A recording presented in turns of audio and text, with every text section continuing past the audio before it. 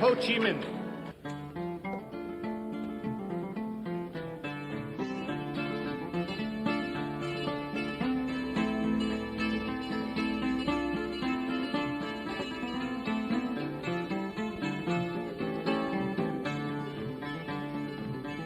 Far away across the ocean, far beyond the sea's eastern rim, lives a man who is father of the Indo-Chinese people, and his name it is Ho Chi Minh. Ho, ho, Ho Chi Minh, ho, ho, Ho Chi Minh.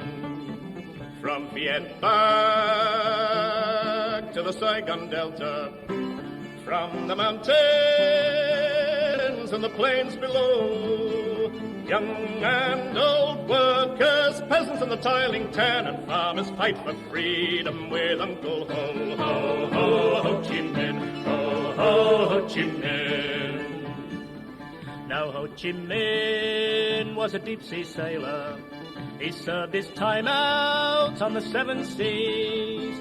Work and hardship were part of his early education. Exploitation is ABC. Ho, ho, Ho Chi Minh, ho, ho, Ho Chi Minh. Old Ho Chi Minh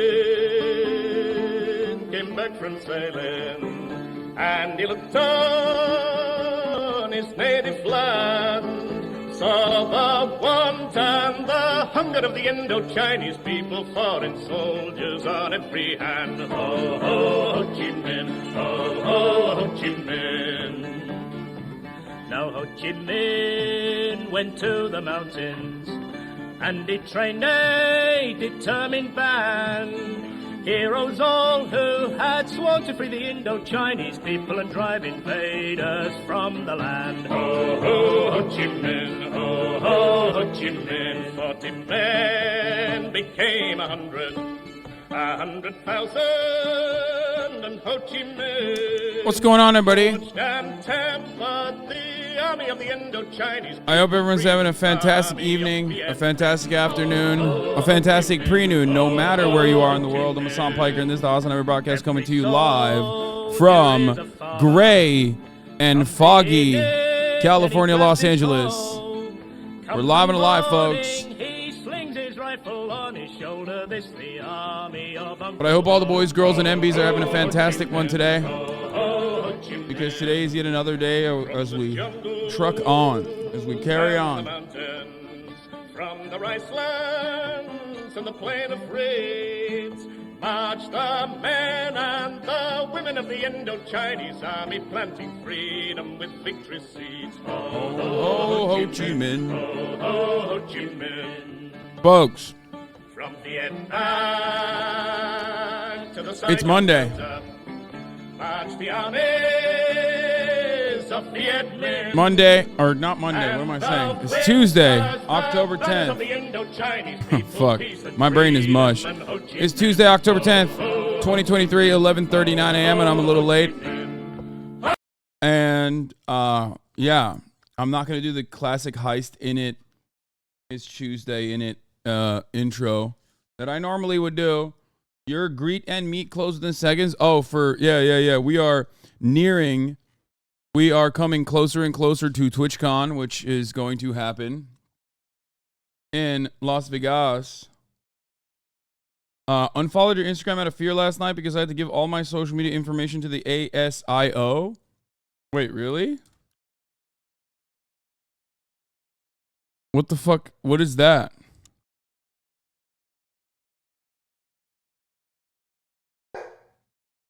What is that? Fedücü Hasan ne haber? Siktir lan. I like that in my endless amount. Oh, the Australian intelligence. Oh, okay. In my endless amount of coverage over the news over the course of the past 10 years, I have finally pissed off the Turks as well, enough that they are also, at least some reactionary Turks are coming in here to claim that I am a supporter of Fethullah Gulen, which is, of course, ironic because those who are coming in here to say I'm a supporter of Fethullah Gulen are forgetting that Fethullah Gulen is a CIA asset And they are saying that because I support, Palestinian emancipation, Palestinian liberation, and they do not. And to them I ask, do you think Fethullah, if they knew, if they had reading comprehension, if they had critical thinking skills, who is more aligned, Fethullah Gulen in Israel or Fethullah Gulen in Palestine? I don't know. Considering the intelligence apparatus that they are both a part of / rely on. Ama tabii Türkler salak olduğu için anlamıyorlar. FETÖ'cü diyor bana gerizekalı. Bir kere yani solcunun önde gideniyim. Nasıl FETÖ'cü diyebilirsin bilmiyorum o yüzden bana. Ama Fethullah Gülen CIA. Quiet. No barking. Fethullah Gülen CIA hem adamlar hem İsrail'i savunuyor hem ondan sonra dönüp bana diyor ki FETÖ'cüsün.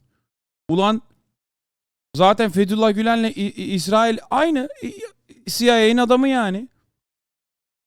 Bir düşün birazcık ne olur Allah aşkına düşünün biraz. Kim? Amerika'nın kim arkadaşı burada?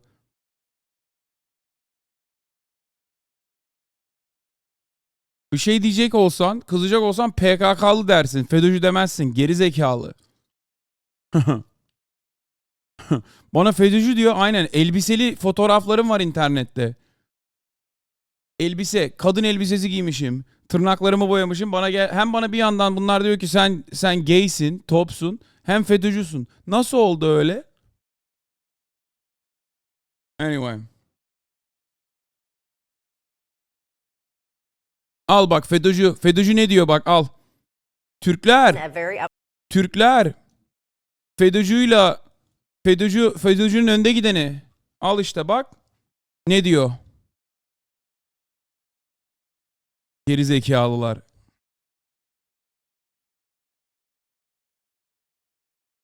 Anyway, all right. Yeah. I pissed off some Turks as well. I pissed off some Turks as well who are now claiming that I'm compromised by the Muslim cleric CIA asset Fethullah Gulen because they got one speed, you know. It's no in a way it's no different than American reactionaries. The Turkish reactionaries are very similar. Where it's like Americans, they're like, oh, dude, you think this violence did not occur in a vacuum? You are giving us context to how this kind of violent action from the Palestinian front happened. You must be a Hamas supporter. You must love Hamas.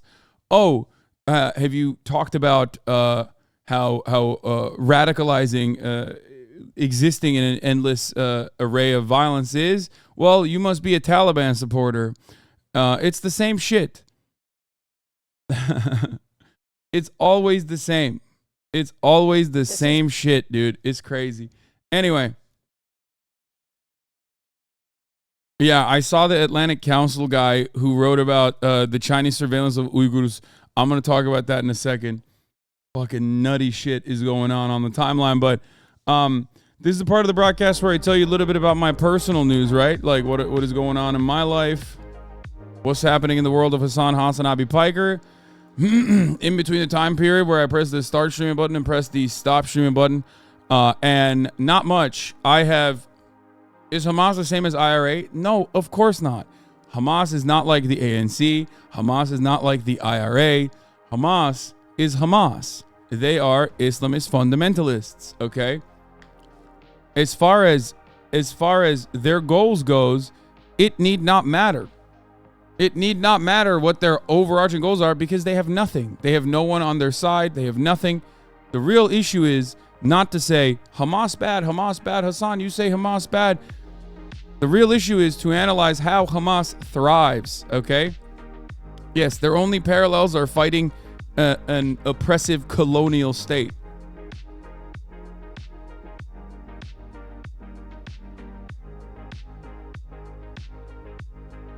Ya orospu çocuğu siyasal İslamcı bir babadan aldığın kültürel altyapıyla konuşuyorsun. 1 gram tarih bilgin yok. Tabii canım. Babamla benim zaten hep aynı düşüncelerimiz. İyi söyledin. 1 gram tarih bilgin yok. Burada aptal Amerikalılara kendini satmaya çalışıyorsun. Anyway. You really just said the name of your podcast co-host would lead to an automatic timeout in the chat? Did we do that? Yeah, we've had that for a very long time. I don't know if you know that or not, but yeah, bro. I love Ethan, but Ethan can't fucking sneeze on his podcast. If you're talking about Ethan, Ethan can't sneeze on his podcast without like foot soldiers coming in here and fucking spamming a wall in here, and especially when we're talking about like serious stuff. You know, you can watch me and him on The Leftovers.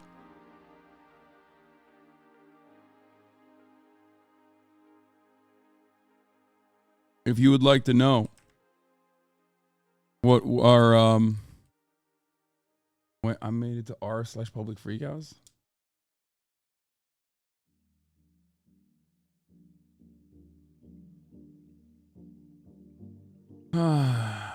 Both countries are Twitter fingers. Yeah, I know. We're gonna talk about Iran today. We're gonna talk about Iran today.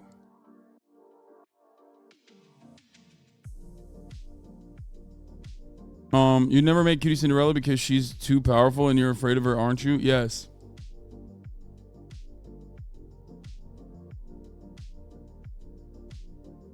Did you get some rest and watch fun stuff after stream, hang out with Kaya? I hung out with Kaya, but I did not actually. I watched Reptile. I watched Reptile last night. It was all right. It wasn't that. I mean, it was fun. Like the twist at the end was fun. Whatever. Because everyone, my family is so sick and tired of me forcing like my agenda down their throats that they said enough. Enough is enough. Because I've been watching Pacific, I've been watching Band of Brothers, I've been watching, and now I wanted to watch Generation Kill. I've been watching Generation Kill now, and they were like, "Don't do that. It's enough. We need to watch something like more fun, like a murder mystery." Generation Kill, by the way, kind of is corny. I will say that much. It's kind of corny. As much as I love Skarsgård, I feel like seeing Skarsgård as like an American, especially back then, it's just so, like, it doesn't work. His accent is so silly. You know what I mean?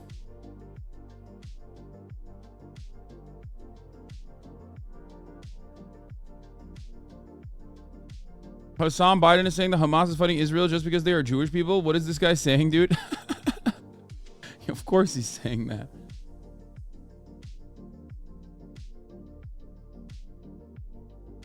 Do you like Gen V? I haven't seen that yet.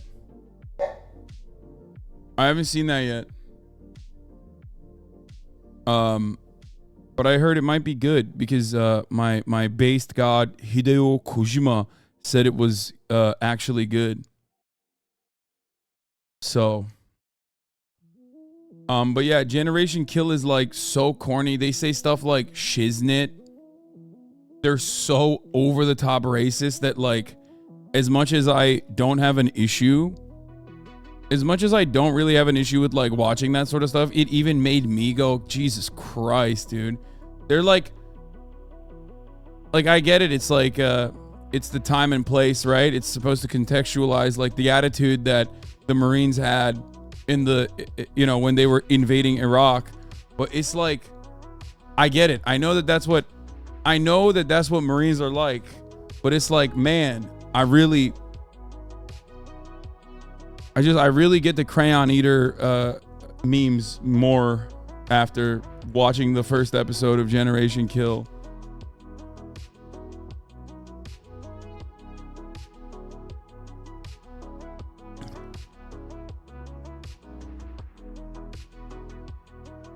You have an issue with shiznit? Yes, bro, I do.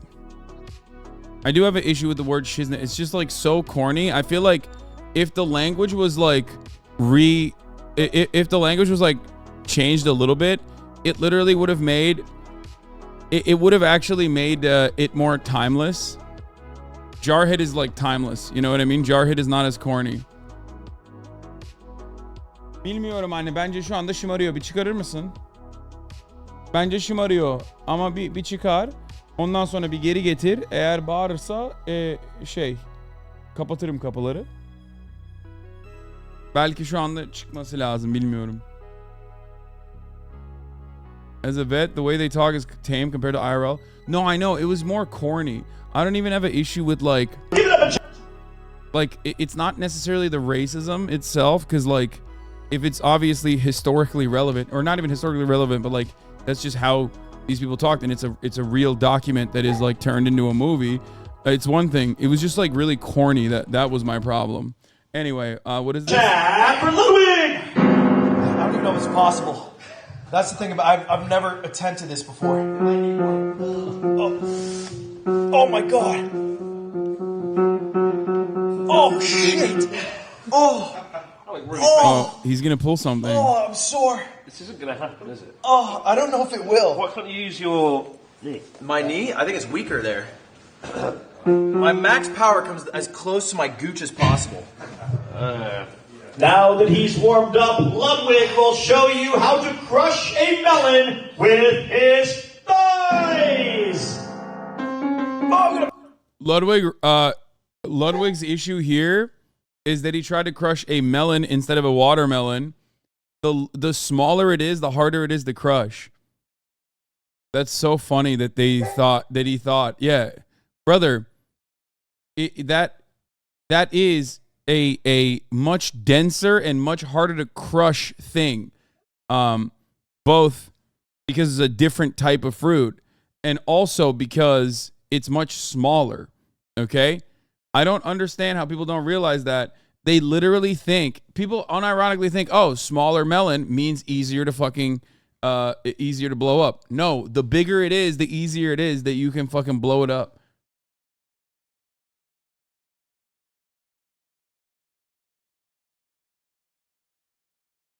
That's why people don't understand it, I think. Be careful with this clip. He shows cock in a few seconds. What? Really? Pop a ball! Not the correct ball. Okay, hold on. Oh. Here he goes, showing true power. It splits in two with ease. Kaya! You want to get some of that? Quiet! Give it up a jab. Oh my God, you're being ridiculous. Mom really made you so fucking... Mom spoiled the shit out of you. Oh my God. Ina, can you take her out, please? Well, she's just going crazy.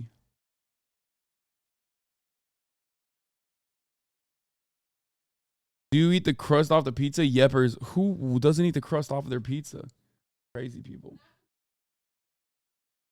All right. Anyway, we're going to dive in head first into everything that's going on. I worked out this morning. I'm still not under 245 pounds, which is frustrating, but what are you going to do? But, had a good workout. I am switching over potentially from low bar back squatting to high bar back squatting, which is like what usually most people do. High bar back squatting is when it's closer to your neck and it's like, above your shoulders. Low bar back squatting is behind your rear delt. Low bar back squatting does not allow you to go as low as high bar back squatting does. And I have been a low bar guy because that's just like powerlifting. Low bar is powerlifting. You use your lower back more, and you are able to put up more weight in that situation. But given that my knees have been like a little wonky, I've decided. Anne burada.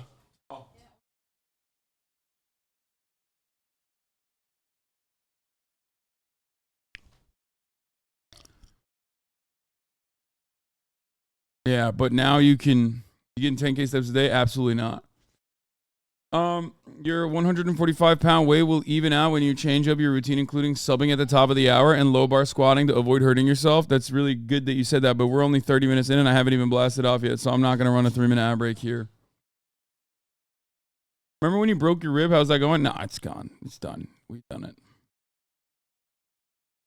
Free Palestine Now says, hey, Sorry to spam, but I'm the guy Nick mentioned on the Fear M pod, and just want to say I appreciate your continued coverage on Palestine very much. Oh, thanks, man. I mean, I hope your family's safe. I hope you're doing all right. And yeah, one day Palestine will be free. I googled some quick tips for losing that weight: exercise, stop smoking, drinking alcohol. Okay, stop.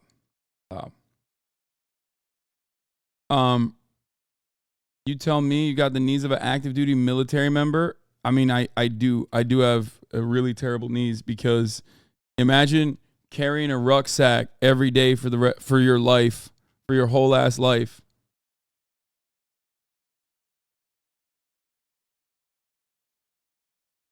But yeah, my tip for using weight is losing crack. Nice. That's probably a pretty solid way to do it. Okay, but yeah, low bar back squatting, mentioned that. All right, we'll dive right into it. You know, there's updates, there's a lot going on. I don't know if Tamasi is sent in a playlist or not, but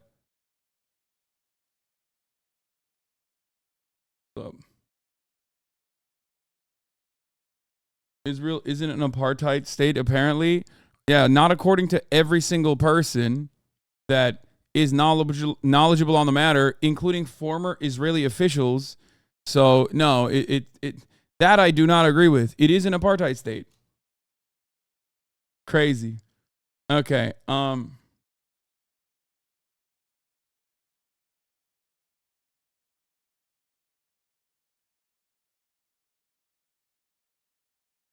Yeah, Andrew Tate and Ben Shapiro are fighting. Ben Shapiro's just been going absolutely insane on the timeline and just being like, every Palestinian needs to die, pretty much. And everyone is like, thank you, sir, for your brave commentary on the matter. That's pretty cool. Definitely nothing bad happening there. You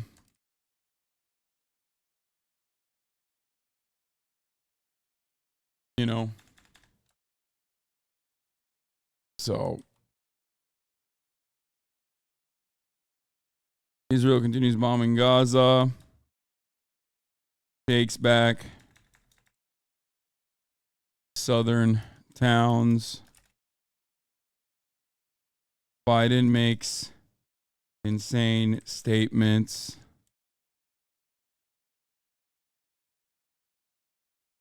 Iran denies involvement. Misinfo spreading everywhere. Get in now. For people saying like the beheaded babies thing, once again, you have to wait and see, okay? Like, in a lot of circumstances, I mean, this happened with Ukraine. Like, this happened when Russia invaded Ukraine. One side was obviously one side had an interest in beefing up their numbers and saying that their enemies are dying. The other side wanted to say the exact same thing. It's always going to happen. This is not our first foray into global conflict coverage in real time. Okay? And I think that there was a point in time when outlets would do a better job of correcting things or just like waiting, you know? Like here you go. Like this is the perfect example. Like LA Times has retracted the allegations of rape and concluded that such reports have not been substantiated. Like, this is what I mean. Like, what the fuck is happening? Like, I get it. Everyone is like horny to say things are out of control, which they are, and there is so much violence already. So I don't know why a lot of the media can't just stick to, 250 concert goers were massacred on camera. That in and of itself is already incredibly brutal. Okay, that's horrifying. Why do you have to move away from that and be like, and there's also mass rape gangs going around, especially without substantiating it. You know what I mean? Because listen to me. Listen, Is it likely? Is it possible? Certainly. It is. It is absolutely fucking possible. Okay? These sorts of things do happen. But I do not understand. How our supposedly objective media, which we know is never objective anyway, can't stick to the actual facts of the matter and have to like beef up the narrative.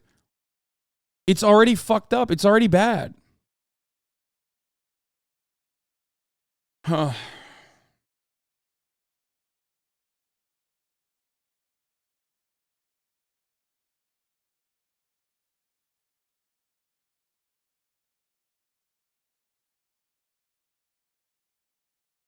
Yeah, things are gonna get crazier.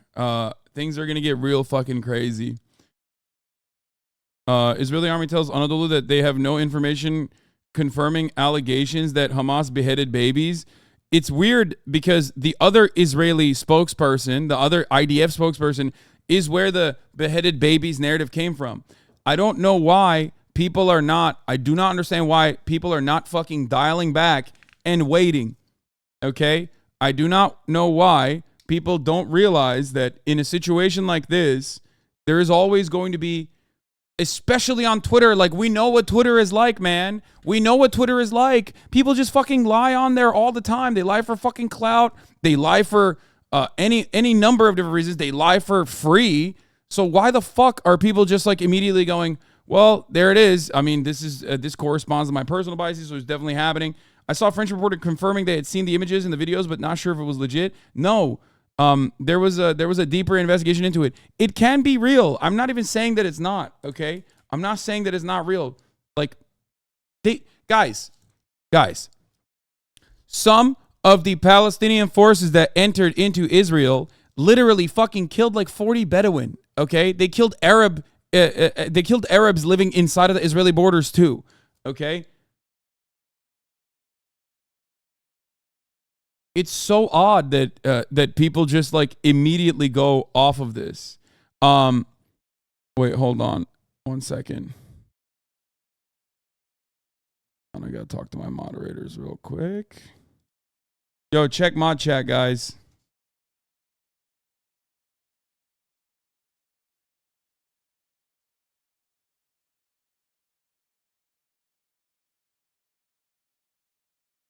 Anyway.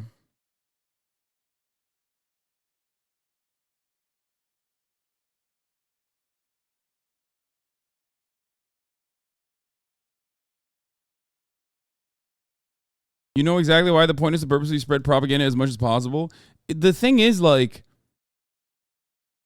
the thing that is frustrating about it is that, like, even if the Palestinian forces entered Israel and only killed the IDF, okay, and it was the most like targeted, it was the most targeted strike force of all time, and they only killed IDF. You think Israel would? You think the world would not think that that's brutal? Of course they would.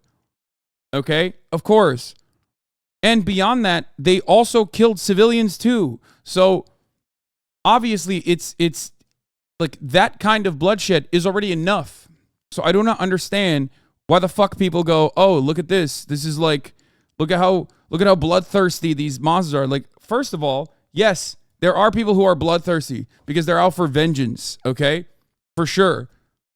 But if you do not examine the root cause of that bloodthirst and you just kind of let it dangle out there as though it's happening due to some other spiritual reason, I don't know what to tell you. Here's Sam Sachs, even in American media, and I don't know what's happening with the beheaded babies thing that's going on, but it doesn't even matter because if you immediately say the beheaded babies narrative is false, okay, right off the jump. If you say it's false, it doesn't matter. People are going to say, you're a fucking asshole. You're a fucking piece of shit. I would not say that because I don't know. I'm saying I do not know. Okay? I do not know. And it's really frustrating because even like the mass gang rape narrative that was like incredibly pervasive on Reddit and on Twitter is now receiving retractions from actual, aren't you spreading misinfo too to some? explain what I'm spreading misinformation on, because I have a very tempered and very reasonable approach, I think, to the circumstances. I've been doing breaking news coverage. Usually I avoid it, but whenever war breaks out, it's impossible to. So I've been doing that for some time now. So explain to me how I am spreading misinformation without saying, aren't you doing that as well?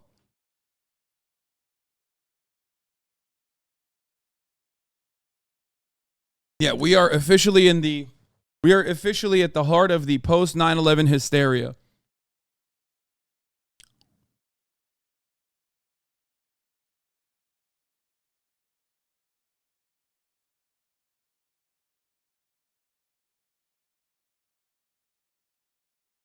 Huh.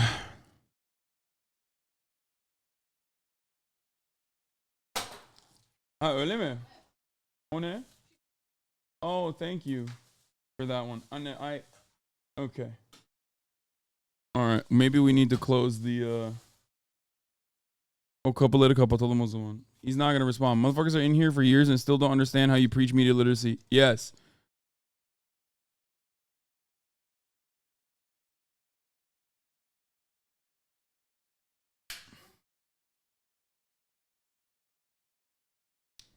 The irony is that every single piece of information that I have sourced for you, as far as like the interior security, as far as the conflict from the perspective of like Israelis on the ground, every single one of those comes from Israeli organizations and Israeli media.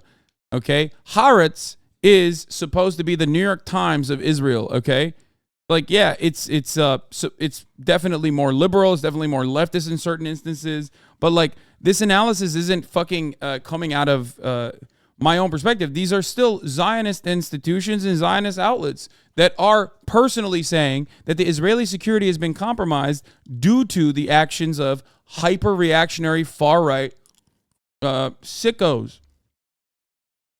But anyway, the reason why I mention that is because like, this retraction doesn't mean much ultimately, because the retraction comes later and people don't know, and people don't even hear about the retraction, but the narrative goes crazy on both Twitter and on Reddit, and sometimes even leads to official outlets and official articles from Western press just repeating these talking points when the situation already is brutal enough as it is. It's a moment to just take a breath and try to comprehend what is going on. It's a moment to just like take a deep breath and go, wait a minute, we have to be more tempered in this circumstance. Now, this is one aspect of it, and the situation is much more dire.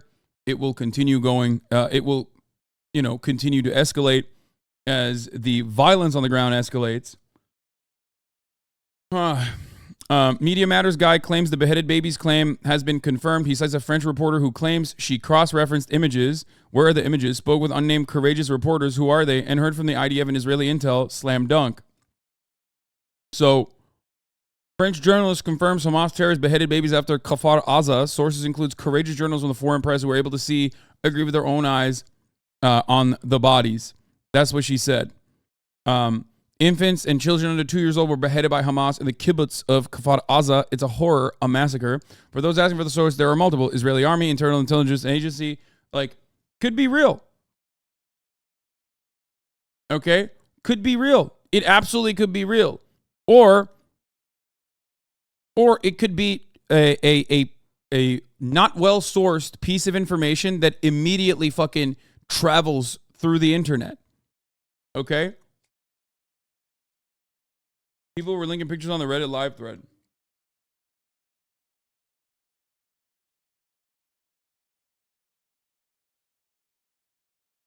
I've never seen clip chimping in the flesh before. What is it? Oh, did they clip chimp me? It's already been removed, chatter.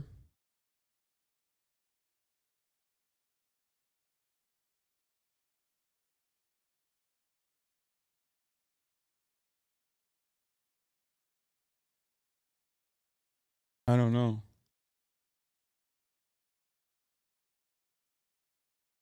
Do you have any reliable sources that you know of that update on Palestine and Israel? Yes. We look at them all day. We look at them all day, every day. You have to look at every fucking source of information. I rely on the IDF. I rely on Telegram channels that are Palestinian. I rely on information that is sourced from every aspect of the conflict to make a better assessment. I look at Israeli outlets. I look at Israeli media. Could be a mixture of the truth as well, like 40 babies killed, a few were beheaded, turns into 40 beheadings, etc. for a more dramatic title. Yeah, I know. There it is. The reporter who broke the 40 beheaded baby story admits her sources Israeli soldiers who believe it happened. They're not even claiming to be sure. She said, soldiers told me they believe 40 babies/children were killed. The exact death toll is still unknown. The military continues. And we hyper focus on like the information. We hyper focus on things that are catchy, even if it's not entirely even if it's not entirely true, but it doesn't matter because there's so much bloodshed across the board.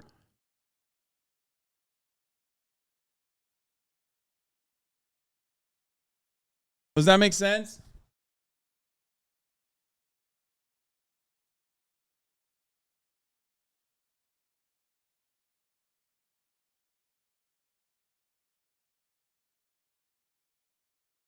In France, the Ministry of Interior listed different kinds of anti-Semitic attacks and put some actions in support of Palestine in it. Yeah.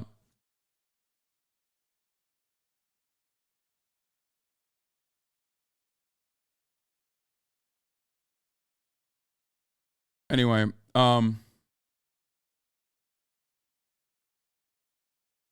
Israel is dropping phosphorus bombs on Gaza again. Isn't that against international law? See, like that is a pro-Palestinian piece of information that I'm not entirely certain is real. Like that I've seen. I didn't cover it on here deliberately because I don't know. If it's confirmed or not. I've only seen photos of, and it's always like the same fucking videos or photos that recirculate all the time. You say there's videos, but it's at night. You have no idea if it's actually white phosphorus. Like, these are things that you have to wait from, btselem and other organizations to confirm on. These are unverified reports that you're seeing on Twitter, and it corresponds to your biases. You're like, Israel's brutal. Of course they would use white phosphorus. Okay? Meanwhile, dude, why the fuck should they use white phosphorus? They already are bombing in the most brutal bombing campaign in Gaza. Okay? It's unconfirmed. This is precisely what I mean. Stop jumping to conclusions on unconfirmed reports. It could be true. There is a likelihood that it could be true. Same with this situation. Same with the, not mass gangs of rape, but same with like rape happening in general during the original Palestinian action. Okay? It could be, but you have to understand, like, you have to wait.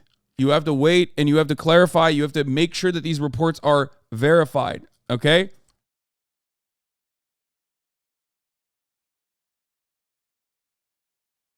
But yes, that is exactly the same in the sense that is exactly the same attitude in the sense that, like, it's no different than being like 40 babies were beheaded immediately, and like even if it's unsubstantiated, people just like writing it off as like, oh, this is definitely truthful, this is definitely what happened, without actually confirming it or verifying it. And it's the same exact thing where it's like there's already enough brutality where you can write the situation and make this assessment. You can write the situation and make that assessment without like going along with it. Oh, here it is.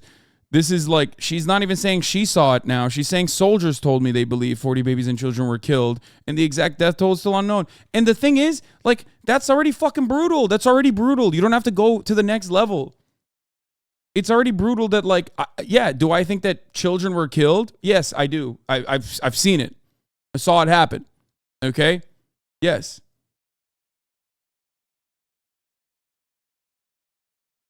It doesn't fucking make sense.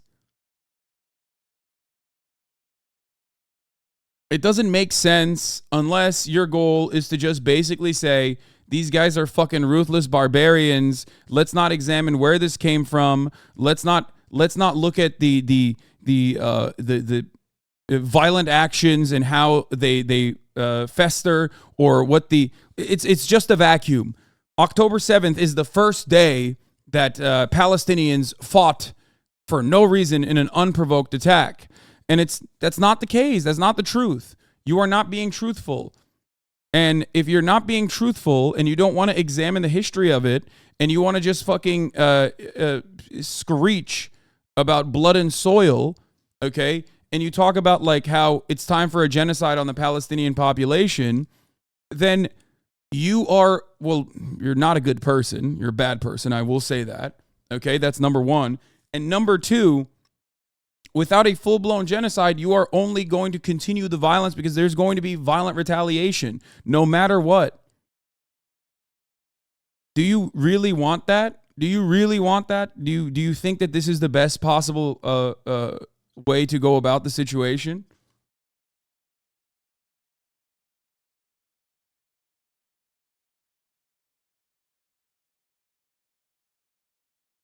Anyway.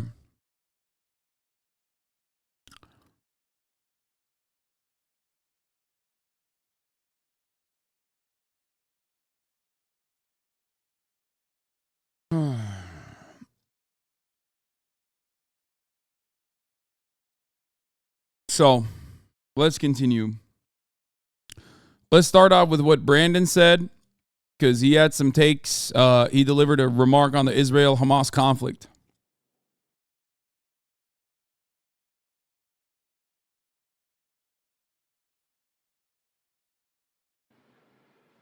I mean this literally, when the pure, unadulterated evil is unleashed on this world. The people of Israel lived through one such moment this weekend. The bloody hands of the terrorist organization Hamas, a group whose stated purpose for being is to kill Jews. This was an act of sheer evil. Yeah, dude, they're doing, like, oh my God. Oh, okay. First of all, like, Hamas isn't operating like the fucking Oath Keepers or some shit, okay? Or the American neo-Nazi movement. Palestinians in general. Palestinians in general are not operating because they just hate Jews. That's why they're doing it. Are there people in Palestine that do hate Jews? Absolutely, okay?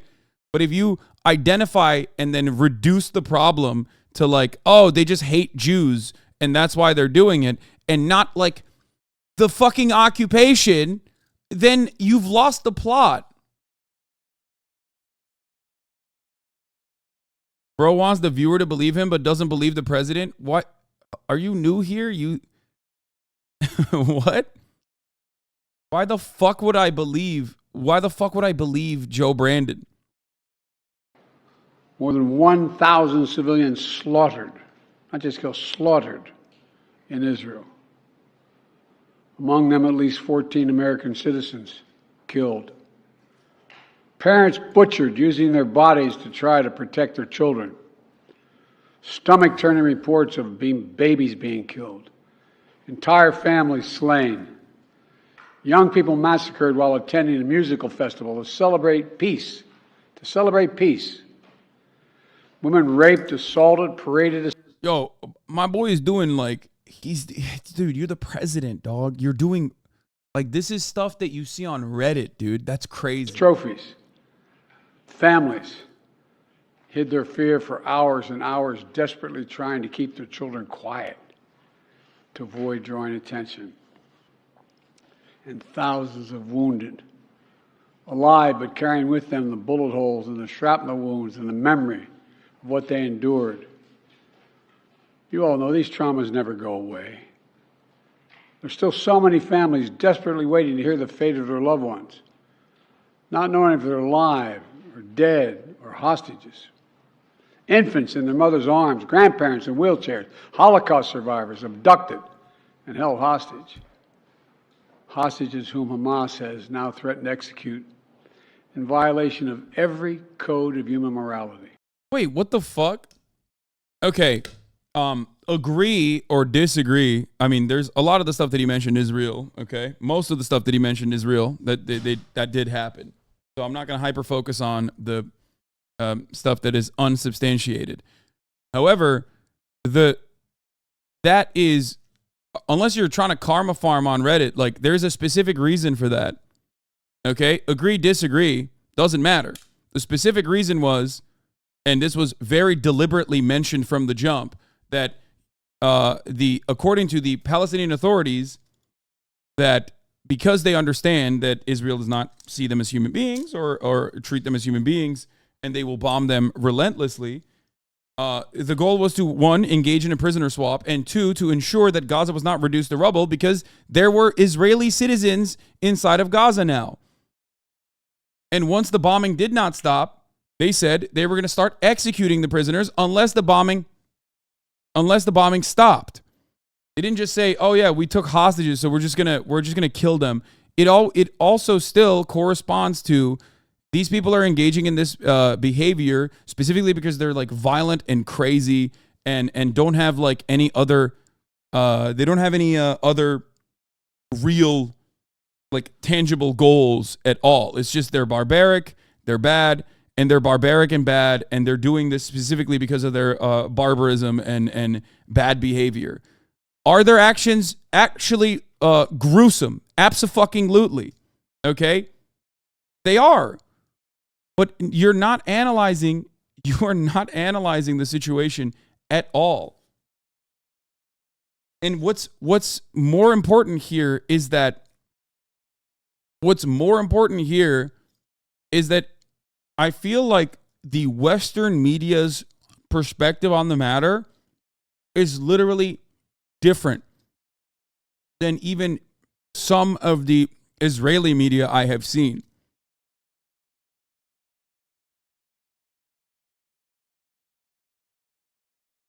Like, these are human beings. The Gazans are human beings, but also you have Israeli citizens and citizens of other nationalities as well that have been taken hostage. And Israel is basically written it off as like they're dead already. We don't care. That's crazy. 2 days ago, let me see if I can find let me see really quickly if I can find the report that I wanted to bring up. 2 days ago, on the night of the first, on October 7, basically, Smotrich in a cabinet meeting said, "It's time to be cruel, even if it means killing the Israeli hostages in Gaza." And now it has become the official Israeli policy. 3 days later, they actually are going along with it. What does this imply? This implies that Netanyahu's coalition is not listening to any sane person in the room, and they are simply going along with the most reactionary elements within their government. Okay? That is fucking crazy. That's terrifying.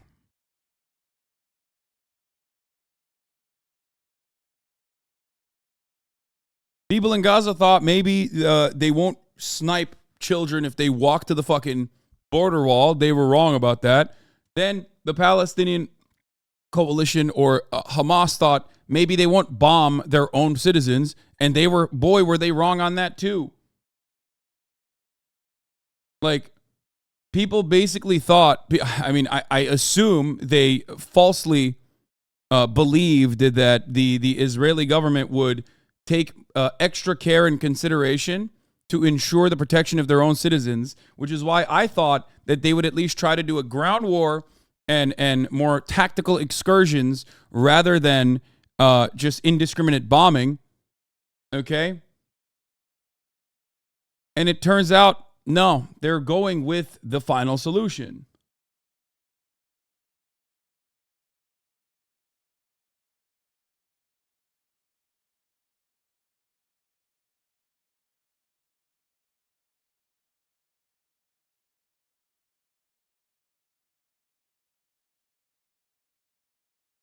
That's crazy.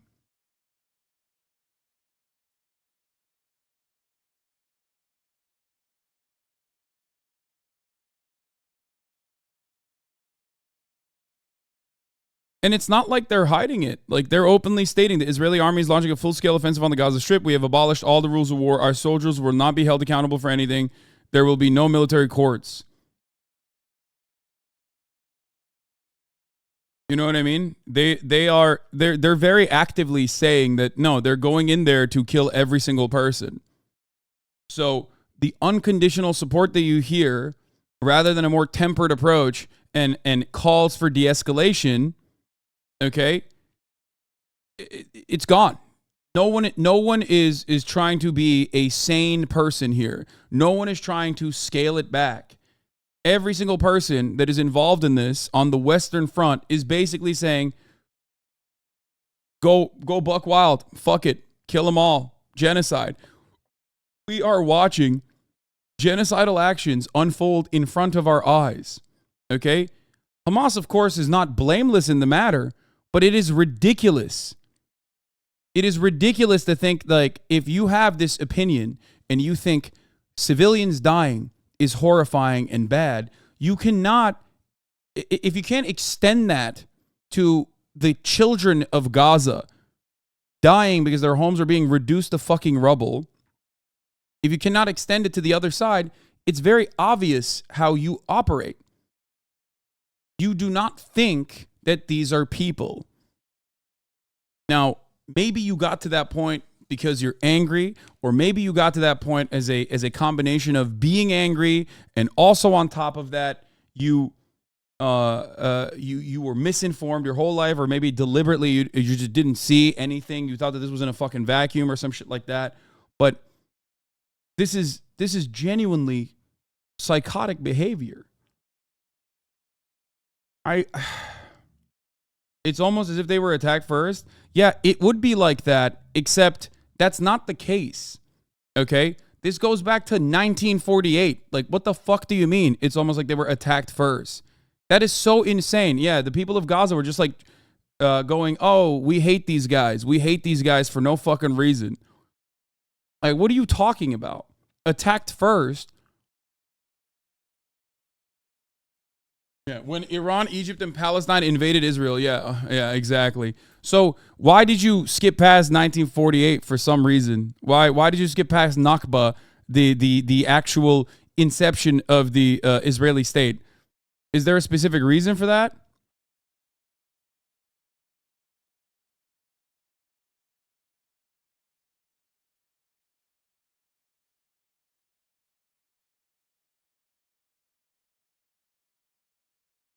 In 1948, they got conquered, right? I mean, like, what if the Native Americans gather up tomorrow and launch a bow and attack arrow on the Capitol like January 6th? Would that be okay? That's a beautiful comparison that you're making, except the Native American genocide was a successful one. That's the difference. And you weren't there to watch it unfold. Do you understand? You're making a defense. And even then, Native Americans, the ones that remain on U.S. soil, at least have citizenship. Even though their reservations are still underserved, they still are deliberately and systematically left behind by the American government. But you understand that, like, genocide did happen, okay? Genocide did happen, but you weren't there to watch it unfold. We are now living in the nation that was built on top of that. But it does seem like your perspective on the matter would have been, yeah, no, it's good that it happened, actually, and we should do that. We should do Trail of Tears again. Okay? That's the difference here.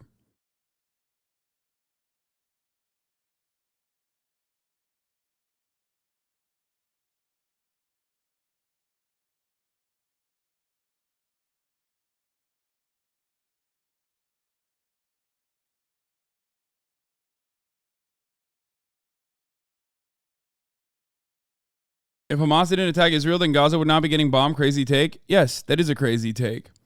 Awful spin zone here, to be fair. If Hamas didn't attack Gaza, would not be getting bombed is a crazy take. Because, as I've said time and time again, people love to mention Gaza, love to claim that like Gaza is responsible for the bloodshed that children experience. Gaza is the children in Gaza experience not having access to fucking clean water, not having access to electricity because Israel controls all of that, living inside of an open air prison, and that's like justifiable. You believe all of that, but you don't even fucking recognize the other side of the equation. There are plenty of Palestinians living on currently occupied West Bank.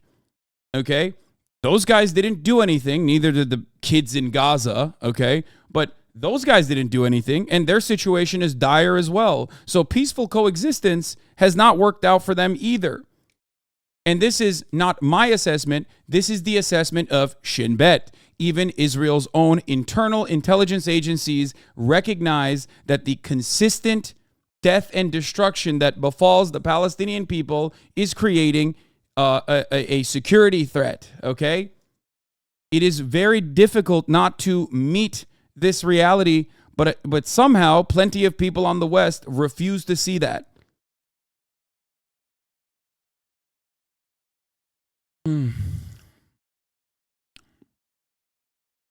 You say Shin Bet went woke, but that is literally what the Netanyahu administration said when they were warned.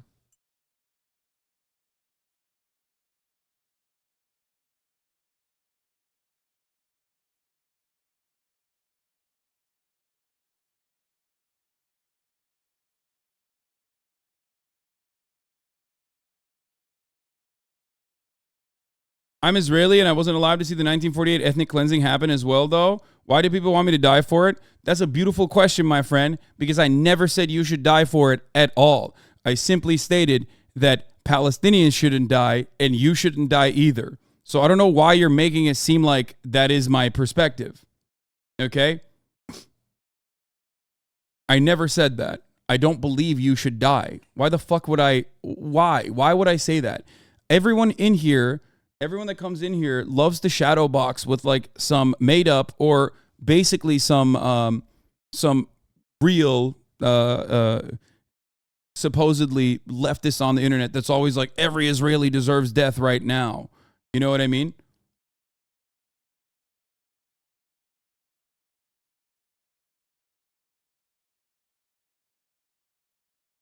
Chatters are saying who, but many people are saying all the 1948 borders are occupied and colonizers deserve death. But you didn't say that. I agree. These are infinitely more complex matters than one that you can reduce to a black and white situation. Okay?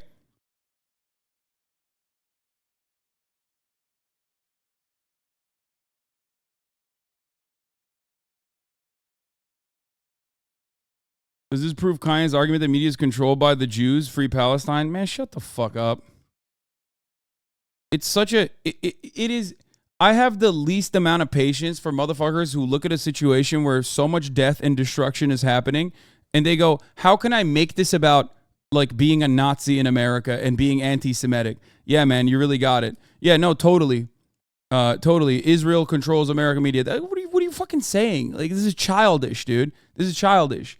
America's interests and Israel's interests align perfectly, okay? Israel as a state is British design.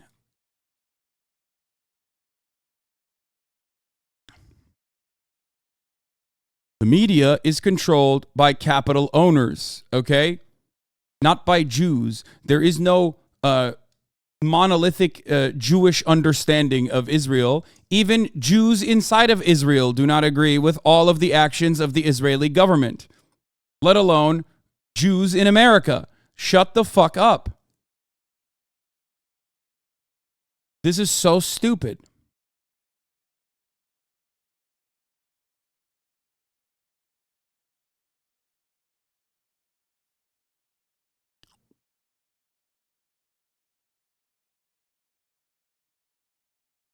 I see not taking sides and acknowledging Israel's past occupation and violence, but what to do now that Hamas is being chosen as Palestinians to resist? I surely don't want them in power of anything. If Hamas would go away by giving Palestinians land and freedom, that would be ideal, but not the case. Seems like we're stuck with Hamas now. It's important to analyze how we got here, specifically because the only way to starve out Hamas and its influence is by showing that there is a different way possible, that there is actually a nation-state project that would not be brutal occupation. And Israel has chosen not to do that, even though there were plenty of people that said, hey, stop doing that in the West Bank. You are still partitioning the West Bank. You're still killing people in the West Bank. You are ethnically displacing them in the West Bank. And you're showing every Palestinian and everyone in the Arab world and everyone in the Muslim world and everyone around the world that even pays a little bit of fucking attention to the apartheid in Israel that what is going on is you just want them out. You just want to cleanse the lands.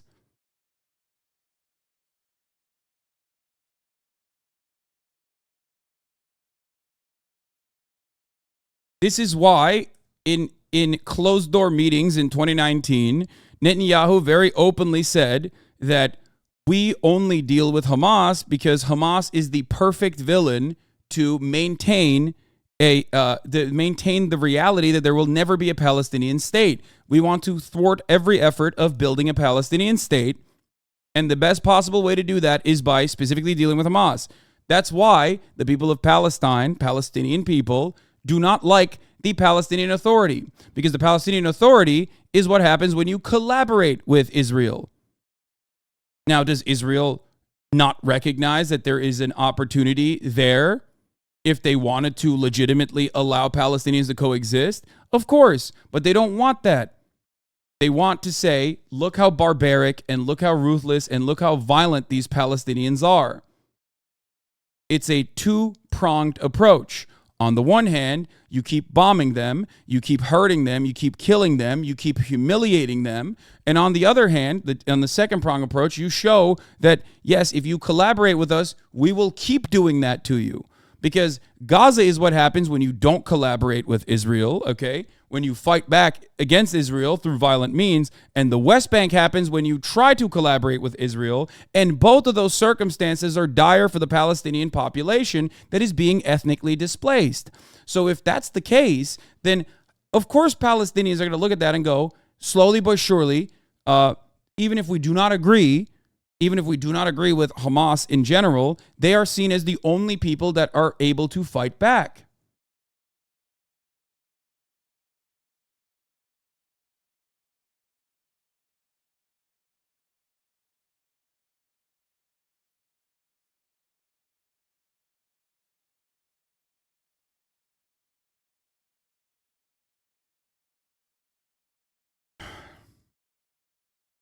Wait, what? The German woman with dreads is on the truck is alive and in the hospital? Wait, what? How do you know that?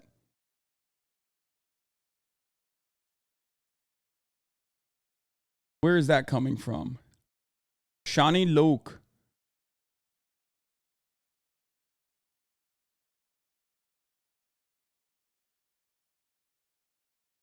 Wait, what?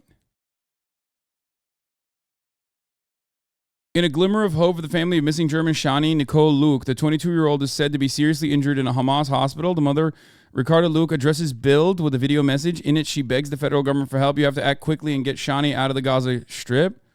How does she know? The video has been going around the world since the weekend. I don't want to show this part. A motionless victim with dreadlocks and conspicuous tattoos lies seriously injured on a truck behind Hamas terrorists and is presented to a cheering crowd.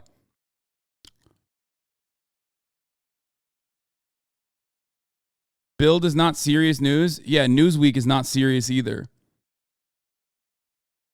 But apparently, Shani Louk's mother believes that she is alive. Feared she was dead after seeing the video of showing Louk unconscious in a car after being kidnapped by Hamas fighters. In an appeal she shared on social media, she said she was sent a video in which I could clearly see our daughter unconscious in the car with the Palestinians driving them around in the Gaza Strip. While the video doesn't show the woman's face, Louk said the family said they were able to identify her by dreadlocks and tattoos. On Tuesday, Louk's family announced that they had proof that Louk, who grew up in Israel, was alive. Swiss German language news website Blick reported that her mother said she was in a hospital in Gaza with serious head injuries. We now have more information that Shani is alive, her mother told television channel NTV, adding that she received information from unnamed Palestinian sources. The mother added Louk is seriously injured and asked the German government for help and quick action. I mean, this could be true. It could be a scam. It could be a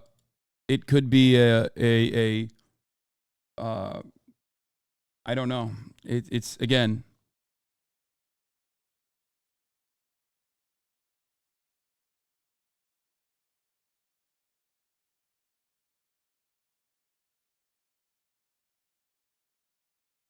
This has been picked up by Der Spiegel, reputable liberal outlet, and Tagesschau, state-funded media. They say, according to the mother, she's alive. Yeah, but the problem is, the mother saying she is most likely alive is not enough. Is not enough. I mean, it could be true. I believe the mother, like thinking that she's alive. That part of the story is true, but. Was she duped? I do not know, okay? At least 150 people are estimated to have been kidnapped by Hamas fighters during their surprise attack by land, sea, and air on Israel on Saturday. If you ask the official numbers from Israeli authorities, they said around 10 people were kidnapped. Israeli media, on the other hand, which has been pretty solid on its reporting so far, okay? Whether it be the confirmations that the Egyptian intelligence did tell them about the imminent attack, or whether it be making a tally of all the people that died and everything else that's going on,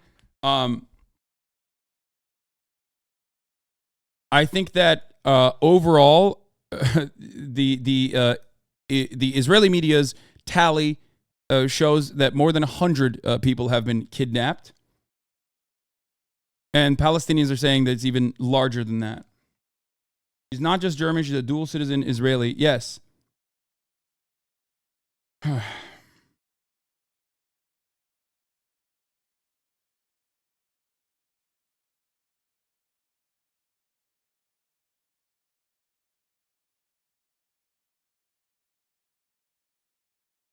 What Freda says also resonates. At least think of the families of the victims who's suffering you're fantasizing about. Imagine if you saw 8,000 like posts about how their daughter or son was abused based on completely unverified claims. I mean, ultimately, I don't think people care. I'm not scrolling, don't worry. That's literally false. IDF spokesman said that they're in touch with tens of families about their abducted relatives. The original report from the IDF was only 10 or 12 people were abducted. That number quickly changed, obviously. And Israeli media is at the very least doing a decent job of making an accurate count. You know?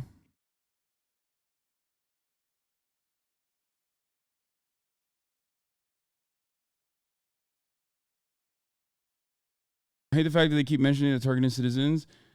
I mean, but it's true. Citizens were also killed in this situation. Okay, they were. Ayn Rand. I love a Turkish guy whose username is Ayn Rand. That's awesome.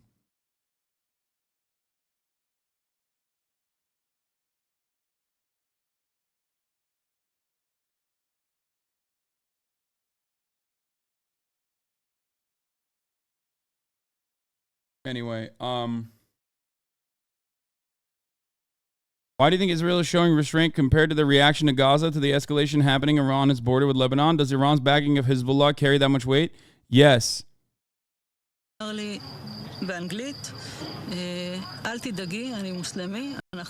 is this from?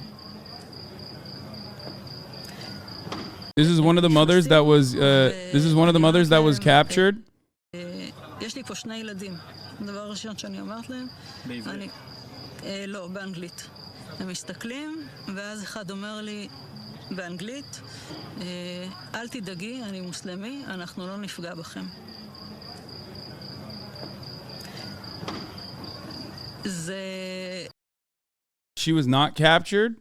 What is this? What is this? Where is this from? מצד אחד בהפתעה, מצד שני זה הוריד לי הרבה לחץ, וישבתי עם הילדים שלי, והמחבלים... Oh, she was held in her home. Okay. הביאו כיסא מהפינת אוכל, היה מחבל חמוש כל הזמן איתנו בממ"ד, והשאר מסתובבים בבית. אחד מהם רואה על השיש בננות, אומר לי, אפשר לאכול אחת? אמרתי לו, כן, אתה יכול לאכול אחת. מה הילדים אומרים? הגדול קצת יותר נלחץ. הקטנה לא ממש הזיז לה, הייתה עסוקה בטאבלט שלה. מה שכן הפחיד אותם קצת זה הנשק. היה איזה קונסיליום שלהם ליד הממ"ד די בהתחלה. הם דיברו בערבית, ובן שלי שואל אותי, הם עכשיו חושבים איך להתנצל? אמרתי לו שכנראה שלא. הם היו אצלי בערך שעתיים. בסוף השעתיים האלה, אחד מהם סוגר לי את דלת הממ"ד, והם יוצאים. זהו. וזהו. Channel 12 News in Israel. Yeah. Do you believe this is propaganda or not? Brother, Israeli media has zero need or interest in humanizing Palestinian resistance fighters. They have zero interest in humanizing especially Hamas. Like, what the fuck are you talking about? If they are covering this, this is what happened. Like, what do you mean? This is why I'm saying it's a very weird situation. It's a very weird situation we've gotten to where, like, I'm relying on both Zionist and anti-Zionist Israeli organizations and Israeli media to get a better assessment of what's going on than looking at Western media, which is literally doing blood and soil propaganda. That's the problem. It's shocking to see how the situation has unfolded where, like, literally, like, actual Zionist media outlets in Israel are reporting on what's going on in a much more accurate fashion than Western media that is, like, literally jumping at anything that they can. When the situation already is violent, it's already brutal. Western media is barely covering it. It's all editorial by the fucking Haas. Yeah, oh my God, bro. Holy shit, dude. The Turks are fucking insane. Literally, we've banned so many Turkish people today. Every single person, every single Turk that's come into the chat is behaving like the right-wing Indian nationalists. It's so insane. They got super mad that I said that the Western world does not see you as anything different than the Arabs that you supposedly think you're better than. And oh my God, bro, they are that tugged on a heartstring there, okay?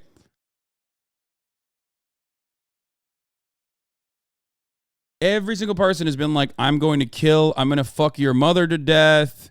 Like, every single Arab that dies is beautiful. They're so mad. They're so fucking mad.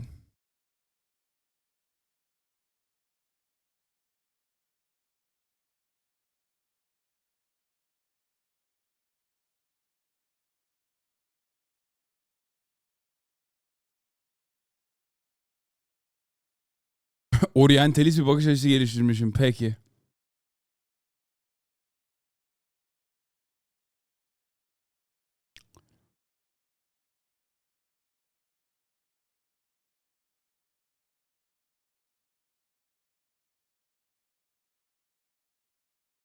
Anyway,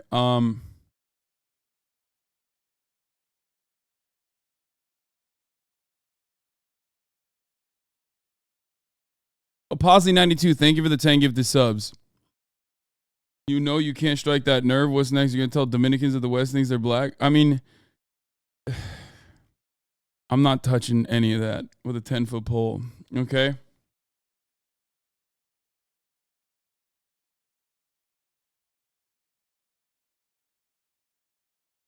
I thought they supported Palestinians. Of course, there are plenty of Turks that support Palestinians. What are you talking about? For a multitude of different reasons, ranging from a genuine interest in emancipation for Palestinian people, all the way to defending the Muslim interests. There is a thousand different reasons for it.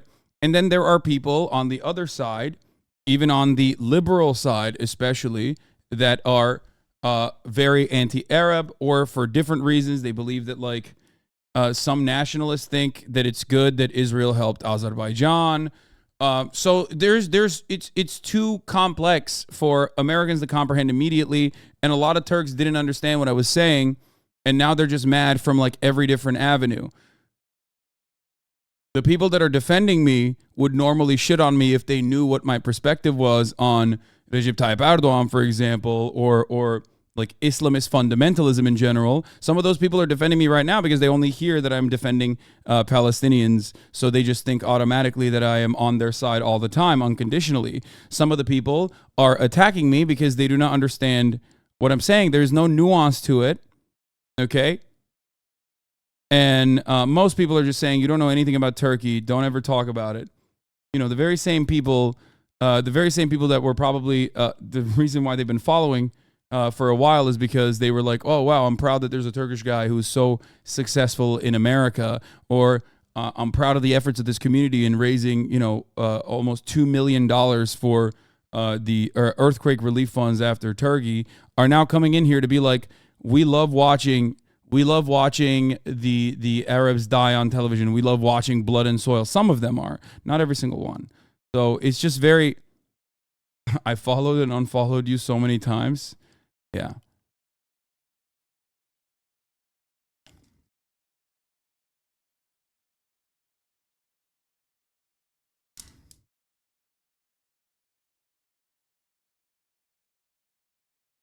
So.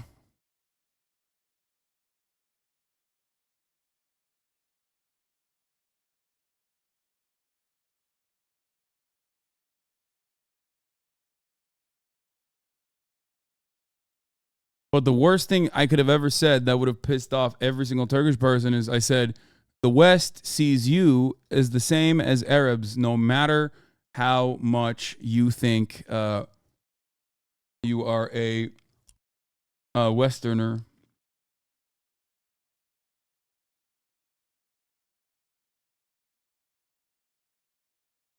I said,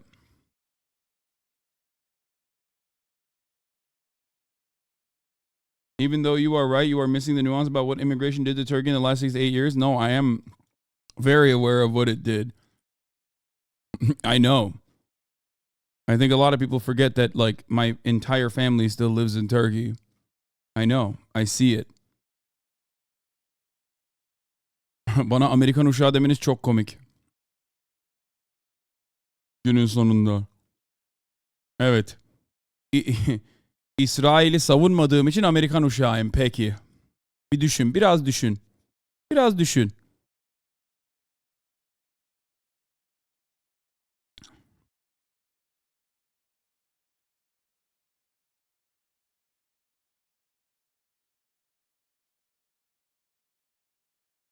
Anyway.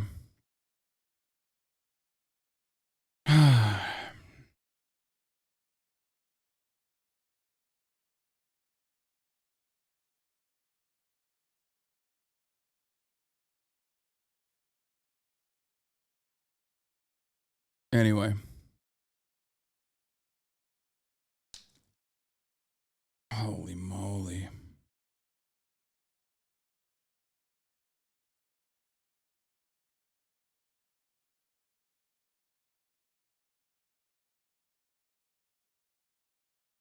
Okay.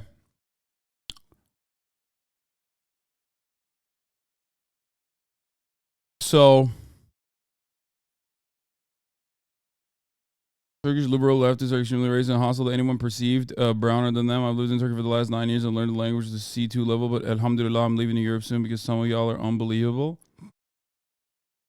How do you not get exhausted? I do. But, we keep going. There's a lot to cover. All right, let's get back to Brandon. It's abhorrent. The brutality of Hamas These bloodthirstiness I have to brings pee. to mind the worst rampages of ISIS. This is terrorism. But sadly, for the Jewish people, it's not new. This attack has brought to the surface painful memories and the scars left by a millennia of anti-Semitism and genocide of the Jewish people. So in this moment, we must be crystal clear. We stand with Israel. We stand with Israel. And we will make sure Israel has what it needs to take care of its citizens, defend itself, and respond to this attack. There's no justification for terrorism. There's no excuse. Hamas does not stand for the Palestinian people's right to dignity and self-determination. Its stated purpose is the annihilation of the state of Israel and the murder of Jewish people. They use Palestinian civilians as human shields. Hamas offers nothing but terror and bloodshed with no regard to who pays the price. The loss of innocent life is heartbreaking. Like every nation in the world, Israel has the right to respond, indeed has a duty to respond to these vicious attacks.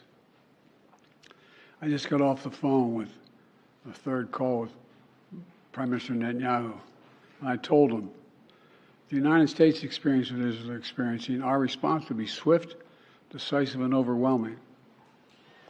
We also discussed how democracies like Israel and the United States are stronger and more secure when we act according to the rule of law.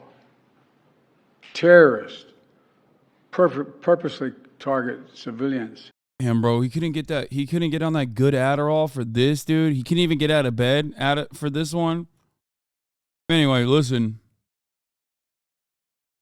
Have you seen the Israel newspaper Haaretz report on the 3/4 of the death being military? Obviously not defense. That 1/4 is still incredibly high, and excuse me, just lower the impression that got us from news media. Is there any credibility to that? Yes. Ultimately, it doesn't matter because 1,000 Israelis died. There were actual fucking babies that died, okay? That's still ruthless. It's still fucking brutal. You have to analyze that within the context of where that brutality comes from. This is not a justification for said brutality, and a lot of people misunderstand that and think, oh, this must be a justification for said brutality. No, it is not, okay? I am sick and tired, I guess, of regularly fucking having to stop myself halfway to repeat the things over and over again. I will keep doing it so that people understand, okay? My point is, even if babies were not lined up and had their fucking heads decapitated, okay, piece by piece, it could have, one, there is a likelihood that it could have happened, and two, it doesn't matter because it did happen. Like, babies died, okay? How is it not a justification? Oh. Analysis is not the same as justification. You want it to be because it makes you feel differently. Okay? You want to feel differently about it. You want to feel righteous in Israel's retaliation, and you don't want to recognize that that violence is directly the response, or that violence that has been ongoing is causing this violence that happened in Israel. Okay? This is not my analysis either. This is not simply my analysis that I've come up with on my own. This is the same thing that Israeli internal security has been saying. This is the same thing that Haaretz has been saying, the Israeli paper of record. Okay? It is a literal fact.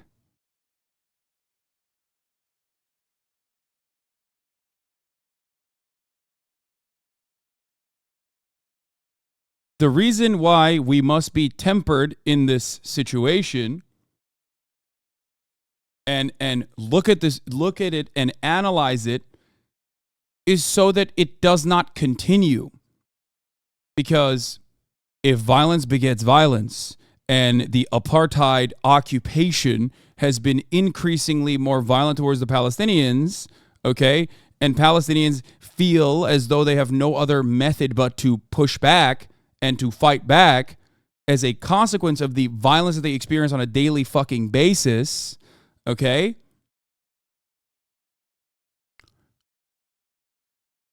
If you want that violence to end, as I do, you have to analyze the root cause.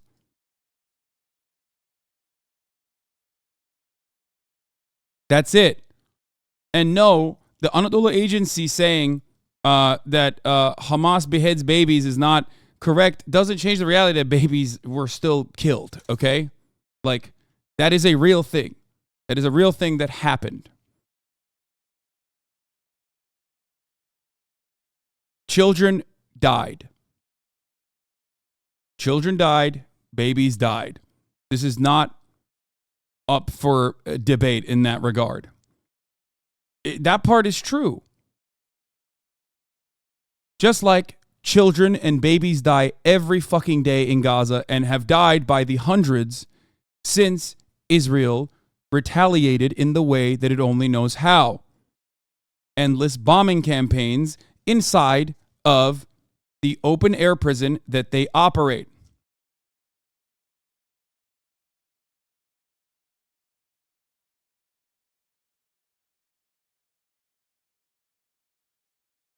If you want an end to the violence, you must end it in its entirety.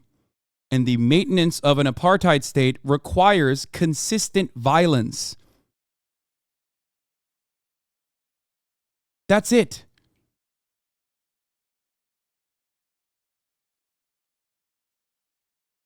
These kinds of calls for unfettered, unshackled support for Israeli retaliation only makes matters worse. And I will give you a great example from the Trump administration.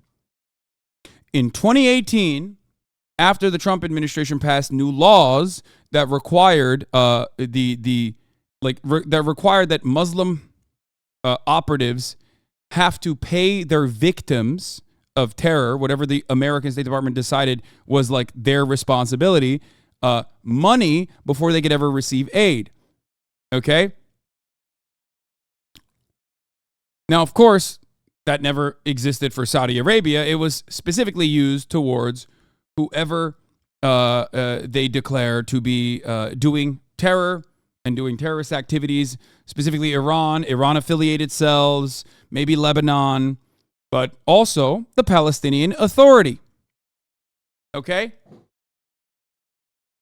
Do you know who said this would actually constitute a security threat in 2018 and told the Trump administration to not stop giving funds to the Palestinian Authority?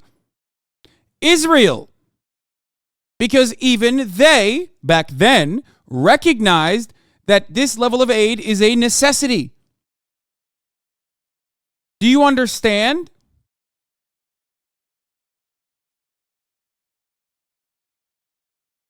People that have different opinions than me on the maintenance of the Israeli state are still in agreement with the fundamental truth that the more you take things away from the Palestinians, the more violent they will get.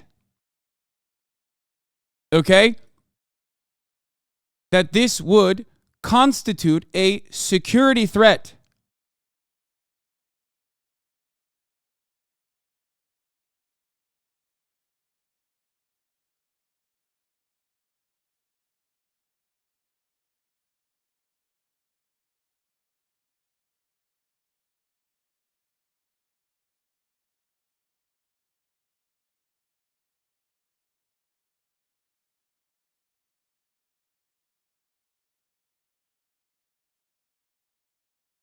That's it.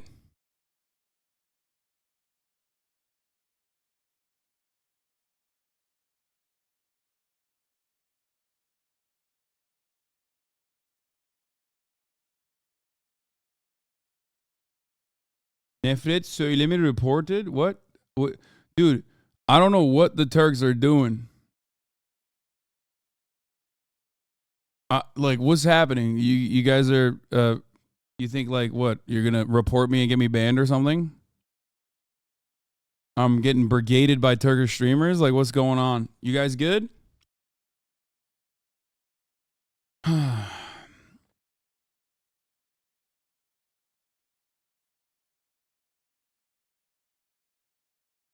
You are getting one guide?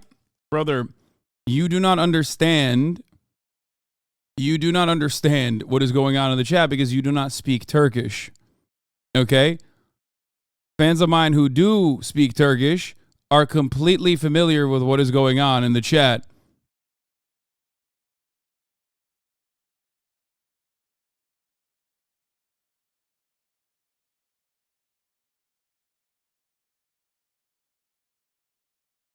They're saying I'm racist towards Turks.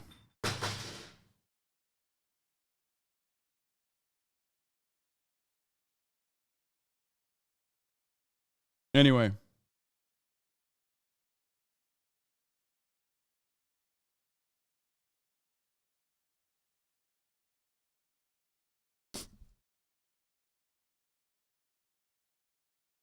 Let's continue.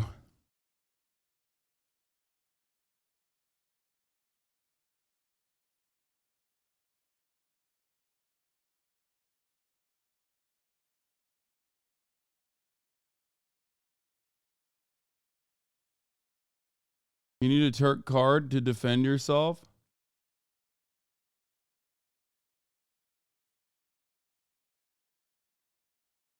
Yeah, let's continue. Kill them. We uphold the laws of war, the law of war. It matters. There's a difference. Today, Americans across the country are praying for all those families that have been ripped apart. A lot of us know how it feels. It leaves a black hole in your chest when you lose family. Feeling like you're being sucked in. The anger, the pain, the sense of hopelessness. This is what they mean by a human tragedy. You praise Palestine and insult Turks. I hope you get banned. It's easy to live in America and comment on this place. Evet arkadaşlar, doğru söylüyorsunuz. Ben Türkleri hiç sevmiyorum. Haklısın. Doğru. O yüzden 2 milyon dolar para gönderdik Türkiye'ye bu komüniteden. Doğru söylüyorsunuz abi. Evet. Bu kadar kolay mı? Sizin bu kadar kolay mı sizin manipüle edilmeniz? Gerçekten. Bu kadar mı kolay? 1 değil 2 milyon dolar. Bu kadar mı kolay ama gerçekten? Değil mi? Amerika'da bana diyorlar ki sen Türkiye'yi savunuyorsun, sen Müslümansın, sen Amerika'yı hiçbir zaman anlayamazsın. Şimdi kendi vatanımın adamları da bana bunu söylüyorlar. Hadi bakalım. Ne dersen deyin amına. Ne diyorsanız deyin amına koyayım. Hiç kimde bile değil. Yarrağımı yersiniz. Salaklar. Irkçıymışım Türklere karşı. Peki.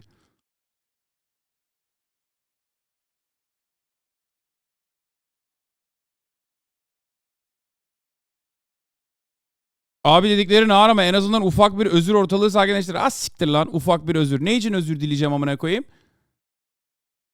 Amerika'nın köpeği gibi davrananlar, Amerika'nın köpekliğini yapanlara özür mü dileyeceğim? Az siktir. Götümü yesinler. Eğer anlamadıysan demeye çalıştığım şeyi, istediğin kadar kız. Dolar olmuş 20 lira. Hala buraya gelip bana bağırıyorsunuz. Götünüzdeki yarrak kimin yarrağı bir anlayın. Irkçılık yaptın Arap sevicisi Hasan. Hayvanoğlu hayvan. Ben Türk'üm. Ben Türkiye'ye karşı ırkçılık yapıyorum diyorsun. Ondan sonra Arap sevicisi diyorsun. Ulan o ırkçılık değil mi Arap sevicisi demek? Ha? Ne diyorsun oğlum sen? Ya bir kendini bir anla. Kendini bir Yani nereden geldiğini anlamaya çalış bir. Geri zekalı. This guy goes, you're being racist. You're an Arab lover. In the same breath. And I'm trying to comprehend how you can, on the one hand, be anti-Arab, like be racist towards Arabs and say you're an Arab lover, and then simultaneously say I am racist against Turks.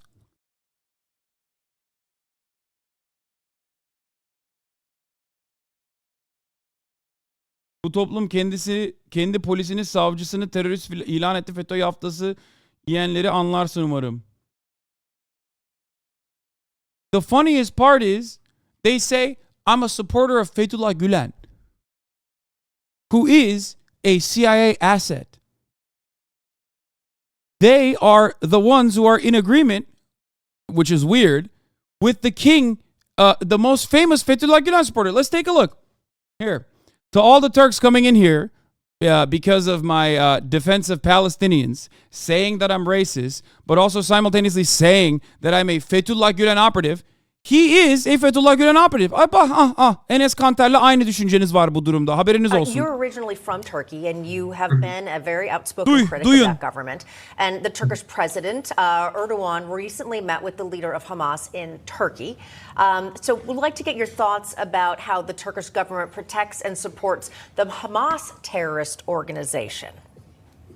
You know, organizations like Hamas getting huge support from the governments like Turkey, like Iran, and countries like, especially the Turkey and Iran, are safe haven for Hamas. And they raise huge amount of money, and also they get Turkish passport and literally Kardeş FETÖ'cü bu adam. Bu adam harbi FETÖ'cü. Direkt olarak FETÖ'cü bu adam. Niye onunla aynı düşüncedesiniz?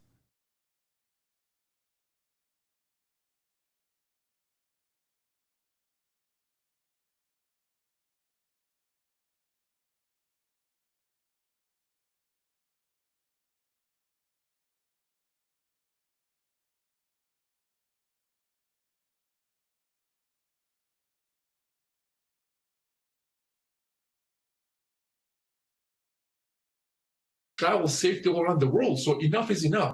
I mean, the video you guys are watching, this meeting happened in I believe June in 2023. You know, so people needs to wake up. And Erdogan is not, you know, a problem in Turkey, but he's affecting other countries around him. You're originally from Turkey. Anyway. To the Turks in the chat. At the top of the hour, there's a 3-minute ad break. If you no longer want to see those ads, you're going to have to subscribe, which you can for $5. Now, of course, luckily for you, not actually going to be $5. It's going to be cheaper. So fear not. But an ad break comes regardless. Buraya gelip ağlayan malların yaş ortalaması 15'i geçmez Hasan, siktir et, bunlar zamanı geçince öğrenecek her şeyi. Ülkenin koloni gibi kullanılan Avrupa Amerika'yı korumaya devam etsinler. Şimdi kötü bilen ileride anlayacak işin gerçeğini. Abicim ben bunu hiçbir zaman anlayamam ama 15 yaşında bile olsan, 10 yaşında bile olsan, 30 yaşında bile olsan günün sonunda Amerika götüne yarrağı sokuyor her gün Türkiye'de yaşıyorsan.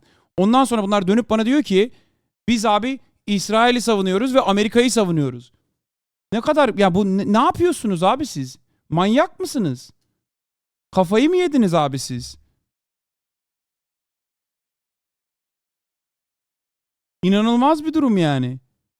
Ve de bana ondan sonra dönüp Amerika'nın uşağısın diyorlar. Ulan Amerika Filistin'i mi savunuyor? Hayvanoğlu hayvanlar. Siz salak mısınız?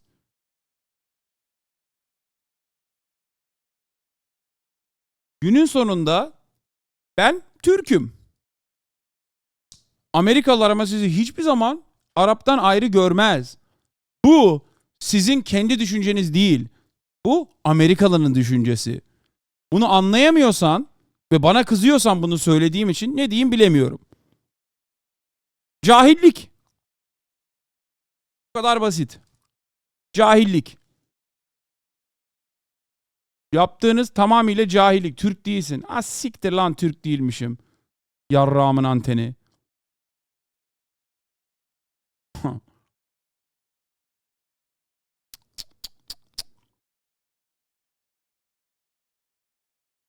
Geri zekalılar. Here's the 3-minute ad break now. Aşağılık kompleksi bu. Aynen. Yani bir kere günün sonunda bir konsepti savunmak istiyor insanlar. Ama kendileri anlamamışlar neyi savunduklarını. Hem bana diyorsun ki sorun fikir ayrılığı belirtirken siz de Kürtlere aynısını yapıyorsunuz deyip PKK'yı justify etmen Türk değilsin bu yüzden. Hayır, onu da yanlış anladınız. Yanlış anladınız. O eziklikten geliyor. Direkt olarak eziklikten geliyor.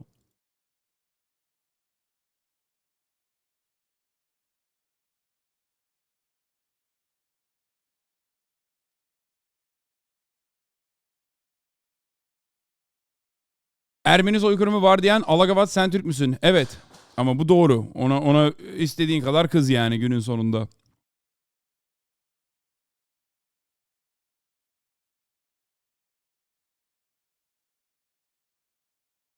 Why is the PKK getting brought up? What is happening?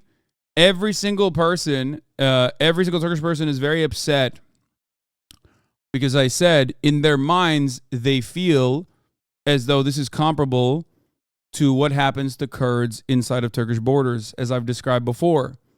They are mad at me for multiple different angles. I have activated every single type of different Turkish person that is upset. On the one hand, they're mad because I recognize the Armenian genocide, which is ironic because in America they always say unconditionally that I do not. Okay, no matter what I say. So they're mad at that. They're mad that while the situation is different for Kurdish treatment under the Turkish borders, okay, that I believe that they have an insecurity about the situation and therefore they believe that Israel's actions are defensible when a much better analysis is a necessity, okay? Bak hala anlamıyor çünkü İngilizce konuştuğum zaman anlamıyorsun. Kürtler her istediklerini elde edebiliyorlar. Ne anlatıyorsun Hasan?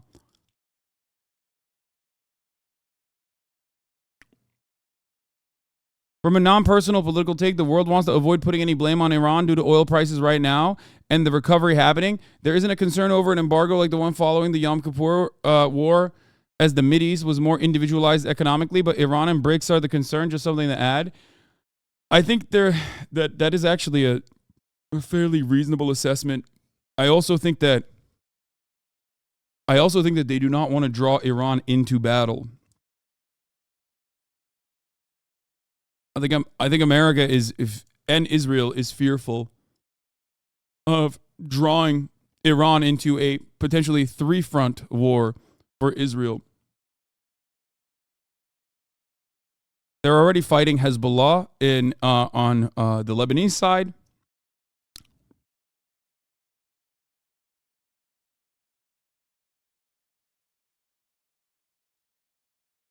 And that must be the reason as to why, that has to be the reason as to why they are actively saying Iran is not involved in this.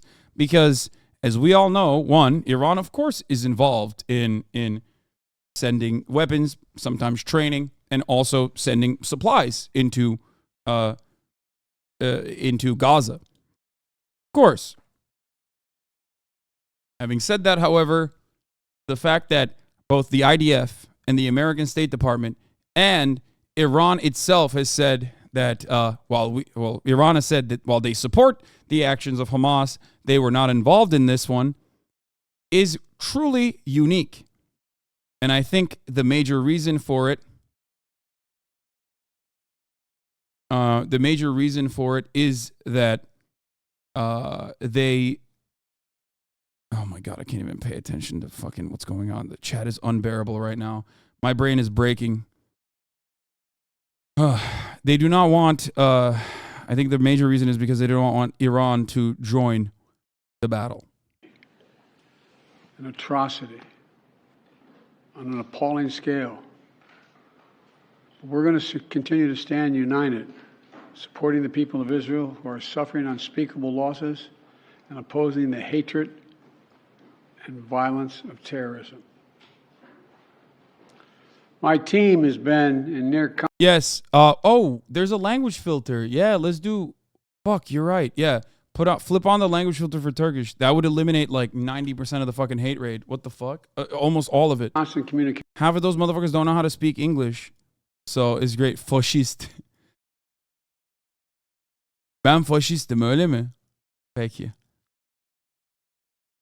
With our Israeli partners. Öyle uzaktan Partners all across the region and the world from the moment this crisis began. We're surging additional military assistance, including ammunition and interceptors, to replenish Iron Dome. We're going to make sure that Israel does not run out of these critical assets to defend its cities and its citizens. My administration has consulted closely with Congress throughout this crisis. And when Congress returns, we're going to ask them to take urgent action to fund the national security requirements of our critical partners. This is not about party or politics.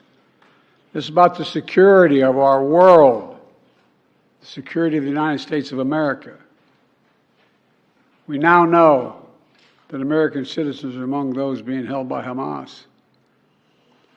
I've directed my team to share intelligence and deploy additional experts from across the United States government to consult with and advise Israeli counterparts on hostage recovery efforts. Because as president, I have no higher priority than the safety of Americans being held hostage around the world. The United States has also enhanced our military force posture in the region to strengthen our deterrence. The Department of Defense has moved the USS Gerald R. Ford Carrier Strike Group to the Eastern Mediterranean and bolstered our fighter aircraft presence. And we stand ready to move in additional assets as needed. Let me say again, to any country, any organization, anyone thinking of taking advantage of this situation, I have one word: don't. Don't. Our hearts may be broken, but our resolve is clear. Yesterday, I also spoke with the leaders of France, Germany, Italy, and UK to discuss the latest developments with our European allies and coordinate our united response.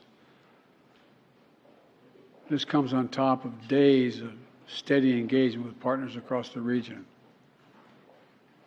We're also taking steps at home. In cities across the United States of America, police departments have stepped up. Security around centers of Jewish life. The Department of Homeland Security and the Federal Bureau of Investigation are working closely with state and local law enforcement and Jewish community partners to identify and disrupt any domestic threat that could emerge in connection with these horrific attacks. This is a moment for the United States to come together, to grieve with those who are mourning. Let's be real clear. There is no place for hate in America. Not against Jews, not against Muslims, not against anybody. We reject. What we reject is terrorism. We condemn the indiscriminate evil, just as we've always done. That's what America stands for. You know, just over 50 years ago, I was thinking about it this morning, talking to the Secretary of State, the Vice President in my office.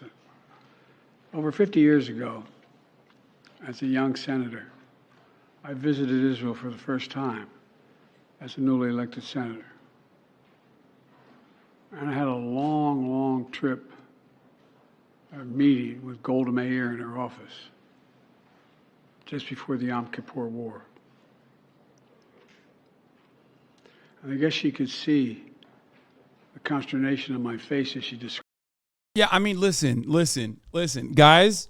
The man that is speaking before you literally is I mean, the entire American military apparatus was on board with fucking invading Iraq, even though Iraq had even less to do with 9/11. That is why seeing so many comments on the fucking timeline about how this is Israel's 9/11 and we should not stop them is making me go insane. Why is it making me go insane? Because what the fuck we did after 9/11 was horrifying and terrible. And yet it seems as though not a single person has learned their lesson from that.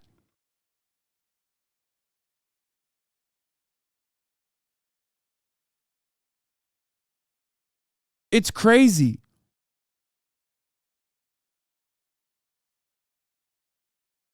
Who's saying is there 9/11? What do you mean? American politicians are. Joe Walsh said it. Richie Torres said it. They said that this would be like if 9/11 killed 20,000 people because of Israel's population numbers in comparison to America's population numbers. Like, I don't understand how you can look to America's reaction to 9/11, both domestically and also internationally, and go, no, that shit was dope, actually. And that's exactly what Israel should do. That is crazy. That is crazy. That is so much more bloodshed.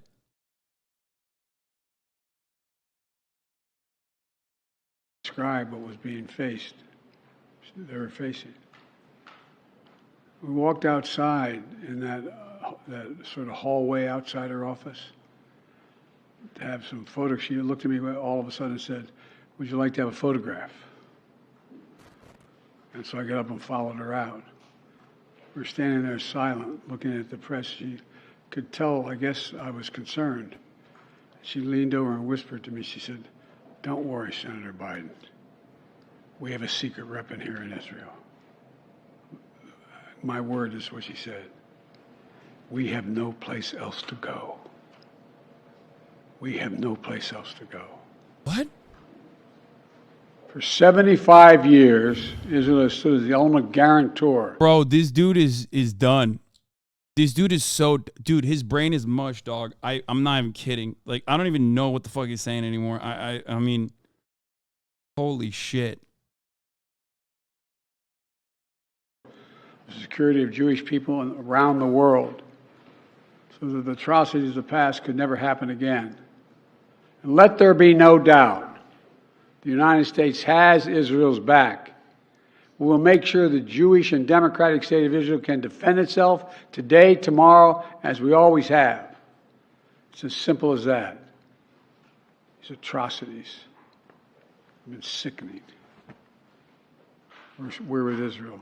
Let's make no mistake. Thank you. Mr. President, what was your reaction? Okay. We are going to do some more Western media coverage on this. Hamas fires hundreds of rockets at Israeli city. Okay. Which is like, again, a wild thing to cover when, Gaza is being reduced to rubble. This is video from moments ago. Good thing that the defense... God. I feel like I've repeated myself so many fucking times, but there's always new people coming in, so I guess I will do it one more time. The reason why we look to the root cause of the violence is not to hand wave away Israeli citizens dying, okay? It is to understand why the violence is happening so you can stop it. And it seems to me as though the Western approach to the matter is to simply say, let's continue the exact same attitude. I just had someone tell me, yeah, if the Israel doctrine was to wipe out Palestinians, they have the overwhelming ability to do so. If things were reversed, there wouldn't be Jews in Israel flat out. So the proof is that Israel doesn't want to wipe out Palestinians, or is it they haven't done it yet? Yes, it doesn't make any sense. It does not make sense at all. Okay? Because a lot of these people that are defending this are defending it because they do not see the other half and how they live. They are defending it in the way, they're defending it because they're fearful. They're defending it because they're hateful. There are many different reasons as to why people are doing that. Okay? What Hamas did cannot be rationalized. It is not rational. Something does not have to be rational for it to be expected. Do you understand? Yes, there is no rational reason as to why Hamas going into Israeli borders killed a bunch of fucking Bedouin Arab Israeli citizens. Okay, they did that too. You don't get a lot of coverage of it on the Western media. They always show specifically just like Jewish Israeli people and say, oh, their hatred is only for Jews or whatever. It is indiscriminate violence. There is obviously a purpose to the military operation, but ultimately there is, of course, indiscriminate violence there as well.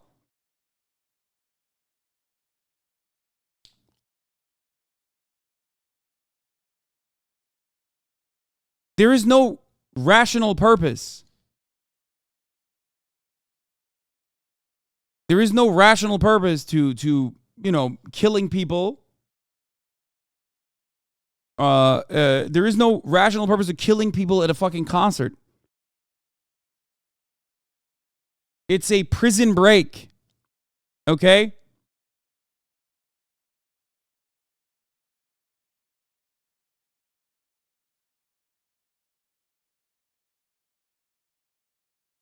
That was almost verbatim the Sam Harris take. What do you mean? What I just said?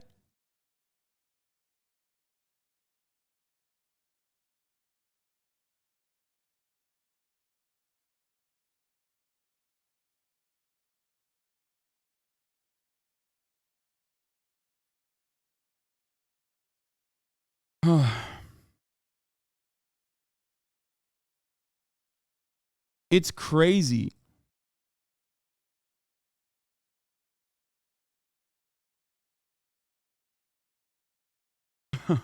It's sick how many chatters think it's justified to wish death to Israel in your chat is absolutely inhumane and disgusting and don't care to get me wrong. It's insane and Israel was able to get through with this shit. But the comments are beyond disgusting against humans. Like, so many people in the chat, you're saying this, but like, there's 40,000 people in here. We ban so many fucking people.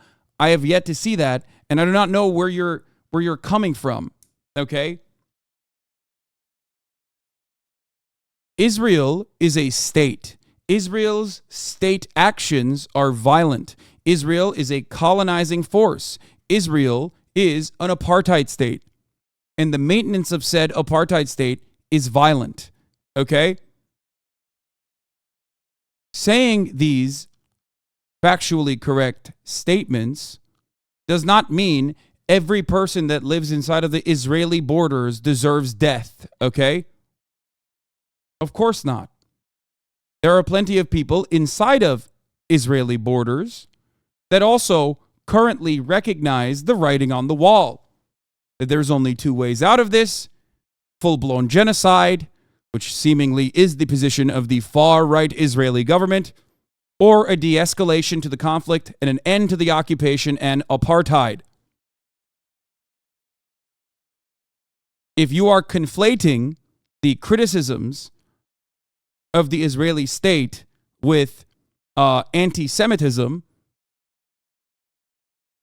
you're simply wrong, but you are also no different in many respects than those who do hate anti-Semitic, those who are engaging in anti-Semitic sentiment, who do hate Jewish people. Please, supporting the emancipation of Palestinian people does not mean that you want to wipe out every Jewish person on the planet, let alone wipe out every Jewish person inside of Israel. It means you want people in Palestine to no longer suffer. That is it.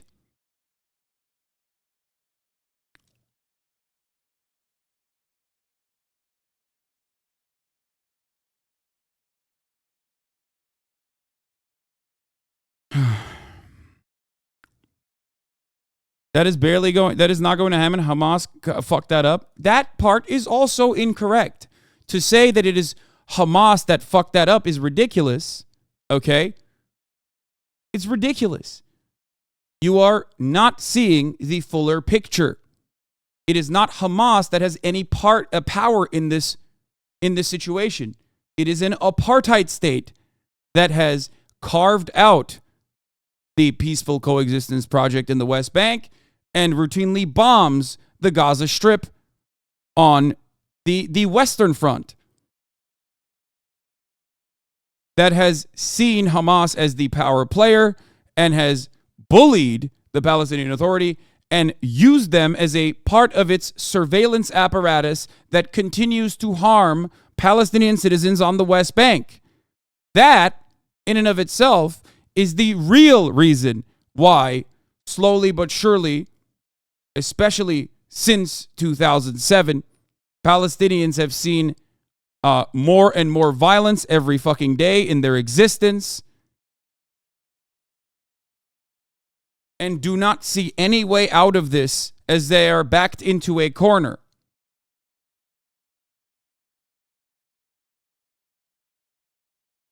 This is not my analysis alone on the situation. This is also the analysis of organizations in America that are led by Jewish Americans, like Jewish Voice for Peace. This is the opinion of the IDF veterans to end the occupation's perspective. This is the opinion of the Haaretz editorial, the Haaretz editorial team's perspective.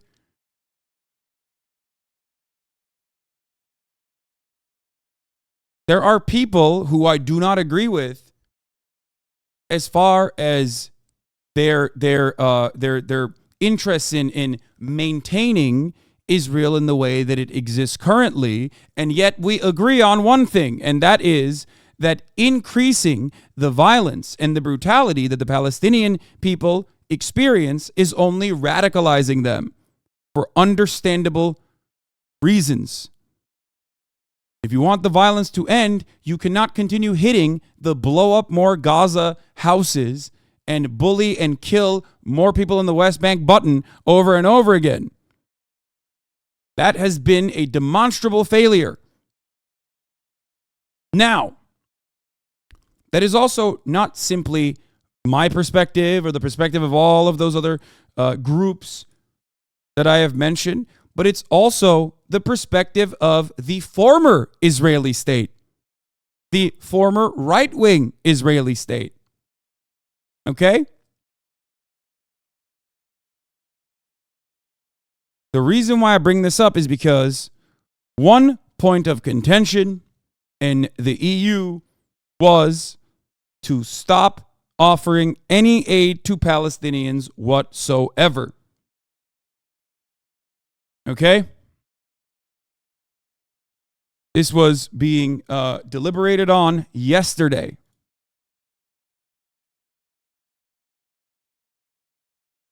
Hold on. I'm going to show this to you right now.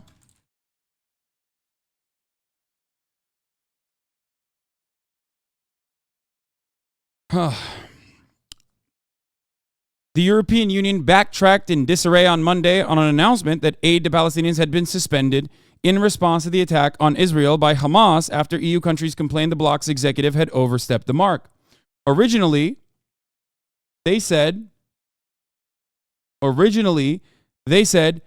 are going to deny any aid to Palestine and to Palestinians. Okay? That is a very interesting and very gross thing to say. Now, of course, there were luckily nation states that refused this gross action, and they had to backtrack on it. But I remember a time not that long ago in 2018 under the Trump administration where a similar predicament had occurred.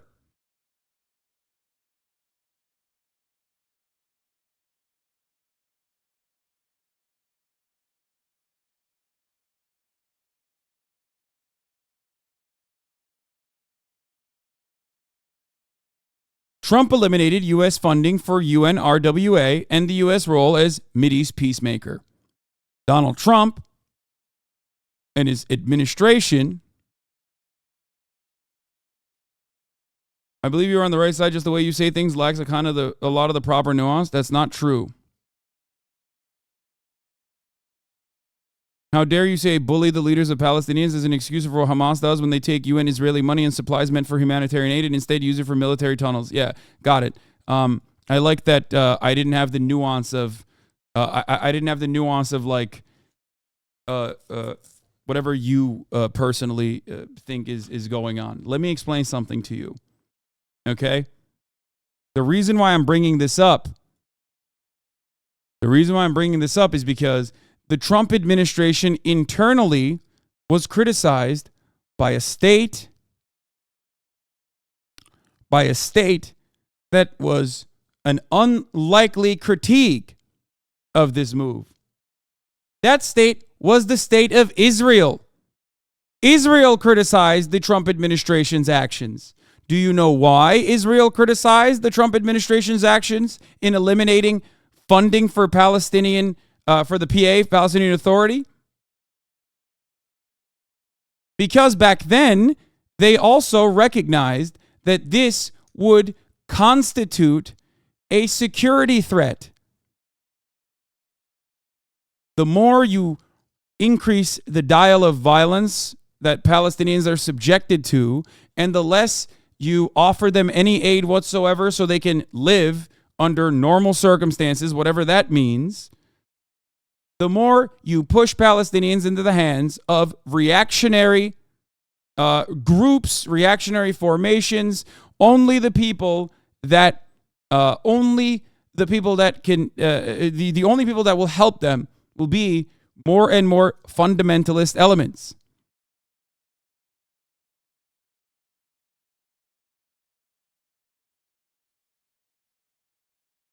Do you understand?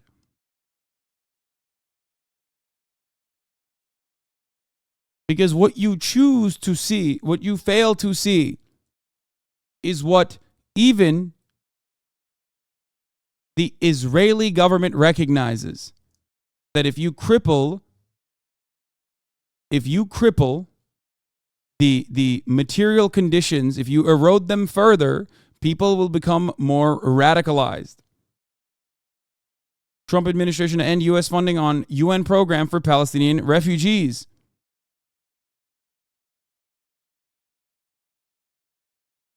Do you get it?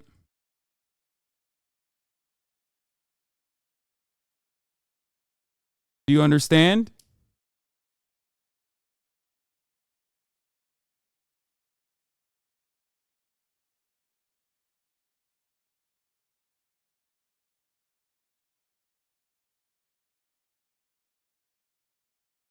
Everyone just sees black and white, not realizing it's way more nuanced. Yes. That's interesting because on a Likud Congress in 2019, Netanyahu said Hamas should be supported to isolate Gaza Palestinians from the Westbank Palestinians. Yes. And said that the real leadership, if you want to thwart any effort of Palestinian statehood, what you must do is utilize Hamas as the major player for Palestinians. Netanyahu has both through violence and also through directly neutering the Palestinian Authority and using them simply as a part of its security apparatus that continues to destroy Palestinian lives in the West Bank, has pushed Palestinian people into the hands of Hamas. Okay? It has gotten to a point where the entire Palestinian liberation, or the entire, the majority at least of the Palestinian population, sees Hamas as their only way out, because they see Hamas as the only group that is willing to violently retaliate.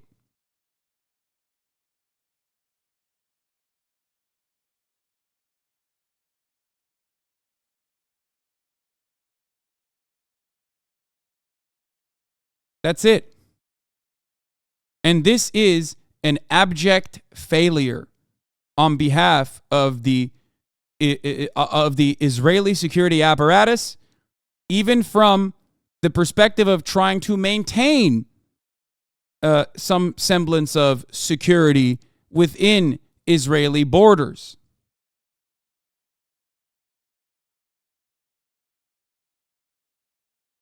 I had people saying that Gaza is an open-air prison is Hamas propaganda. They say in Gaza there are hotels and luxury, that Hamas Palestine shouldn't have tried to exterminate the Jews in the 40s. They do not care about the report from Amnesty International or Human Rights Watch. How do you argue with those people? You can't. You can simply point to the truth of the matter. Just show them the reports and hope that they will maybe grow a sense of humanity. Or show them the many Zionist outlets that also agree with the perspective that I am delivering here.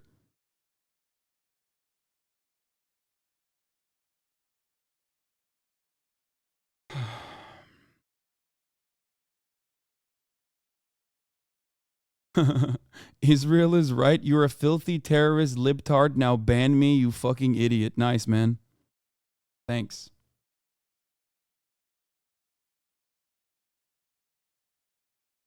I do not know how you can look to the Gaza Strip and say, wow, the lap of luxury.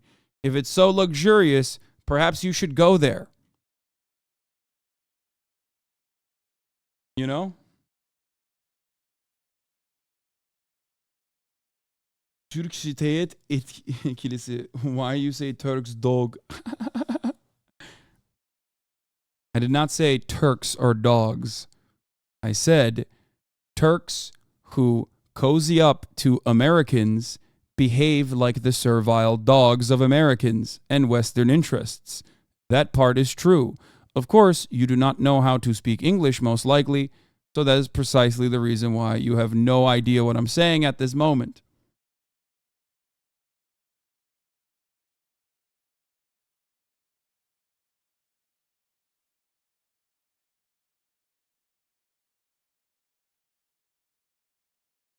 I love that the Turkish clip chimpers are here too, you know. Drone video captured the scale of damage inflicted on Gaza City's Ramal neighborhood Tuesday after a night of intense bombardment from Israeli airstrikes. AP's Joe Fetterman explains what makes these attacks different from previous conflicts in the region. This is Gaza City's business district. Now, in the past, Israel has tended to go with sort of pinpoint airstrikes in Gaza City. You could drive through the streets and you could see one building that's been hit very hard, and all around it, everything remaining intact. This time, that's not the case. We've been looking at... Amnesty International's apartheid report is questioned in the West because it doesn't factor in Arabs' violence towards Israel and the self-defense measures that come with that. Yeah, that's ridiculous because, of course, a apartheid report literally, you are going to have violent resistance to apartheid. Like, what are you talking about? Saying that it's a necessity is just a continuation of the violence, is a justification for the violence. This violence is a necessary thing, is just simply a further continuation of the apartheid state. That's what you're doing. You know what I mean? It doesn't matter. All of this argument revolves around thinking that every single Israeli that died in the hands of Palestinians is a real person, and every single Palestinian that died in the hands of Israeli rocket fire is not a person. That's it. If you have that mentality, then you will look at the situation and go, it is horrifying what happened in Israel, but what is happening in Gaza is not horrifying. Okay? It's that simple. It's that simple. And what is happening in Gaza is horrifying right now, but it's also a constant part of their existence. Okay?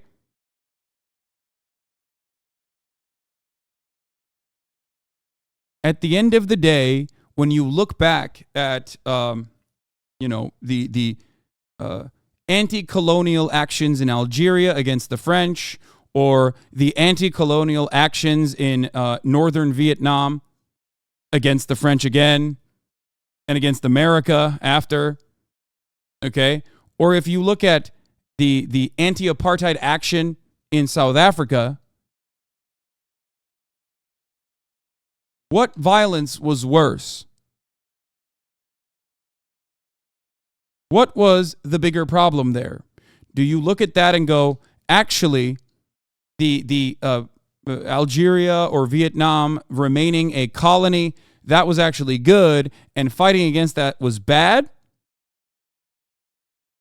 Or do you think that ultimately the worst violence was the maintenance of the apartheid state in South Africa and not necessarily the fight against that, or the maintenance of colonial violence in Algeria and not the violence against the colonial forces? Because once we move beyond, once there is some form of emancipation or some consolation, okay, all that will remain is who the real purveyors of violence were. When we fought France and Algeria, all the Western world was saying we are terrorists. Of course. Of course.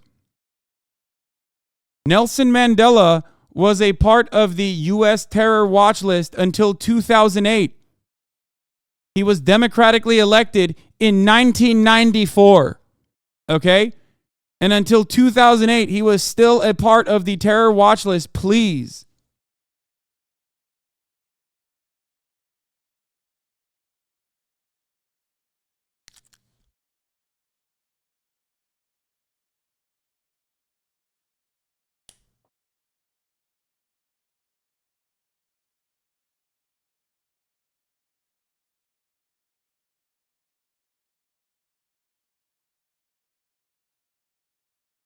Drone footage, and you could see strings of buildings taken out, even entire blocks that appear to have been flattened.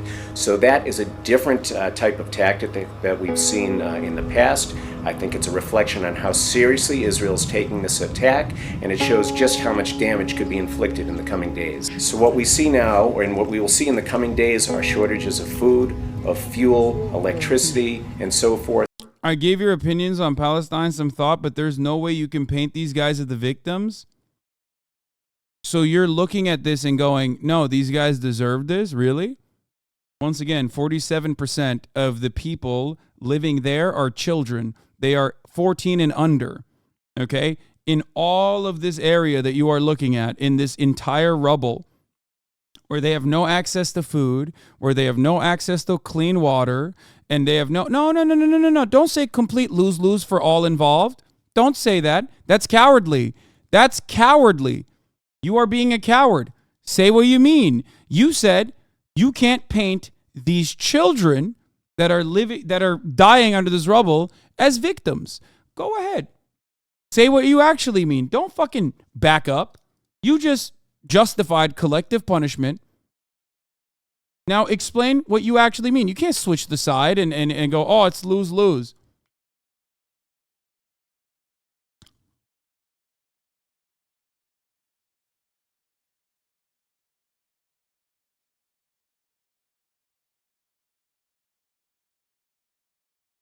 When Nelson Mandela was released from prison in 1990, Kopel literally asked him if his release was enough, a concession from the NP to stop ANC activism. Insane. Nelson Mandela was asked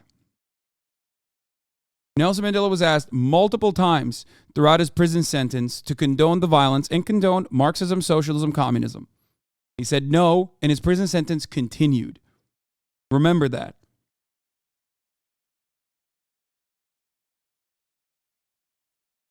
Anyway, look at this luxury. You also see people fleeing their homes, close to 10%, nearly 200,000 people, about 10% of Gaza's entire population have been displaced and forced to flee their homes.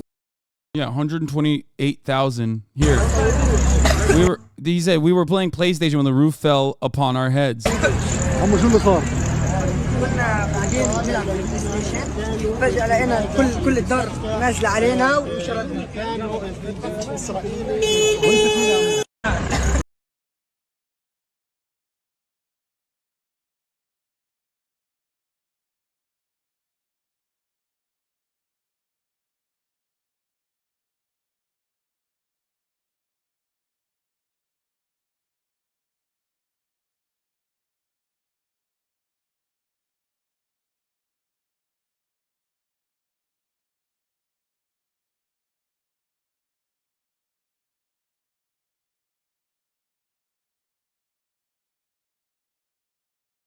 Anyway, it's not complicated. If an Arab population was doing this to a Jewish population, everyone would know what is going on. Everyone would understand it. In the words of the late and great Michael Jamal Brooks, it's not complicated. Not. Oh, sorry, I meant condemn. They asked Nelson Mandela to condemn and do a call to stop the violence in the ANC from his supporters. They did this numerous times, and he said no. They wanted him to condemn both the violence, but also they wanted him to condemn Marxism, socialism, communism.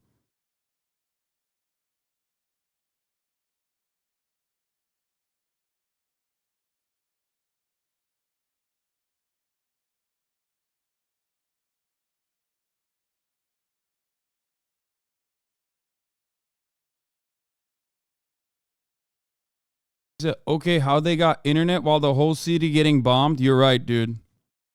How do they?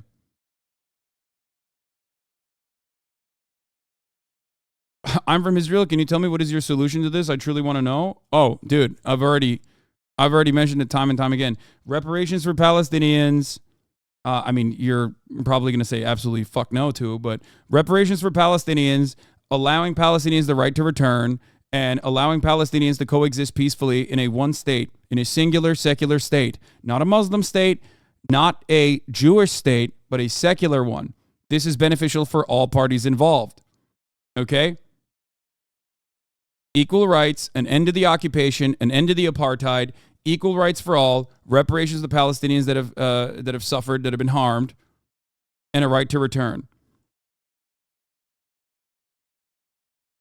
Hassan, I always liked you as a Turk. Why did you call us Mongol dogs, man? What? Where are you getting your fucking info from, brother? What the fuck are you saying?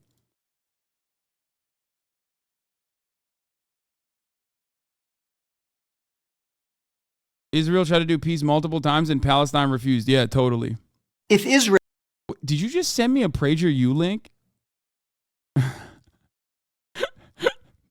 I can't tell if you're like memeing or because it's so close in proximity to the top of the hour ad break that you're gonna do this debate now. Like you're gonna turn around and be like, at the top of the hour, there's a 3-minute ad break. If you no longer want to see those ads, all you need to do is subscribe. That type of shit.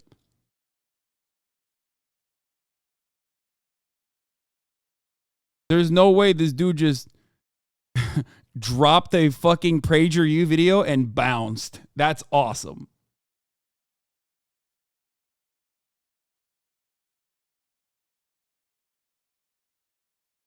In that Nelson Mandela town hall, I linked every single question put to him, apart from 3, were from right-wing plans, basically asked him to condone the PLO and communism. He had been out of prison for 5 months. They literally asked him if he thought he had enough votes in Congress to end apartheid, as if he was a fucking U.S. politician.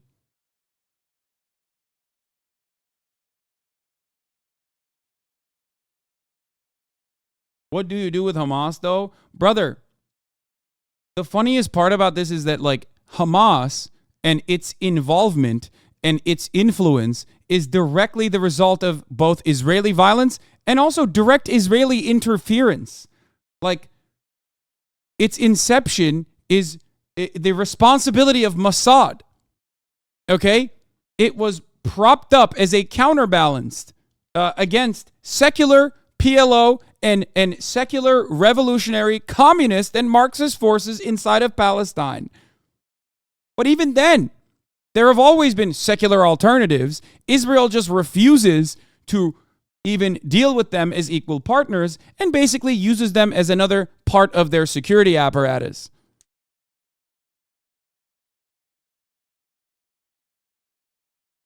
You know?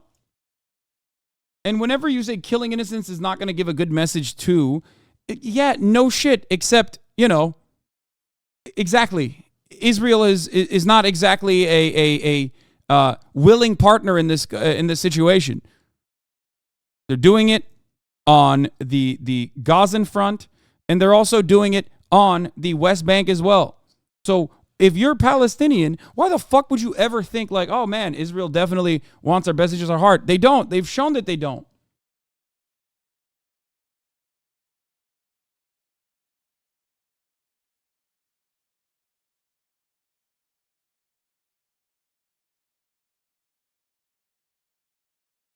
Hamas invited the ICC to investigate war crimes multiple times. Israeli government refused. Yeah, Hamas tried to do a rebranding in 2017 and like updated its charter and shit. Obviously, that doesn't really matter because there's still plenty of like Islamist attitudes internally. You know, I'm not a believer in the modernized Hamas theory, at least. Okay, that where they went from being like, by Allah, Israel and the Jewish scourge will be wiped to Islam is about coexistence peacefully over the course of like 19 from the 1980s to like 2017, 2018 is very different. And there's of course factions inside of Hamas as well because it's the governing body. But ultimately,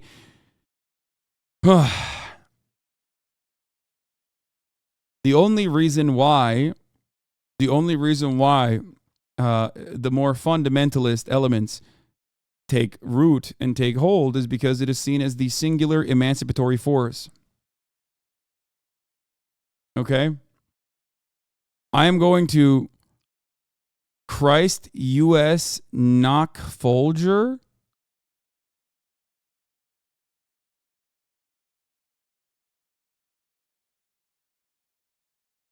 Aren't you afraid of the U.S. government that they might fuck your shit up one day and say you're a terrorist for these comments? I don't know, brother. It is what it is, you know? If one day I have nowhere to go, then all is lost anyway, okay? That is a world that I do not want to live in anyway. So if that happens, then that fucking happens. I do not foresee it happening anytime soon. Okay? Ujube. I haven't heard that term in a while.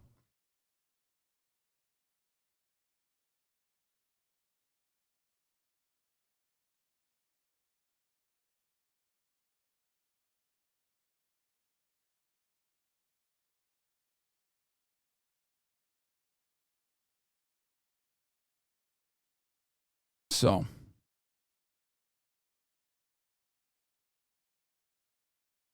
Occupy Westbank blocked. Israel restricts movements of Palestinians. Israel of course they do. Travel routes inside the occupied West Bank. Imran Khan has this report from Ramallah. Imran Khan? The fuck? Okay, I'm going back. I'm going back. Damn, bro. My man, look at that accent, brother. Look, listen. Okay, I'm going back. I'm going back. Said back the fuck up. Avanti. אתה אמרת לי back the up. Behind that. מאחורי הדבר הזה. אחורה. זוז אחורה, אמרתי לך. The occupied West Bank is now not only occupied, it's effectively blockaded. The Israeli army has turned it into an archipelago of separation. You can't leave your home to go visit family or friends in a neighboring area. 3.2 million Palestinians are simply stuck. That's their police force, by the way. They got like, that is supposed to protect and serve, you know what I mean? They got nothing, dog. They got nothing. Hey, these guys are... Solcular bile İsrail'i destekliyoruz. Ne yapacağız bizim bu milleti? Abi umurumda değil. Türkler masada değiller, okay? Türkler Amerika ne istiyorsa onu yapacaklar günün sonunda. O yüzden solcusu sağcısı istediğini söylesin. Okay? Ben de aynen burada ne dersem diyeyim. Durumu düzeltebilecek halimiz yok. Okay? Hiç ne olursa olacak. Yapacak bir şey yok.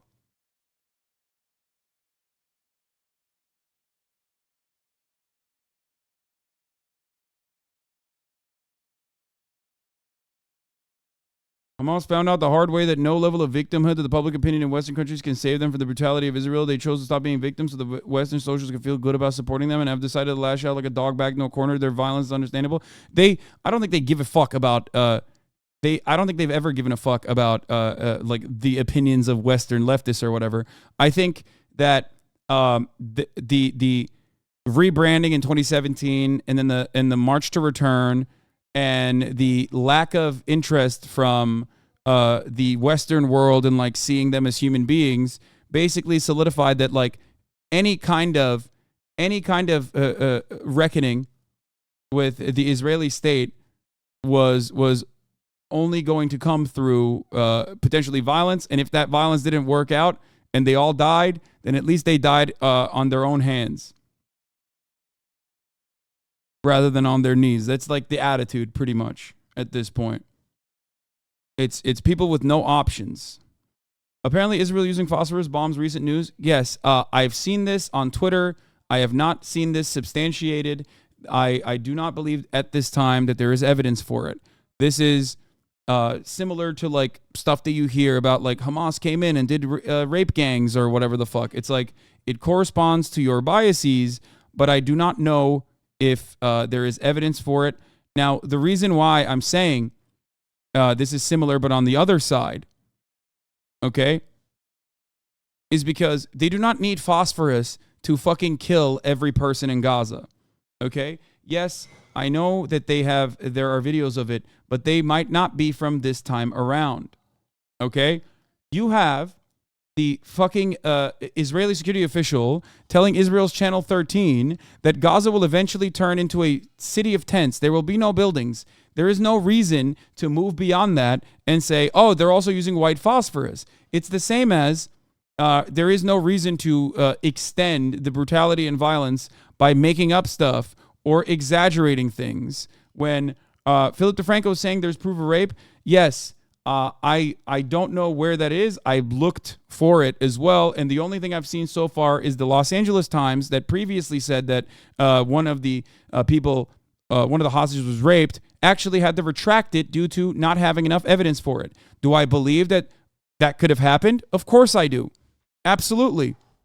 Do I believe that could have happened? Of course I do.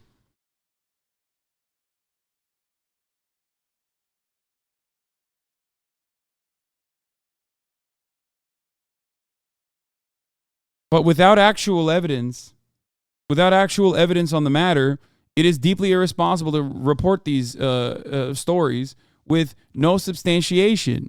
Philip DeFranco is also not a journalist. He's a guy like me, okay? At a certain point, he's just going to be regurgitating. He's going to be regurgitating things he has seen. The Palestine Eye has posted about it, and they tend to be fairly reliable on these issues. What did they post about it? Oh, you're talking about the phosphorus.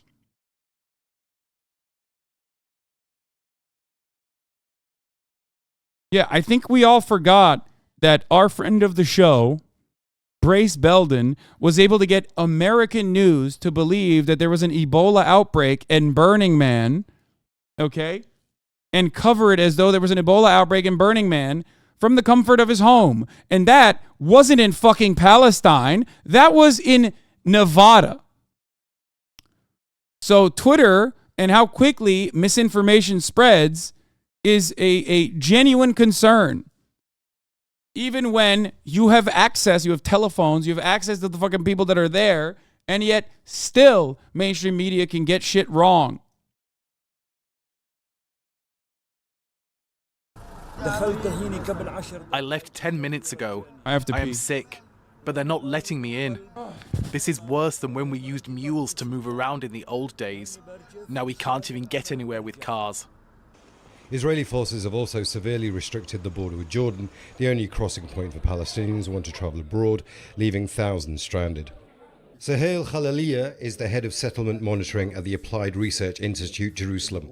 He specializes in Israel's system of checkpoints and restrictions on Palestinians. The West Bank is surrounded by hundreds of checkpoints, at the border with Egypt, at the Green Line, or within the West Bank.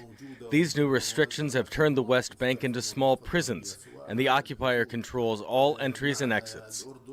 This is the DCO checkpoint just north of Ramallah. It divides Palestinian territory. Now, the Israelis make it very difficult for Palestinians to normally cross this checkpoint, but now it's impossible. They've just shut it down completely.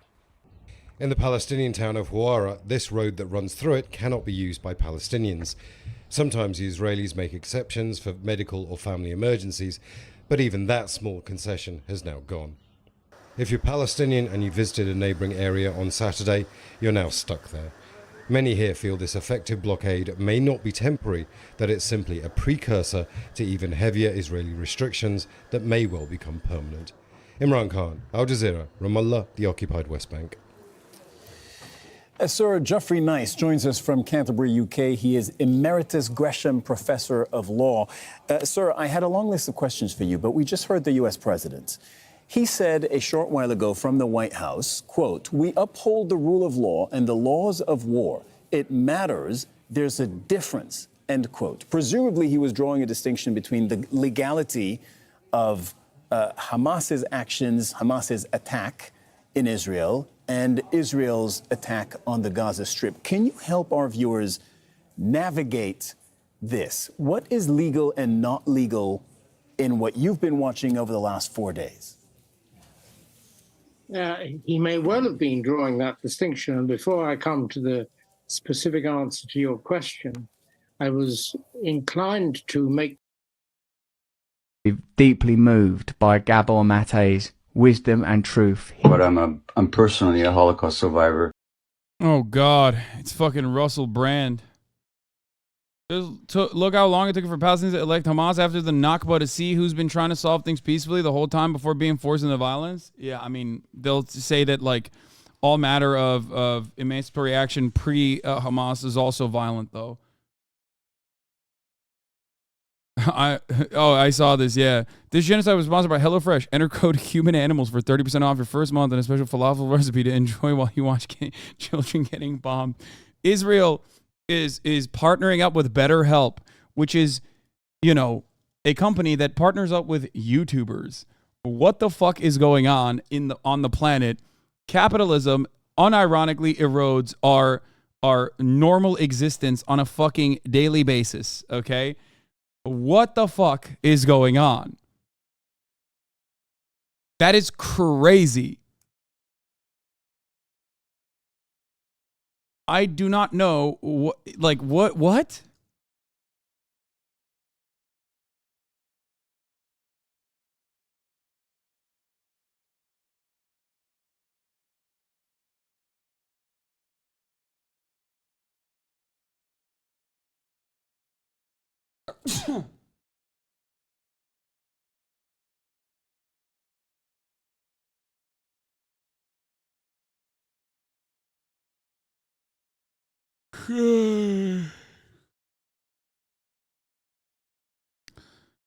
Okay. Yeah, good old AI chatbot.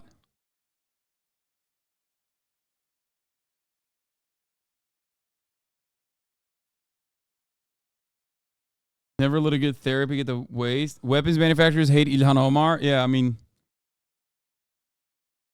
didn't take Ilhan Omar long to show her terror support colors. I guess some people did something in Israel. As the world is condemning Hamas's attacks, we must also oppose an Israeli military response that has already taken the lives of hundreds of Palestinians, including nearly 2,000 children. Of course, that number has gone up by hundreds. The Israeli defense minister has called Palestinians human animals and promised to cut off all electricity and food. All to fuel these, and all fuel the civilians in Gaza. This is collective punishment, a war crime, and the U.S. should oppose any violations of international law. We truly support a rules-based international order. We never have, and we never will. Let's be real. Ilhan Omar.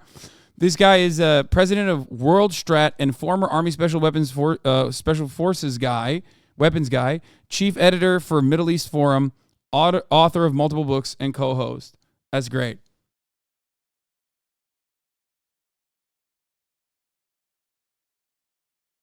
They fired Mia Khalifa from Playboy for supporting Hamas. Some real bullshit there? No. They fired Mia Khalifa not for supporting Hamas.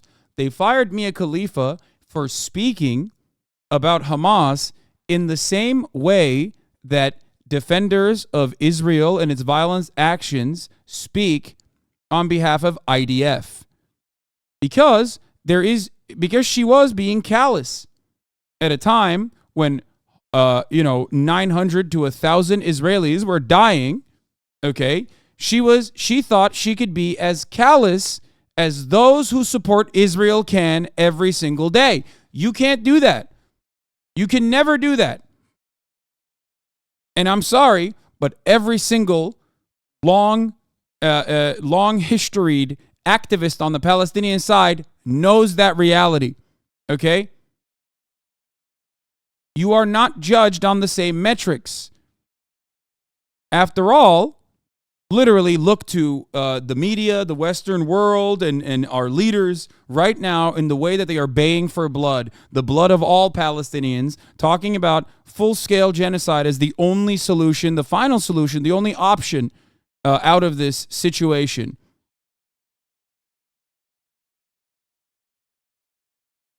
You can't do that. This is not even, I'm not even saying you mustn't do that. It's like fucked up to do that. I do think it's fucked up to do that. To be callous is not great. It is definitely not good. It's still human beings fucking dying. Okay. However, and that is true. I agree. I think that it is fucked up to celebrate people dying. It does not matter. Children dying. It does not matter. Okay. Except there is a double standard there. There is a absolute double standard there. If you do not recognize that, you are blind, okay? What she said was wrong. She called an image of Hamas randomly murdering people a Renaissance painting. I agree. I know. I'm agreeing with you. I'm saying that what she said was wrong. Listen to my words. Are you oblivious to how the Western world has reacted to the IDF actions? Are you aware of how the Western world has always reacted to IDF actions? You can never say America deserved 9/11 in the media and get away with it. You can, however, say Iraq deserved the American invasion. As a matter of fact, they say it every fucking day. They said it every day, and they even still sometimes choose to say it. But there's no punishments for that. There is a double standard, and there always will be a double standard. But you should know that there is a double standard, and if you truly want to defend Palestinians, as many Palestinian activists know, you have to play inside of that double standard. There is nothing you can do about it.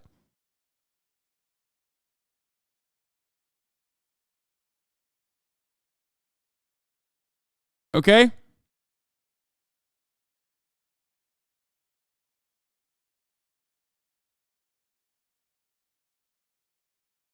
What is this? Oh, yeah, we covered this earlier. Security official tells Alon Ben David, Gaza will eventually turn into a city of tents. There will be no buildings. The ground maneuver will surprise Hamas.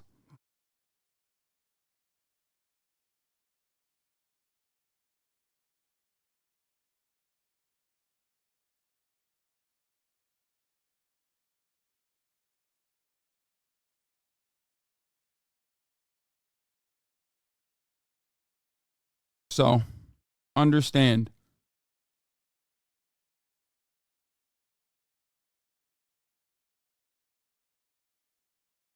Yeah,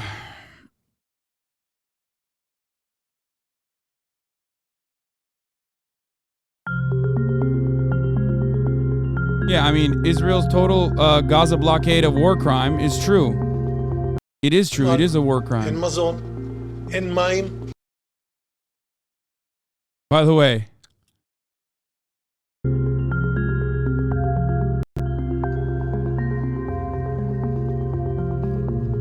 אין חשמל, אין מזון, אין מים, אין דלק. הכל סגור. Yes, collective punishment of a civilian population is a violation of the Geneva Conventions. It doesn't matter because America does it all the fucking time, and America's allies do it all the fucking time too. Why were most Westerners on Ukraine's side, but in this issue, most are on Israel's? Explain like you're talking to someone with 2 brain cells left. Easy. Russia is due to, well, first of all, make no mistake. The bad actors in both of these situations are the larger force that has a colonial interest, okay? An occupying force that has a colonial interest, imperial interest, irredentist interest, doesn't matter what you call it, okay? So make no mistake, Russia and Israel are the responsible parties in this circumstance. Having said that, if you want to understand why Americans do not have the same opinion in either direction, it's because the Palestinians are Muslim. It's a multitude of different factors. Americans obviously empathize more with a colonial occupation, considering that they live in the imperial core, a colonial occupation full of people that are also American too, like a lot of them have dual citizenship, versus those who are colonized and those who live under horrifying circumstances. One side is considered more brown than the other. For the record, Israelis are fucking brown too. The people that say brown people bad do not recognize that, like, Israelis and Palestinians do not look different than one another, okay? There are plenty of Mizrahi Israelis, Mizrahi Jews, that look exactly like the Palestinian Muslims do and the Palestinian Christians do. So the difference is Palestine is Muslim. Israel is supposed to be a Jewish nation state, but more importantly than religion is America's interests, okay? America's interest in the matter. America's interest in the matter is Israel is Israel is basically a second base, a destabilizing force in the Middle East. This is good for America. That's it. It's good for British interests when it was first designed as a state and partitioned, and it's good for America to continue on with that Western colonial legacy.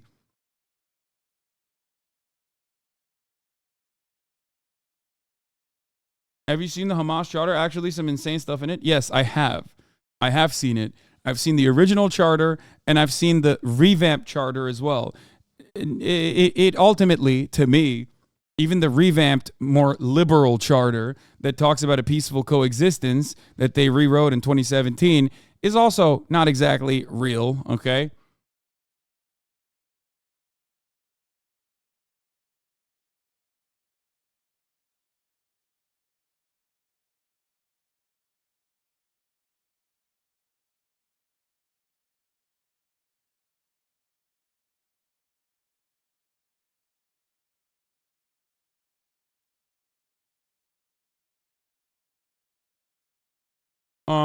Currently 187,000 plus Palestinians are hiding out in UN-run schools. You think the UN will evacuate them if stuff keeps getting bad? The thing is, this has not stopped. Israel from bombing those positions before. So we'll see. The beheaded children in kibbutz being verified by a bunch of independent journalists is going to fuel an unreal amount of violence. I want to vomit and my heart is broken, and I know this is just going to kill more Gazan kids and then more Israeli kids. Fuck this. Fuck Bibi. Yeah. I said earlier that I am waiting for verification, and the verification so far has been the last update was from Anadolu Agency, but I don't know if this is a good enough verification for whether or not those babies were beheaded or not. However, it doesn't matter. Children were killed, okay?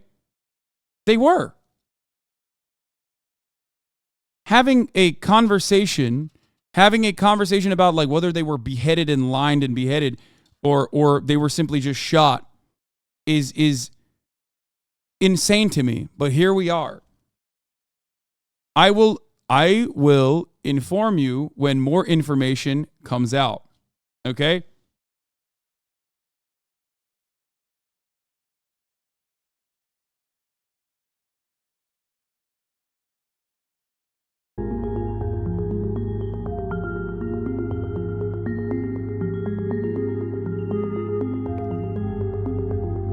The taking of hostages is prohibited.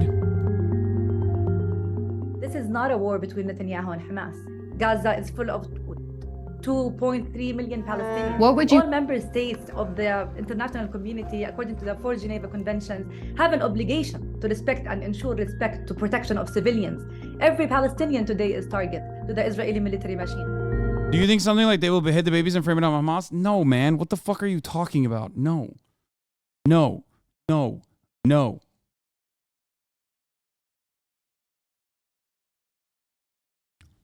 Okay? I think what ultimately is going to end up happening is there's a lot of mistranslation and a lot of miscommunication. What is going to end up happening is it's going to come out that like in that village, some people were beheaded and a lot of children were killed as well as babies, and that the mistranslation and the misinformation spreading dramatically all over the internet turned it into 40 babies were lined up and beheaded by Hamas. But it doesn't matter because they still fucking died, and it's still cruel and awful. Like, that's my point. It's awful versus more awful. Do you see what I'm saying? It's unimaginably awful versus even more unimaginably awful. That's my speculation, but it doesn't matter because it still happened. The gruesome details will be spread back and forth, but that doesn't change the reality that it still happened, okay? Like, lives were lost.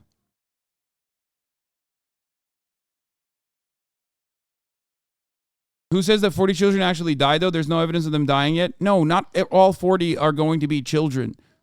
But it doesn't matter. There are still definitely children that died. Guys, children definitely died, okay?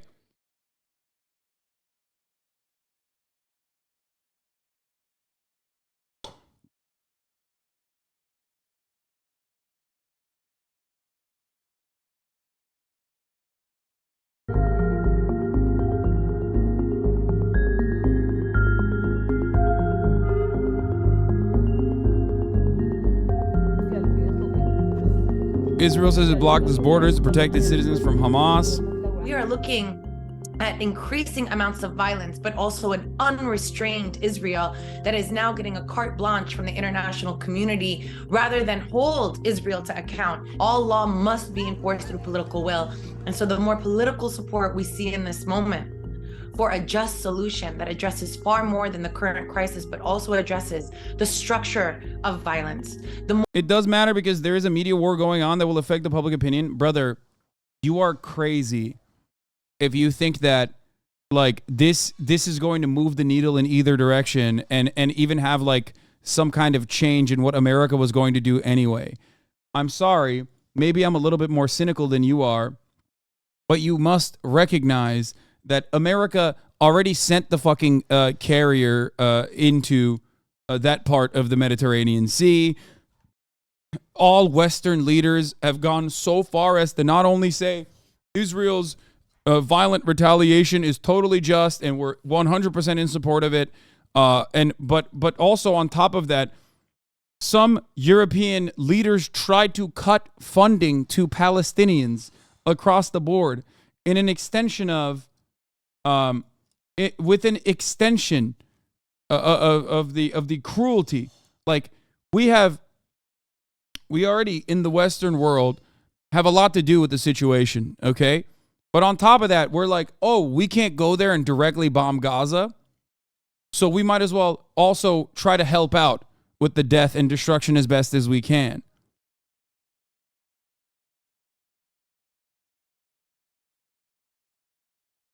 The gruesome nature of the rumor that they were beheaded specifically serves to reinforce the racist canard against Palestinians and Arabs, and it will move the public to forgive more brutal collective punishment. That's why it matters. I understand that, but collective punishment is going to happen regardless of whether the public sees it or not, regardless of whether the public agrees with it or not. Guys, in 36 states in the United States of America, asking to boycott, divest, or sanction the state of Israel for its continued apartheid is literally illegal, okay? It is not legal. That is a violation of the First Amendment, and yet no one knows about it, no one has talked about it, no one understands it, except Dianne Feinstein, rest in peace. She did actually criticize that alongside Bernie Sanders, okay? There is no external support for the Palestinians with the exception of Iran, okay? And it is a reality that they recognize.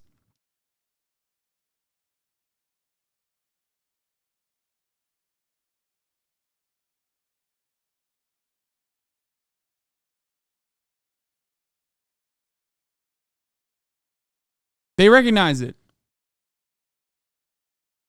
It's a race to the bottom, and it is basically a race to the bottom. And what I mean by that is it's either going to be full-scale genocide now or full-scale genocide tomorrow.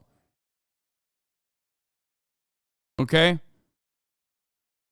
But it is at this point an inevitability, at least from the perspective of the Western world.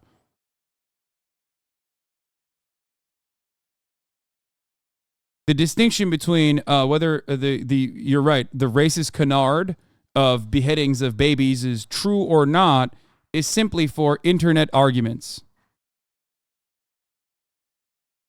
That's it.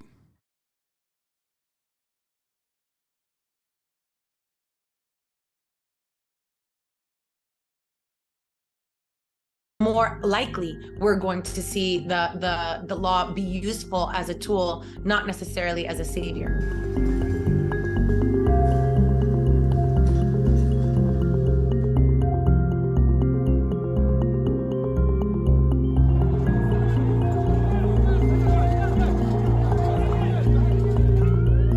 There's a humanitarian corridor, like there's a need for humanitarian corridors, urgent medical aid in the Gaza is overwhelmed Israel hospitals. Has bombed the Rafah border crossing, the one crossing that they don't control between Egypt and the Gaza Strip, which means that not only are Palestinians denied a humanitarian corridor, they will be trapped within the Gaza Strip.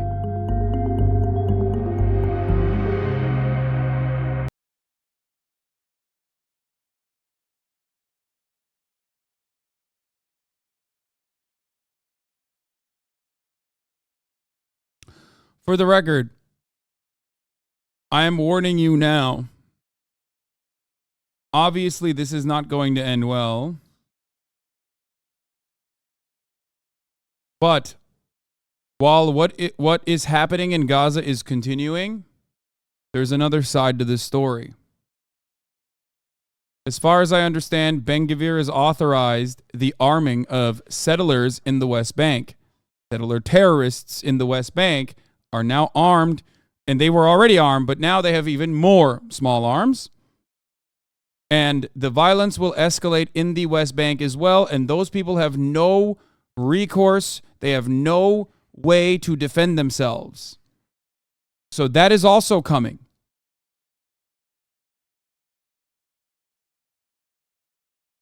What is this? Breaking and very important. Hold on. Oh, never mind. That doesn't show any violence. Okay. There's a reasonable possibility that Jerusalem is about to explode. 2 Palestinian youths have been shot to death by border police in Silwan after firing fireworks at the police. Ben-Gvir is already boasting about it. Clashes all over Jizlem. Several sources have told me that 2 youth congratulating the MGB fighters who eliminated the 2 residents of Silwan who launched fireworks and hit the MGB fighter during the Palestinian Authority in East Jerusalem. This is a clear message to the terrorists. Don't try us. Any attempt to hurt and harm at the same time as fighting in the South will be met with determined response and zero tolerance. Well done for warriors. Oh, it's done. It's over. Well, it's already happening.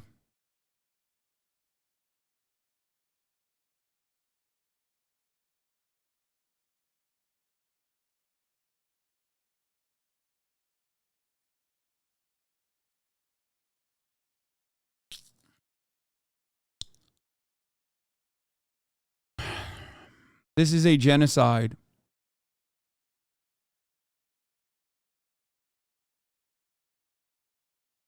That's it.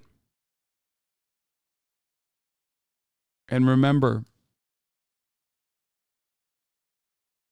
this is a genocide.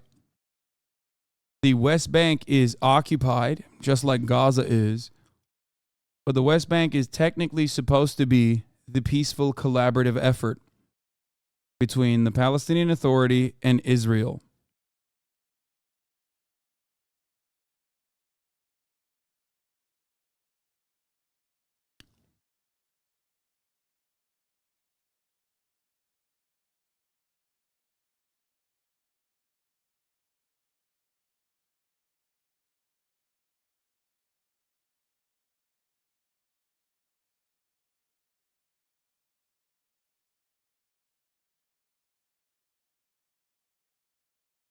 If this is Trump, wait, what? If this is Biden's doing, can Trump make it worse? No, this isn't. Biden is continuing Trump's. Biden is continuing Trump's policy. We have a singular unified response on our foreign policy, and both Donald Trump's administration, which greatly accelerated the tensions, obviously, and the Biden administration that continued the same policy of like aligning with the Gulf nation states and not necessarily changing course on the treatment of Palestinians or trying to even remotely criticize Israel, even when they fucking killed an American journalist, a dual citizen, a Palestinian American journalist was sniped, executed in broad daylight, if you remember, and I've covered this multiple times now, Shireen Abu Akleh, right? Am I saying her name right? And then the IDF came in to her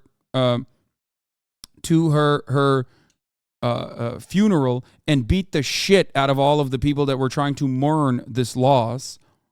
And the world looked, the world just stood aside and waited for people to forget.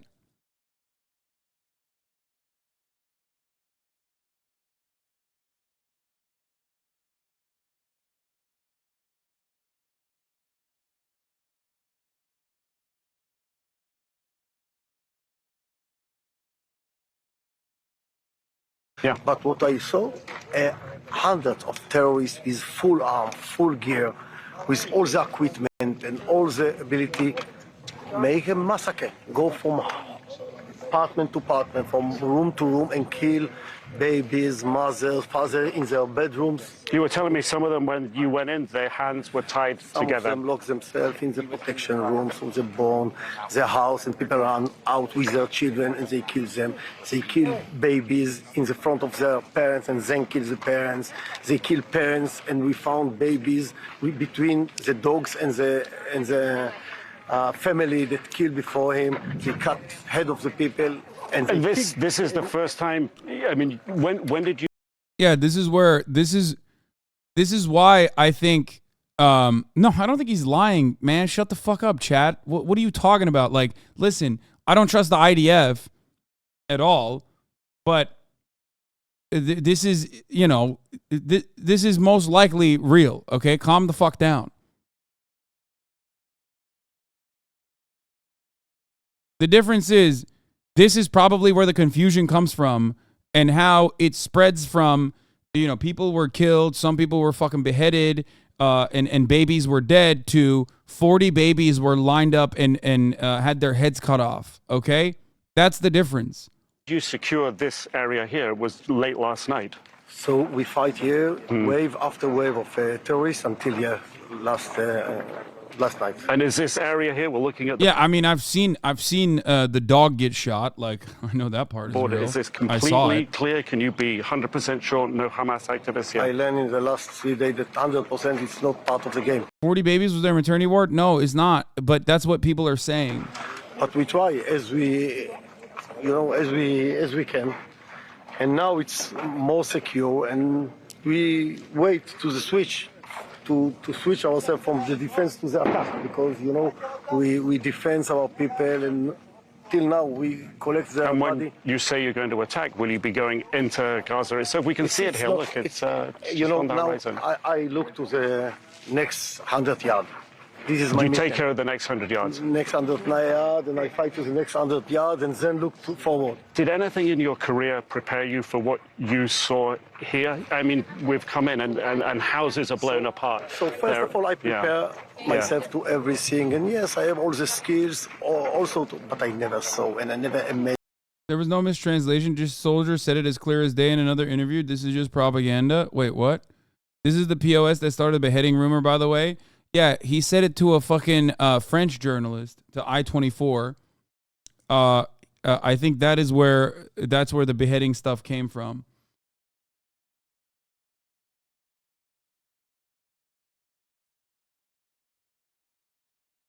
But ultimately, children did die. I don't know what the fuck, like, what he's saying in this interview is correct, okay?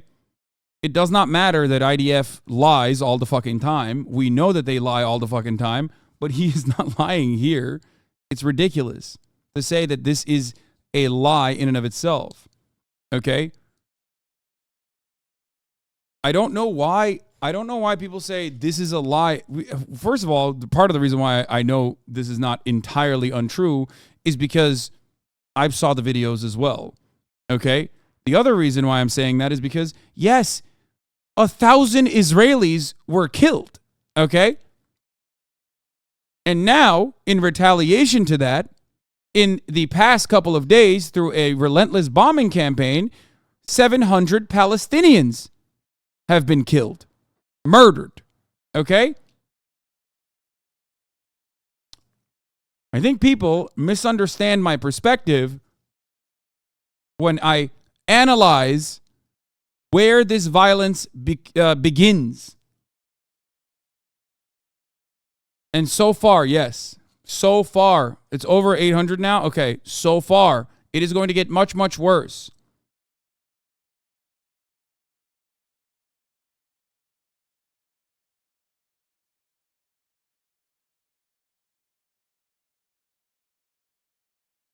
But ultimately, the point remains, okay?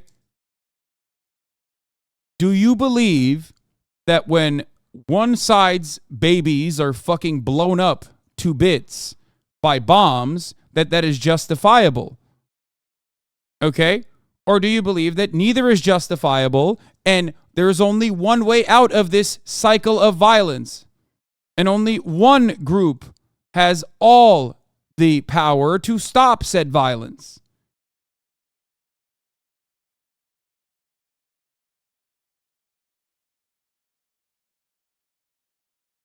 That's it. That's the question to ask. Not, I am a proud Israeli and you are so disgusting and fucking brainwashed, like what this guy is saying. That's so crazy, man. Like I'm brainwashed to say that what? Palestinian babies are being blown to bits at home? Like that's brainwashing? That's propaganda? Damn, how crazy. What's happening in Gaza right now? A tickle party? You think that's what's going on? Like how? Or do you feel like maybe there's a semblance of humanity in you and you fucking recognize how gross and disgusting that is? So instead of just like meeting the reality and saying, yeah, this needs to stop, actually, even when it actually fucking serves your own purpose of wanting to live peacefully, okay? You refuse to recognize that the only way to end that violence is by ending the apartheid. You refuse to hear your own Israeli papers of record and Israeli organizations that tell you that that is the reality. You refuse, just like the Netanyahu far-right government, refuse to listen to its own internal security assessments from Shin Bet. How can you not see that seeing blood and seeing red in this circumstance is directly directly the cause of the original violence to begin with, and has been since the inception? It's crazy.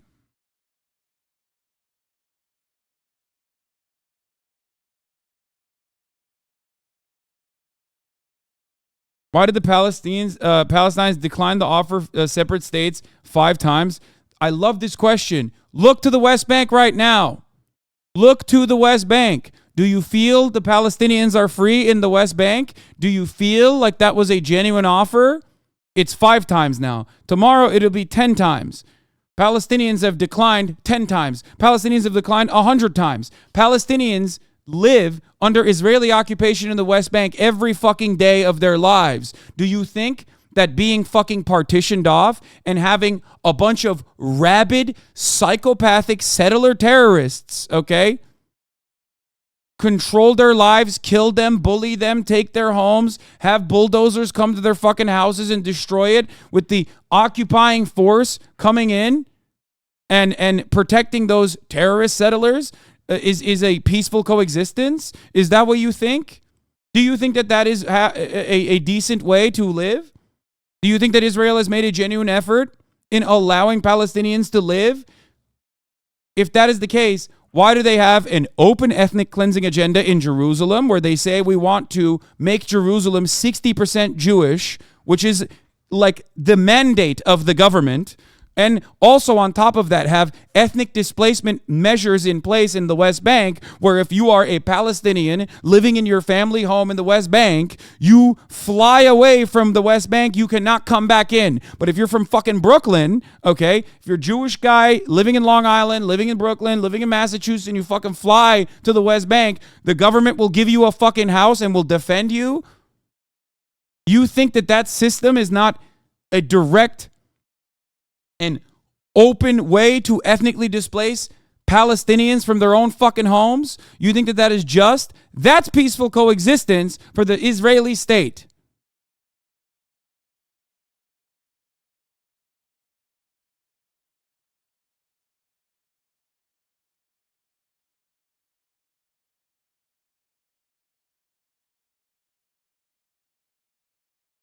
Oh.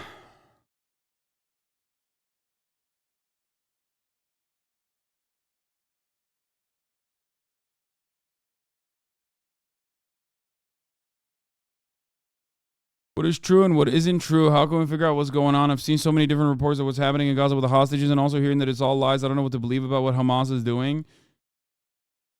You have to listen to what either party says, okay? Hamas's own communications has declared that the tactical reason as to why they took hostages was so that Israel would not bomb the Gaza Strip, and that they could engage in a prisoner swap as they had done before.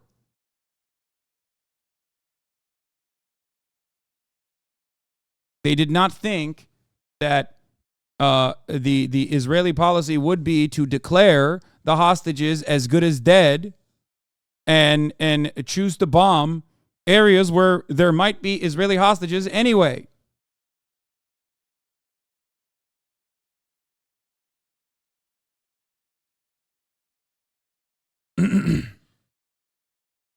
Here's another thing that's going on. The Israeli military is taking foreign press on tours of sites where Israelis were killed. Israeli media reported that only international outlets have been allowed to these government-sponsored tours. No local media has even been allowed to approach.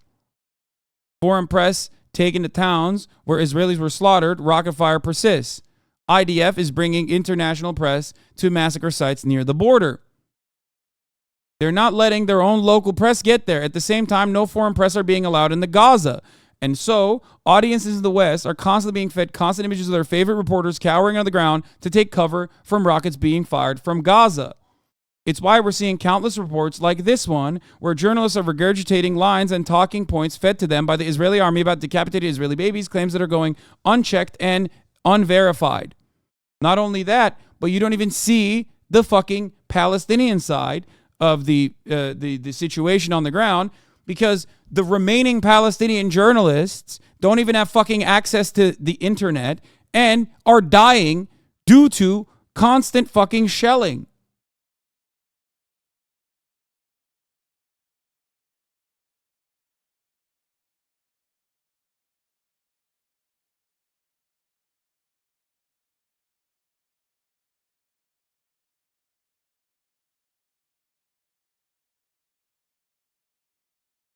By taking only foreign press into these sites and feeding them info, Israel is again taking control of the narrative on the international stage. Western journalists are more than happy to play along, failing to do basic due diligence in conveying these stories to their audiences. Because after all,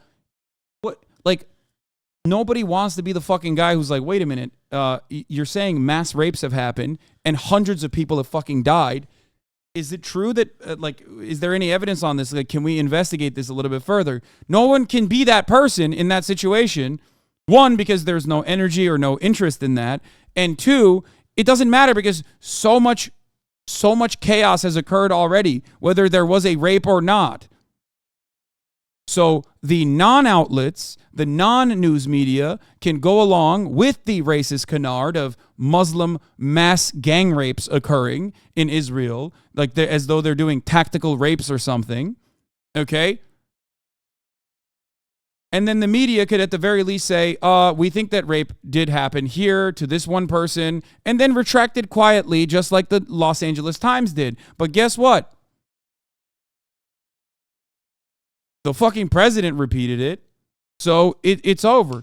And even if it was real or not real, it doesn't matter because it doesn't change the American perspective regardless. It doesn't even change and move the needle. It doesn't even change and move the needle. It is a likelihood that it could have happened. I am saying that. I've said that from the jump. There is an absolute likelihood that it could have happened. And yet I have seen zero verifiable evidence to it. This feels like a bit when extreme right-wingers pose a question. Yeah, the difference is I'm already condemning what has happened. And moving beyond that to look for solutions as to how to stop the violence. Solutions that happen to align with even Zionist liberal outlets. An end to the occupation, an end to the apartheid regime, an end to the far-right Israeli politics that have gotten worse and worse internally for Israelis and certainly much worse externally for the Palestinians that have to live under Israeli rule.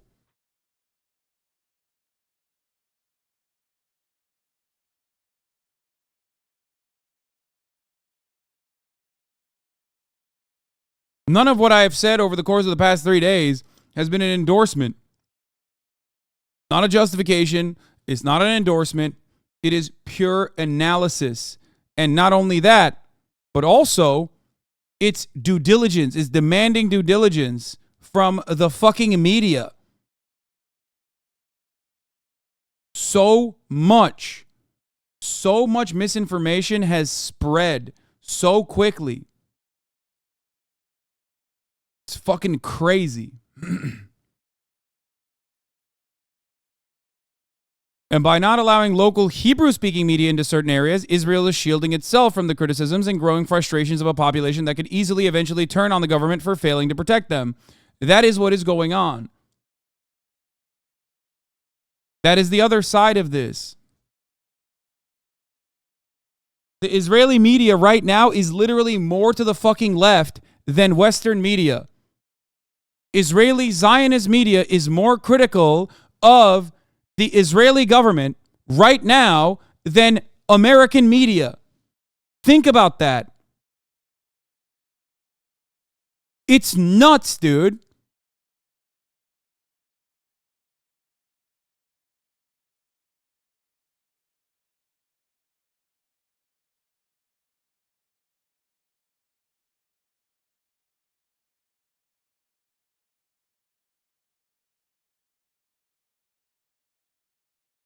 Does Hamas not have any public platform where they can endorse or deny these claims? No, of course they do. They go on Al Jazeera, they speak.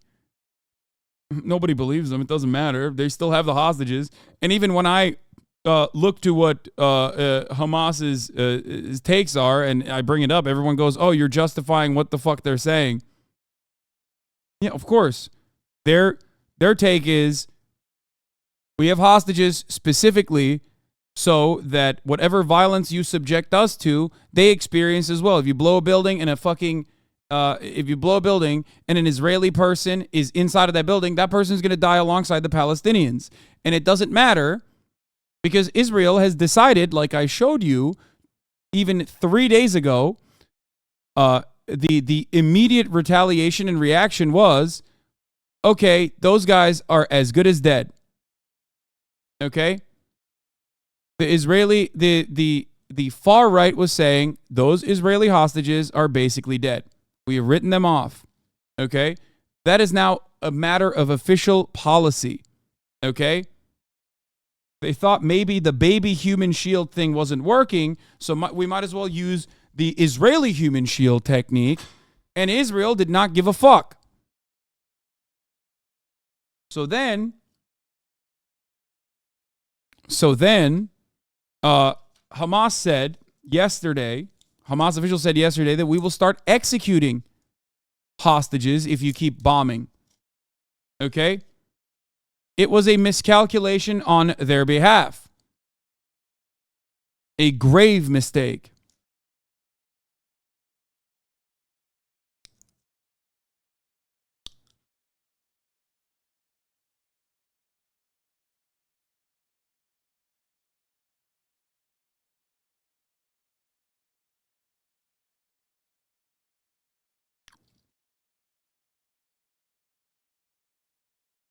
Okay, so Hamas is taking hostages to protect themselves. Why is Hamas killing civilians?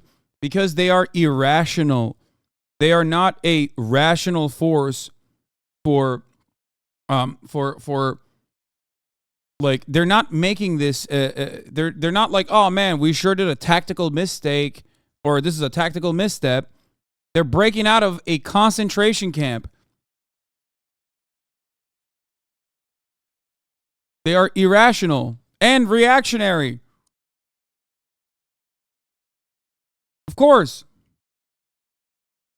And yet, they are seen as the only thing the Palestinians have.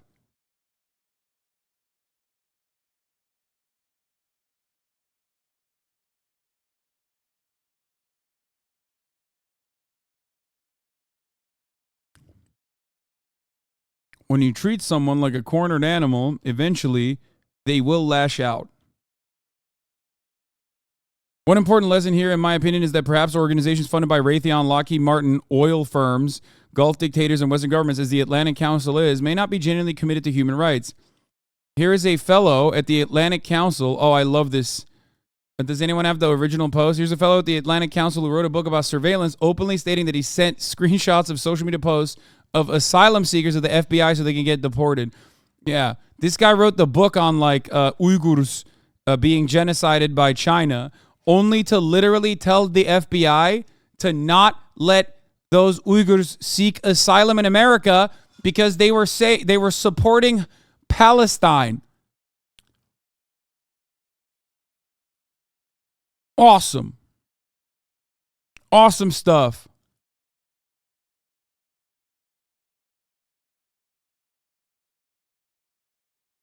I'm a leftist Israeli and I despise the government and where it brought us. It doesn't care at all about Jewish lives. If it did, it would end the occupation and give Palestinians equal rights. Exactly.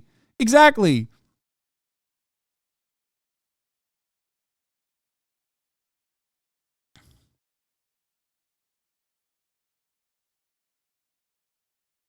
We have no way of understanding how someone living in Gaza feels. You know what I mean? We just don't know.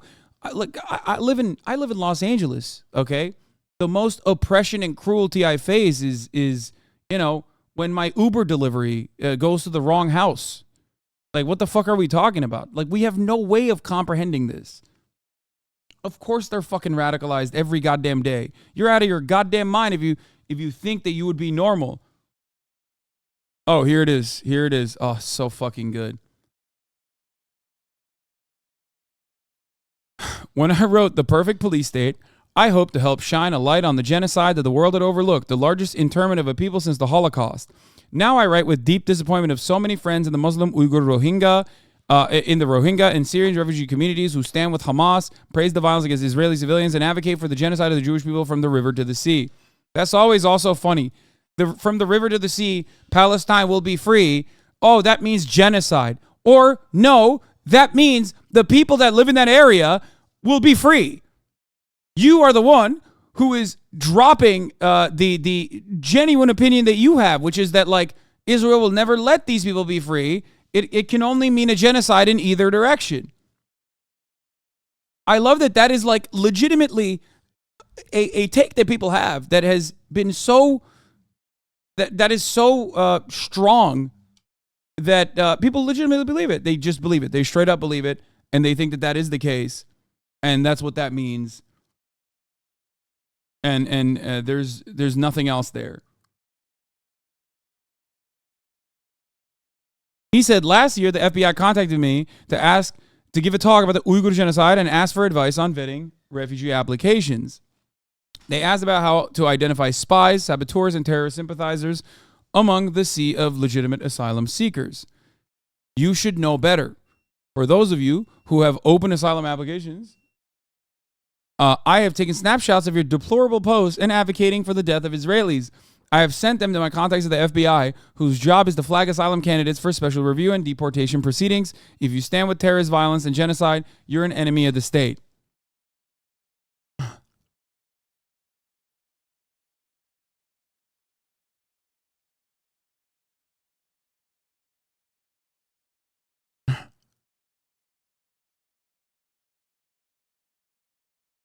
Bro, this guy literally wrote a book. it goes to show you that he does not give a fuck about the Uyghurs, dog. Like, not even a shred of a fuck. Okay? He's like, I'm doing the Canary Project, but to literally people who are trying to come into the United States of America. Speaking of which, I have talked about this. This is one of the most deranged. This is one of the, of course, most deranged fucking institutions that exists, and it is literally a Israeli project. As a Palestinian, I'm telling you to be careful about how vocal you are about your support because of websites like the Canary Mission. Canary Mission documents people in groups that promote hatred of the USA, Israel, and Jews on North American college campuses, and they dox children. Okay? They do. I've talked about this quite a bit before. They are not wrong either, because I remember many students getting outed, doxed on here. It's insane that they go through all these measures to humiliate these people. Yeah. Kalawas says, Canary Mission doxed me when I was 18, and now the first thing about me on Google is that page calling me a domestic terrorist. Palestinians on Canary Mission have lost their jobs and livelihoods. It is designed to intimidate us out of pro-Palestine activism through harassment and lies. Here's the overview for Kala Walsh, by the way. Has spread hatred of the police and America on Twitter, idolized a domestic terrorist and promoted a terrorist organization. Walsh has justified violence, promoted an anti-Semitic campaign, and demonized Israel and Zionism. As of June 2022, Walsh was an organizer with the Boycott, Divestment, and Sanctions movement and a member of BDS Boston. Also that month, Walsh promoted the Mapping Project, the BDS Boston campaign targeting Jewish and pro-Israel institutions in Massachusetts. Her infamous quotes were, "Kill the cops inside your head and kill the boss inside your head. Cambridge pigs are still pigs. They serve to protect capital and empire. History makes a lot more sense when you understand the U.S. has never been fundamentally opposed to Nazism. In fact, it served as its very inspiration, has been keeping the leading force in keeping Nazism alive after World War II."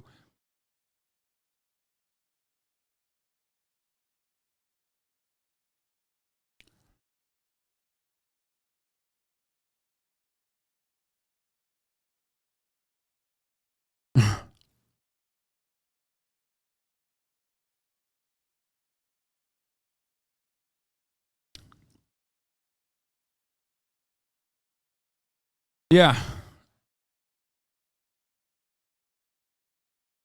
Wait, which one is those promoting hatred for the USA, Israel, or Jews? It don't matter, brother. Why is it that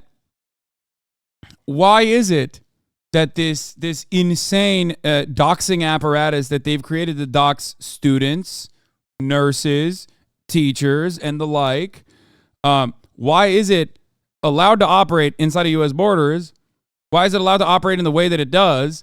Well, guess what, dude? Not only is it allowed to operate, but it also is fully funded. You know what I mean? But you know, they look at anti-American sentiment too, right?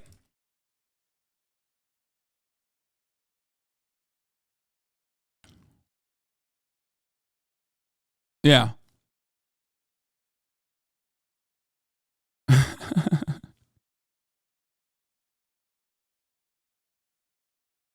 Canary Mission does not publish any information about who runs or funds the website.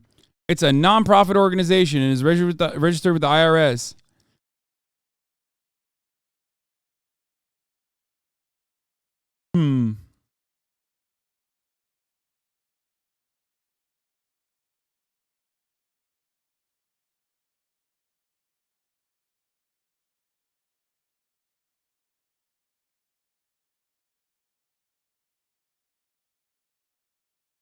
Anyway.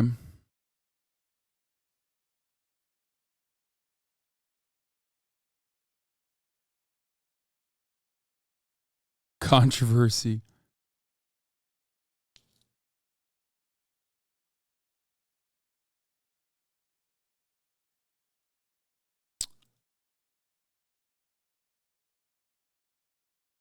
Just for perspective, when people hear from the river to the sea, they think it refers to a Palestinian state reaching from Jordan to the Mediterranean, as in that the Israeli state should be destroyed. That's why it sounds scary to them. No, it sounds scary to them because people have been presented with the only option out of this, a singular state, a singular solitary state that is secular, that defends both Jews and Muslims alike and Christians as well, that defends the interests of the Israeli Jews, but also the Palestinian Muslims, Palestinian Jews, and Palestinian Christians. Okay? That in and of itself is seen as an impossibility because those people are terrified. They're terrified, just like apartheid South Africa was terrified of the scary reality of ending apartheid, just like the slavers were terrified in the Reconstruction era of changing the racial hierarchy. They're terrified of democracy. They're terrified of you being an equal rights having citizen. That's the reason why they're terrified. Okay? When someone says the Israeli state as it stands should not exist in that way, this is what they are talking about. They don't, most people I know, at least, all people I know that are in this battle, do not say do not say that like Jewish people need to be murdered or whatever the fuck these people are fantasizing about. That is an insane thing to say.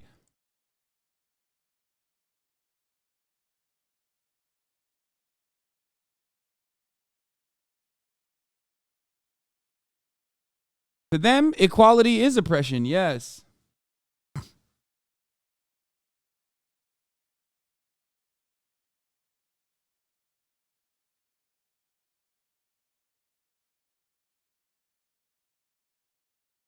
I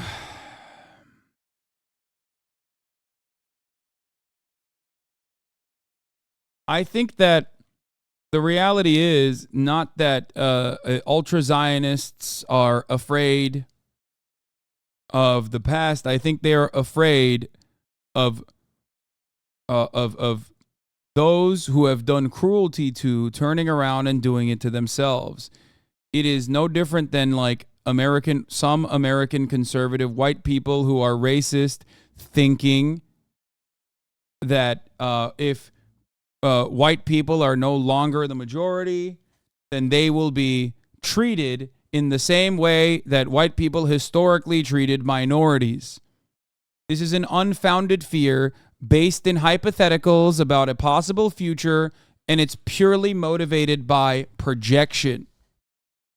The real fear you should experience is at the top of the hour when there is a 3-minute ad break. Thank you, Dr. K, for the raid, by the way. Hope you had a good stream. Okay?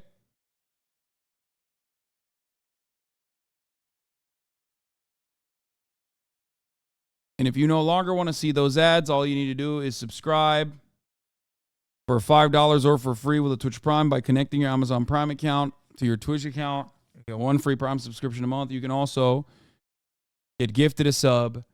Here we have little Marco, again, openly calling for genocide.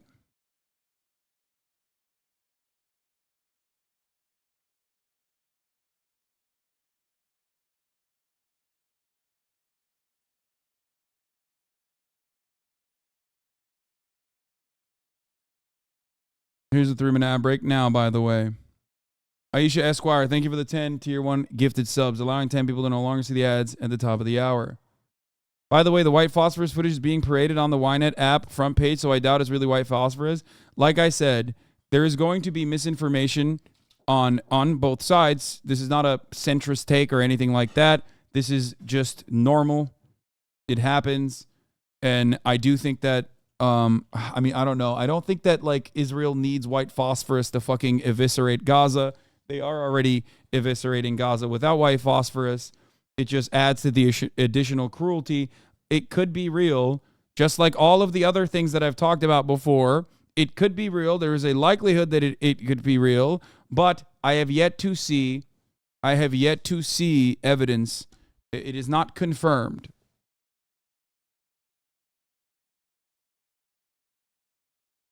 Against the innocent.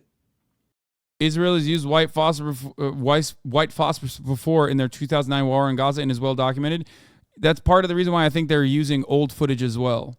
People of Gaza. There are more than 2 million people in the Gaza Strip, and roughly 1 million of them are children. Yeah, I don't think there's any way Israel can be expected to coexist or find some diplomatic off-ramp with these savages. I mean, these are people, as you have been reporting and others have seen, that deliberately targeted teenage girls, women, children, the elderly, not just for rape and murder, but Dude, you're a Nazi, okay? There's no two ways about it. You're a fucking Nazi, straight up. You're literally a Nazi. You're a monster. Jake Tapper, in a moment of rare clarity, goes, there's mostly children in Gaza. What do we do about this? He goes, they can't coexist. They have to be eradicated. They're dumping their bodies off in the streets of Gaza where the crowds can then defile their lifeless bodies. I mean, just horrifying things, and I don't think we know the full extent of it yet. I mean, there's more to come in the days and weeks ahead. You can't coexist. They have to be eradicated. And you've pointed... They can't coexist. They have to be eradicated. Like... I don't think we know the full extent of it yet. I mean, there's more to come in the days and weeks ahead. You can't coexist. They have to be eradicated. And you've pointed out to the very difficult challenge ahead. This is going to be incredibly painful. This is going to be incredibly difficult. Oh, it's going to be so challenging. You know, yeah, it's going to be really challenging genociding, like culling the Palestinian masses, guys. You don't understand. Oh, man, the difficulties. Oh, the difficulties of genocide. It's just like really going to hurt Marco Rubio's feelings, you know? Yeah. You know what it's going to hurt? Marco Rubio is going to be hurting from how hard he nuts at the fucking prospect of like dead Palestinian children. That's what he's like gearing up for. He's like, "Oh man, I don't have enough lotion." Fucking piece of shit dog, dude. Absolute fucking monster. At least they have better help to really get them through the moral dilemma of eradicating children. Yes.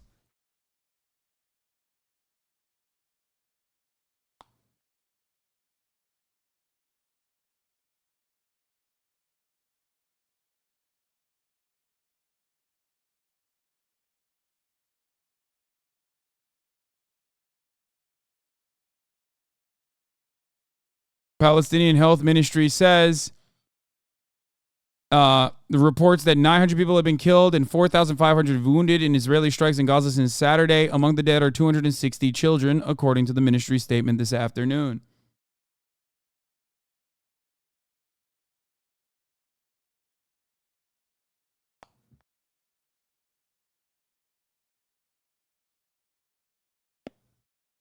He was talking about Hamas, right? No, man. What the fuck are you talking about? Brother, first of all, let's be real. This is interchangeable, okay? The idea that, like, oh, he's just simply talking about Hamas. No, man. Whenever someone says Hamas needs to be eradicated in Gaza, they mean Palestinians need to be eradicated. You want to know why? Because it's basically interchangeable at that point. There's nowhere else to go. And the end result is always the same. The end result is Palestinians fucking dying. And also, for the record, here is the non-Gaza side, okay? At least 23 Palestinians, including 4 children, were killed in raids in the occupied West Bank and East Jerusalem. So go ahead. That's even less related to Gaza.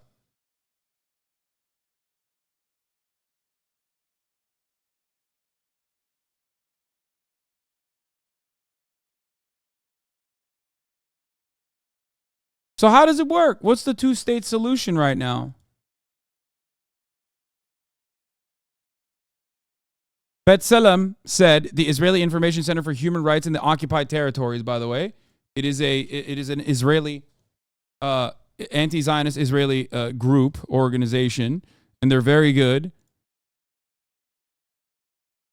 Check your Twitter, bro. What do you mean? They said, revenge policy in motion. Israel's committing war crimes in Gaza. On Saturday, hundreds of Palestinian militants entered Israel from the Gaza Strip, killing hundreds of civilians, soldiers, and police officers, burning down homes and kidnapping more than 100 people.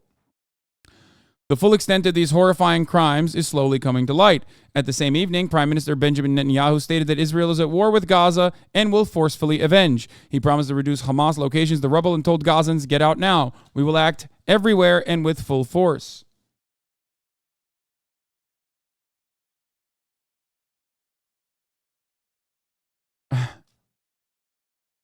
Zionism is the act of giving Jewish people a home. It is not an evil word. Israel has granted Palestine land that they paid for several times, and Israel has been the homeland of Jewish people for 2,000 years, which we have records and proofs of.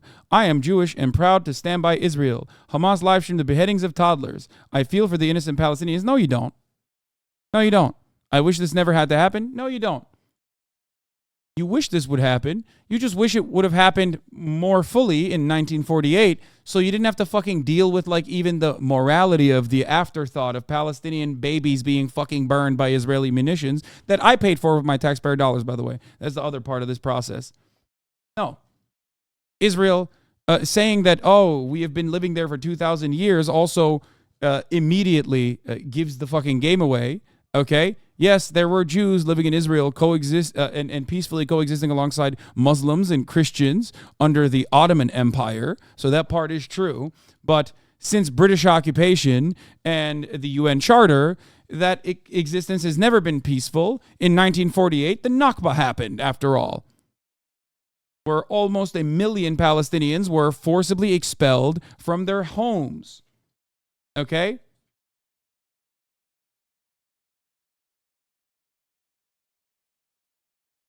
The notion that, like, oh, you have 2,000 years of nativity claims to Israel is a silly one. It's like saying, you know, the Afrikaner had a claim to South Africa. After all, we are all from Africa.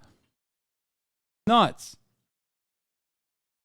I don't know why you do this thing, okay? You could just be honest. The far right in Israel, who openly ask for genocide of all Palestinians, of all Arabs in general, of all Muslims in general, is far more honest than this bullshit, okay? Like, at least they're fucking honest. They're honest. They're disgusting, but they're honest. You just, like, sneak in a couple talking points and go, Hamas brought this upon the Palestinian people. It's bullshit. Also, I forgot to run the 3-minute ad break when I said I was going to run it. Oh, no, I did run it. Never mind. It's Christian Arabs too, right? Yes. Just casually ignore the beheadings, though, says Goyim. Really? You think I haven't offered extensive coverage to the veracity of said claims, talked about how no children were actually killed, and the semantic difference or possible miscommunication doesn't change that reality. Not only that, but also the Western media doesn't care about it regardless, because they are already fucking fully in support of Israel committing genocidal acts in Palestine. You know, it makes you feel better about your circumstances, okay? And it's silly. It's silly. You should not. Like, if you want it to exist in the way that it does in violent ways, then fear not. You know, you're getting your hopes, you're getting your goals met.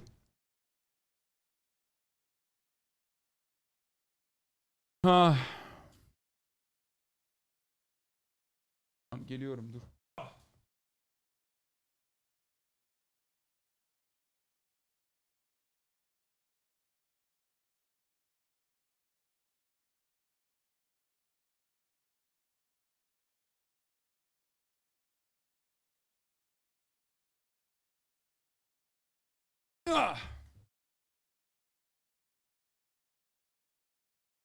If you believe that Palestinians have a right to exist and they are human beings, okay, then you can't fucking look to the actions.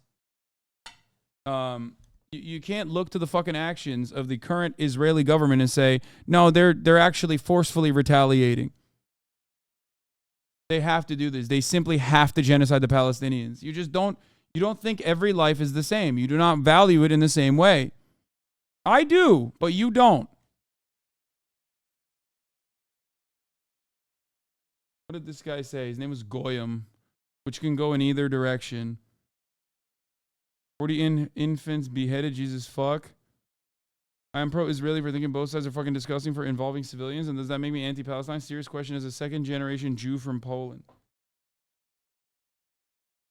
The death statistic is mental. Of course, the side with backing in advanced technology will have fewer deaths. It doesn't make either side right. They're both wrong. That's so funny. Yeah, dude. The side with advanced technology okay, has simply no way to stop that violence, okay? The side with advanced technology simply is a machine. They have no way of stopping the violence, even though they have a disproportionate amount of power. And yet, the West Bank is always not mentioned in this conversation. Ask ultra-Zionists what they feel about how they feel about the West Bank and the treatment of Palestinians in the West Bank to understand the situation. You will not hear this in the Western media, and you will not hear this from ultra-Zionists. They hide in shame.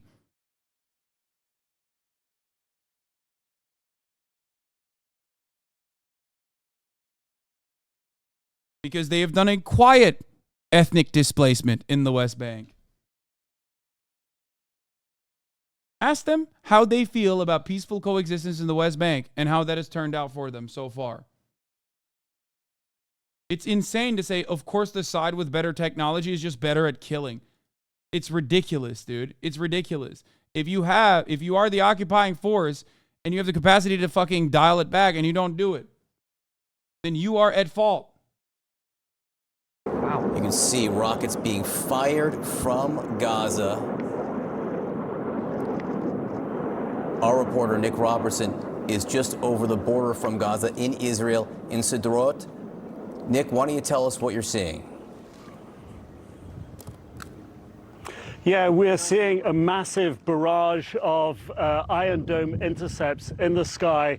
Here you can just make out the tiny puffs of white smoke in the sky. Each one of those puffs is an intercept of an Iron Dome defensive missile system taking down Hamas rockets. And you can see over my shoulder there some of the traces of the rockets themselves that have been fired through the sky. It looks as if those Iron Domes were...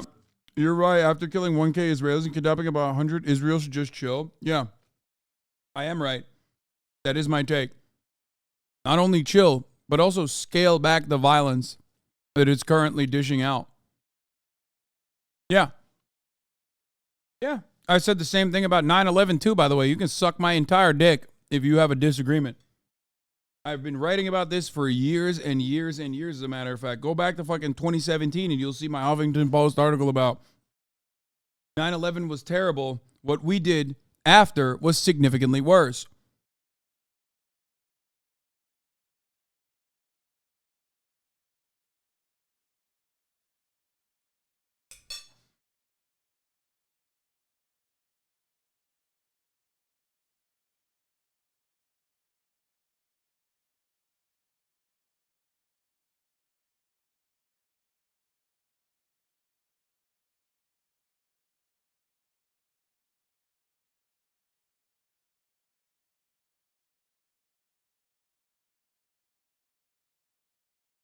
Stopping the rockets going to the two big Israeli towns along the coast there.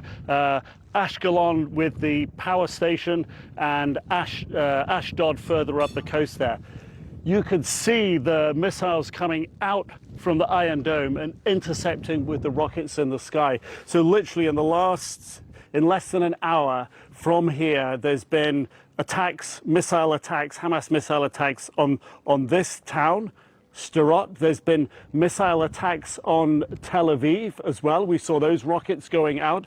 And there have been these rocket missile attacks on Ashkelon and Ashdod, it appears. So at this moment this afternoon, Hamas is clearly showing it's got firepower left. It's got the longer range weapons that it was always difficult for it to produce, that can reach as far as central Israel. It's got the shorter range ones that can come in here and the mid-range ones that can reach up along the coast. So Hamas is showing that despite all the strikes on it so far, it has the capability and the reserves of rockets to continue firing out. Nick Robertson, stand by if you can, and it is safe. I just want to give people a sense of where you are. You can see in red here is Gaza. If we can put Nick back up there. This is Sderot. right here. This is where Nick Robertson is, just over the border from Gaza. He could hear Iron Dome, that is Israeli air defense missiles being shot up into the sky to get rockets that were being fired from Gaza. And as Nick was explaining here, some of the targets of these rocket attacks from Gaza appear to be Ashkelon and Ashdod here, Israeli cities right on the Mediterranean coast. Nick Robertson, again, back to you. How constant is this? And do you feel like you're hearing more outgoing? Can you distinguish between the outgoing from Gaza and the air intercepts from Israel?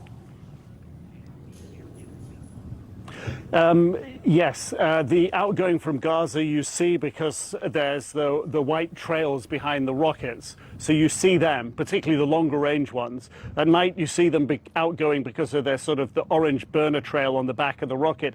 And the intercepts start out as, well, you can actually, I have a rough idea of their firing positions now because you see them come up, you see a little... It's funny to do this when, like, if it bleeds, it leads, right?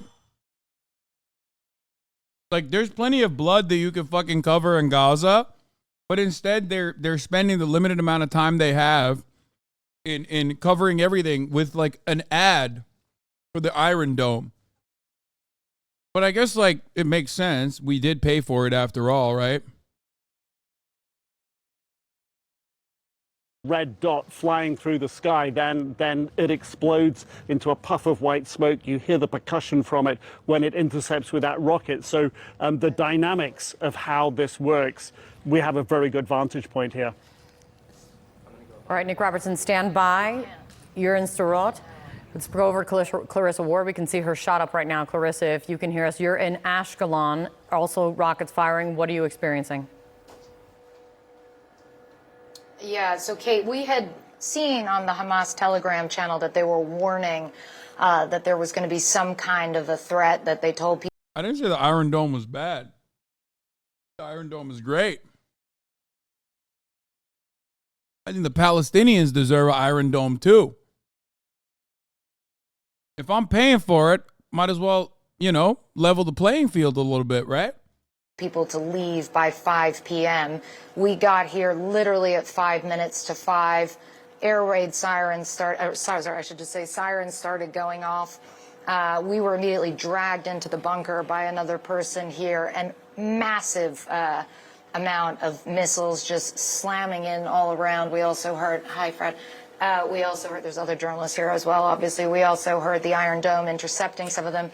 You can actually smell the smell of the explosives coming from some of the balconies out there. So unclear at the moment how. 0 people have died. When 900 have died on the other side of that fucking border wall since this coverage started. And they're talking about the fucking smell of the interception missiles. Yeah. How about the smell of burning babies, you know? Of course, if she was allowed in the Gaza, maybe she would go. Probably not. Someone could go and report from there, but they can't. I wonder why. Most would not go anyway because they're fearful, not of Hamas, but of being blown to fucking bits by Israel. But they can't even go anyway because Israel's not letting them. How many of these rockets may have made impact, or what the damage may be, what the casualty rate may be, but certainly a lot of rockets were fired. The hotel was, a relatively secure location. Okay, we're hearing more sirens. The Israeli military is mobilizing a record number of reservists, some 360,000, as observers are anticipating a ground operation in Gaza. The IDF is also amassing tanks and other military vehicles near the border with the Palestinian territory, and Prime Minister Benjamin Netanyahu has vowed retaliation on Hamas like never before. See, let me tell you something, okay? Perhaps if you weren't such a fucking disgusting pig monster who like automatically assumes, and you are substituting Hamas with Palestinians, let's be real. And the real reason why you fucking hate Palestinians and Hamas isn't because like Hamas is violent or anything. It's because they're Muslim. Let me tell you why. If you weren't such a fucking racist little piglet, you would know that Clarissa Ward herself has literally interviewed Hamas, Taliban, and even, if I'm not mistaken, ISIS members.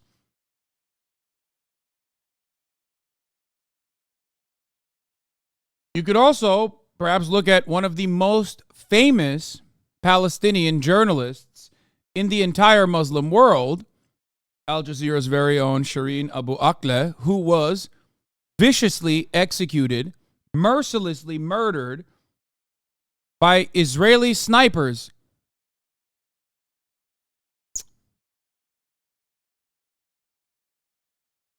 The real threat to press is not Hamas, who wants to get a message out to the Western world anyway. The real threat to press has always been Israel. 100%. I will stand by that all fucking day. You might not agree with their tactics. I certainly do not agree with their ideology. And yet I understand why they would want to not kill journalists.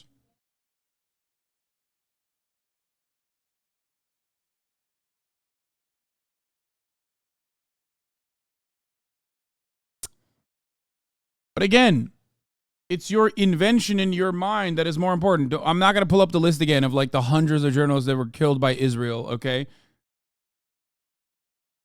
Keep in mind, a ground operation could get complicated. Gaza is very densely populated. It puts civilians in the middle of urban warfare, where Hamas can utilize narrow city streets and a complex network of tunnels that can be used to move fighters, store weapons, and launch a series of attacks. We want to discuss the situation now with a military expert who knows firsthand the hazards of urban combat. We're joined now by General Wesley Clark. He was the Supreme Allied Commander of NATO during the Kosovo War. General, thanks so much for sharing part of your afternoon with us.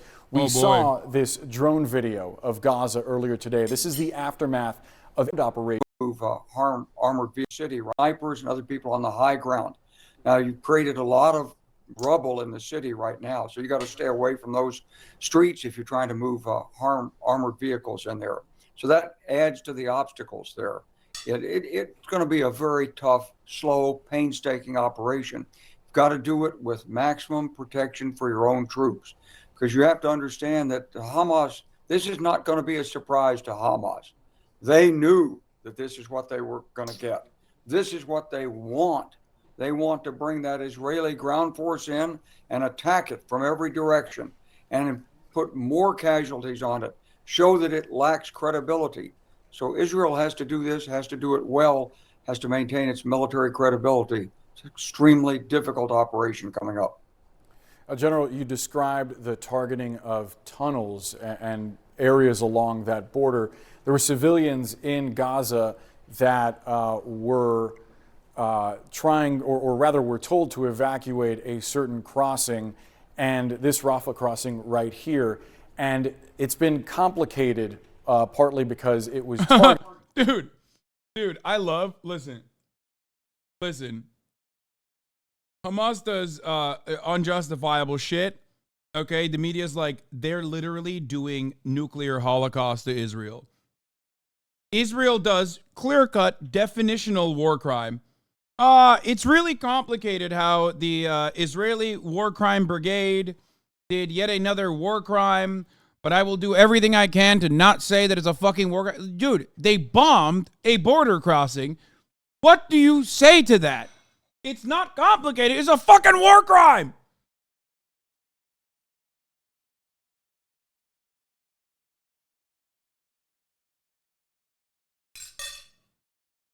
Targeted.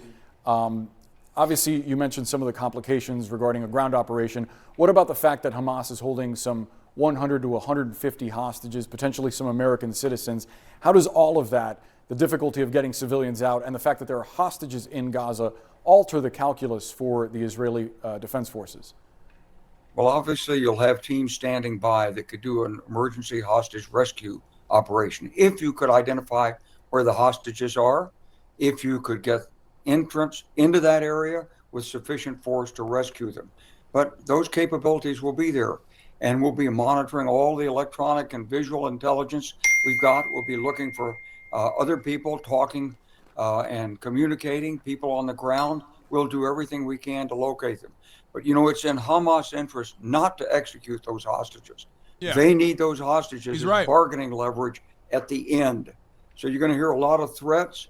You may have some out of control people who do want to kill the hostages, but my bet would be that the Hamas leadership will not want to give up those hostages. For the sake of the families of those missing, General, I hope you're right about that. I do want to share with you some new satellite images we have of the Erez crossing complex. So essentially what we're looking. This is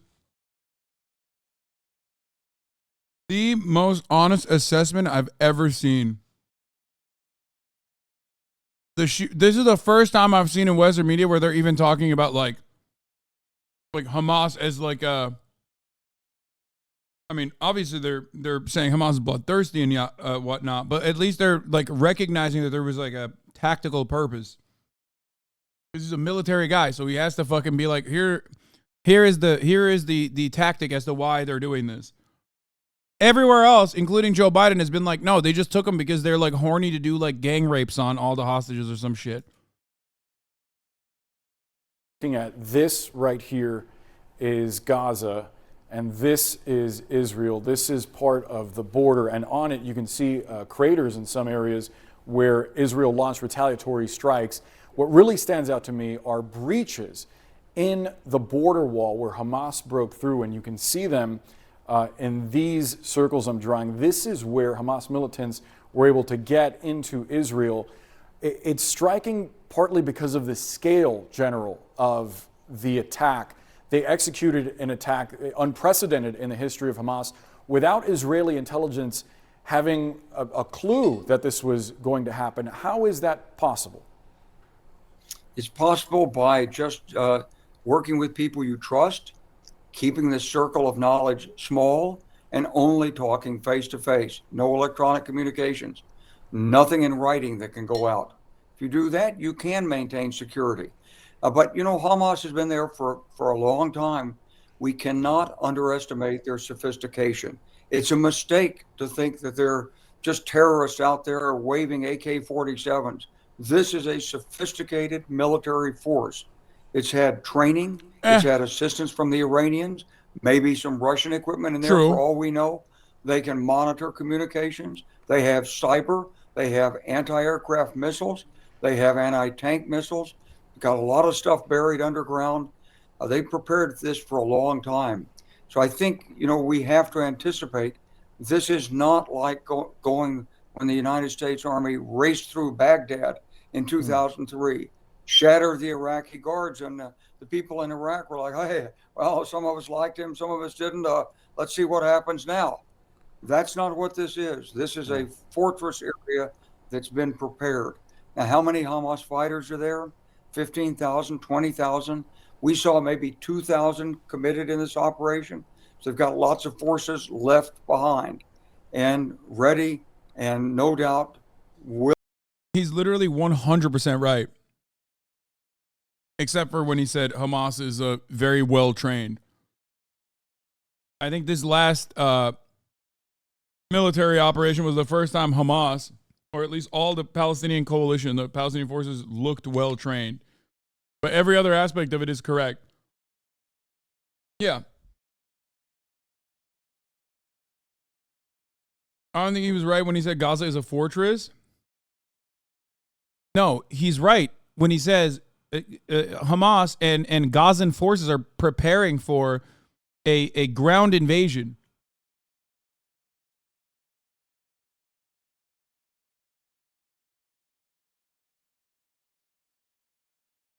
Dude, I don't think you understand. Counterinsurgency is very difficult. So difficult that the United States of America's military cannot hold it and do it for years. It is pure Israeli arrogance to to suspect you can do it to people in your own fucking backyard for as long as America has occupied Afghanistan and even longer. Okay?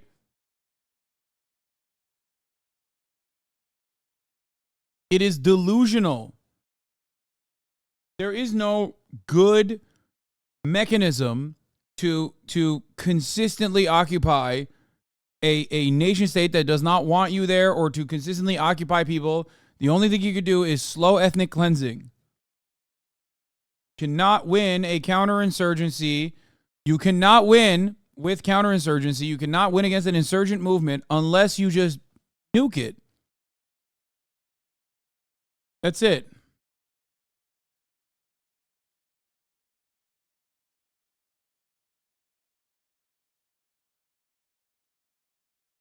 Can't do it. You just have to, ethnically cleanse that area, which is what Israel is going to do. It's going to try and do it.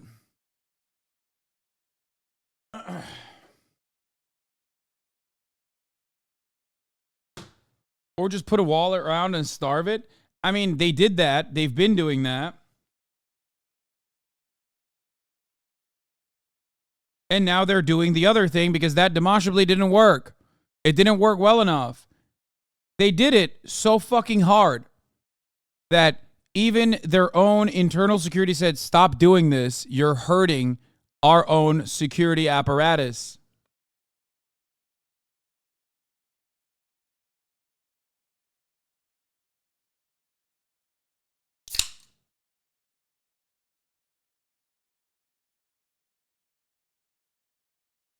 Willing to sacrifice their lives to take Israelis with them. So this is going to be a tough fight. And at the same time, of course, we've got the northern border to worry about. The president's talking about maybe sending another carrier battle group in. And don't forget, the North Koreans are now shipping artillery and ammunition by rail to the Russians to put the pressure on Ukraine. We can never neglect that, because that fight in Ukraine. That part's important too. I'm going to keep it $1.50.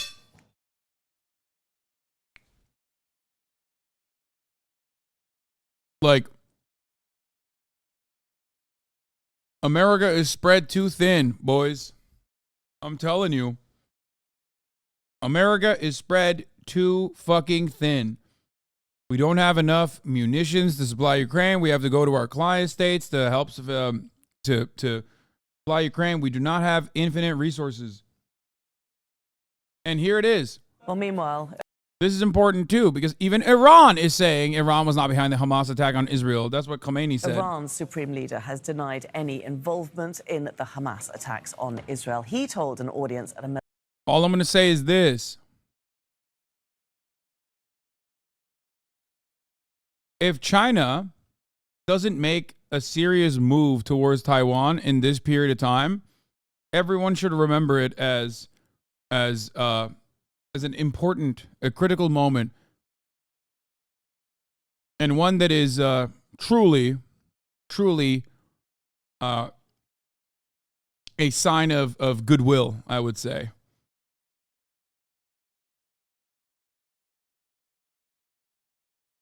Think about it. Fucking carriers are predisposed in defending Israel against like a possible Middle Eastern World War III.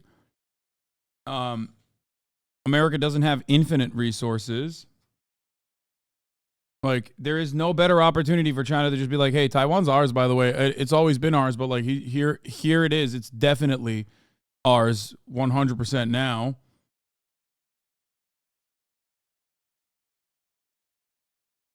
There's never been a better time. There's never been... Dude, we sent 2 carrier strike groups. We have 11. So...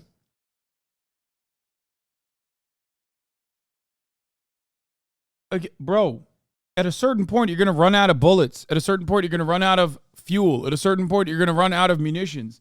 That's why I gave you the example of Ukraine. Ukraine is an example where, for example, America does not have as much artillery munitions, right? Why would they? They don't use it as much. They use other types of explosive ordnance.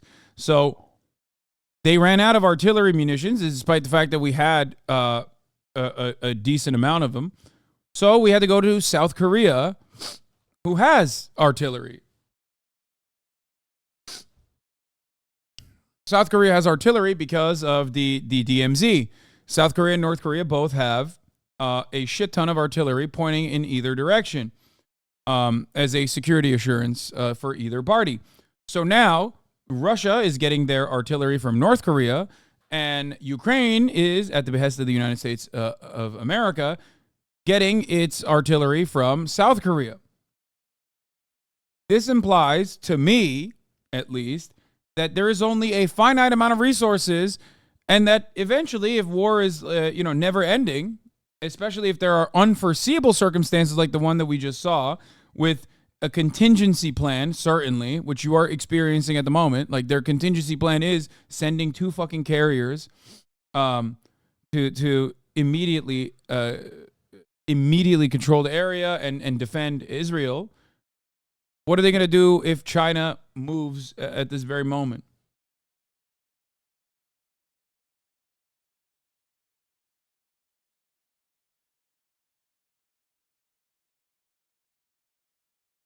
Military academy that Tehran supports. Would be so funny if they do. They would never forget after the Ukraine thing. What? Okay, I'm just saying, like, this is an opportunity for China where it has the most amount of leverage. It has maximum leverage to do that if they would want to do so. I'm not saying that that's a good thing. I'm not saying that they should do it. Obviously, I don't believe that they should do that. That would be fucking horrifying. I don't, but ultimately, they've never had better leverage than right now.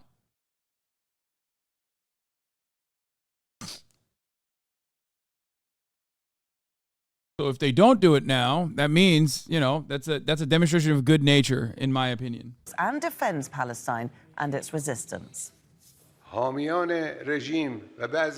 Supporters of the regime and some officials of the occupying regime have said some nonsense comments over the past few days. They introduced Iran as the one who is behind this operation. They made a mistake. We, of course, defend Palestinians.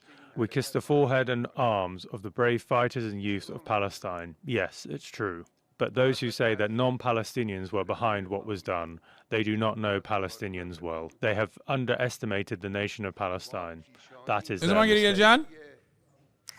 Let's speak now to Dorsa Jabari. She joins us live from Iran's capital, Tehran. Dorsa, give us an idea of just how significant it is that we've got the supreme leader coming out himself to deny any involvement from Iran in this Hamas operation.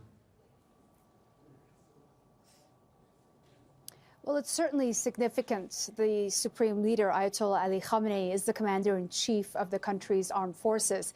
But his comments weren't just about this specific denial. He spent about 10 minutes or so talking about the events that have unfolded over the past few days at the graduation ceremony at Imam Ali Military. It's pretty fucking significant, dog. Like, actually. Or the GOP people demand support for Israel in return for ongoing support to Ukraine, or justify bailing on Ukraine because of Israel. China supports Palestine? No. China is a classic two-stater, very, very China of them, where it's like the most even-keeled. Hey, you are out of control. What are you doing? She's trying to break through the fucking barriers and shit. Okay, this dog is insane now. Being a bad dog.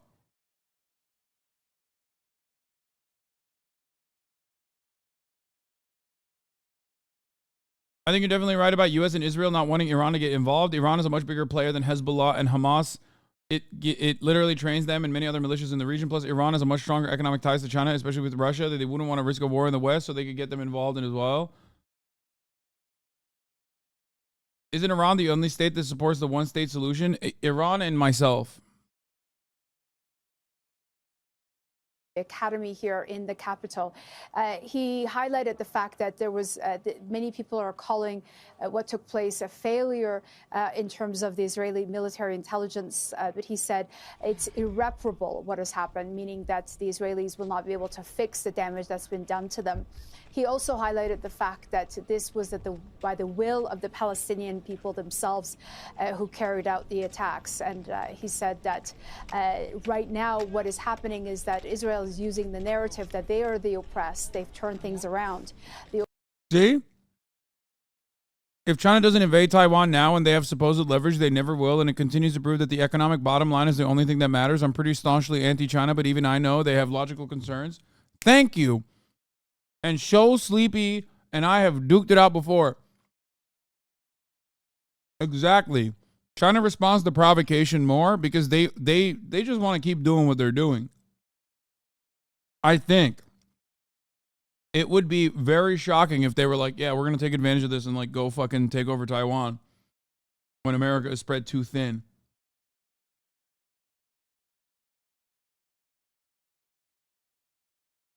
If their legitimate goal was to just like overtake Taiwan, this is it. This is the best time to do it.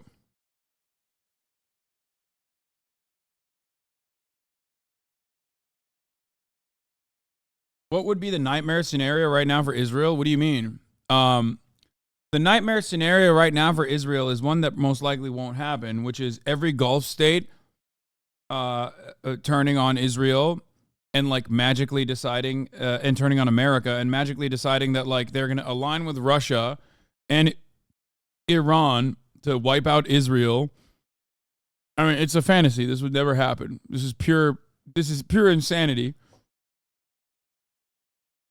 But it would be like Hezbollah from Lebanon, the IRGC from Iran, and Syrian forces as well, through Golan Heights and onwards, and maybe even some of the Gulf nation states, which probably wouldn't even do that regardless, all fighting Israel on a multiple front war,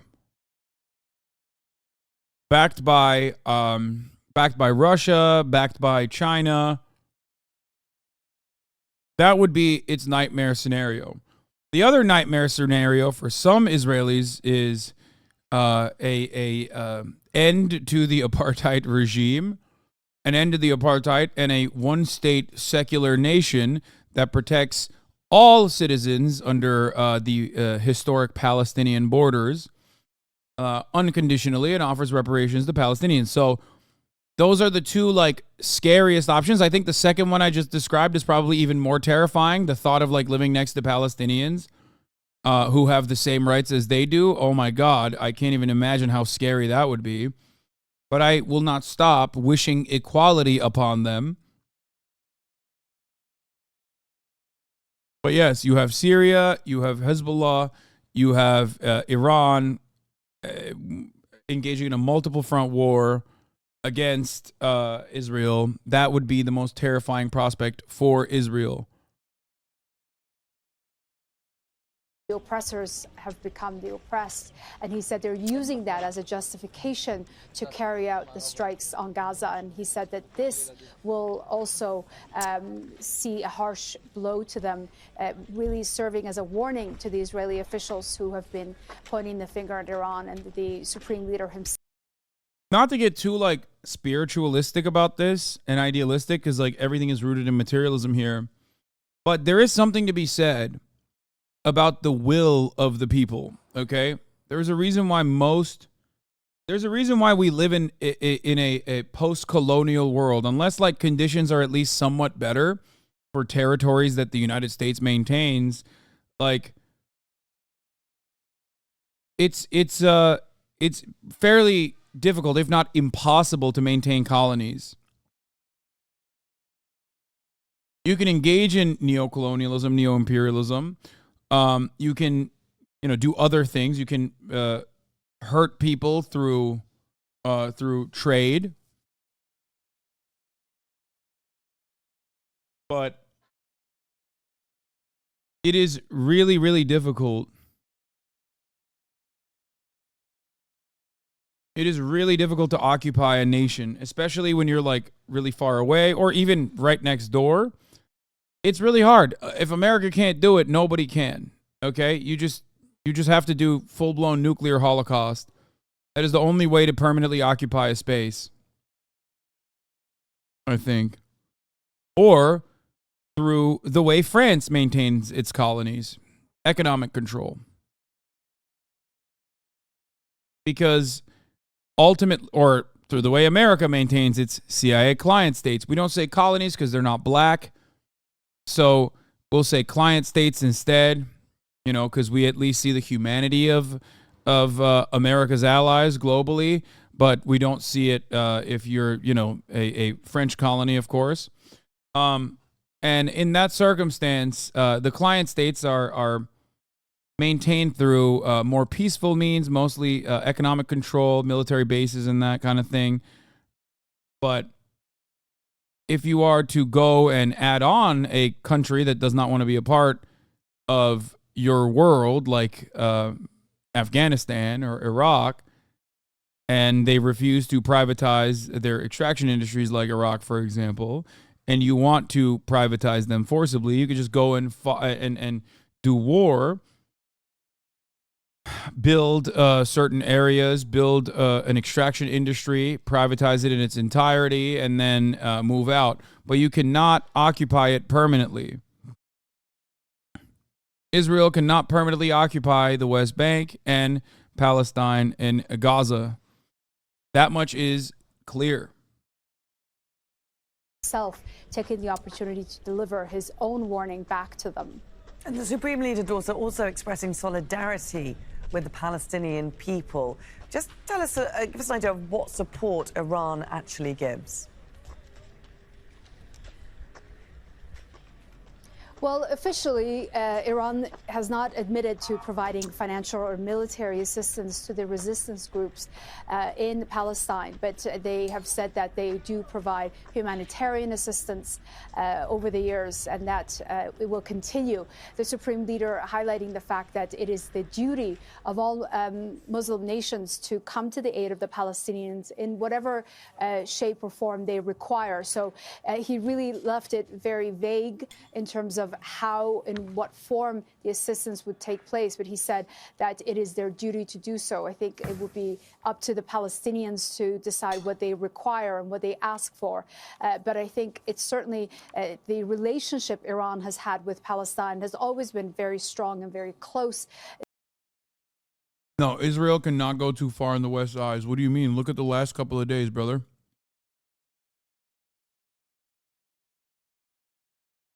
And guess what? Why should they feel like they can go too far in the West Side? Look at the Western reaction. It is just a lack of reaction, or a straight up justification, or even worse, a demand for more bloodshed. The leadership here since the revolution of 1979 has seen it as seen Israel as one of their number one enemy. They don't recognize the state as such, and they believe that it is the Palestinian people's right to live freely in their own land. So the relationship has always been a very close one, and now it appears that that will continue. Okay. Dorsa Jabari joining us there from Tehran. Thanks very much for bringing us the latest there.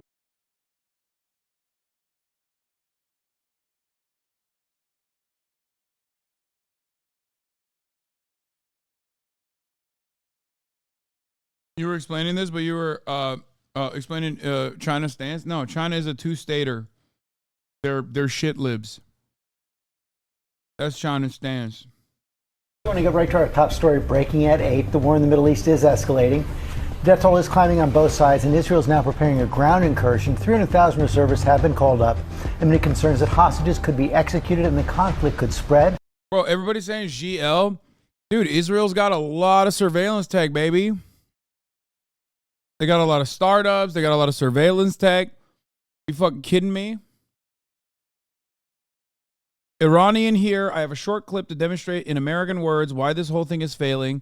And I'll demonstrate if you let me. It's also hilarious. Go ahead. Someone give Mehmet Walsholu a fucking subscription, please. My man's already fucking, operating out of, I don't know. I don't know if he's still in Iran or not, but give him a subscription so we can avoid the top of the hour ad break, which comes at the top of the hour every hour. And if if you no longer want to see those ads, all you need to do is subscribe, which you can do for $5 or for free with the Twitch Prime by connecting your Amazon Prime account to your Twitch account, where you get 1 free Prime subscription a month. Use it on your favorite broadcaster. Hopefully that's me. You can also get gifted a sub if you're lucky. You got one now? Okay, go ahead, send it. And no, I'm an Iranian German from Germany. Thanks, brother. Wait, what? This? This is Afghanistan. Alexander the Great tried to conquer this country. Then Genghis Khan. Then the British. Now Russia. But Afghan people fight hard. They never be defeated. Ancient enemy. Brave Mujahideen, baby. Make prayer about these people. You wish to hear? Very good. It says, may God deliver us from the venom of the cobra, teeth of the tiger, and the vengeance of the Afghan. You understand what this means? That you guys don't take any shit.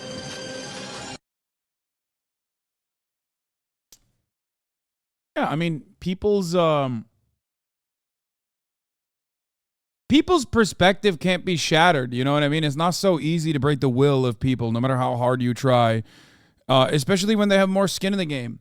I'm sorry, at the end of the day, a lot of Israelis, if not all Israelis, due to the simple opportunity of being able to go back to a different country, for example, oftentimes because you have dual citizenship with said country, you literally have the opportunity to leave, right? Palestinians do not. They don't. I'm not saying you should leave. I'm not saying I'm not saying you should leave. I'm not saying that you're fake or phony or whatever. That if you were born into Israel, I understand why you identify with being Israeli. You identify with being in said country, growing up in said country. I get all of that. Ultimately, though, you do have an option of being able to, you have an exit strategy, and most people will take it if push comes to shove. Palestinians don't. They have to stay there. They have nowhere else to go. They don't, and this is their home. They're too poor to leave in many instances, or they're fucking trapped. And the reality is that, that's the reason why they will fight to the very end, and that's a scary reality that many far-right ultra-Zionists understand, and that's the reason why they fucking demand ethnic cleansing.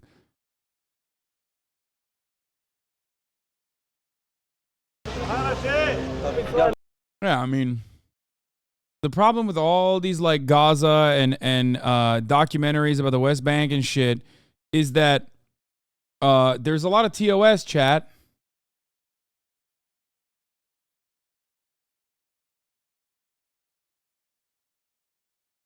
Palestine! What is Palestine this? to my dick! What do you think the response should be from Netanyahu and the military to Gaza? Kill all Palestinians! All of them! Not one left from the river to the sea. Palestine will be deceased! Bro, you think people are going to get mad at this guy? Are you fucking stupid? What do you mean? That's the perspective of Marco Rubio.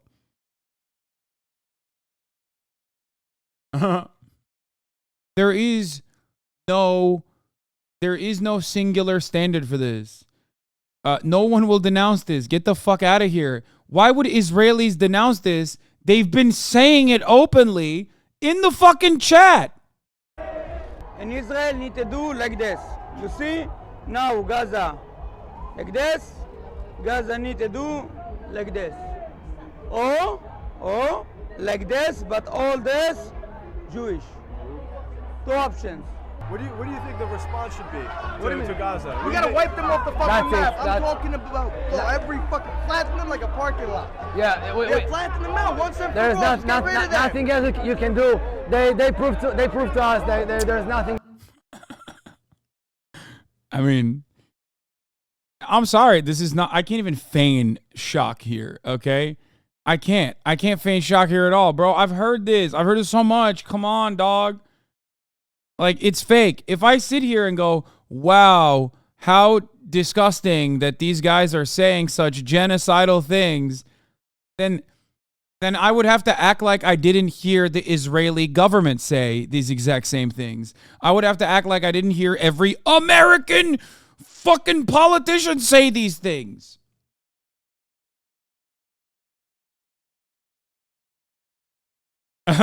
Like, oh man. That's crazy how much these guys want to assassinate and eradicate every fucking Palestinian. That's crazy. That's so crazy. This is so new. This is so new to me, right? It's new to you too, right? Else you can do. We tried everything. It doesn't work. It's just funny because, like, brother, look at yourself, okay? Those very same white supremacist elements are going to come for you. And inevitably, they're going to come for the Jews too. But they're going to come for you first because they're not even going to think you're Jewish. They're going to think you're a fucking Arab terrorist, okay? Like, you are not on the team, homie. And neither is Israel nor the Jews in Israel. They're not on the team of the evangelicals who support them. Because the evangelicals ultimately, once the rapture happens, think that every Jew is still going to burn in hell in eternal damnation.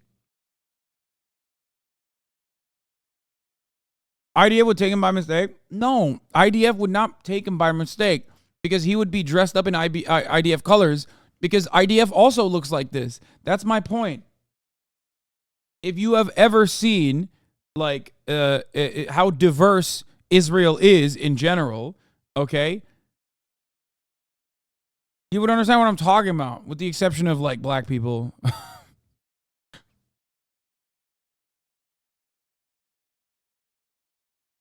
You know, some, but not a lot.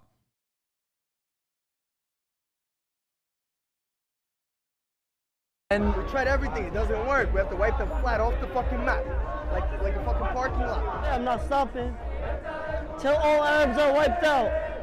I think now it's the time that we need to embrace Gaza. Bro, I thought, dude, like every single person here would get most likely hate crimed in Alabama, and not because they thought they were Jewish, okay? Like, they'd be like, oh, this guy's Dominican, I think. The other guy was an Arab, and this one's a Dominican. Like, racist people would not know what race they are, but they'd be like, they're not white, I'll tell you that. By the way, if these guys heard me say this, they'd get so fucking mad. Especially because, like, you know, I'm also Hassan, Muslim. You know what I mean?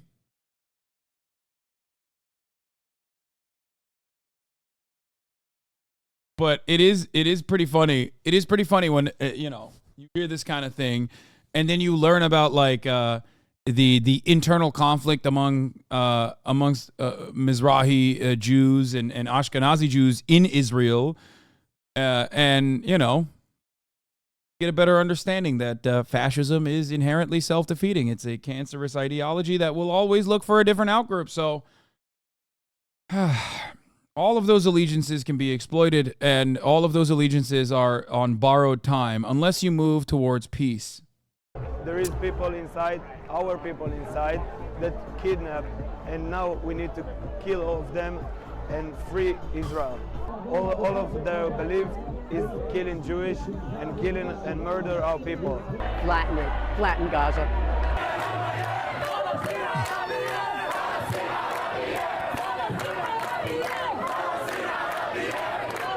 That will be the last war in Gaza. This will be? Yes, it should be.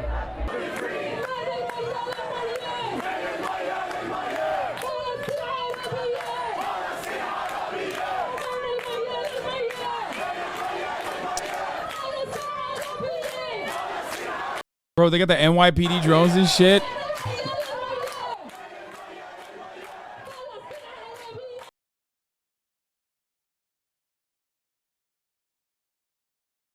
I really think the Israeli government could have done more to defend the people who were brutally murdered. I think they just wanted an excuse to finish what they started to speak.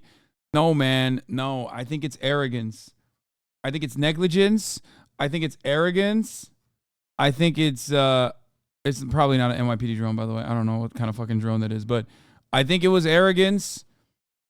I think it was hubris. I think it's comfort. I think people just literally, it was an unimaginable incursion. Like, there was just no way that it could have ever happened. Where is AOC to condemn this? Wait, I wanna tweet about that fucking I wanna tweet about that. Hold on.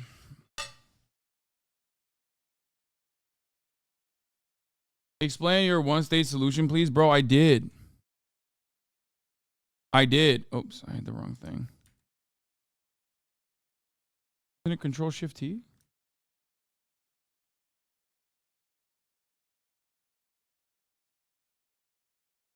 Oh, there's a full video of this. Following the October 7th.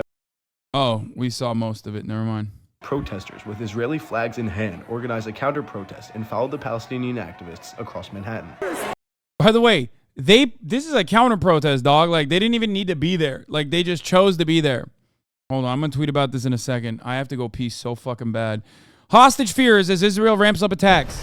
Want to go to James Longman on the scene in one of the towns that Hamas raided. Good morning, James.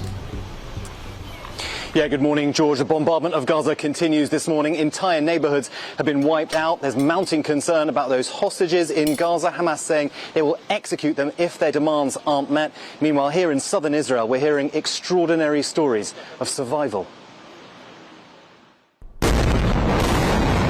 This morning, Israel carrying out total siege of Gaza, cutting off power and blocking food and water from being delivered. Prime Minister Benjamin Netanyahu responding to this weekend's shocking attacks, saying what is done to our enemies in the coming days will resonate with them for generations. The IDF says at least 1,500 Hamas militants were found along the border, killed in fighting with Israeli forces since Saturday. Israel now bombarding Gaza with a hail of rockets. The area, controlled by Hamas, is home to roughly 2 million Palestinians, one of the most densely populated areas in the world. Rescue workers digging for miracles. Is there anyone alive? This man shouts. From this pile of debris, 6-month-old Sama Al-Wadia pulled out, still alive. No one feels safe. You feel bombing is just random. I mean, it happens everywhere, anytime. Also inside Gaza, Israeli hostages kidnapped by extremists during the assault over the weekend. Now Hamas is threatening to execute one hostage on video for every airstrike fired without warning. And this morning, stories of incredible survival. Rachel and David Edim were held captive in their home for 20 hours. Their son Evi, a policeman, part of the operation to free them. His parents doing what they could to survive. Rachel even cooking for her captors. I want to show you this because one of the ways that they stayed alive was Rachel cooking them food, trying to entertain them, trying to keep them occupied, knowing that if she could do that, she could stay alive. Evi tells me he found one militant with his arm around his mother's neck, threatening to kill her. And this is Rachel and David's home. Take a look. You can see bullets all across the front of the building. Around me, just complete chaos. We can see bullet casings everywhere. There's a TV here. I mean, remember, they were in this house for 20 hours while hell was raging all around them. They made it out, thankfully, but for so many other families on both sides, the tragedy continues. Well, hey there, GMA fans. Robert. Let's do Jonathan Greenblatt, by the way. I want to talk about this because ADL's Jonathan Greenblatt blasted MSNBC and said that they were ridiculous for calling Hamas fighters and rationalizing terror attacks.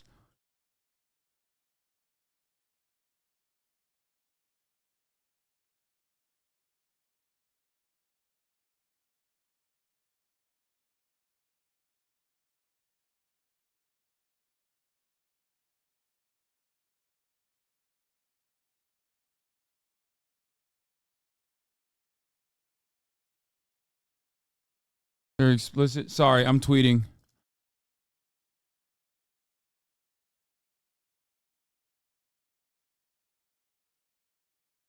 Am I writing explicit wrong? Oh. No one was expected to condemn these counter-protesters because they're explicit.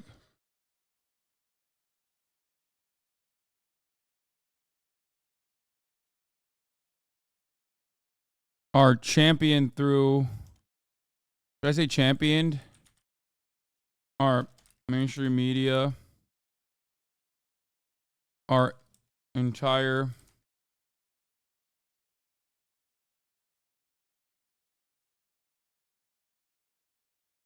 IDF officials. The president.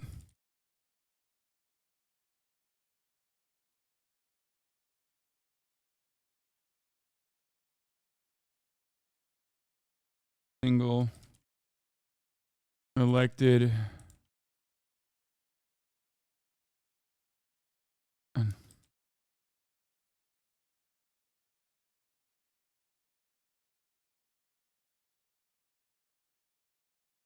echoed throughout our mainstream media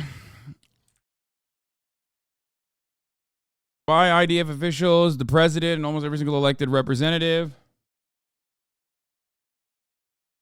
In almost, yeah, that's a good way to put it. No one is expected to condemn these counter-protesters because their explicit calls for genocide are echoed throughout our mainstream media by IDF officials, the president, and almost every single elected representative. This is a double standard every Palestinian knows all too well.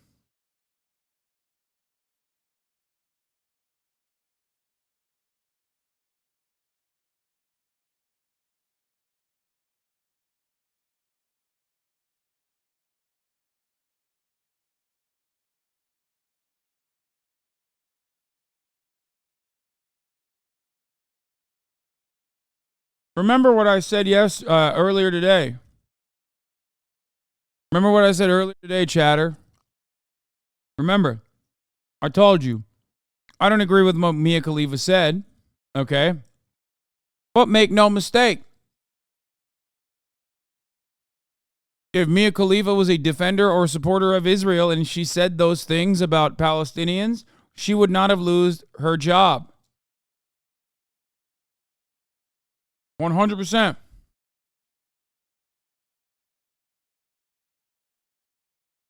She would not. Just like I got canceled for saying America deserved 9/11, but I would never in a million years get canceled for saying Iraq deserved the American invasion. It is a double standard. You must now examine why there is said double standard.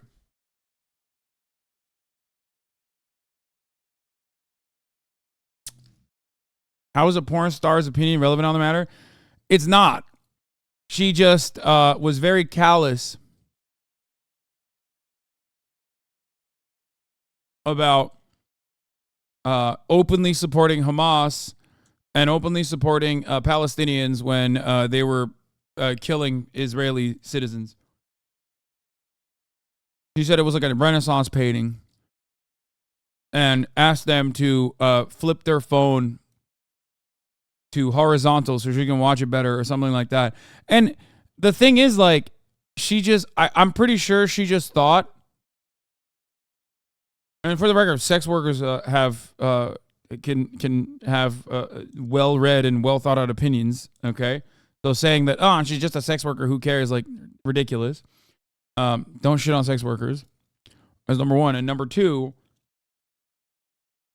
are you going to say why there's a double standard or no? What do you think, man? What do you think the double standard is? What do you mean? What do you think the double standard is? Yeah, there are guys, okay? Yes, Americans love us doing blood and soil conquest. But if you are, God forbid, a defender of those who stand against American hegemonic power, You literally have to explain away every single sentiment all the fucking time as you withstand a barrage of just asking questions from dudes who do not even ever demonstrate the moral standard that they have against Palestinians. They just openly will, in the same breath, be like, every Palestinian is a dog that deserves to be ethnically cleansed and wiped out in the Gaza Strip. Explain yourself. Why did you say you think that this kind of, why are you implying that this kind of righteous vengeance? Why are you saying it's righteous vengeance? Why are you implying that you are on the side of Hamas? Explain it right now. Explain it right now. Explain it right now. Condemn Hamas. Condemn Hamas. Condemn Hamas. Condemn the violence. Condemn the violence. Condemn the violence. Condemn the violence.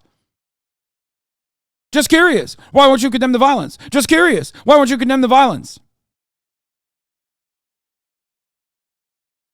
Nazis trying to bait you into shitting on Israel from the viewpoint of them being Jewish? Yeah, I know. But what they do not understand is that I am aligned with many of my Jewish brothers in also criticizing Israel, and I am certainly not aligned with any motherfucking Nazis on any point whatsoever. Okay?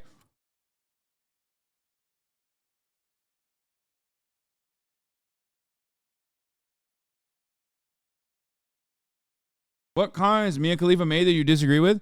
I disagree with the way Mia Khalifa responded to the Palestinian operation. Why?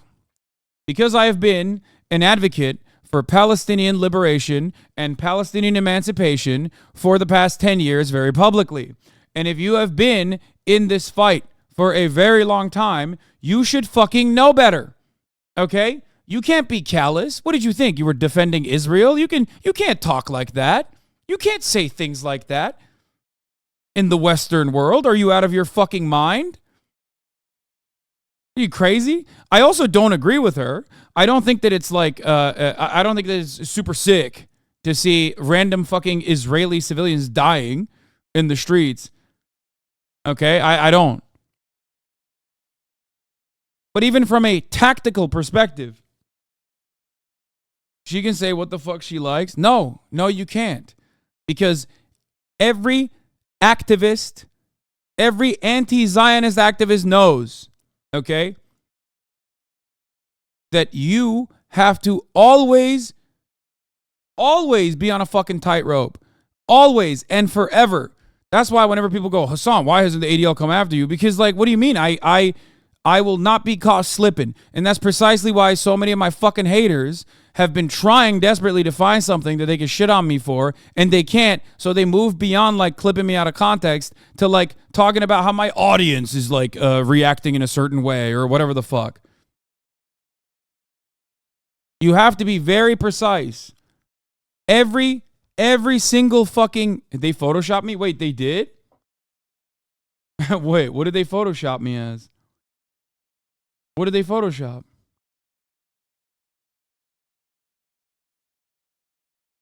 Yeah, as a Hamas fighter? Wait, no shot.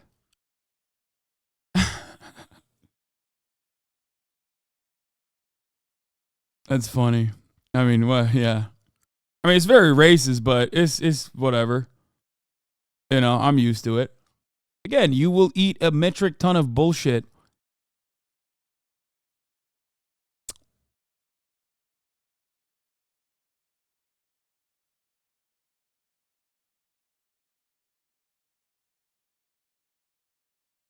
What is this? Turkish American streamer Hassan the Hun seen in Gaza Strip with Hamas rebels hate to break this before Kurz Cheeky or AG Cat. Who are these people?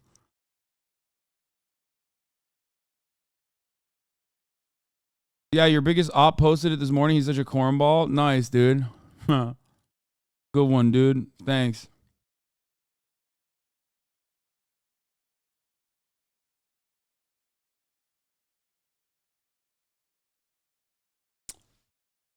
The day the fighting broke out, you were offline. Your haters went batshit saying you started the fighting, lol.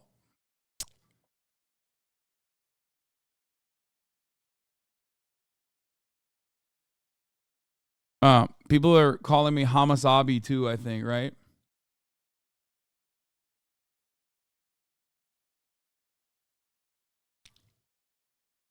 Anyway. Yeah, bro, if your whole fucking worldview, if your politics is like, you know, quirked up white boy from Iowa who picks whatever flavor of the month 4chan poll is going along with, yeah, you're gonna hold a lot of like the same fucking resentments that you probably did not that long ago when you were openly fucking alt-right. You know what I mean? It is what it is. The Muslim rape gangs narrative will go a very long way in a community like that. Just like Hassan is a defender of Hamas and he loves to see Israel burn, that kind of thing. You know what I mean? Why? Well, you know how he is. You know how he is, dude. Yeah. No, come on, Hassan, Hamas. Come on. Think about it. I'm saying they're being fucking racist, dude. What do you want me to spell it out? This guy goes, oh, you said I do know what you mean, my broski. Okay, never mind. I thought you were saying I don't know what you mean. Okay. They're being fucking Islamophobic and racist.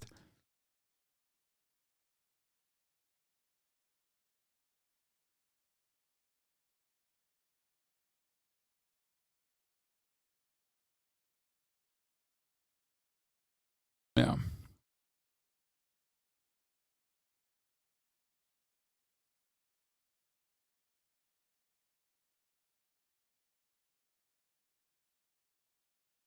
Can you explain to me why the Iranian government, which is always doing the literal worst, is in this one instance supporting Palestine, is doing the right thing? Many Iranians are blindly hating on Palestine just because the government is in support of them. They're doing it because they see...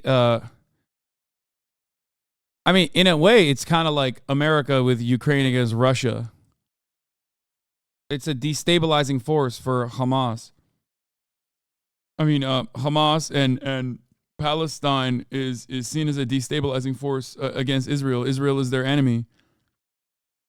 It's a regional power broker that literally fucking executes their scientists and shit. Why wouldn't you use anything and everything against them? You know?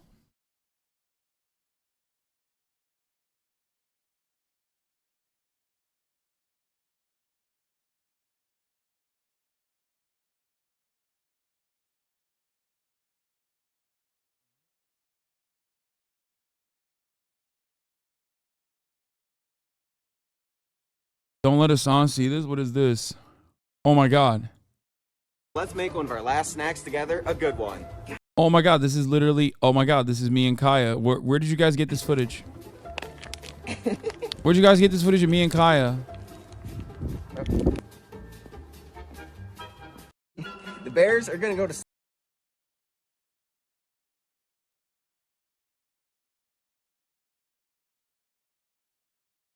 What is the probability of Israel nuking Gaza? No, bro. You can't fucking nuke, like... Bro, it's like you nuking your next door neighbor, okay? What are you talking about? There is no... like, there's nuclear fallout and shit. Like, you can't just... It is literally next to one another. Gaza is not like Japan, okay? The proximity between Gaza and Israel is nothing. There is no proximity. They are on top of one another. They are, after all, the same fucking singular state. You can't do that. Not like America versus Japan. I've been meaning to watch it for like 2 days now, or a day now. Let's see what ADL's Jonathan Greenblatt, what kind of normal takes he had about MSNBC's coverage. Tell us, if you will, just what these last few days have been like for you and why it's so important that you are appearing here today with the Reverend Sharpton. Well, so I will be honest and maybe a little more. Yes, Israel is an apartheid state. Wait, this guy said the most successful anti-colonial actions have been sucking up. No, chatters, mods. You can't ban every guy, especially if they're like coming across with like, if they're coming up with like really funny takes. Okay? Where is the guy? Jinzo the Trap Lord's name, I think. No, that's like a really funny... Don't ban every fucking... I mean, you guys have been doing an incredible job so far. Okay?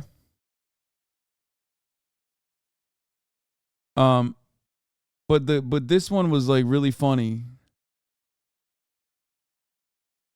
This guy said, yes, Israel is an apartheid state. In what context is violence acceptable? The most successful decolonialization efforts have been nonviolent and intellectual, in parentheses, sucking the West. It should be natural to denounce Hamas's actions. First of all, Israel is an expression of the West. So no matter how hard you suck, they are the ones who are genociding you. So that's number one. And number two, that is so wrong. You're just wrong. Entirely wrong. There is a very close example that you can use or in apartheid South Africa, which was not non-violent, okay? It was violent. So that's number one. And number two, you can also use the other decolonial action or the other country and its anti-colonial action that actually ended up influencing the ANC's actions in apartheid South Africa. And I'm, of course, referencing Algeria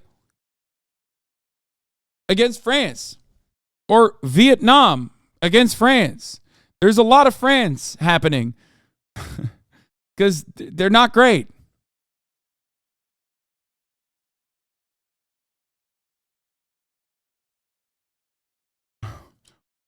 Anyway.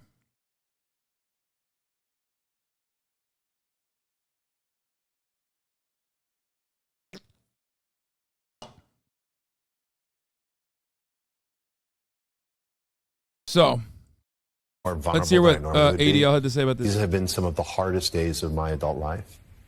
I don't ever remember a moment like this.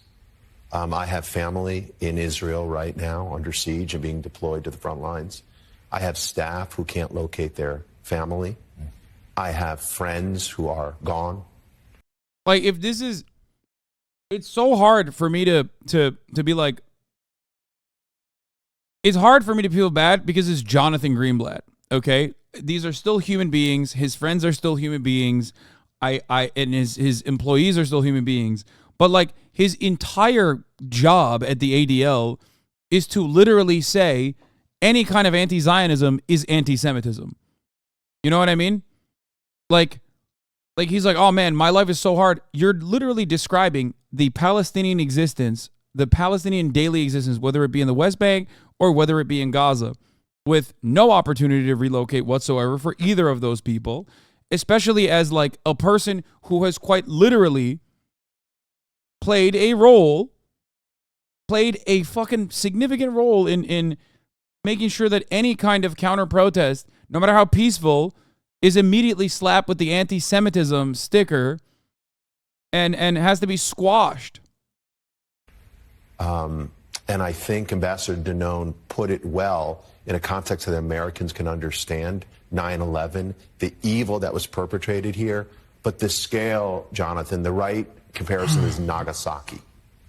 This was like an atomic bomb. And as 40,000 people were killed in Japan when they dropped that bomb in Nagasaki. Okay. He said this is Israel's 9/11, right? So Israel's population is 9.3 million, 1,000 people died. Okay? Palestine, or at least Gaza's population, is 2 million, and almost 900 people have died so far. If this is Israel's 9/11, Israel does 1,000 9/11s, 1,000 Nagasakis, and 1,000 Hiroshimas to Gaza since fucking 2008. Like, what the fuck are we doing? Do not start this conversation and make population comparisons, okay? That is so crazy to me. If we're going to do math, what the fuck kind of math is that?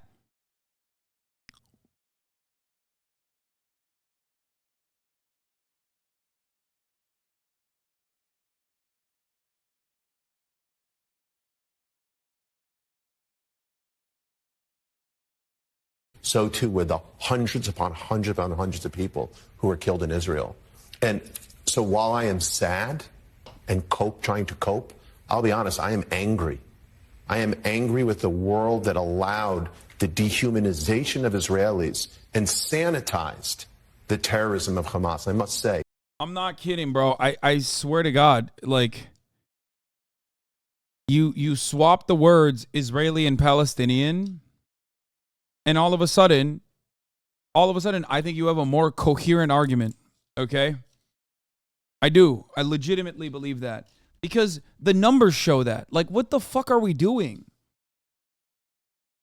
Not only do the numbers show that, but every single person who even dares to say Palestinians are human beings that deserve dignity and emancipation is put up to the task. Every single fucking thing. He's saying Hamas, not Palestinian. Yeah, dude, I know. Except you're fucking ridiculous if that is not being utilized interchangeably. Because when Israel says we are ridding Gaza of the Palestinian scourge, they do not mean that they're going to go kill Gazans. They do not mean that they're going to go kill Hamas. They mean they're going to kill every fucking Palestinian, and they are doing that.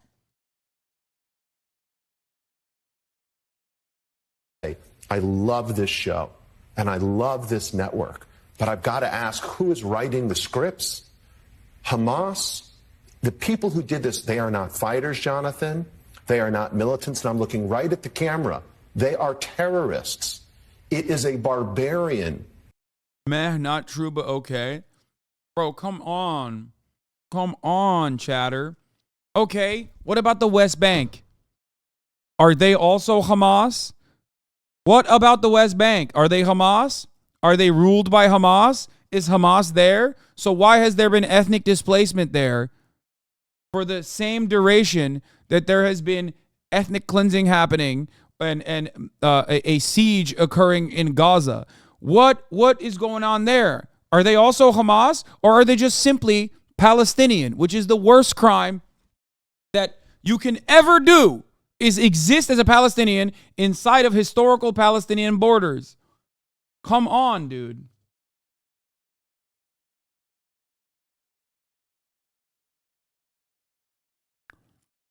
Go ahead.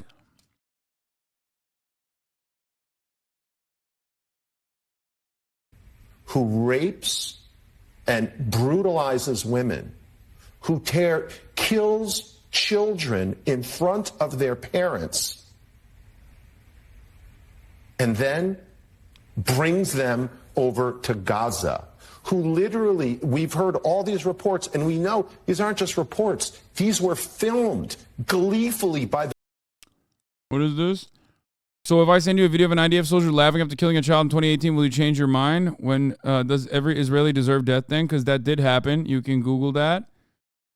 Shaklon, after the scene, the clip of sniping a child and celebrating, I cannot feel bad for this. He's blaming the world for their own evil and their incompetence. Yeah, I think you misunderstood what Shaklon was saying. Shaklon is talking about watching the exact same footage that you watched.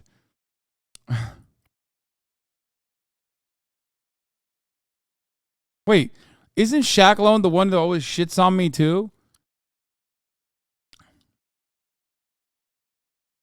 Yeah, this is like a very rare Shaklon, very rare normal Shaklon take. What's happening?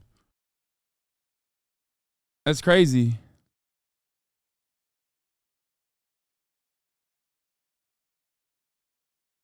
The barbarians who committed these grotesque crimes. Everyone shits on me? Yeah, bro. I know. I know. Because I'm right about everything, okay? Always. And very consistent. Crimes. They filmed, for example, an elderly woman in her home in one of these towns. They burned her alive in her house because she was too infirm to take out. And, you know, parading women, bleeding from the crotch because they were raped throughout Gaza while people hoot and holler and cheer. Oh. So look, you know, when we... Like, he doesn't need to do that. You know what I mean? He doesn't need to do that at all. But it's fucking... It's just, like, good to add that in there. You know what I mean? Say, oh, this was an escalation. It was bound to happen. I am sorry. This was a massacre that was pre-planned. Is any of this true? Yes. A lot of what he's saying is true. Yes. A lot of what he's saying is true. some of what he's saying is not substantiated and have been retracted from mainstream media, but that won't stop him from saying that because, yeah, you're right. It is great television, so he's going to say it. Yeah, he's talking about the specific picture that has been going around with a woman who had blood on the back of her pants and saying that, like, that person was raped. That was... At first, I thought, like, there was actual valid evidence because these things do get tracked, and it is likely for things like this to happen, okay? So I thought that there was more substantiated evidence on that, except every single person that has been asked, from no opinion to everybody else, is like, it has only used that image as the reason for it, as the reason for why they're saying mass gang rape is occurring.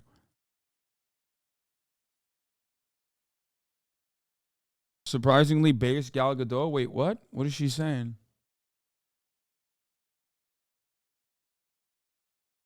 Oh, what the fuck? Whoa, is this fake or is this real? Bro, I'm telling you, motherfucker, I'm telling you, dude. Israeli people in general have a fucking more reasonable perspective on the matter than American politicians, dude.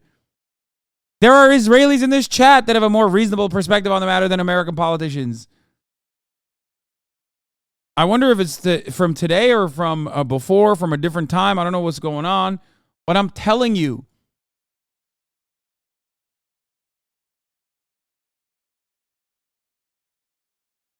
It's fucking ridiculous.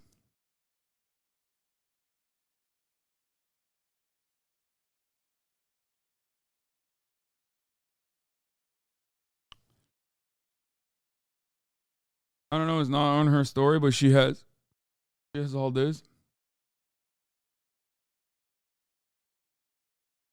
Israel's brutal apartheid state and colonial occupation is unsustainable. Okay? It's unsustainable. And I mean, I don't know if that's like Gal Gadot herself saying it or whatever the fuck. I don't care about Gal Gadot's perspective, but that is the perspective that is shared by at least the Haaretz editorial board. Okay? It is the perspective shared by Shin Bet, not exactly an ally of mine, or not exactly a group of individuals that, like, I would agree with in every other circumstance. They recognize that Israel's apartheid state is unsustainable, and it's actually creating a security flaw. They recognize it. Americans do not. How fucking crazy. Americans living in America are like, no, go all the way, blood and soil. Fucking rid the entire strip, flatten it.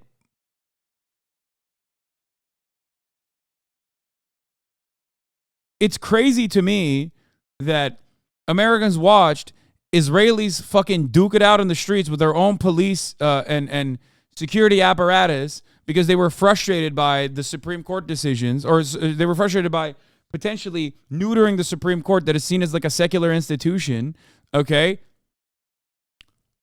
And still many people did not realize that that is a ramification of the maintenance of an apartheid state, okay? They can manipulate you always and be like, your enemy is Palestinians. We can take your rights away. We can put cojones in positions of power.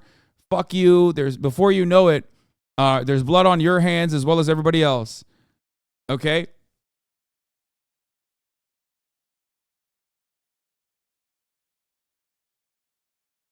American Zionists that love Netanyahu are literally identical to German Turks that love Erdogan. Yeah, because they don't have to fucking live in Israel. Israel is a fun place to visit. But the other part of it is just like Erdogan and the German Turks that love Erdogan. Erdogan loves the German Turks and Israel loves the American Zionists. You're wrong. Brutal apartheid state is sustainable in today's world. It's not. It's demonstrably not. You're watching it be not sustainable.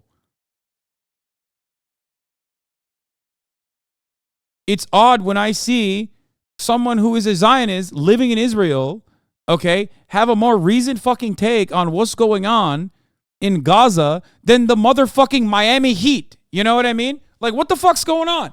What is going on in America? The Miami Heat believe that Gaza needs to be reduced to rubble. And it's like, and on the other hand, you got like I said, shit and bet being like, hey, we should stop fucking murking people in the West Bank because like you're pissing off every fucking Palestinian on the planet. We need to give them money. We need to like make sure that they're at least like relatively well taken care of so they don't stop fucking, joining the cause and aligning with Hamas.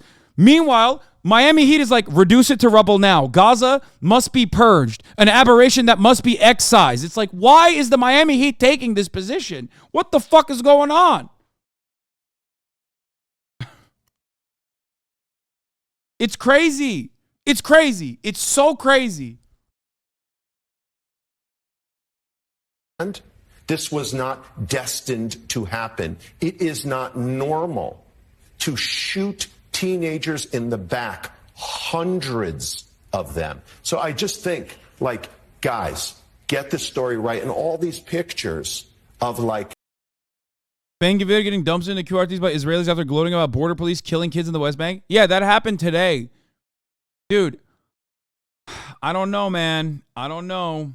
I feel like there's a reason why Israel cares more about the foreign policy perspective because I feel like they think they have enough reactionaries on the ground that are also baying for blood. So now they want to clean up the foreign propaganda. But I think in their endless thirst to keep bullying and killing Palestinians, they are missing the forest for the trees.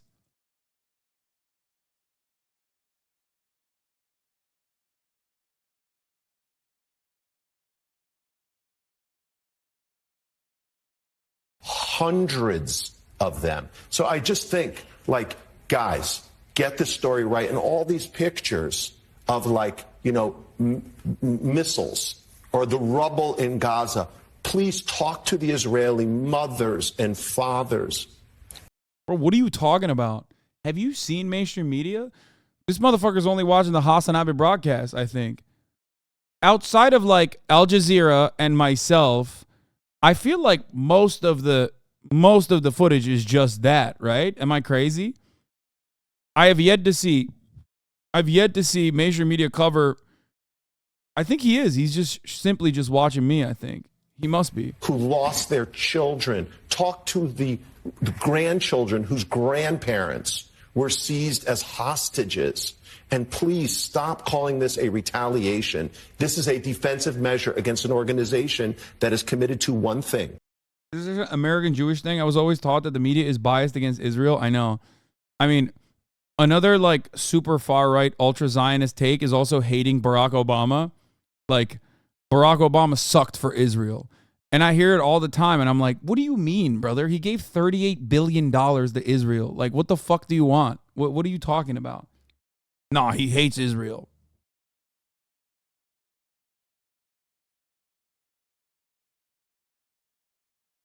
Like, what?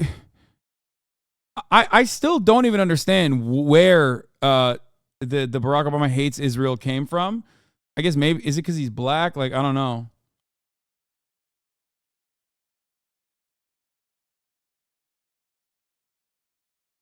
Because he's a black Kenyan? Oh, because the Iran denuclearization agreement. That probably is, right? Yeah. He's a Muslim Kenyan man with the middle name Hussein, so.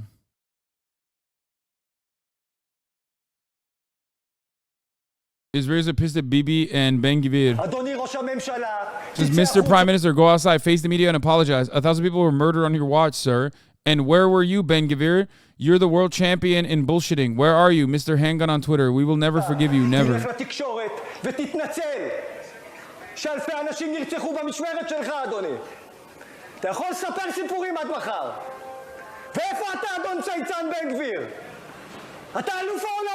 Dude, this is why I said, for the record, this is why I said I think that if they blow up the fucking hostages that Hamas has currently, can you imagine? You're Israeli, okay? You know that your family member is currently being held hostage by Hamas, okay? Inside of Gaza, which they are, okay? And then the fucking far right security apparatus literally says, "Oh, you're done. Like they're as good as dead. They're as good as dead. We're just gonna kill them by our own hands, or we're gonna keep bombing." Even after Hamas said, like, we're gonna start executing hostages if you keep bombing Gaza. Okay.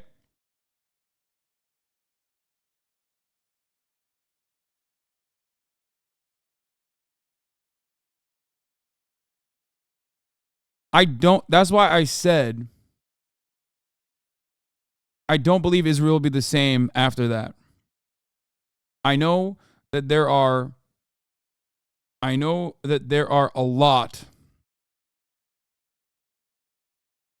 of people out there who want to fucking kill all the Palestinians, but I still think that he has a lot to answer for, especially when one of the first moves that the IDF did, instead of securing the southern towns, was to start bombing Gaza. When your people are dying in the streets, okay? When your people are fucking dying in the streets, and and you can't even take back your fucking precincts, and you immediately hit the one button that you know, which is like genocide Palestine button, okay? And you keep hitting it over and over and over again. That is an insane response, dude. It's like, oh shit, do we have to secure our own towns where our citizens are being killed? Wait, hold on. There's a journalist right there. Let me fucking snipe him in the chest, because that's what I know best.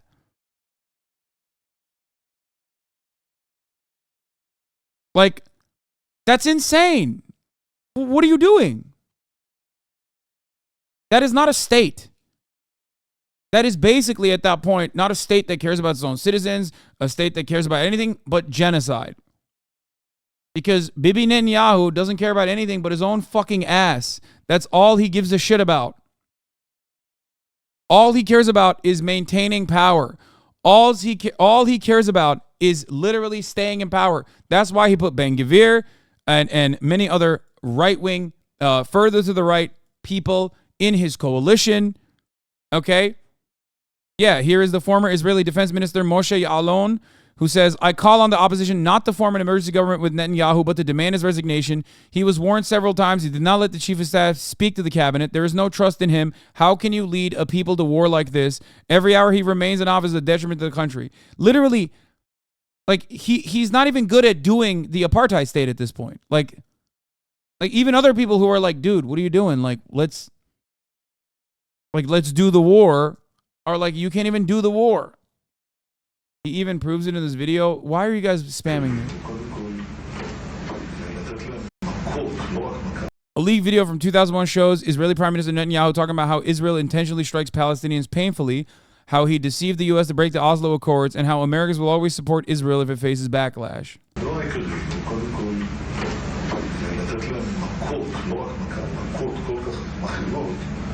שהמחיר יהיה כבד מנשוא, כרגע המחיר לא כבד מנשוא. התקפה רבת היקף על הרשות הפלסטינית.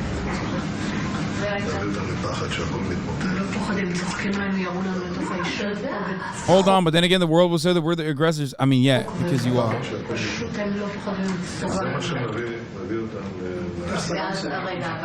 אבל אז שוב פעם העולם יגיד מה, אתם כובשים? אתה לא מפחד מהעולם, ביבי. במיוחד היום עם אמריקה, אני יודע מה זה אמריקה. אמריקה זה לא שאפשר להזיז אותו בקלות, להזיז לכיוון הנכון. America is something that you can easily maneuver and move in the right direction. And even if they say something, so then they say something. So what? 80% of Americans support us. Because they don't show what he said in a 15-minute interview before this, that they attacked us so much we have to answer.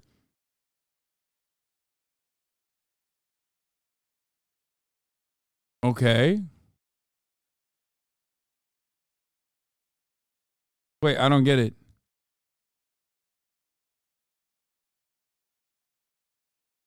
So does that change the dynamic of this or what? What's happening?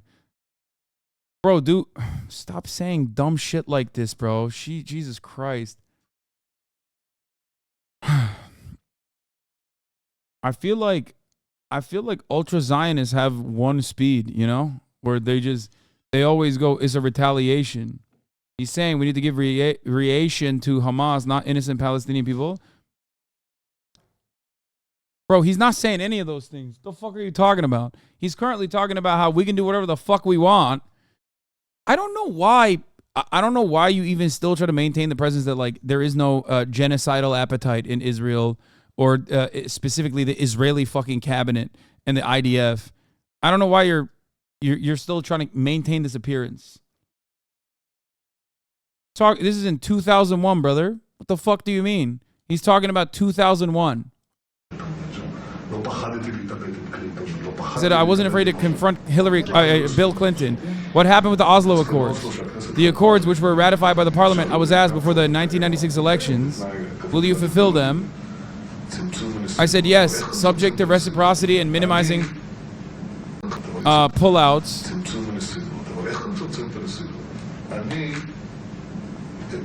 There was no Hamas in 2001 in Gaza. Yes, I know there was. They just weren't as... Hamas existed at the time.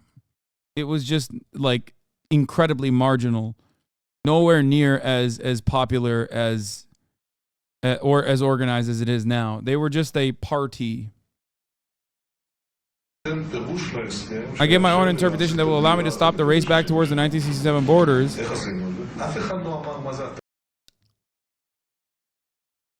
What? Why do you completely discredit the possibility of Netanyahu ignoring the warning on purpose to be able to retaliate? They're speeding up the displacement right now at the cost of a few Israeli lives. Because they don't need that. They don't need 1,000 Israelis to die and also in an embarrassing fashion. Like a lot of those guys were IDF. You know what I mean? IDF commanders and shit. They don't need all of that to get Israel on board. It's 1,000 Israelis. That's a lot of fucking people. I do not think that they purposely ignored, and more so, I believe, the Israeli argument itself. Here it is. First, they said, no, Egypt did not actually warn us. And now Channel 13 is confirming that the warnings came from Egypt, including confirmation from Israel. But the wording is, of course, already the wording of the Commission of Inquiry that will be established. The Egyptians warned of something happening in Gaza, but something happening in Gaza can be interpreted in many ways, so they say in Israel. And I believe them when they say that. I don't think that they took us seriously because they were like, we have the best border security. So much so that we can move our resources around. We can focus on protecting Ben-Gvir's psychotic, bloodthirsty settler monsters out there, you know, so they can spit on Christian tourists as much as they want to without having it be considered a fucking hate crime or kill as many Palestinians in the West Bank as we want. It was hubris. Okay? It was fucking hubris. They had grown far too comfortable thinking that no such operation could ever happen.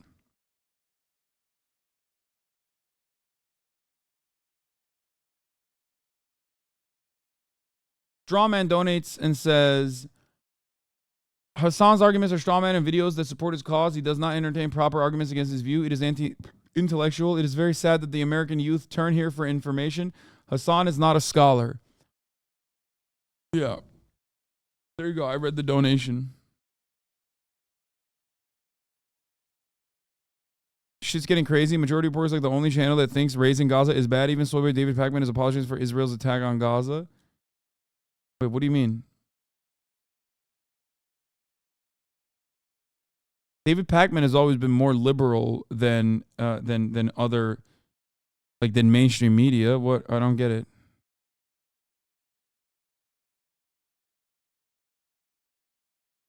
Literally a dumb bimbo. Are y'all new here? First of all, I never said I'm a scholar, but I do think I'm right.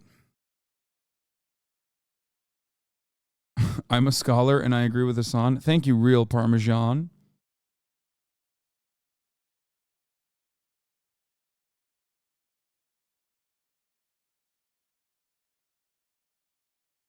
Yes, David Pacman will support most of the actions of the Israeli state, but he recognizes when it goes too far as well. Just like, dude, a lot of the other sources of information that I've used to describe the situation on the ground. Oh.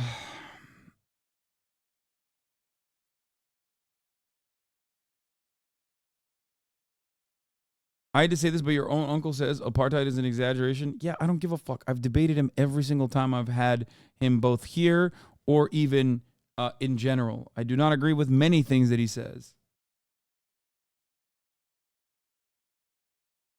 Anyway. But I also define them as the entire Jordan Valley for me is a military facility. Yes, like the Beit She'an Valley. You see, go figure. But then there was a question of who will define these military facilities. I received a letter from the Secretary of State, Warren, to me and to Arafat at the same time, saying that Israel and Israel alone will define the military facilities, their locations and size. Now, they didn't want to give me this letter, so I refused to ratify the Hebron Accords of 1997. I stopped the government meeting and I said, I won't sign. And only when the letter has arrived during that meeting, to me and to Arafat, I signed the Hebron Accord. It's better to give 2% than 100%. And this is the choice we face.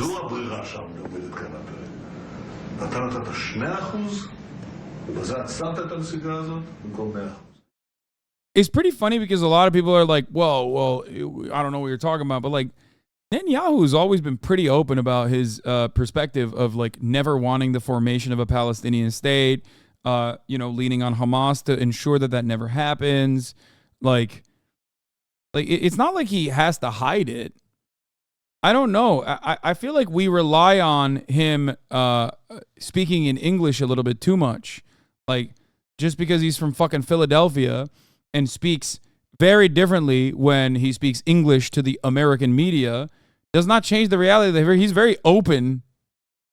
He's very open when he's speaking in Hebrew to his followers, to his friends, to his parliament, or to the Knesset, to his own party. You know what I mean?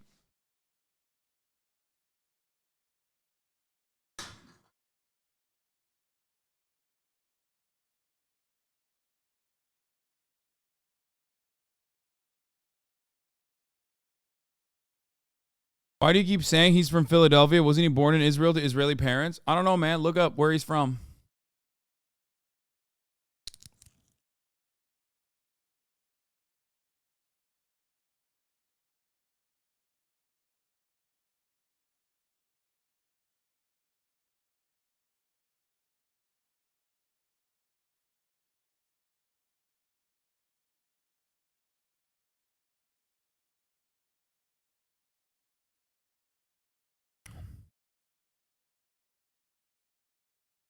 He was born in Tel Aviv. Okay. He was initially raised and educated in Jerusalem. And then between 1956 and 1958, and again from 1963 to 1967, his family lived in the United States, Cheltenham Township in Pennsylvania, a suburb of Philly, where his father, Benzion Netanyahu, taught at Dropsy College. Benjamin attended and graduated from Cheltenham High School and was active in the debate club, chess club, and soccer. He and his brother Jonathan grew dissatisfied with the perceived superficial way of life they encountered in the area, including the prevalent youth counterculture movement and the liberal sensitivities of the Reformed Synagogue, Temple, Judea of Philadelphia, and that the family attended. Oh my God. He was such a fucking nerd, dude. I didn't even know that. I did not know that he hated the liberal sensibilities of the fucking reformists. Jesus Christ.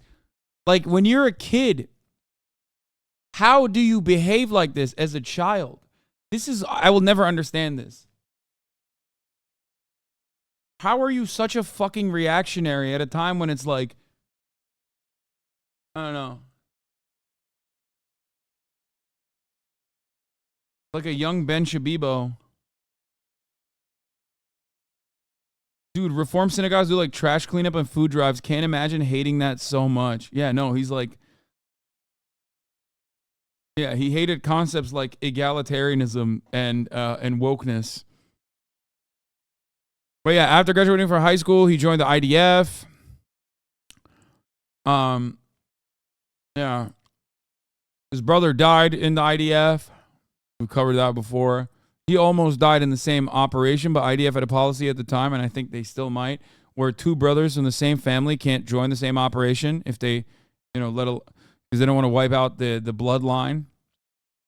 So the world could have been rid of Bibi Netanyahu. Think about that.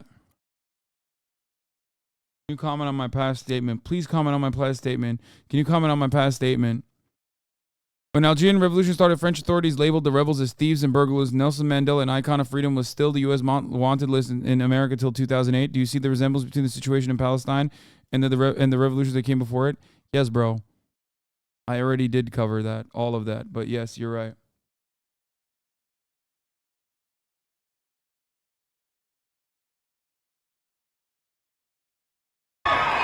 Yeah, I mean, this was yesterday.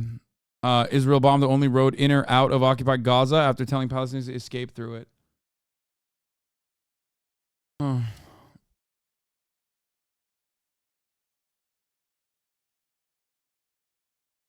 Bro, my honest being insane. I posted, if you support Ukraine and not Palestine, you should reflect on why. And holy fuck, she said, I don't have any basic decency. Then I wouldn't feel remorse if my Saba grandpa was shelled, and I would say it was deserved.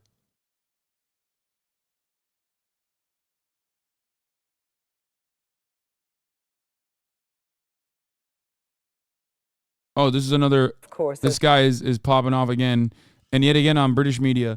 Oh, Piers Morgan asked me to go talk about Israel-Palestine, but I don't think I'm going to do it. More than 800 dead in Gaza, including members of your own extended family. Do you know what happened to them? They were just sitting at their home, and they were simply bombarded. Their entire building was brought down.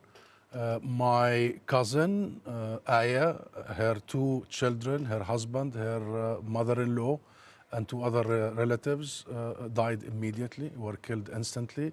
And two of her youngest children, a twin, 2 years old, are now in intensive I'm concerned about the reaction, yes. That's why I don't want to do it. Heartbreaking. And the issue here, Kirsty, is that they have no bunkers, they have no Iron Dome, they have nowhere to go. They are simply sitting ducks for the Israeli war machine. I'm sorry for your own personal loss. I mean, can I just be clear, though? You cannot condone the killing of civilians in Israel, can you? Nor the kidnapped families. No, we don't condone. And we are very clear, Kirsty. We reject any targeting or harming of civilians from all sides. And you are talking to a Palestinian representative, official, the ambassador, that I represent my government, the PLO, the national movement of Palestine, and we have been committed to this for 30 years, not just today or yesterday, for 30 years, since the signing of the Oslo Accords. We have committed to non-violence. We have committed to negotiations, as you know. Yes, and so this is nothing new. That's why this question, we have done everything in our power to find a different path. But we have a situation now, as you heard there from Mark, that Hamas may be an empty threat, threatening to kill hostages. Do you condemn that kind of action? Listen, hostages must be protected and must be made safe and kept safe. Absolutely, this has no discussion whatsoever. We must return the moral high ground, and Israel must immediately cease targeting civilians. And by the way, Kirsty, allow me to say this. This is an Israeli military doctrine. They call it the Iron Dome. Whenever there is such an incident, they go after the civilians to pressure the fighters. So you've heard one of the Israeli we know there's been a lot of strikes just 2 minutes ago. He wanted to starve the people in Gaza. He wanted to cut electricity and water. These are war crimes, collective punishment. So there is a possibility that both the UK and the European Commission will cut aid to Palestinians. What's your reaction to that? That would be very, very counterproductive, and it doesn't serve anything. They will do exactly what is Israel doing. They will do exactly the collective punishment and punishing the people who has nothing to do with this. My cousin is not Hamas. In fact, her husband works for the Palestinian Authority, the opponents of Hamas. These kids, 4 years and 2 years, have nothing to do. Notice how she never has to address the war crimes. That is also part of the reason why I am annoyed.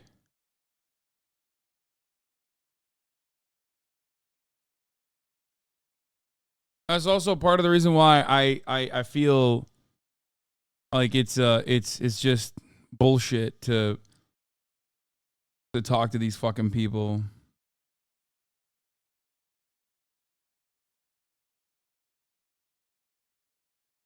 Their job is to just be like, dude, do you condemn, you a Palestinian man, do you condemn the actions of Hamas?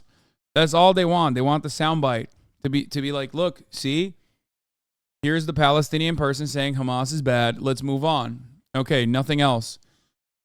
That is not journalism. And that personally is done deliberately to justify Israel's actions, because Israel doesn't say we're going to kill all the fucking Palestinians. They say we're going to kill Hamas. Well, some in Israel say we're going to kill all the Palestinians. But most of the time, they say we're going to kill Hamas. That's why we're killing Hamas. Oh, wait, we killed some babies in Gaza, but they were also Hamas, and they were being used as a human shield. I'm going to go up there, and they're going to be like, do you condemn the top of the hour ad break? And I can't do that. I can't condemn the top of the hour ad break. But I can tell you, you can avoid those ads as long as you subscribe for $5 or for free with a Twitch Prime by connecting your Amazon Prime account to your Twitch account, where you get one free Prime subscription a month. I can do that. Okay? You can also get gifted a sub if you're lucky. Here's a 3-minute ad break now.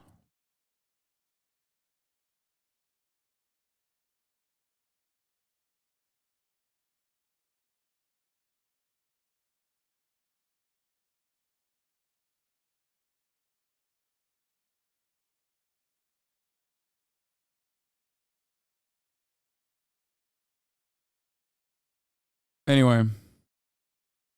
With Hamas, everybody, including the silly ideas in the world, are punishing the people that have nothing to do with this. And we know that children very young are also have died in Israel. So, in your view, is this a contained... Like, this person is a demon, bro. He's literally saying you never ask Israelis when they are, like, actually actively trying to do genocide, like, why they're doing that, and you never ask them to condemn it, and you justify it all the fucking time. And she's like, well, we also know that babies are dying in Israel. And it's like, yeah, he already addressed that. He literally addressed that. You asked him, and that was answered. So where the fuck is the answer to his counter? There is none.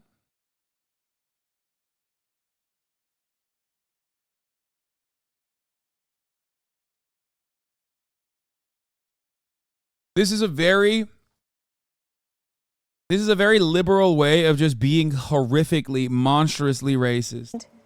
But appalling conflict between Hamas and Israel. Or do you think Hamas want to widen the conflagration? No, it's Israel now that wants to widen the scope. It's Israel. But Hamas might want this whole area to be destabilized. Well, Hamas is a militant group. We are the government. Israel has a government. There is the international community. The first and the most important priority now is just to stop this madness, the atrocities immediately, and to learn the lessons. So this is the where does this lead now? Of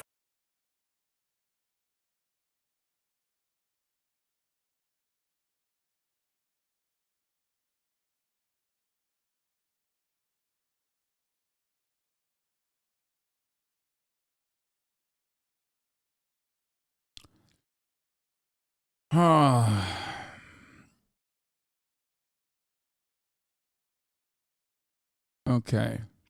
I don't know if I want to do this. The PragerU video that chatter sent me, like, it's been sitting on the docket.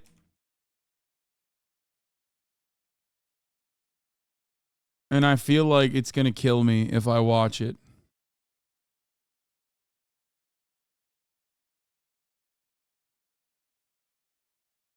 A Palestinian? Does Israel occupy the West Bank? Dude, PragerU has cut so many fucking videos on this.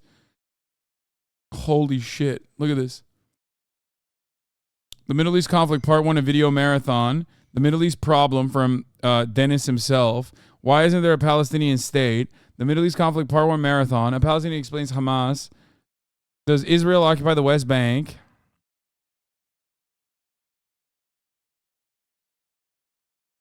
Wait, which video is this one? The TikTok one. Do we know?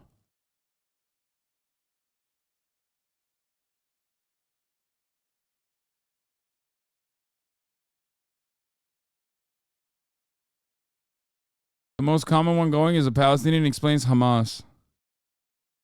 To my Palestinian brothers and sisters, and to anyone who supports the Palestinian people, I implore you, please do not let Hamas brainwash you into thinking it has achieved anything on our behalf.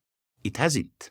Not in the Gaza wars of 2021, 2014, 2012, or 2008. Each one. My Palestinian brothers, put down your arms and die.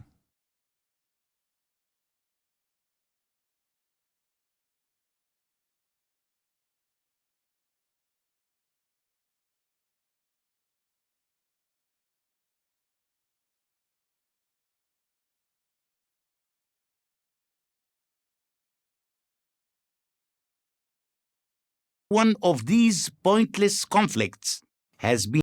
Yeah, let's keep beheading babies. That's how we fight. Wait, what?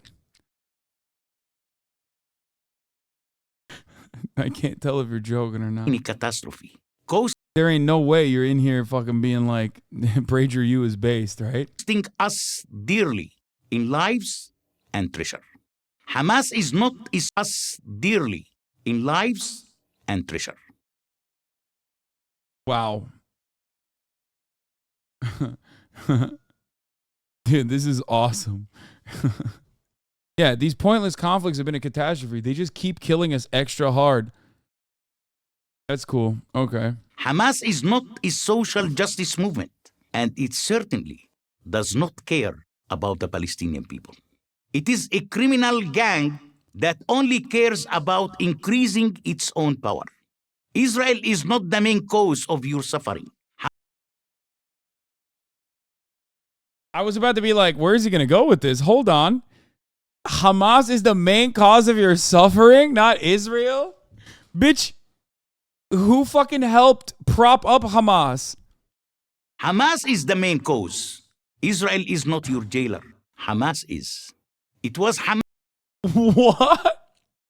Yeah, dude, right now, in 2018, okay, so this video is from 2021.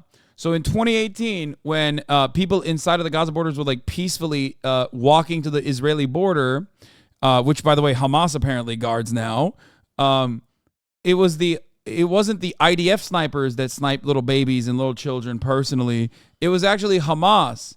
That's right. Hamas had infiltrated the IDF and become border guards for Israel, and they were the ones who were killing the children. Hamas famously also is responsible for the Nakba.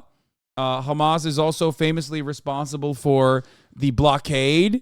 Hamas is also famously responsible for no desalination plants inside of Gaza. Hamas is also personally responsible for the partitioning of Westbank, even though Hamas is not in the West Bank.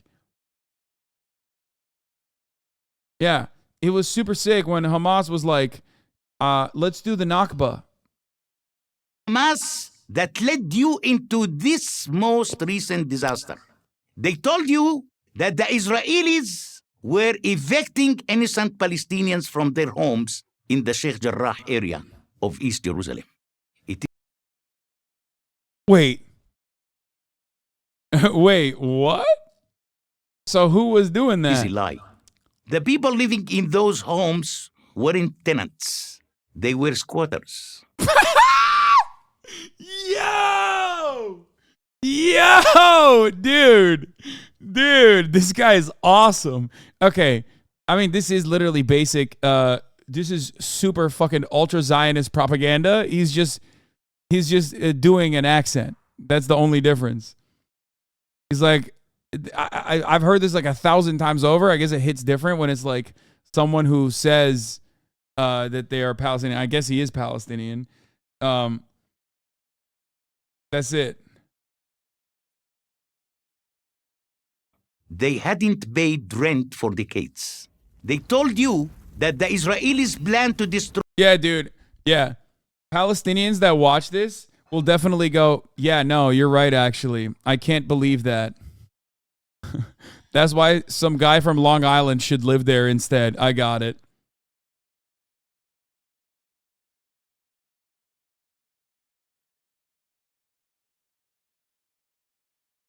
That's so awesome.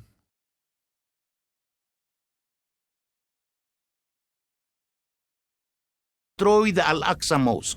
This too is a lie. The mosque is still there.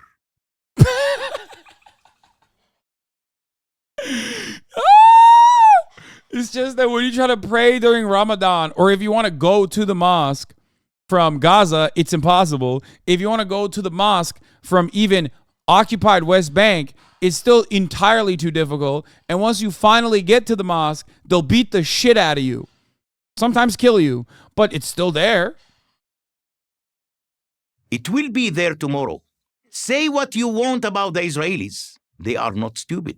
They know that if they actually attempt to destroy Al-Aqsa, it would lead to war with every Muslim country. Yes, Hamas. They will 100 one day. If left to Ben Gvir's control, they would literally bomb it today. They have bombed it with like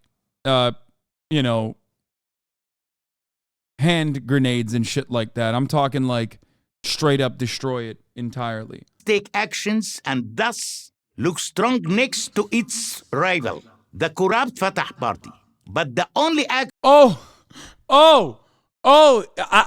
get it. Oh, the Fatah party is bad too, which by the way, that is a shared perspective amongst Palestinians, at least now. But he's like... They just happen to not have a single good party there. No one is actually out for your own. No one actually has your best interest at heart. Okay, the corrupt Fatah party is also bad. The Hamas is also bad, and they're lying to you. When you get when you get bludgeoned in the head with an Israeli baton on your way to work, going through the 11th checkpoint. Okay. On your way to the to get to work on the 11 checkpoints, you can work for fucking $8 to $10 a day, all right? And a settler scumbag looks at you in the wrong way and spits on you, and you go, "What the fuck are you doing?" And then you get destroyed by the IDF.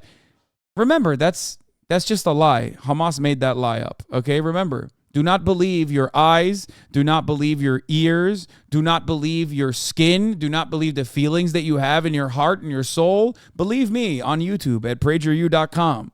Okay? That was a lie that Hamas made up. It was also Hamas. It was not the IDF. It was also Hamas that did that for you. That's great. Okay.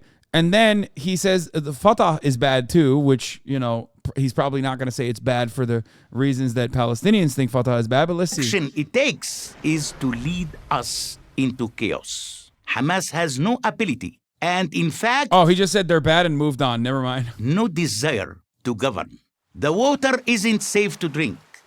The power goes out for hours at a time. Wait. Yeah? But that's not Israel's fault? What the fuck?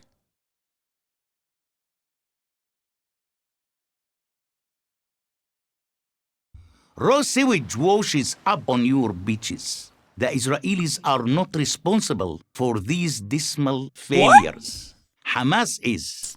And everybody in Gaza knows. Yeah, no. This video, no. This video is not made for... Exactly. This video is not made for a single Palestinian person to watch. This video is made for those who are Zionists and supporters of Israel, not even in Israel proper, but literally globally to watch. I don't always agree with Prager University, but nailed it completely, every word. This is coming from a Palestinian human rights activist who started his career criticizing Israel and is now criticizing Palestine. Says a lot about Palestine. My man has a human rights activist career, chat. He's like, I'm a professional grifter. Great content, Pager. When I think the channel exhausts all topics, something new springs up. Thank you for the informative video. More people need to know the truth. You said that Israel wouldn't destroy Al-Aqsa because they are afraid to go to war. The truth is they wouldn't simply because it's a state of religion, the Holy Land, and every religion is accepted and protected there. Unlike Hamas, that would happily destroy synagogues and churches because they are haram.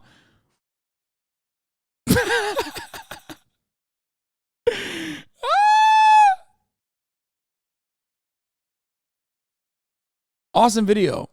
One thing I wish Mr. Aid had spoken about was the fact that when Israel withdrew, arguably from their own land, says Island Boy, in 2005, they left behind massive hydroponics industry for the people of Gaza to use. So what did the people of Gaza do? Did they take possession of millions of dollars of glass houses and equipment to get to work prospering? No, they destroyed it. All of it, which Israel famously did not destroy when they fucking bombed it and destroyed the water desalination plants, as well as every other fucking... They bomb hospitals. What are we talking about? Wow, this is incredible. No PR value in that, and no way they ever want Israel to look like anything other than a bunch of tyrannical murderers. It is Hamas that steal the imported cement meant to build houses for you and uses it instead to build a massive network of tunnels. Yeah, no, that's not true. They literally do not allow concrete into Gaza for this reason. They say they're building a massive network of tunnels, and that is the reason why you can't have concrete. From which it hopes to terrorize Israelis. It is Hamas that makes sure humanitarian aid meant for you is diverted to its favored elites, who then sell it for a profit. Yeah, no, famously, so much humanitarian aid is making it into Gaza. Also, like pasta, illegal, made illegal by the occupation. On the black market. And it is Hamas that uses you as a human shield, stationing rocket launchers and missile arsenals in your apartments, office buildings. Which is why Israel has no option but to destroy residential buildings. But again, it's Hamas's fault. Everything is Hamas's fault. Dude, did you step on a Lego? Hamas, okay? Did your school get bombed? Hamas. It was an Israeli bomb, but it was Hamas's fault. Yeah, once again, there is no singular Palestinian person who will watch that and go, yeah, no, I agree with this. This is great. Even Palestinians in diaspora, which there are many of, okay, all around the world due to Hamas, I guess, and not Israel. It's like even they are completely aware of the reality. Like no one would ever look at this video and go, "Wow, this is a banger. Thank you." School. This video is made for white people. Schools and even hospitals. You are so dumb and insane. You are not living here. You don't know shit. You are not living here. So you're tuning in from Gaza or the West Bank. Hello, I am a Palestinian in West Bank. Please, I am not typing this from Israel, or I am not typing this from Langley, Virginia. I am actually typing this from the West Bank. I am a Palestinian.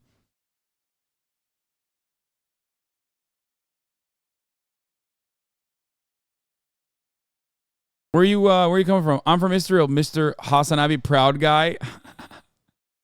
Okay. So what happened? Did Hamas cut the electricity in Gaza? Did Hamas take over the fucking leadership of the military to say all the people of Gaza are human animals who do not deserve to have food or electricity? Was it Hamas that bombed the checkpoint, the only way out of... Wait, there is progress before this? Wait, what do you mean? Was it Hamas snipers that sniped in 2018 almost 50,000 Palestinian protesters, including killing little children like little babies and shit at the border?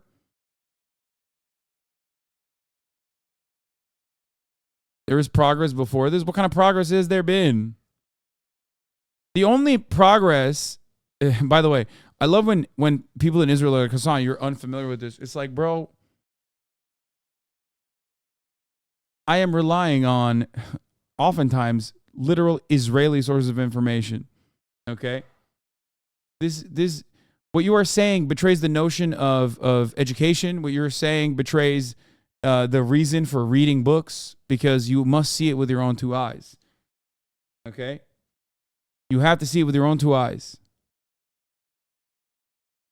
That's a weak ban, though? No, I didn't ban this guy. He's not banned. He just stopped talking. How can you support Hamas? I don't even support Hamas. But this, in and of itself, is ridiculous. This guy is like, hey, guys, it's not Israel that is bombing you right now. It's Hamas that's bombing you. Get the fuck out of here. Israel uses rockets to defend its people.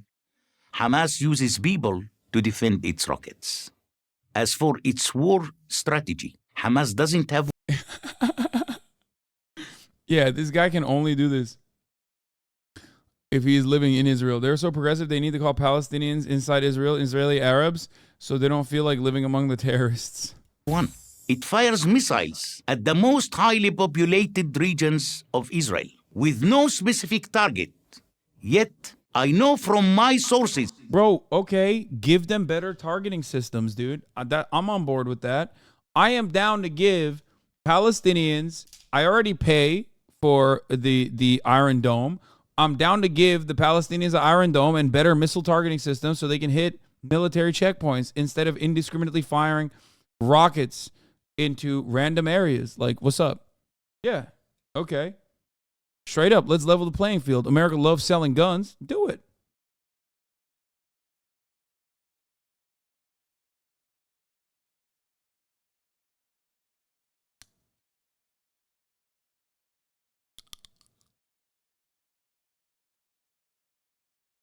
In Gaza that as much as 25% of all rockets launched by Hamas in May 2021 crashed within Gaza. Yeah, exactly. Yeah, their shit sucks. Their tech sucks. Are you making an argument to give them better tech? Because, you know, let's do it. Let's see how that works.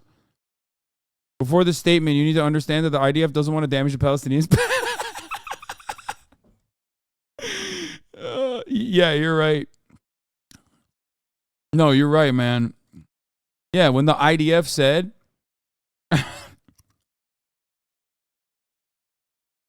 Yeah, no, America, when they went into Iraq, they actually were welcomed as liberators because they wanted to bring democracy to Iraq.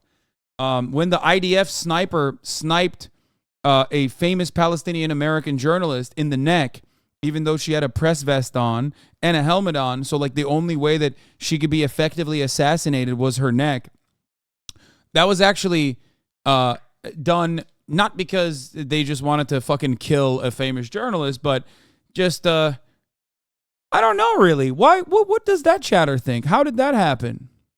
See message. There was no progress. You can only think that there is progress if you're totally so fucking blinded. As a matter of fact, let me tell you something. Your own internal security does not agree with you, okay? The idea that there was progress in relations with the Palestinians is an abject lie, okay? That's a lie. The treatment of Palestinians in the West Bank under the occupation that is illegal, okay? Bro, stop. You're going to get canceled. I am from Gaza, and you know shit about Israel polices.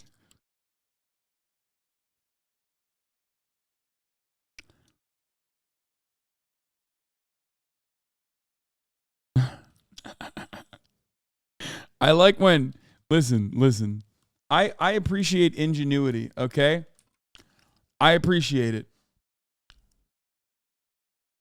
When you have Hasbara trolls hitting different lines of attack, I like it. Like, at least it's something that I haven't heard before. Because, like, most of the time we are the most moral military. Like, we do the most moral genocide. We let you know that genocide is happening when we do it beforehand. Like, ethnic cleansing and ethnic displacement is actually super sick when we tell you that we're going to do it. Like, that part I've heard a million times over.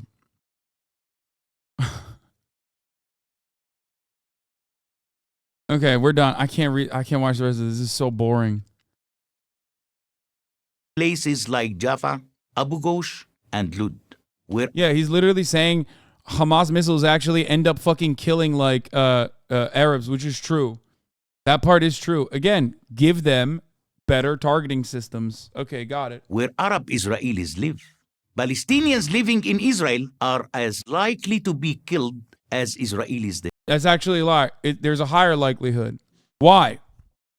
For example, there are areas where Palestinians living in Israel live inside of that are severely underserved, like where the Bedouins live, okay? Another thing that you don't really hear about from most people that describe the situation on the ground. So, areas where the Bedouins live do not have bomb shelters, okay? They don't, because the Israeli government doesn't give a shit. So oftentimes, the reason why Palestinians living in Israel are as likely to be killed as Israelis themselves, which is a fucking disgusting way to say this, because they are Israelis, you fucking donkey, okay? I thought that they were Arab Israelis. What happened? But look at the distinction that PragerU is making. Despite the fact that Palestinians living in Israel are technically supposed to have all the same liberties and amenities, guess what, dude? They're still a little bit different than Israelis themselves. And they are. They are bullied. They are fucking, they are discriminated against. But also, areas where they live, what the fuck? How are you supporting or justifying Hamas actions in any way? Okay, are you actually justifying Hamas actions? You are coming to that conclusion. If I tell you the exact situation on the ground in Israel and in Palestine, and you go, holy fuck, you're supporting Hamas, you just made that up. You came to that conclusion. You are the one who thinks Hamas's actions must be justifiable. I did not say that. You did. You came to that conclusion. I came in, I'm asking, why? You heard a couple things that I said that is routine practice inside of Israel, and you immediately went, so are you justifying Hamas? You made that assumption. Why? Did it for a brief moment make you feel like it was justifiable what Hamas is doing? Is that why? Themselves. Hamas couldn't care less. And what was gained? Palestinians living in these 4 buildings in Sheikh Jarrah will still eventually be evicted. A fact that has been known to those... Bro, he's really saying, like, no, they're going to continue doing ethnic cleansing and ethnic displacement in Sheikh Jarrah, and everybody knows that, but it's still Hamas's fault that that's happening. Hey, dumbass, these fucking takes do not align with, once again, Shin Bet's own opinion on this, on the matter. That's great. Good script.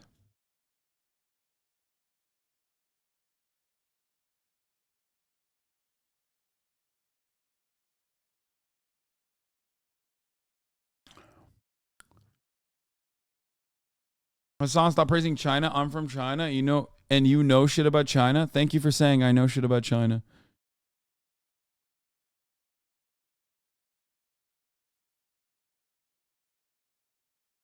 Anyway. Here, let's do the does Israel occupy the West Bank? How many times have you heard that Israel occupies the West Bank? Probably more times than you can count. But have you ever asked yourself whether it's true, or even what it means? Let's do so now in the most objective way possible. That is, in the way that all territorial questions everywhere else in the world are resolved. To do this, we must look at the law. But first, we need a little history. Bro, what's going on? Does he need to do a poopy? What's going on? He's coming across like he's got a dookie that he's holding in. Until 100 years ago, the areas now called Israel, the West Bank, Gaza, and all the countries around them were part of the Ottoman Empire. True. Okay, based. Which ruled over a vast area and many peoples. And fucking everyone there were perfectly happy and lived happily ever after, right? That's what you're going to say? Got it. Okay, cool. Neither the Jews nor those Arabs we now call Palestinians had a state, though the Jews had a nationalist movement calling for one. Everything changed after World War I. The Ottomans fought on the losing side with Germany. By the end of the war in 1918, their empire had disintegrated, leaving the British and French in control of much of its territory. In earlier times, the victors would likely have kept this land as colonies for themselves, but there was a new spirit of democracy in the air. The Allies, including the British, French, and Americans, agreed... They were just super democratic, dude. They democratically did the Nakba. They democratically, ethnically cleansed the land, rid the land of people that used to live there. That the former Ottoman... Yeah, they were doing democratic rapes in villages. Wait, hold on. They did give a pamphlet beforehand, warning everybody that lives there that they need to get the fuck out. Lands should be allowed to become independent nation states. After the war, the nations of the world created the League of Nations, a precursor to the United Nations.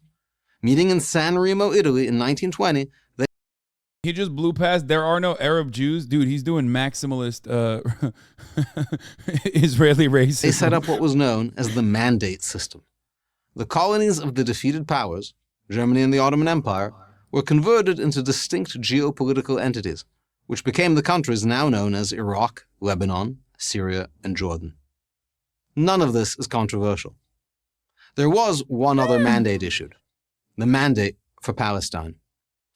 Now, Palestine was merely a geographic label, the name the Romans gave the Jewish kingdom of Judea after they conquered it. There was nothing exclusively Arab about it. The mandate provided that Palestine... They just happened to live there, you know? There was nothing Arab about it. I loved it. I love that he says 2,000 years ago, Jews lived there, but also, like, you know, pre-1948, Arabs lived there, but it's not their land. That's crazy. Okay? How? What level are you on? This is such a funny way to look at situations. It's literally the classic, you know how right-wing Republicans will say, like, I bet you didn't know that the Republican Party defeated the Confederates. I'm like, okay. So why are you wearing the Confederate flag t-shirt right now? Like, you vote Republican and you got the stars and bars on you. What's happening? You got the, like, what do you mean? Like, you're literally wearing the Confederate flag. It just doesn't have to make any logical sense whatsoever. It's just, yes, Jewish people lived there 2,000 years ago, okay? And that's valid and important, but, you know, maybe go back 75 years ago, who lived there, nobody knows. Palestine would become a national home for the Jewish people. There was a simple reason for this. The League recognized that Jews were the indigenous people of the area. That's bullshit too. Theodore Herzl and other formative founding fathers of Israel, other formative Zionists, have openly stated, as we looked at the other day, openly stated that this was a colonizing, this was an ideology of the colonizer, and that the Palestinian people were referred to as the natives of that land that would not leave on their own volition. So that's bullshit.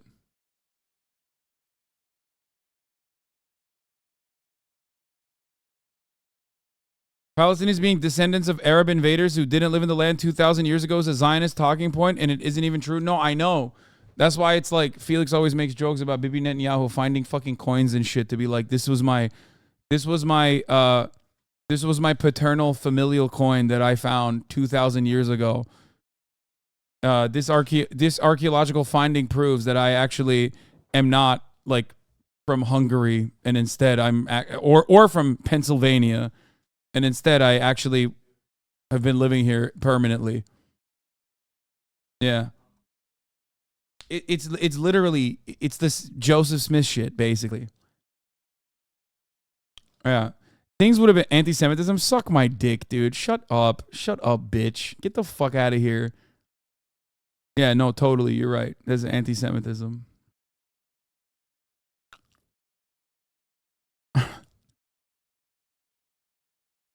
Yeah, myth-making of that sort to justify my apartheid state. Do not call that out. That's anti-Semitism. Get the fuck out of here, dude. Like, even if it was true, it's still a ridiculous take, okay? Even if it was true that this is like supposed to be this land that was supposed to be a land specifically left for Jewish people, okay? It's ridiculous to like continue the maintenance of an apartheid state. And that justification, if we're going back long enough in time, like, give me fucking Palestine, okay? You know, it's the Ottoman Empire. Suck my dick.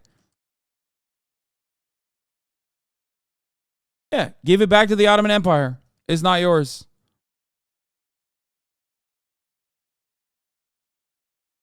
I think he's saying that because of the Jew with a coin anecdote. No, that is a real thing that Bibi Netanyahu has done, and not like Jewish people money coin type shit. That is like actually a thing. All the mandatory territories in the Middle East transitioned to statehood in the 1930s and 40s, with Israel the last to do so, declaring independence in May 1948. Now we get to the legal stuff. What were the borders of the State of Israel when it declared independence? International law has a simple and universally applicable rule for determining borders of new countries. It's called the Uti Possidetis Juris principle. Lawyers love Latin phrases. The rule provides that when a new country is created, its borders match the borders of the previous geopolitical entity in that territory. For example, the borders of Ukraine, Latvia, and Azerbaijan are exactly what they were when they were parts of the Soviet Union. Wait, so you cannot be serious. Is my man literally saying that historic Palestine in its entirety belongs to Israel and not historic Palestinians? Okay. Union. Other considerations, such as demographics. From that perspective, it's just like, he just basically said, sorry, the British gave it to us, so technically it's ours. Okay, well, they also claim Jordan too. Yeah, give it to the Palestinians then. Okay, got it. Are not taken into account, because without a simple, easily applied rule, a new country's borders would never be settled. A recipe for permanent conflict. Okay, bro. Applying this rule to Israel means that it had sovereign claims to all of Jerusalem, Judea and Samaria. Yeah, I can't watch this. This is fucking mind-boggling. This is insane. It's ahistorical. I don't know how to fucking... Like, I don't even know how to counter it. He literally is just lying. He just said, no, the entirety of historic Palestine is ours. It's almost here. 2 minutes. It's here, actually, I think.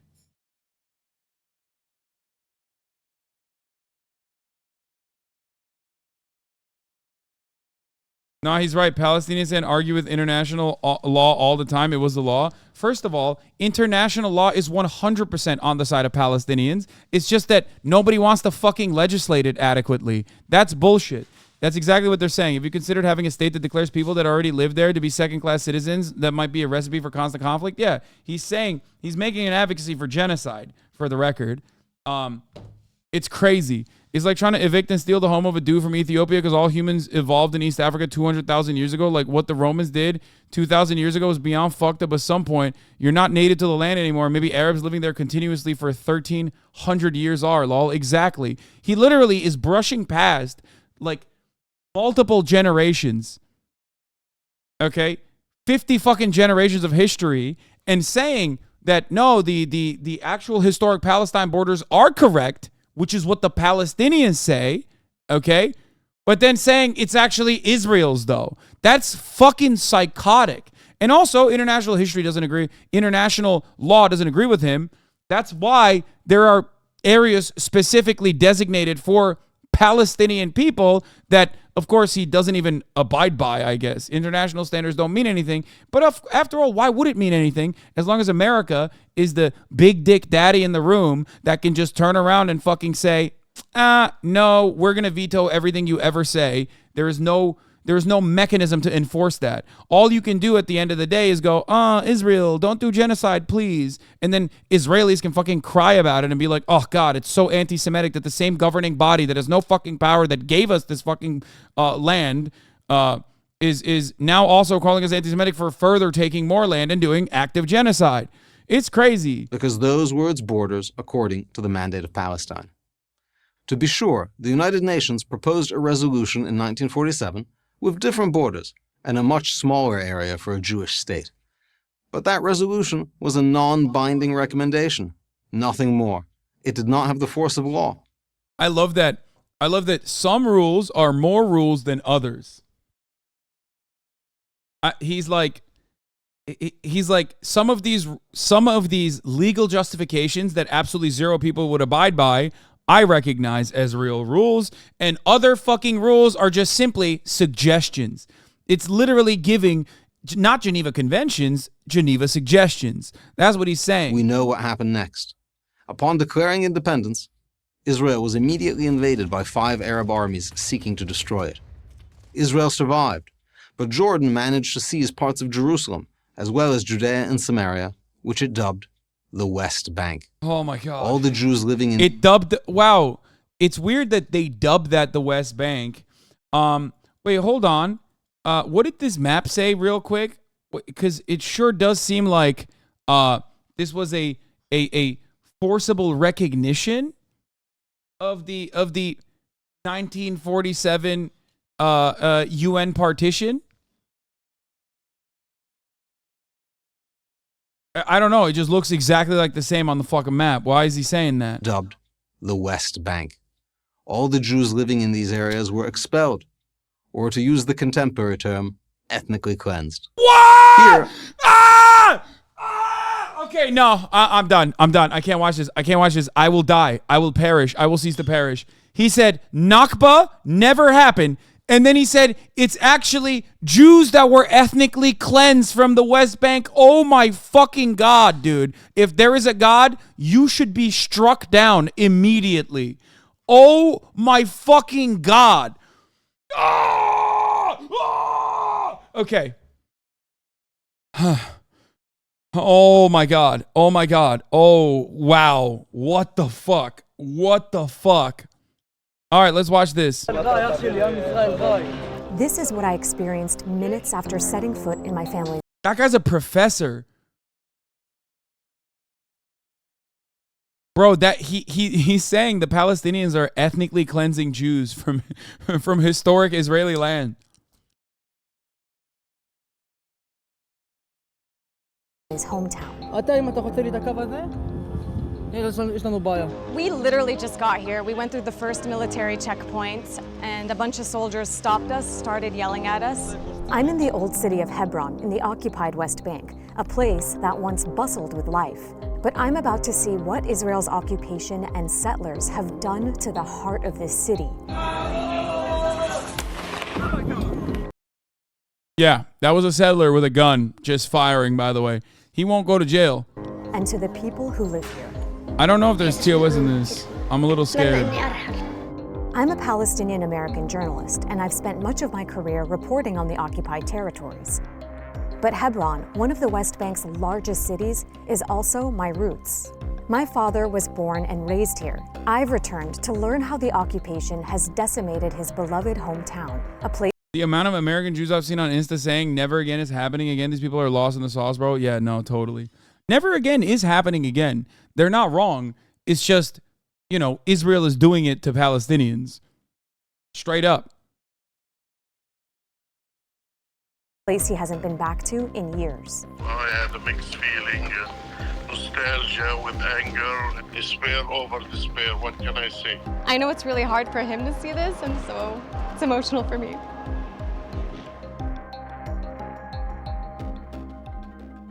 So we're officially on our way to Hebron. My team and I are going to Hebron's old city, which is ground zero of Israeli apartheid. Today, 33,000 Palestinians live in this part of Hebron, which is under full Israeli military control and fragmented by checkpoints, military outposts, and around 1,000. Like, can you imagine that's supposed to be your land? That's the marginal amount of land that they left for you. And then they slowly but surely, because this is not what it used to look like, slowly but surely over the course of the past couple of decades, literally partitioned your entire fucking state. They occupied it and they partitioned it. They put checkpoints everywhere. Okay? And Israeli settlers who. But that's not what this is claiming. Wait, what? No, I thought he said it was Jordan, but that's not what this is claiming. Yeah, that guy was lying. He's talking about why Israel had to occupy the West Bank. He was going to get there, but I couldn't watch the rest of it because he literally said Jews were ethnically cleansed from the West Bank. That's so insane. Who live here in violation of international law. اللي حصل في البلدة القديمة في مدينة الخليل هي كارثة بندفع ثمنها كل يوم. حياتكم هون صعبة؟ هي صعبة ومستحيل وحدة تقعد محل تجرب تقعد أسبوع. إحنا عايشين هون بس باعتبار السجن. But before we get into all of that, let me back up. It wasn't always like this. This is my dad. He was born in Hebron in 1947. He lived up the hill from the old city, where his father and uncle owned a quarry. The year after my dad was born, Israel was established in what Palestinians refer to as the Nakba, or catastrophe. That's because hundreds of thousands of Palestinians were expelled from their homes to clear the way for the creation of a Jewish state. If you asked Palestinians today if they would be fine taking back 17,000 Jewish people that were expelled from the West Bank and Jordan in general, if they could go back to their own homes, but then there's a single state solution, that would have unified 100% support. Okay? 100%. Because 800,000 Palestinians were purged. Fucking ridiculous. Not even a point of contention. And by the way, the people that are settling in the West Bank now are not those people. They're coming from America, okay? Or inside of Israel, where they are like the ultra-nationalist, hyper-Zionists who are religious nutcases who think that it's like God telling them that they have to put their ass over there and live there. And destroy the Palestinian communities there. What remains of the Palestinian communities there. Get the fuck out of here. But the West Bank, including Hebron, fell under the control of Jordan. My dad was 19 in June of 1967 when Israel captured the West Bank, Gaza, East Jerusalem, and the Golan Heights and began a military occupation that still has no end in sight. My dad was in college in Jordan at that time, so he wasn't in Hebron to witness that or to see how Jewish settlers took over parts of the old city. A few years later, he moved to the US for graduate school. I was born and raised in San Francisco and grew up hearing my dad reminisce about his childhood, like how he raised chickens and rabbits on the hill as he watched the vibrant city below. When my family would travel to Palestine in the summers, my dad couldn't come because of work. Now, even though he's retired, he says he doesn't want to return because he refuses to be humiliated by Israeli soldiers. He's only been back to Hebron 3 times. But I'm returning to see with my own eyes what has become of this city that made my father and me who we are today. And that all begins with me actually getting there. It's only about 20 miles from Ramallah where we're starting out. But we can't, as Palestinians, access parts of the main north-south highway because that's reserved exclusively for cars with Israeli license plates. So here's another checkpoint. Instead, we have to take narrower roads and cross through several Israeli military checkpoints. Here's another checkpoint. That means it takes much, much longer to get there. We're finally in Hebron. I'm sure my dad knows these streets inside and out, and he used to walk all over here as a child, so this is literally retracing his footsteps, but it's very different now than when he grew up. Today, many parts of the city are off limits to Palestinians. All right, gonna go through. Because I'm Palestinian, I'm not allowed to enter parts of the old city. So I'm meeting former Israeli soldiers who, I hope, will help me access my family's hometown. Hi, how are you, Ori? Nice to meet you, I'm Dina. Ori and Joel are with the Israeli anti-occupation group Breaking the Silence. They used to serve in the Israeli army, but now they give tours of Hebron to expose the reality of how Israel treats Palestinians. Come here. But before they could even start showing me around, this happened.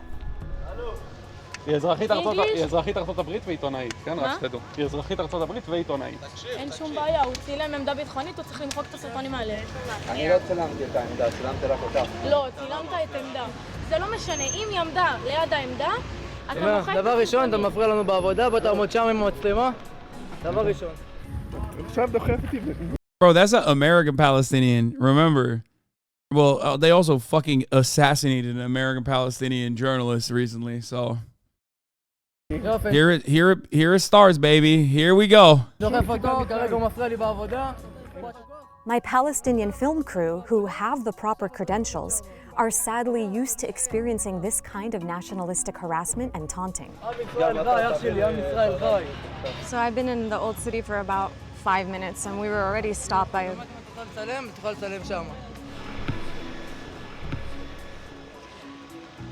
We literally just got here, and a bunch of soldiers stopped us, started yelling at us, started harassing my cameraman. They just asked to see our IDs. I showed my US passport. Yeah, that's not scripted at all. Nice script. Yeah, dude. Yeah, no. All of the daily harassment that people in fucking people in the West Bank experience from an occupying force is a script, dog.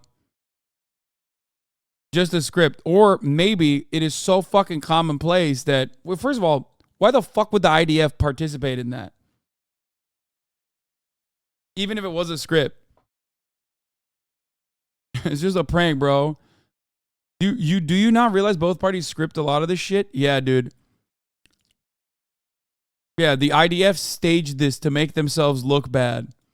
To all of a sudden have like 6 or 7 armed Israeli soldiers just swarm. I mean, if you're saying they're fucking bots, and they behave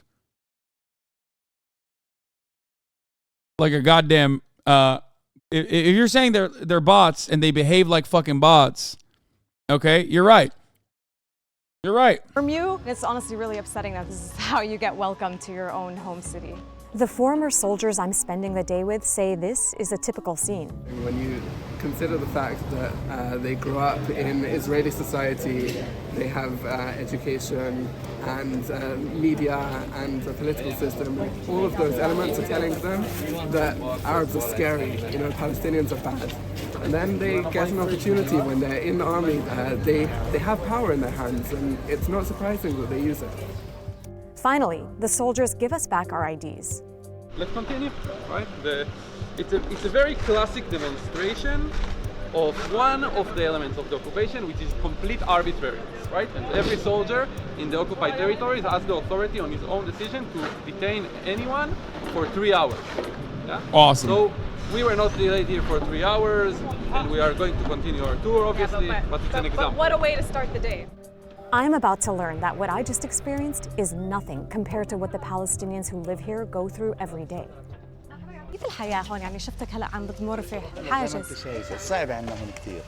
This is Fadil, who has lived in this home. Damn, another script, bro.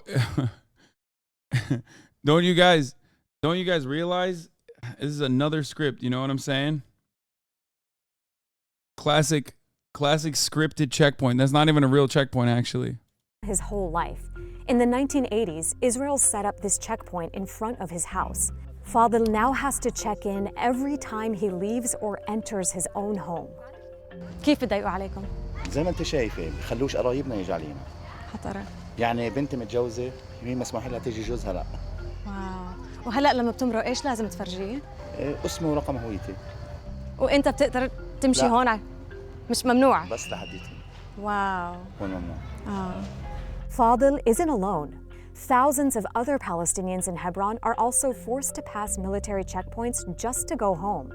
The military also bans Palestinians from using certain streets, as Ori shows me. On that street over there, Palestinians are allowed to walk and open businesses, but not allowed to drive. The yellow street on the map. Guys, remember, the entire world, and this isn't even like pre-Nakba, like historic Palestine shit. This, at this point, is Israeli occupation, okay, that is universally, by the entire planet, according to the law, an illegal act, okay? I need you to understand, this right here, this occupation is extra illegal. You might have a difference in agreement on like the Israeli state formation, but what they are doing here is objectively illegal. And also on top of that, it's in violation of multiple international laws, but also on top of that, it was maybe like 2 decades ago, not even official Israeli state policy This is a Benjamin Netanyahu. This is 100% the one of the worst things that Benjamin Netanyahu did was like openly, slowly but surely change the attitude in the Israeli government from like privately defending occupations in the West Bank to straight up colonizing the West Bank. Okay? This entire area should be completely rid of IDF presence, and no singular settler should be there. Okay? Not allowed. But because they know that it is completely and wholeheartedly illegal, and it is a practice known as settler terrorism, okay? They have to arm all the settlers. They have to utilize the occupying force of the IDF to constantly maintain these checkpoints and shit. Because technically it would be legal and allowed to fight back against those settlers. That is an act of terror. According to international law, fighting back against those who live there right now, okay, the settlers who came after, would be perfectly legal.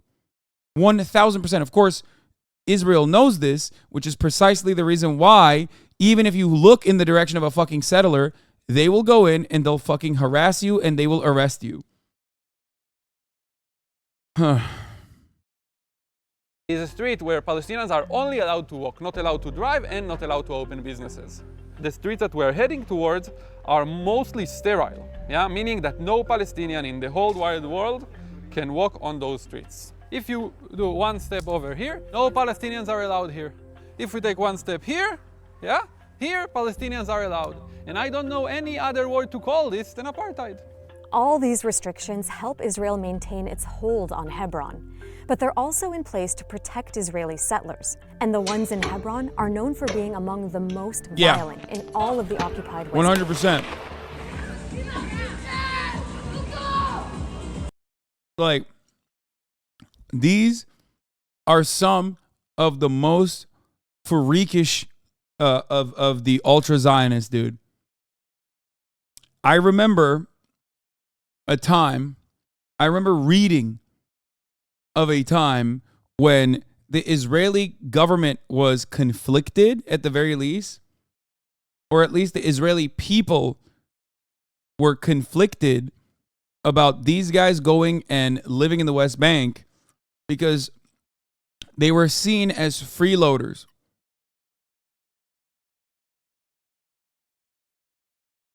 They were seen as freeloaders who went and just fucking settled on this territory. Okay, bro, you can't call Israelis terrorists. That's anti-Semitism. Suck my dick.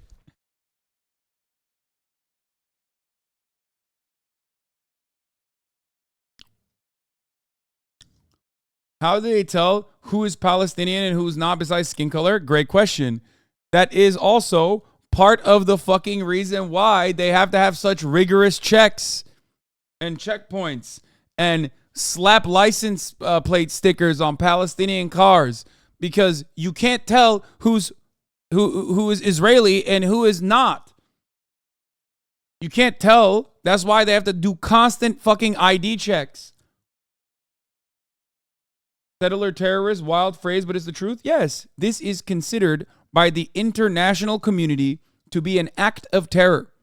By international law, what these guys are doing is an act of terrorism. It's called settler colonial terrorism.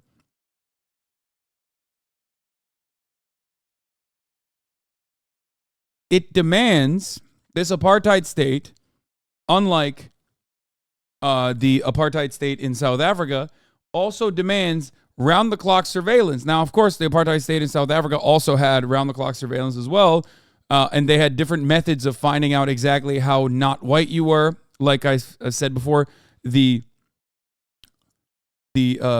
pencil test.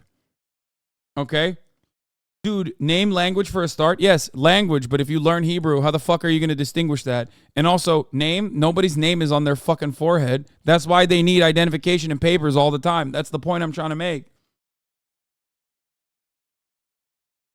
In apartheid South Africa, they used to have a test called a pencil test, where because miscegenation was illegal, in order to figure out whether you were non-white or not, they would stick a pencil in your hair. And if it's stuck in your hair, that meant you are not white. And therefore, you were not allowed in areas where only white people were allowed. That is how it works.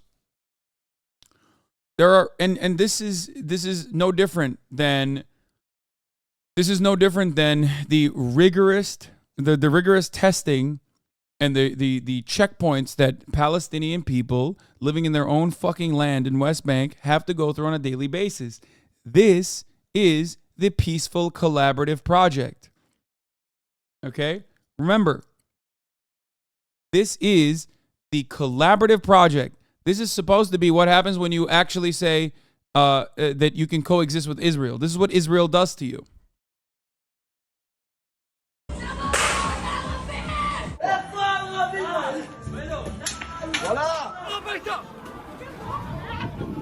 Our order in Hebron is protect the Jewish settlers, right? We don't have an order protect Palestinians if settlers harass them. The soldiers never protect the Palestinians. Yeah, unfortunately, it's not in our order.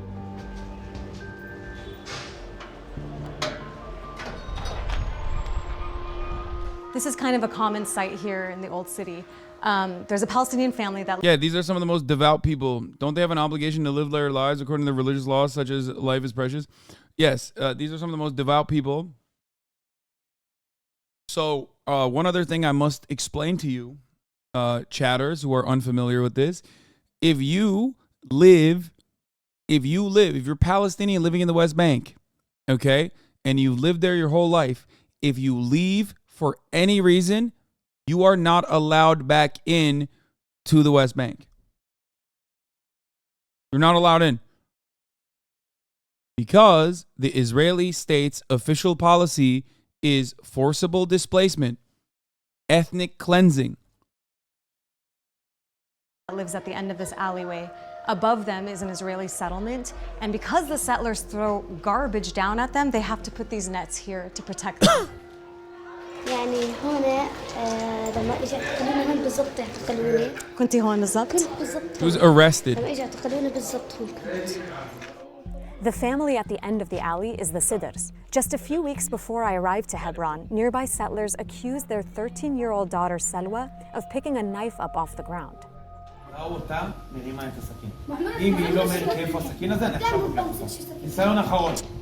فقد كل جيبتي معيش ولا سكينة أنا. Liar! You have the knife. A lot of this stuff is, for the record, a lot of this stuff is very well documented. You can see it. I mean, they film it. Everybody's got cameras. You know what I mean? I mean, you might not be able to see it at the top of the hour when there's a 3-minute ad break. And if you no longer want to see those ads, all you need to do is subscribe for $5 or for free with the Twitch Prime by connecting your Amazon Prime account to your Twitch account, where you get 1 free Prime subscription a month.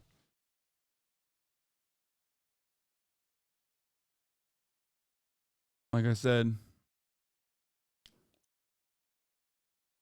you know, the 3-minute ad break is upon us. So there is that. Here it is. Maybe this is why they weren't prepared for the attack, because they were too busy bothering kids. No, unironically, that is part of it. Yes. With Ben Gvir, who is a Kahanist terrorist dog, okay, given the West Bank territory and its interior security, okay, he wanted to move more security forces, more occupying forces in the West Bank, so that they could keep killing the Palestinians that live there and deal with the inevitable backlash that happens in that circumstance. Aisha Esquire, thank you for the 5 get the subs. This is part of the reason why. They did not have enough they did not have enough resources internally to defend the southern areas.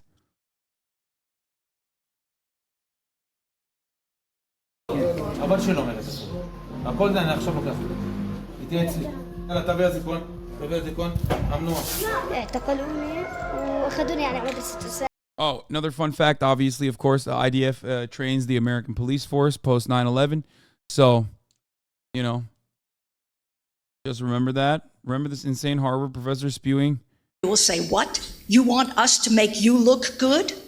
That's not my job. Your job is to make us look good. Our job is not to make you look good, American Jews. What do you have to worry about? Your job is to make us look good. And here's how you do it.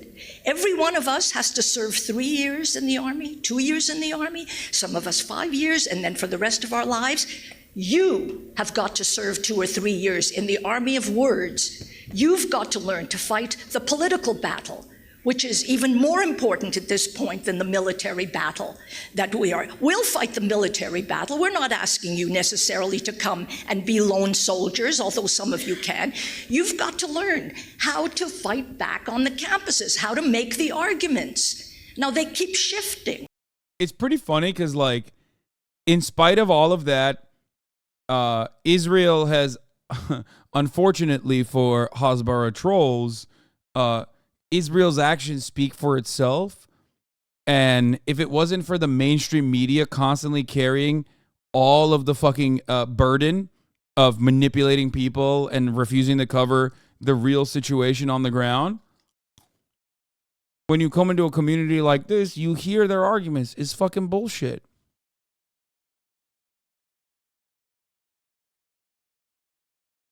You cannot argue against the cruelty of an apartheid state. You can cry and piss and shit your pants and say the Human Rights Watch and Amnesty International and former Mossad and former prime ministers of Israel and all these fucking people are actually secretly anti-Semitic for calling Israel an apartheid state. You can do all of that.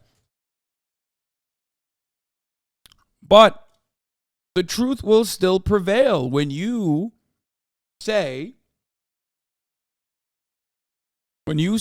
we're cutting off the fucking food and the water and the electricity to the world's largest concentration camp operated by Israel, open air concentration camp. When you say that, or when you openly show that that's what you're doing, it's impossible to argue against. You can say, oh, well, the Hamas did it, and Hamas is responsible. Hamas is responsible. But it's like, okay, on this part of the planet, there is no Hamas. You think this little girl is Hamas? This is the West Bank. This is supposed to be untouched, untarnished Palestinian territory. So what the fuck is IDF doing there to this little girl?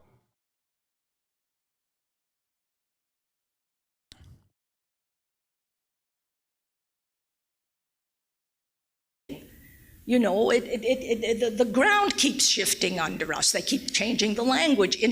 The ground doesn't keep shifting. What keeps shifting is Israel's violent actions, which become increasingly more violent. And that is by design. It's not because, like, it is the inevitable conclusion of any fascist ideology. Okay? Any fascist ideology inevitably has to keep squeezing and squeezing and squeezing and keep making more violent actions the reality. That's how it works. You have to keep cranking the dial slowly but surely and become more violent. Violence is a necessity for any state development, of course, but additional violence that even most human beings will comprehend as violent outside of the norm violence is a necessity for the maintenance of an apartheid state. Direct violence in the form of annexation, constant military presence, a surveillance state. These are all necessities for the maintenance of an apartheid state, and Israel certainly is one. It's not grandma's fault. Well, I guess it is kind of.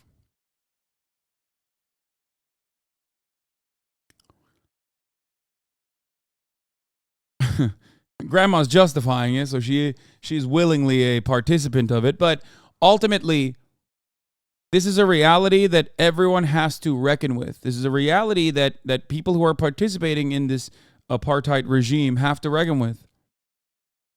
These problems will not simply go away. They will not perish. Intersectionality wasn't even a word 10 years ago. Now suddenly it's intersectionality. You've got to stay on top of it. And you know how we train for the army? We don't train for defensive warfare. If the war against Israel ever had to be fought on Israeli soil, do I have to tell you? It's an impossibility. So it's the same thing. Don't let the war of words ever be fought about Israel's nature. Let it be fought about why you can't accept Israel, why you have to single out this tiny people. Bro, she literally is being like, she's like, yeah, just say everyone is anti-Semitic. Try to find Israel on the map. It's hardly there. You know, we used to play this game, Where's Waldo? Everything you say about Israel, you could say tenfold for Palestine. Try to find Palestinians on the map. You literally can't. Israel wiped it, okay? Why do you care so much about Palestinians trying to survive? Where is Waldo on the map? Are you going to really tell me that this is the country you want to blame? Teach them how to defend by attacking. Teach them really what one says as in fencing.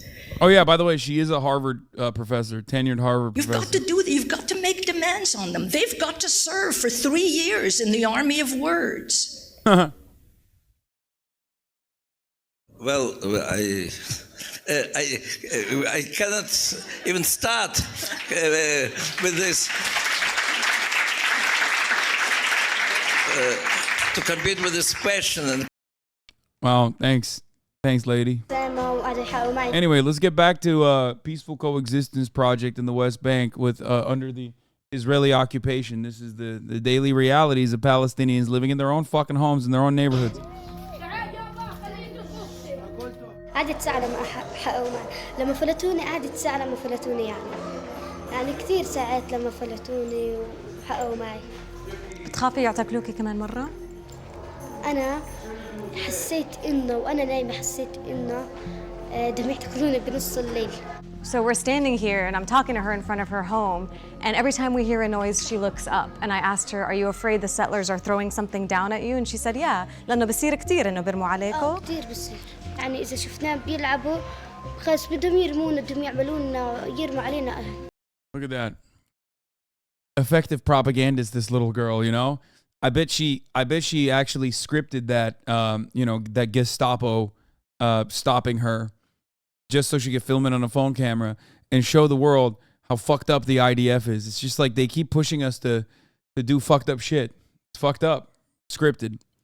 حجر واحنا بنقعد نتفرج عليهم يعني اولاد المستوطنين طبعا اولاد المستوطنين يعني اخي صار يحكي لي اياه يطلع محل العابهم حرام كيف بيلعبوا واحنا نفس خلينا ننزل عندهم نلعب قلت لك كيف ننزل هذا احتلال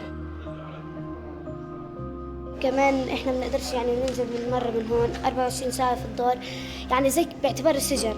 Just talking to her, it's really you don't feel safe at all. Like it's not a life that people should or can accept. So how did Hebron end up feeling like a prison for its people? After the Israeli occupation began in 1967, Hebron was among the first places Jewish settlements were built. This illegal land grab captured international attention. Now there's pressure for large-scale Jewish resettlement. And to some people, this looks very much like colonization. Some settlers said they were coming to Hebron because of its sacred place in Judaism, as the burial site of Prophet Abraham and his family. Others said they moved there in response to a massacre of Jews that happened in 1929. That's when rising tensions over European Jewish immigration aimed at turning Palestine into a Jewish state led to violence. More than 60 Jews were killed, and homes and synagogues were destroyed in the ancient city. But even after the settlers moved in, Hebron's streets weren't segregated. Then, in 1994, everything changed. An American-Israeli settler armed with an assault rifle. It was Baruch Goldstein's a piece of shit ass that Ben Gvir had a photo of, right? It was him, right? Fucking animal, dude. Fucking animal. Scumbag. Sick fuck. Piece of shit. Okay?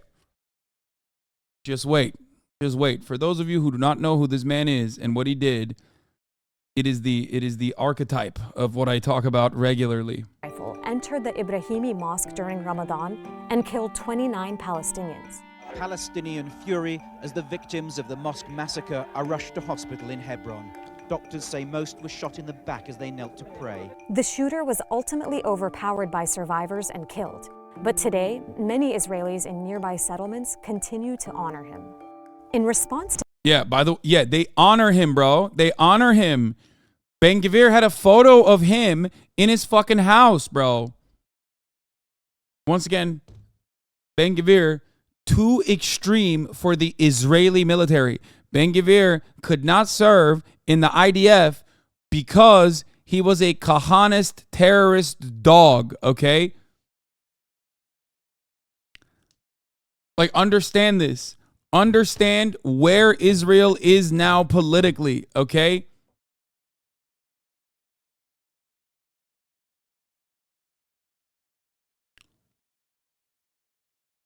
Oh, wow. Oh, shit. Ben Gvir responds to Bennett, fine, I'll take down the Baruch Goldstein picture. So he reluctantly had to take down the photo.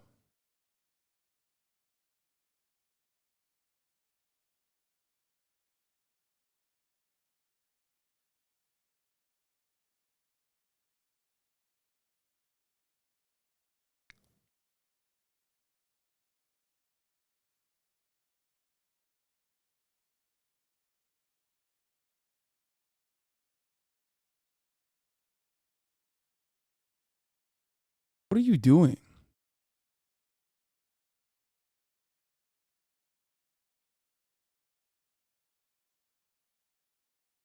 What are you fucking insane?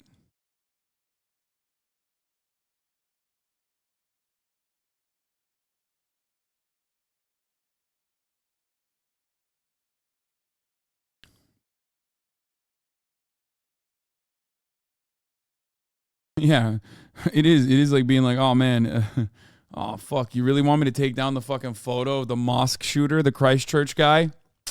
Shit, dude. I guess. To this massacre and the unrest that followed, Israel punished the victims, closing off roads and choking the economic lifeblood of this Palestinian city. You know, we're just seeing so many. Yeah, and by the way, Baruch Goldstein won. Okay, like. He fucking won. He got his goal across. He accomplished his goal. Like, what? There is no world in which, like, the people that are occupied get punished after a terror attack, after they withstand a terror attack. Like, that's insane. But of course, there is no logic in apartheid. It's always fuck the underclass. Empty houses, empty storefronts, Israeli flags everywhere, soldiers stationed everywhere checking us.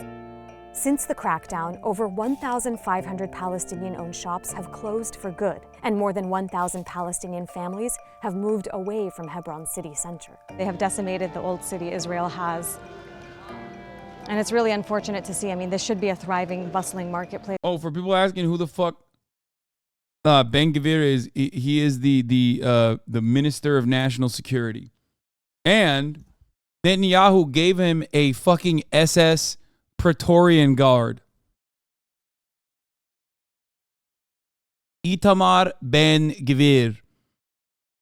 With his very own Praetorian Guard. He recently was in the news again because everyone is yelling at him. Everyone is yelling at him. No, he's not the one who asked to cut the power. Okay, no, there are plenty of demons in the Israeli government, brother.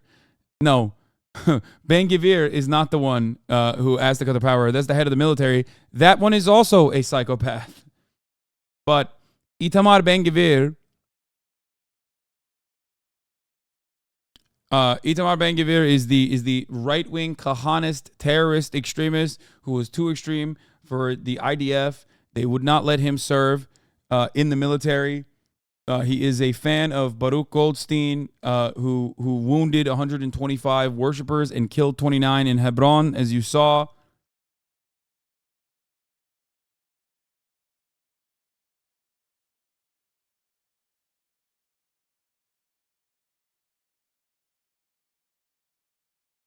NBC News, U.S. officials, Biden urged Netanyahu to reduce civilian casualties in the Gaza Strip. This is the very latest news, Lamont. Why would they? Why would they? America lets you do anything. 10% of Israeli Jews think he's a national hero.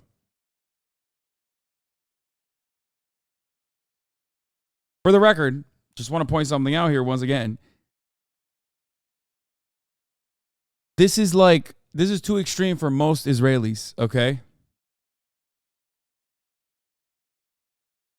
Like, there you go. 57% of Jewish Israelis polled said they thought Goldstein was a terrorist. Well, about a third of the respondents did not know whether to regard him as a terrorist or a national hero.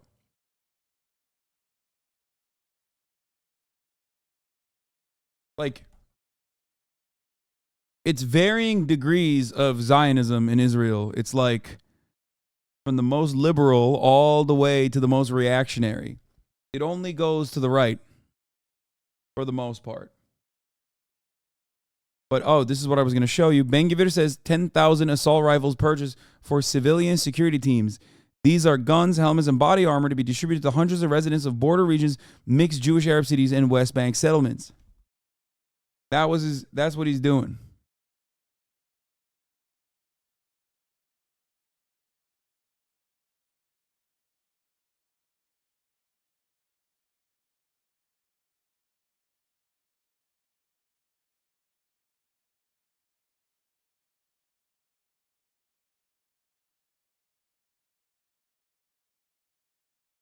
Israel also, a while back, implemented a very interesting border patrol policy where they put bounties, okay, where they put bounties on civilians to go out and capture undocumented citizens.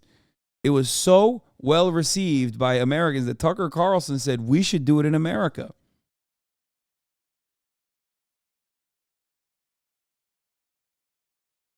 Yeah.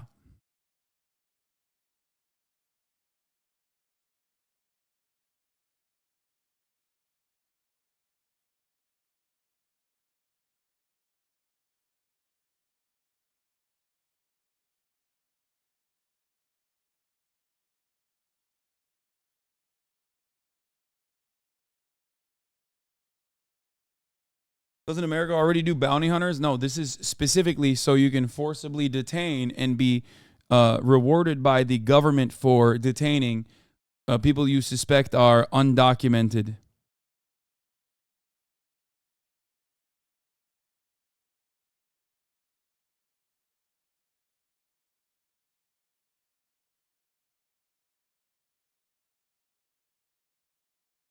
Place right now, and it's completely empty.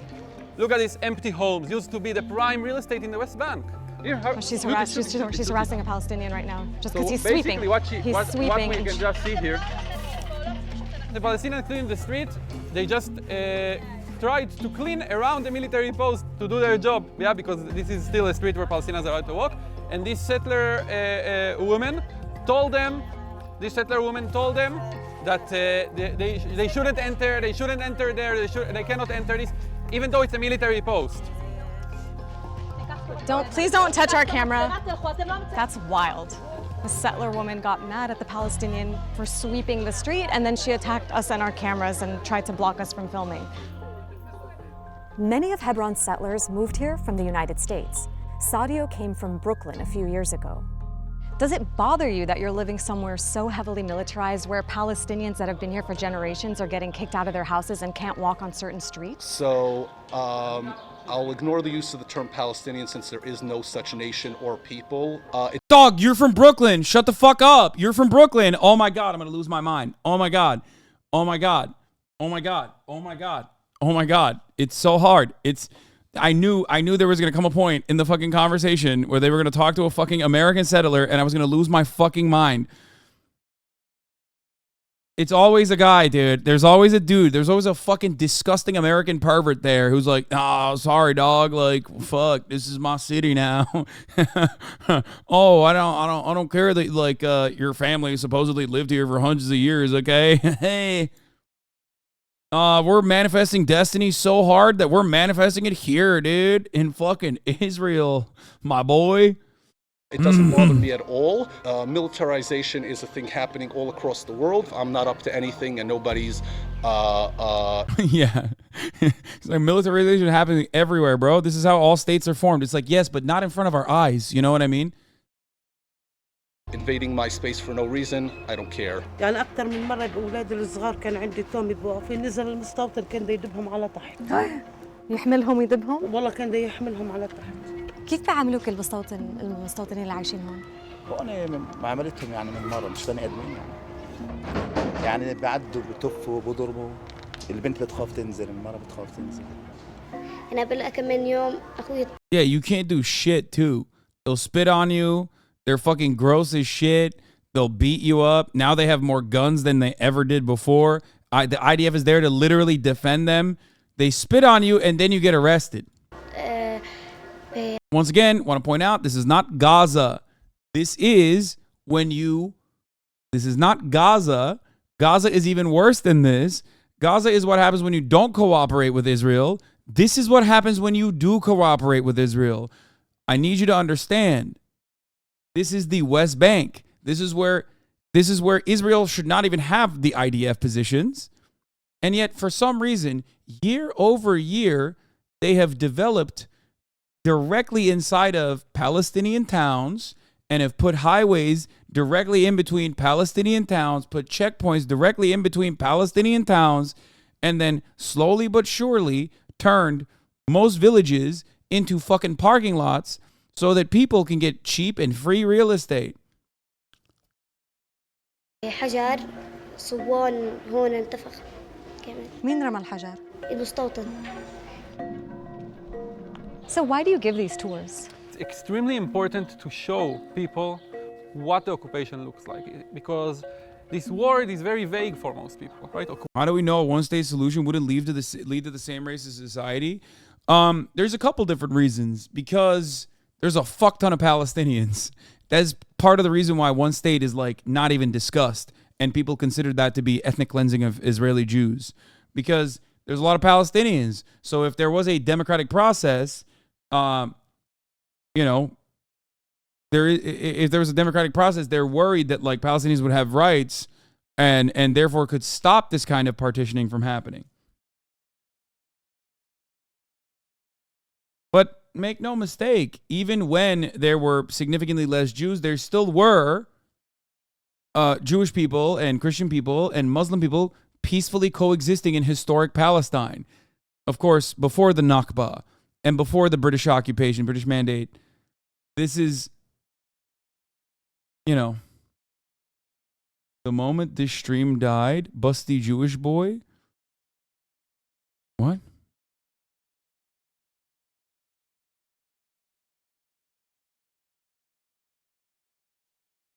Palestinians would roughly be 28% of an integrated population, 4 million versus 10 million. That is, of course, if Palestinians got the same liberties that Israelis have currently or Jews have currently to be able to freely freely immigrate into Israel, because obviously one of the goals is to maintain if Palestinians have a right to return, then that number would even be larger than that.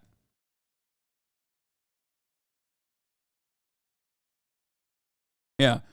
There are 4 million Palestinians in Palestine. Okay, 2 and 2 in Gaza and the West Bank. I think that those numbers are right. And then there are 5 million in diaspora displaced. More Palestinians are displaced from their ancestral homes than living in Gaza or the West Bank. So it would most likely be a 50-50 split. 9 million, well, I guess it wouldn't be 9 million Jews because the Israeli population also has Palestinian or Muslim Israelis as well.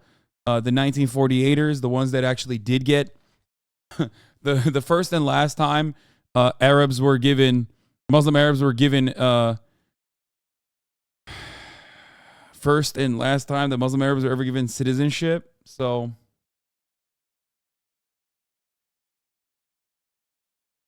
yeah, they would be, while they are second-class citizens now, I think if Palestinians had a right to return in a single-state solution, the Muslim number would be larger. Like the number of Palestinians would be larger, which is, I think, what they are afraid of for the most part. I think ghettoization is a better term than saying partitioning. Ghettoization is stage 8 of genocide. Yeah, this is, but I don't know. I mean, okay, then Gaza is a concentration camp. If this is a ghetto, then Gaza is a concentration camp. Gaza is not the ghetto. This is the ghettoization.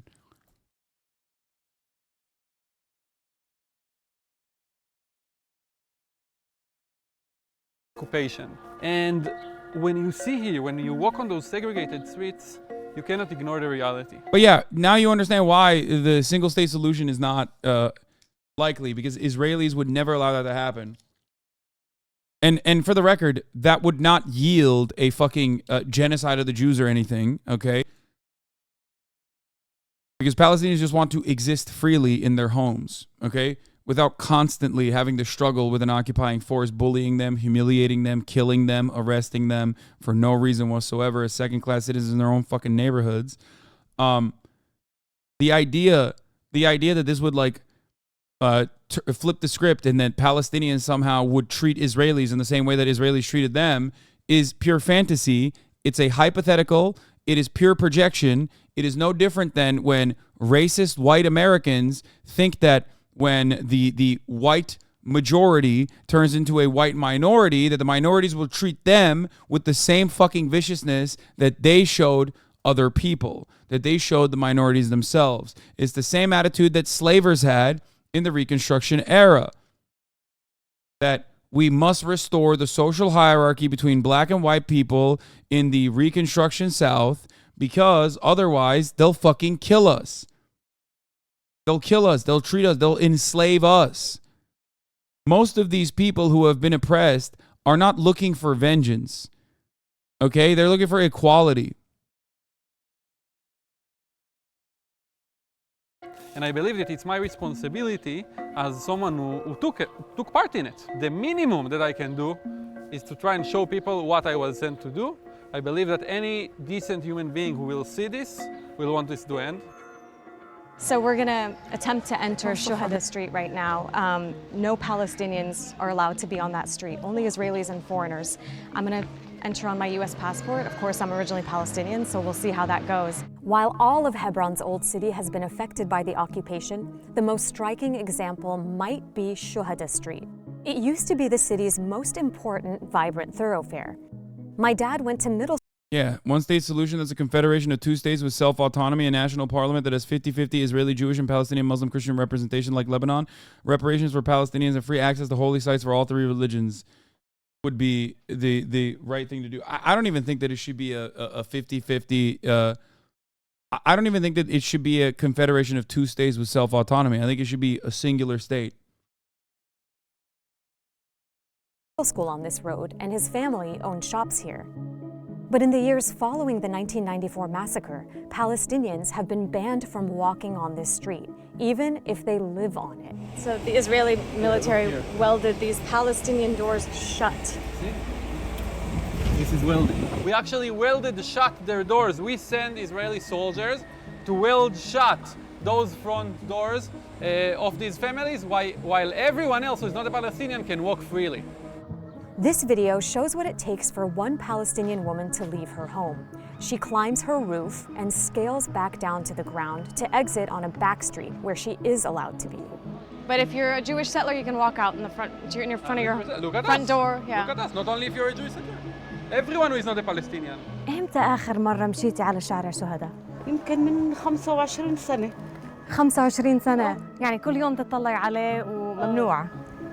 كل يوم بطلع عليه، أما هو مش هيك. كان تبنا بدنا نروح مثلا هاي الكارنتينا، بدنا نطعم الأولاد، أمشي هذه المسافة كلها على الكارنتينا. كانت كلها فاتحة، المحلات وسوق الخضرة والسيارات، هات ما في حدا. No, this is worse than Jim Crow South. I'll say that. I'll 100% say that. I've actually said it before. Jim Crow South is what Arab Israelis experience inside of the borders of Israel right now. This is so much worse. Like, it's true. It's like not to say that the Jim Crow South was like great. Obviously it wasn't. It was devastating, right? But it would be a step up from the West Bank and multiple steps up from Gaza. It's not even comparable.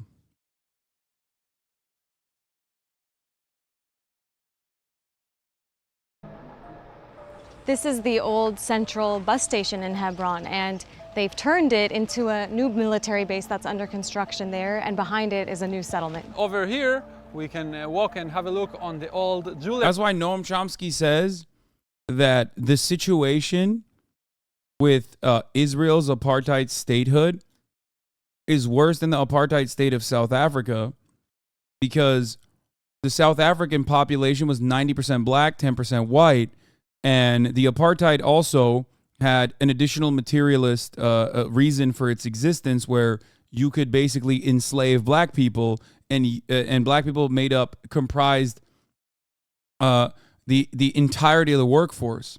Whereas inside of Israel, there are different factions and different understandings, but there are plenty of people who do not think that that there's any use for Palestinians whatsoever, and that they should just simply go away.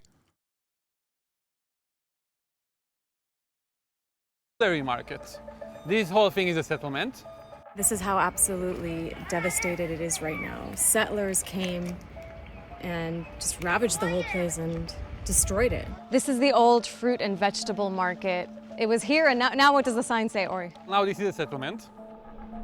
The old city has suffered. Everywhere you look, there's just deserted shops, deserted homes, destruction, broken windows. And in the middle of it all, there's like schools and settlements and Israeli settlers just living their lives with the full protection of the military. You know, one thing that's really striking being here is how incredibly silent it is. The only sound you hear is the flutter of these little Israeli flags above.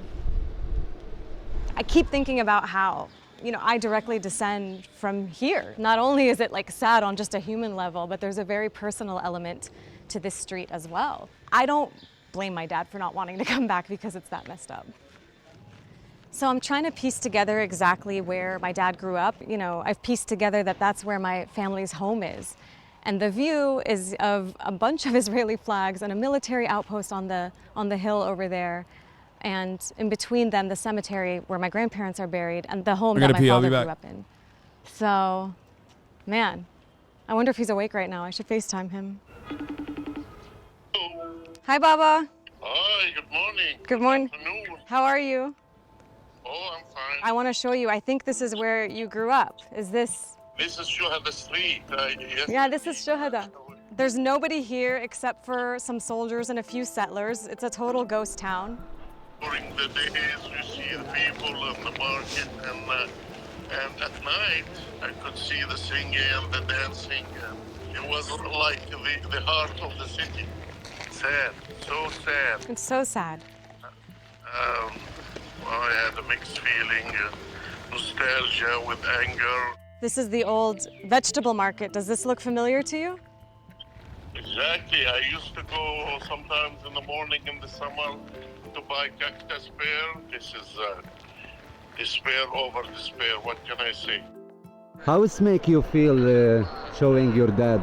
I don't know. I feel really sad. Like, he grew up right there. You know, his parents are buried right there. And I know it's really hard for him to see this. And so It's emotional for me. My dad wanted to talk to Ori. Hello, my friend. Hi, nice to meet you. I'm glad you are for peace. When counting on people like you to expose the lie. I really hope you can be here and visit your childhood home. Listen, this is why, like, I also don't have the same fucking perspective that many others have about veterans in general, because even if you were duped into service, even if you, and in Israel it's even more different than that because there's a forcible conscription, right? Ultimately, you have always the service is mandatory in Israel, but you always have the opportunity to also go to jail. But that's a big ask, especially when you consider that. You don't even think about that alternative. Okay, no, don't say you still participated in this shit, man. If you are an actual fucking leftist, you should literally understand reform, okay, by heart, rehabilitation by heart. If you spend the rest of your life making up for what you have done, okay, after being full-blown propagandized your whole fucking life, and then you served in the military because it's mandatory, okay, and then you literally join a fucking group of veterans, specifically, which I've also utilized as well in my coverage here, and you fight against the occupation, which is the veterans group that he's a part of, the IDF Veterans Against Occupation. It's perfectly valid.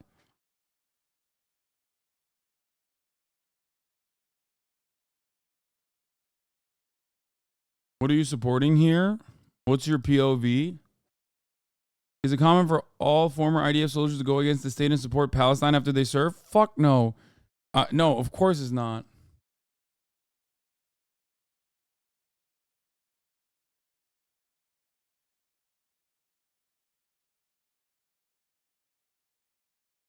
I see the exact same situation in America as well. Heavily propagandized group of individuals. If you served in the military due to the poverty draft or due to some hoorah dipshit post 9/11, and then you recognize that sucks. I mean, I've had Mike Preisner on the stream. He is a fucking American U.S. military veteran, also a member of PSL. He's awesome. He is married to Abby Martin, whose documentary we watched yesterday, Gaza Fights for Freedom. Like, there are plenty of wonderful people who may have done bad things in the past. It's all a matter of perspective, and it's all a matter of recognizing what that service entailed and then working to right those wrongs. I mean, yes, one of the best members of this community, of course, is Chelsea Manning, also a veteran of the U.S. military. She not only paid a very big price for her bravery, but she is living proof that there are still incredibly kind, incredibly brave individuals that serve for one reason or another, and then recognize that what they're doing is wrong and work against it.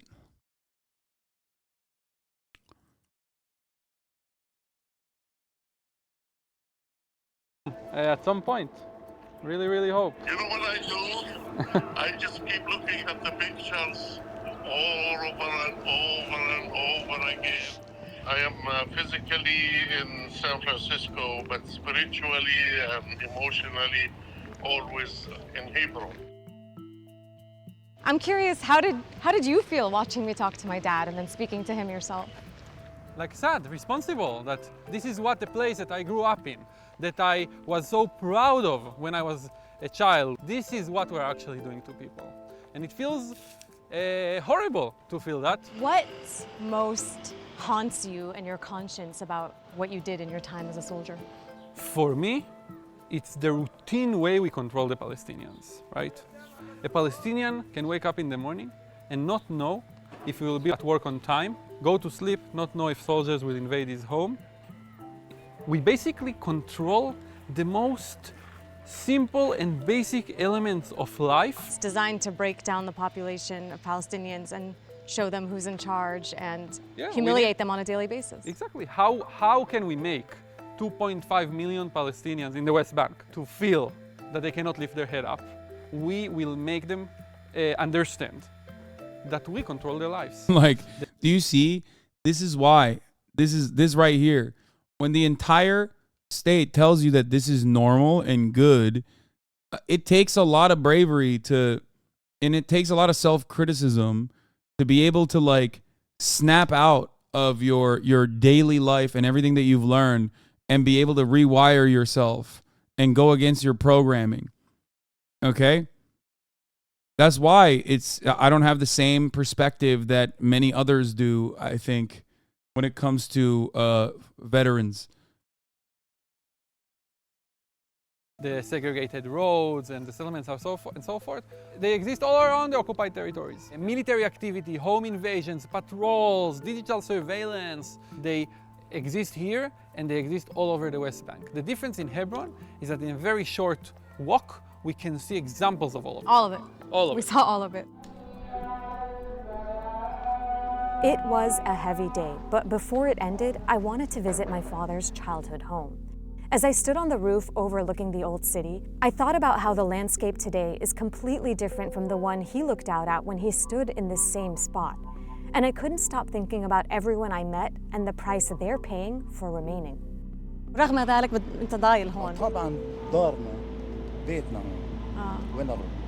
بس في غيرك سافر وهاجروا. في اللي معه مصاري بيطلع، احنا على باب الله. الحمد لله. عمرك فكرتي ترحلي من هون؟ لا لا. ليه؟ لا. شو؟ ما هو كل مشاكلي معاهم عشان ارحل من هون. ملايين دفعوا لي. ملايين دفعوا لي. اخر مرة زهقوا وحطوا لي شك مفتوح. ما قبلت. وانتي مش راضية؟ وانا مش راضية. ليش مش راضية؟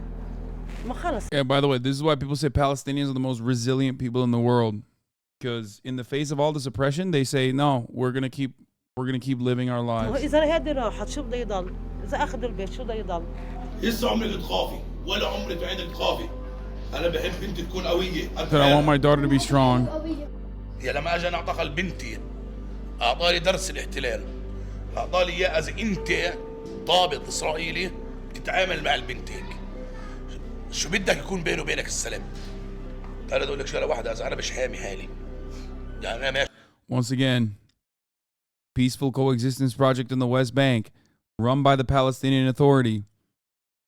This is important for you to recognize. And the situation has only worsened since this documentary came out 11 months ago.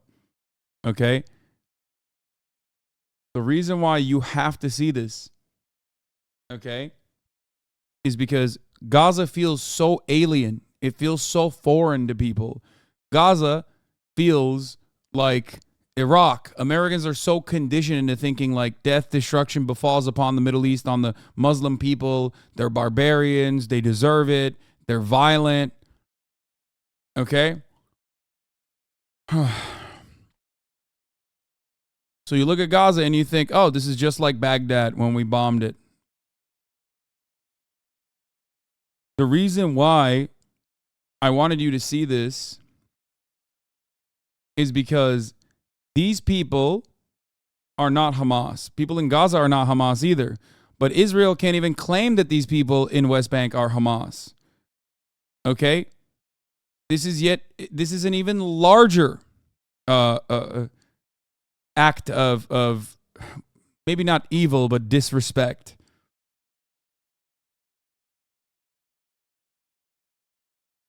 This is their home, and they are trying by way of the Palestinian Authority or have tried by way of the Palestinian Authority to collaborate with the Israeli government. Not the people on the ground, of course. They have different opinions, but the understanding is that this is what it looks like to live and collaborate alongside the Israeli government. So this is why I always say, when people say like, oh, dude, if Israel stopped its violence, like they would be ethnically cleansed. If Palestinians stopped its violence, like all the violence would end. It's bullshit. ماشي هون أنا مش حامي حالي كيف بدي أحمي أولادي أنا؟ It's hard to shake the idea that this Palestinian father could have been my dad. I could have been Selwa. This could have been my life. Hey everyone, thanks for watching this video from... And 100%, like I said, people that are not supposed to be there but live there, the Israeli settlers, are engaging in an act of terrorism. Okay? It's called settler terrorism. This is not just my opinion on the matter. This is international law. Not that it fucking matters. Okay? Those settlers are engaging in an illegal act. It is well within the legal rights of the Palestinians to engage in armed resistance against them. Israel knows this, and that is precisely why they control that territory in the way that they do. Okay? They're calling you Hamas poker now, Sag. You can only do so much.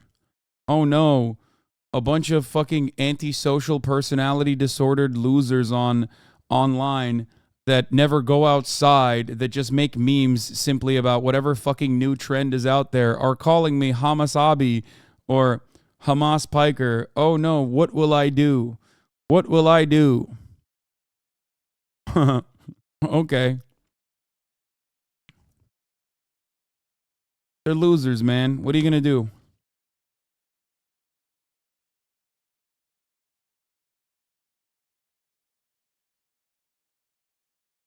Those people will never know a day of happiness.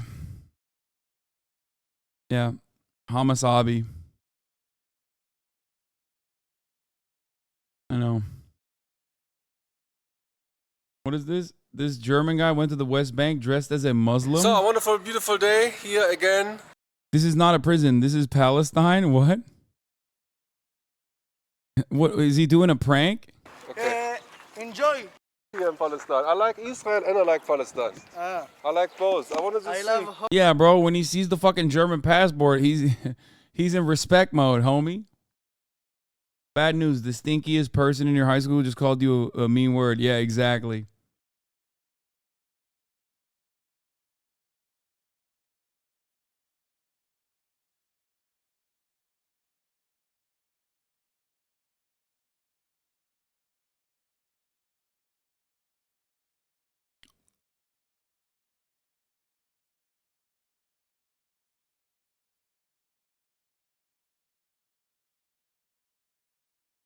Sadly, brother, in Israeli eyes, the Palestinians living there are the Hamas or whatever they're called. Sadly, whatever's happened over there is an opportunity to justify massive genocide.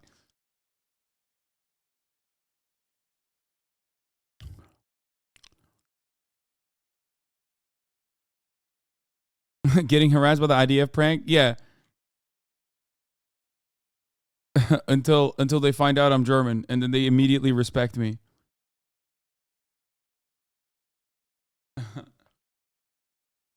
I'm glad you keep covering the West Bank like this. Suddenly, every IDF bot that only knows how to respond but Hamas malfunctions. Yes. Whenever the Hasbara trolls have no answer for the West Bank and the treatment of Palestinians in the West Bank, okay? It's not just about like winning arguments online, but whenever someone comes in and tries to give you some shit, you can always literally just be like, okay, well, look at the Palestinian treatment and the displacement in the West Bank. Why is there an active policy of ethnic cleansing in the West Bank? Just ask. They have no answer for it. They will never be able to give you an answer for it.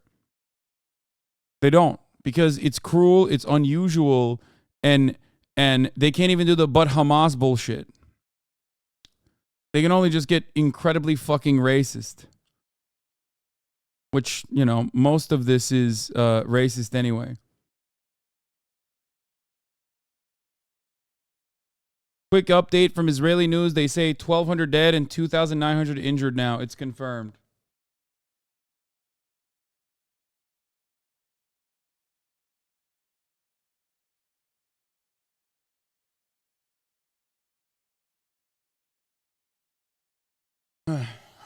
Yeah, the only argument they got is they didn't pay the rent in West Bank, which is bullshit, okay?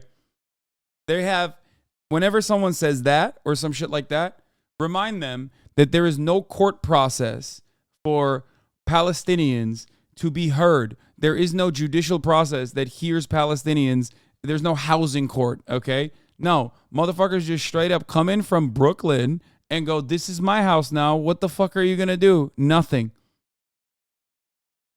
It's bullshit. Also, yeah, they some of them literally have Ottoman deeds.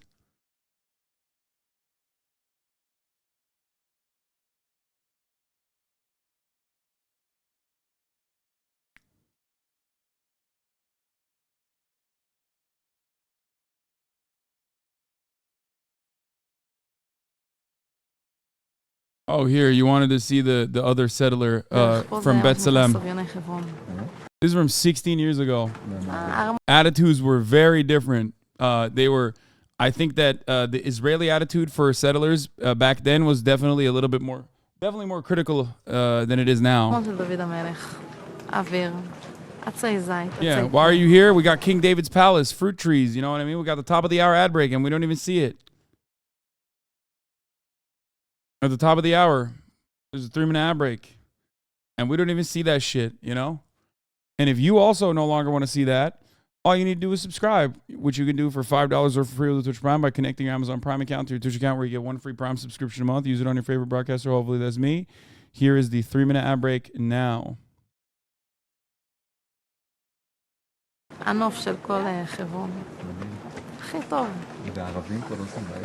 Do the Arabs here make trouble? If they do, then that's the challenge. This is not paradise. There's still a lot of work to do.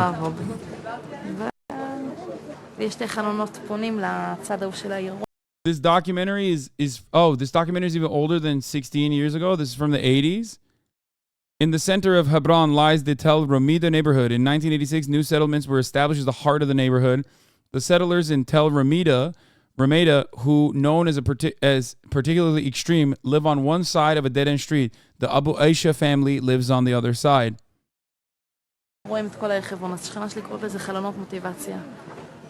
מסתכלים, פותחים בבוקר את החלון, רואים מה עוד יש לעשות. למה כל עוד אנחנו רק פה ולא שם, אז זהו.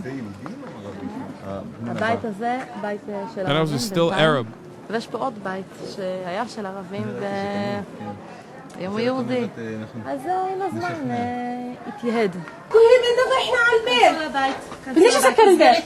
تدخليش انت. ما تدخلي. تسجري الدلت. ما تدخلي. تسجري الدلت. ما تدخلي. ما بديش اسكر الباب. بشافت فوق الكلوب. Bro, imagine you're living in your house. You're living in your fucking house, and then your neighbor that displaced someone else. Yeah, Kahana was right, was written on the door. Right? Your neighbor comes in, displaces your fucking aunt. Okay? It's her house now, and then she's coming over and doing this shit to you. They doing the exact same shit what's been done to them. Yeah, except they're not even doing it to the fucking Germans, dog. That's the point. They're doing it to some random fucking Arab family that had nothing to do with anything. Okay? Some Arab family that's Christian or Muslim too. So it's not even just like that they're Muslim or some shit.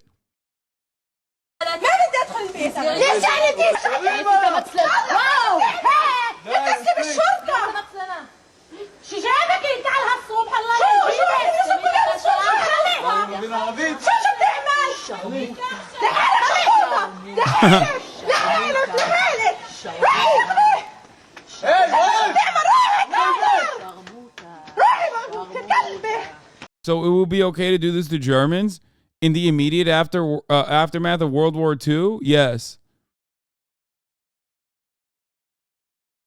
Because it wouldn't have even been someone else's house. It would have been just their house. You know what I mean?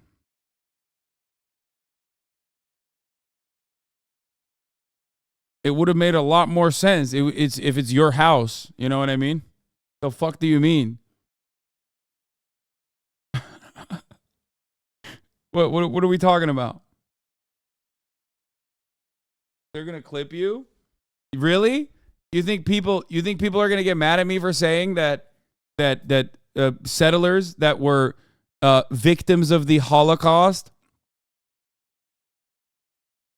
would have been perfectly valid in reclaiming their homes after the Holocaust?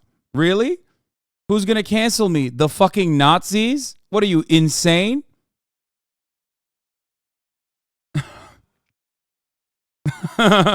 Like, who's going to get mad at me? The Waffen SS guy in Canada? He's going to be like, dude, that's really fucked up what you said. I just got a standing salute in Parliament, okay?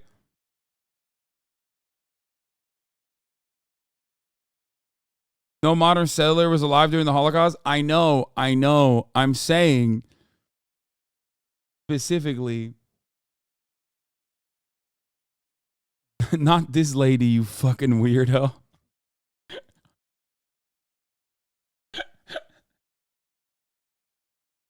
Bro, this is not... This lady was not alive back then.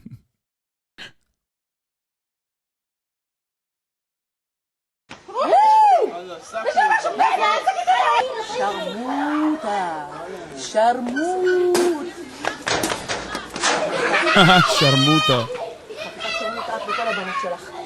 ديري بالك انت ما تجيش هون بدنا نطلع من برات البيت انت مالكش عنا اتركيها مش عارفه شو بتعمل يا خيال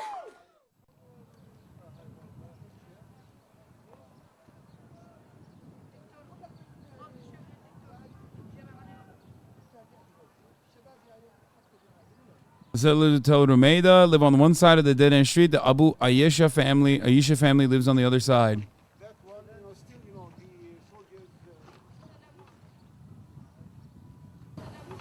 كوس امك شرموطه كوس اختك للمستوطنين هذه كلها البيت كلها المستوطنين هون فيش احنا تقريبا هذا الشارع احنا بنعدي منه بس عشان المستوطنين بيلطخوا من هون والجيش من هون يعني ما فيش احنا على الاربع جهات محاصرين تقريبا لانه فيش اي محل نطلع فيه يا المستوطنين بيلطخوا يا الجيش يعني بالعيد يعني قرايبنا بدخلوش يعني قبل 7 سنين تقريبا I don't know exactly when they filmed this. This wasn't in 1986. I don't think this was filmed in 1986, chat.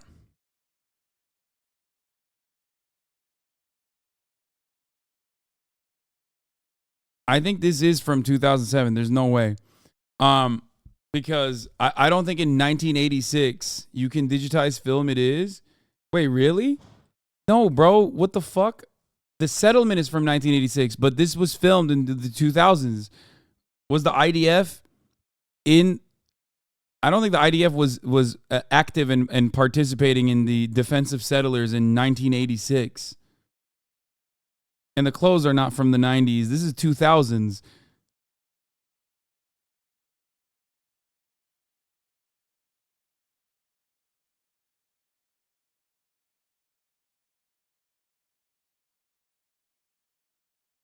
اجوا قرايبنا علينا كان في مستوطنين قعدوا يلطخوا عليهم الحجار ويعني رفعوا عليهم الأسلحة كانوا بدهم يضربوهم بالأسلحة حتى يعني احنا هون عايشين زي كنا بسجن يعني هذا ما كانش في 1986 was when it began. بس ضرب زين وهيك لما اجوا المستوطنين صاروا يدخلوا حجار على البيت حطت لنا اياه السلطه يعني انت اي فر كل الدار عندنا كلها عليها شبك انه المستوطنين اي محل بيشوفوا فيش عليه شبك بيطخوا عليه هذا صار عشان محطوط الشبك يجيبوا مقص يوصلنا الشبك يعني هم بيضربونا هيك بيضربوا احنا الولد الصغير احنا ممنوع نلطخ حجر ممنوع يعني عندهم هم ينحبسوا اما احنا فين مش نحبس احنا مش عاملين شيء بس بدنا نحبس بقى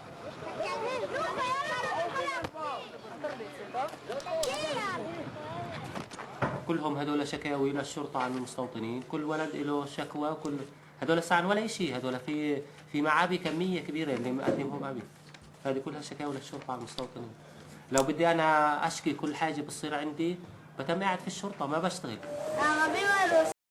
The situation back then was literally better. Yeah. The situation back then was literally better for these people than it is now. I mean, dude, here, I'll show you a fucking map, dude. Hold on.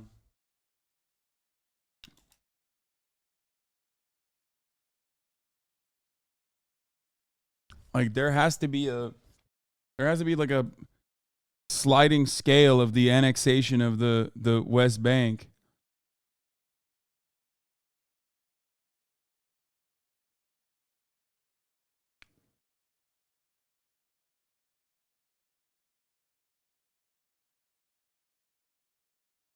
You watched the interview Sam Cedar did with the Palestinian reporter Bassel Adra a few months ago. It was very, very well done.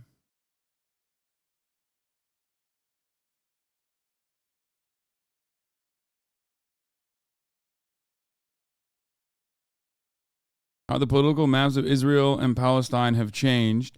Oh, wait, I have this right here. I have the btselem map. 1967 war, Israel occupied the West Bank and Gaza Strip. In the 2 months following the war, Israel conducted a census in the occupied territories. According to the census, about 1 million Palestinians were there at the time, 660,000 in the West Bank and some 350,000 in the Gaza Strip. The figures exclude all the 1967 Palestinian refugees who fled or were deported by Israel during or after the war. Then the annexation of East Jerusalem happened. In 1967, immediately upon occupying the West Bank, Israel annexed some 7,000 hectares of the West Bank land to the municipal boundaries of Jerusalem, an act in breach of international law. Okay, that's why that other piece of shit said this was simply a suggestion. All of this land is Israel. Okay? Remember that fucking dumbass that we were watching on PragerU?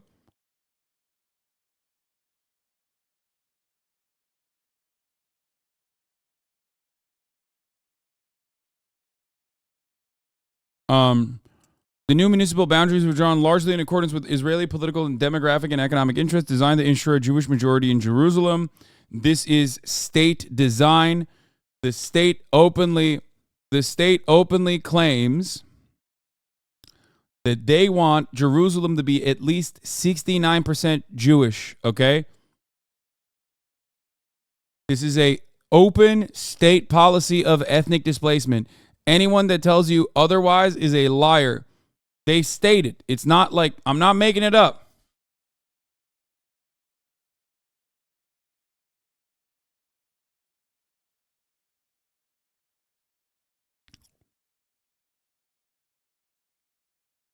Jewish majority. This was achieved by leaving out of densely populated Palestinian areas and incorporating sparsely populated ones. The area that constituted urban Jerusalem under Jordanian rule, about 6,000 hectares, was only a small part of the annexed territory. Most of it belonged to 28 Palestinian villages and suburbs near Jerusalem. Then, 1967 to 1975, closed military zones and the first wave. From August 1967 to May 1975, Israel declared about 150,000 hectares, over a quarter of the West Bank land, closed military zones, placing them off limits to Palestinians unless they obtain a special permit. This is when the partitions began. Okay? While closure of these areas has not been immediately or uniformly enforced, their size and geographic distribution indicated Israel's plans for later use in these areas for its own purpose. This is why I say the state always had an interest. This is the West Bank. The Israeli state always had an interest in eventually ethnically displacing Palestinians from the West Bank and taking over this territory. Okay?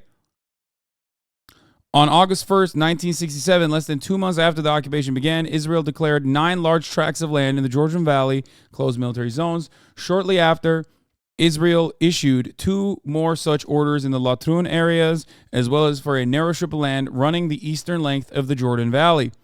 By the end of 1967, the state had declared almost 68,500 hectares of land closed military zones. In 1970, Israel proceeded to close off another north-south strip of the West Bank, this one running from Jericho down to the West Bank's southern boundary. By mid-1970s, following the closure of several areas adjoining the Green Line, the boundary between Israel's sovereign territory and the West Bank, another 81,500 hectares of land had been officially placed off limits to Palestinians. And then the settlements. In this time frame, in the first decade, over the course of the first 10 years of the occupation, Israel established nearly 30 settlements in the West Bank, excluding East Jerusalem, with an overall population of 4,500 people. As early as September 1967, the Israeli government, headed by what would later become the Labor Party, established the first settlement, Kfar Etzion. This was followed by the establishment of settlements in areas considered to be of importance in terms of security, which were relatively sparsely populated by Palestinians. These areas, which constituted nearly half of the West Bank, included the Jordan Valley, land around Jerusalem, most of the Judean desert, and a strip of land in the South Hebron Hills. Okay? See it?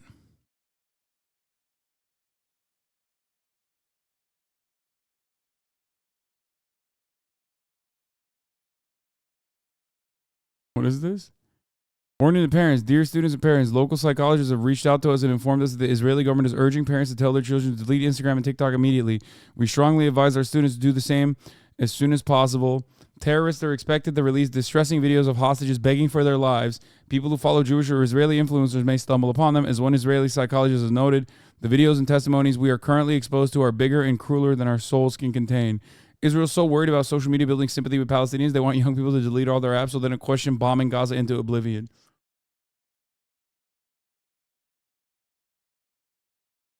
Yeah. Yeah, don't look. Only watch CNN, please.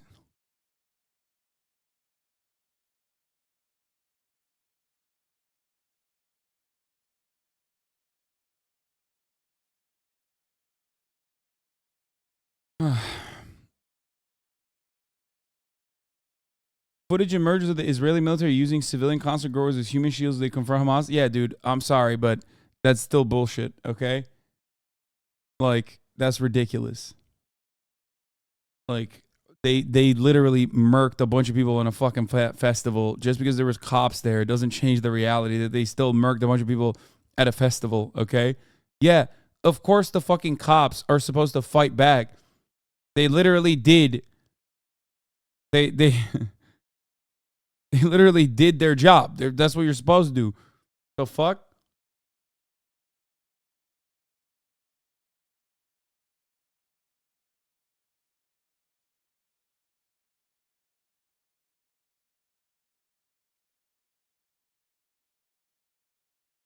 Anyway.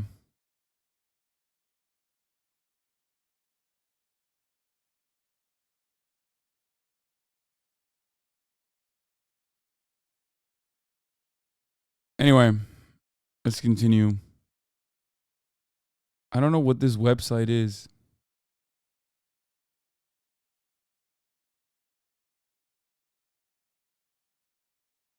But let's get to btselem. The interactive map. 2 highways delineated the area in which most settlements were constructed during the first decade. The Allen Road, which was built in the 1970s. Here are the highways. Along the eastern slopes of the Central Ridge, and Route 90, to which Israel added a new section in the northern Dead Sea area in order to facilitate movement between the settlements and Israel. So they started building settlements in select positions, okay, and then they started building highways and development.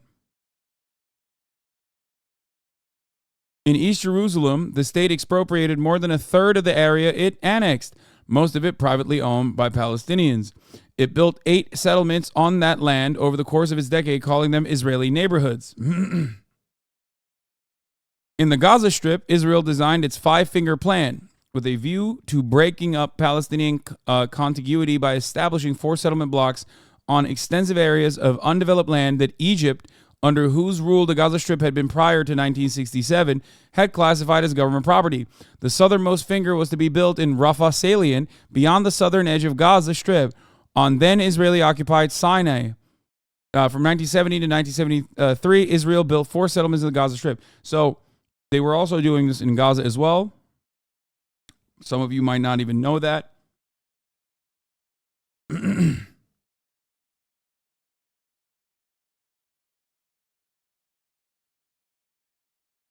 But originally they had settlement in Gaza as well,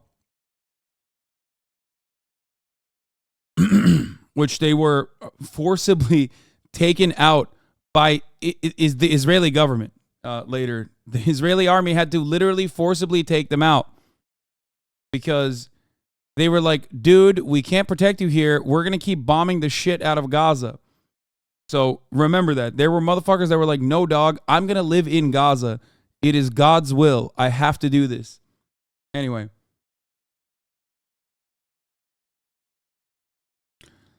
Nature Reserve and the national parks, the first wave. So 1969 to 1997, and chiefly in the 80s, Israel declared some 34,000 hectares, approximately 6% of West Bank, nature reserves. So first they said these are military points. And then they said we are going to do natural reserves. Under this guise of environmental concerns, Israel had been limiting Palestinian development in these areas where it prohibits construction, pasturing flocks, and new farming. Similarly, thank you for not playing Cyberpunk. Bitch, I finished it.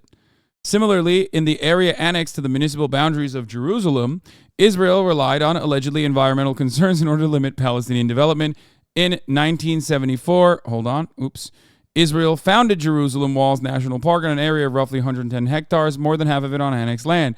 The park, which encircles the old city walls, encompasses parts of the Palestinian neighborhood of Silwan, has reduced the land available for Palestinian development. Now, one thing I have to explain to you here is that when they did this, when they did all of this, if it was perfectly allowed for the Palestinians to also use and utilize, that's one thing.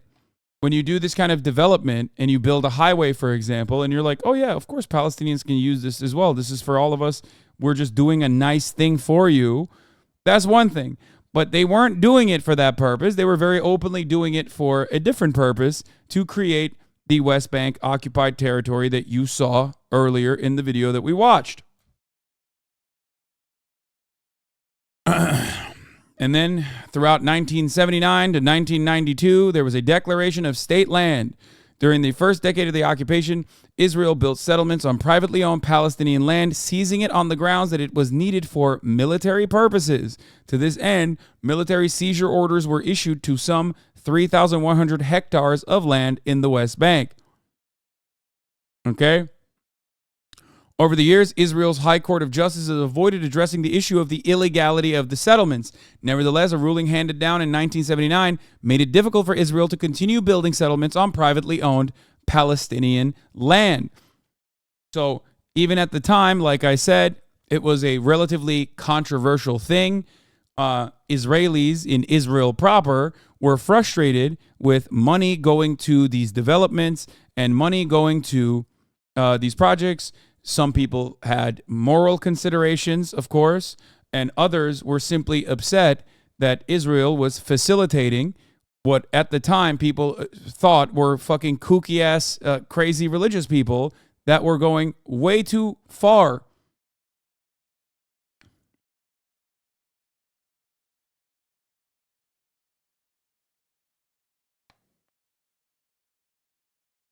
Okay?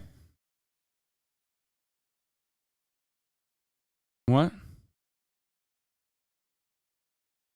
It's their land, though. They were forced out originally. Plus, you can't get an oppressive government to do what you want by flying into a concert and shooting people like a Call of Duty ground war match. What? It's their land? No, it's not. No, this is literally not Israeli land at all. This is not Israeli land by international standards at all. What are you saying? If we, black, did this in America, we'd have more than just the Black Wall Street Massacre. I want to hear your thoughts on this. What do you mean? What?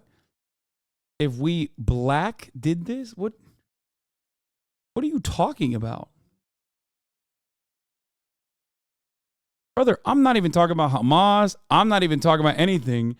You are so conditioned into immediately hitting like the Zionist defense line that you just went into like 8 different directions. What the fuck? We're talking about 1979, bitch. What the fuck do you mean? We black people, if we did this, worse things would happen to us. What? Hello? Black Americans. No, I understood what you were trying to say, idiot. No, address what I'm saying. This was not Israeli land. This is the Israeli government occupying land that it does not belong to them by the international community. This is not even like 1948. This is not even fucking the Nakba. I'm talking specifically at this point, 1978. There is no Hamas. There is nothing. There is no Hamas in West Bank anyway, at least officially, even to this day. But there is no, like, you can't hit the but Hamas line here. You can't do that. Talking about Jerusalem? No, you're not. I'm not talking about Jerusalem, but okay, go ahead. Talk about Jerusalem. The fuck do you mean about Jerusalem? You are trying, okay, you are trying desperately to argue against a point that I'm not even making by bringing up invalid criticism. You are shadowboxing, but I don't even know what dimension you're on at this point.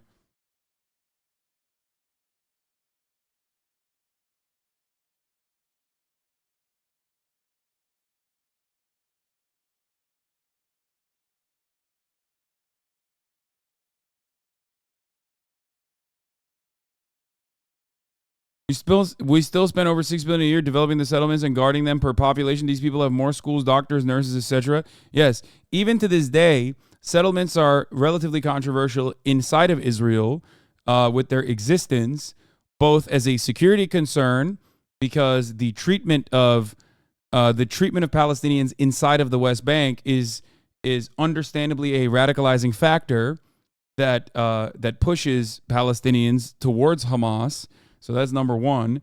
And number two, there is no international authority that you could find that would ever say that these settlements are anything but terrorism.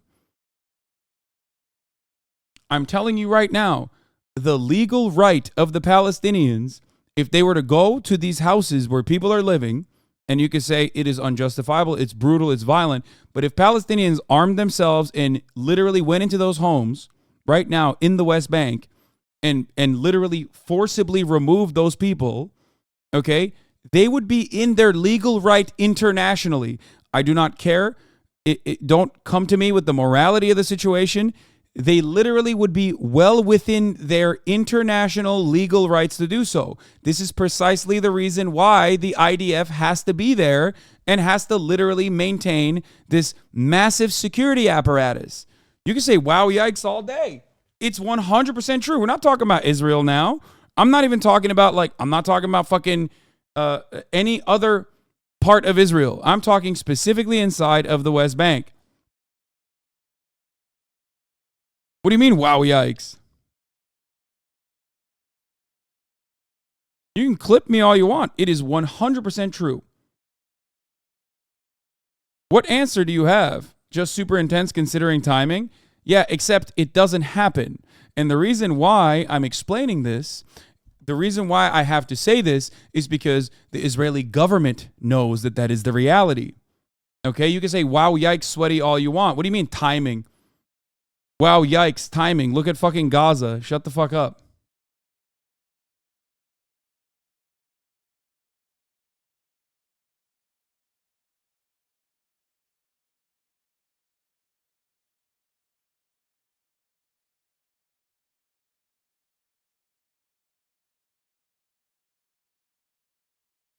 Too soon, community.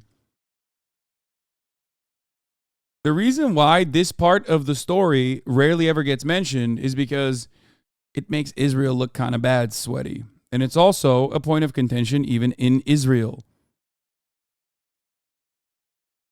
And yes, you are correct, chatter. A lot of the settler expansion is literally sponsored by American Zionist charities. They get tax rebates on these donations. And no, they are not Jewish. The settler expansion charities are sending Jewish people, but they themselves are not Jewish charities. They are evangelical charities. Why are evangelical Zionist organizations doing this? Because they believe that the rapture will happen if Israel is in its entirety, from the river to the sea, if all of that area is exclusively occupied by Jews, then the rapture will happen and Jesus Christ will come back to earth. It sounds fucking psychotic, but that is literally the motivating principle behind why the American evangelical communities are the largest supporters of Israel and specifically the settlements. How fucking insane.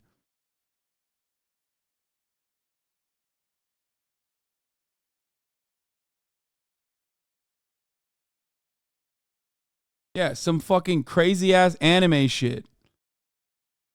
Yes, a lot of the settlers are American Jews, but the charities that send American Jews there or make it easier to settle there are actually evangelical ones too. It's not specifically just the it's not specifically just the Israeli state that does this, okay?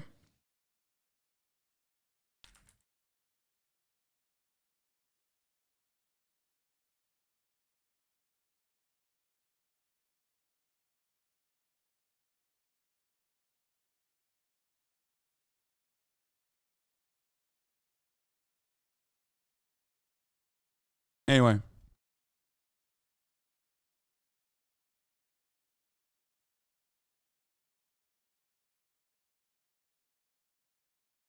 So do you think that if Israel genocides the Palestinians, takes the land, and no rapture happens, that the evangelical movement will crumble? Do you think they'd move the goalposts? If so, where would you imagine them pushing it to? Brother, they would find something else. What do you mean? It's like a suicide cult. When the world didn't end, okay, in like the turn of the century, what did those suicide cultists do? They just fucking shifted it to a different date, and they only reaffirmed their position. They moved the goalpost to 2012, and if it didn't end then, they still kept going.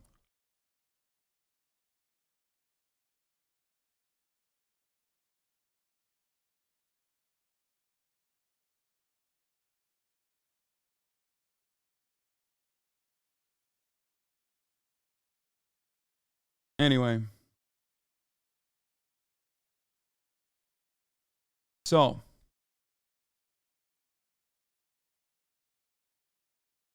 Where were we? What is this breaking news?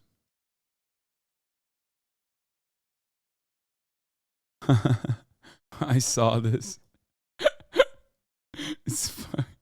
Unconfirmed reports have identified Ian Miles Chong has been captured by Hamas.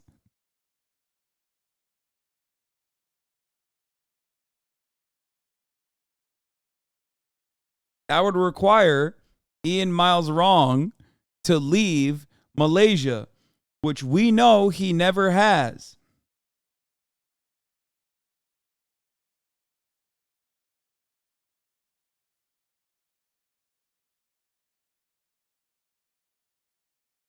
I think evangelicals want Israel for the rapture is a bit overrepresented. It's more simple than that. The U.S. just wants to place the land planes in the Levant. Yeah, I'm not talking about America's like State Department interest in the continuation of the settler expansionist apartheid state of Israel. I'm talking specifically about why when you go to fucking Texas, you got a king rancher that has a sticker on it that says Blue Lives Matter, and right next to that sticker, you got a fucking Israeli flag, and the guy that comes out of it is definitely not Jewish. Why? How did that happen? You know what I mean? Because a lot of people will ask this question. They'll go, how? What? Especially when that guy is definitely anti-Semitic, okay? Like 100%.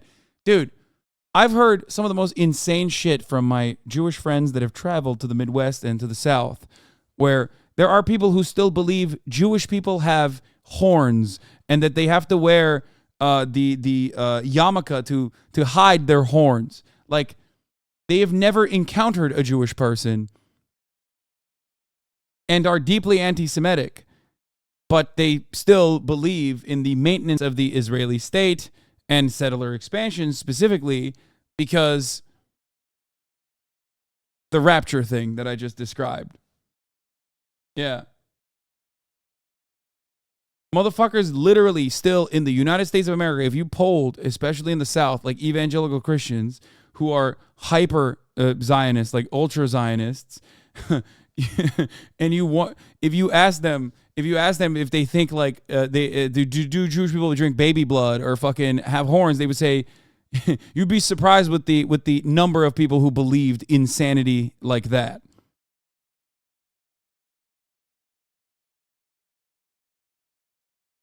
Legit, no true hog guy here in Central Texas who hates George Soros but has a tattoo of the U.S. and Israeli flag.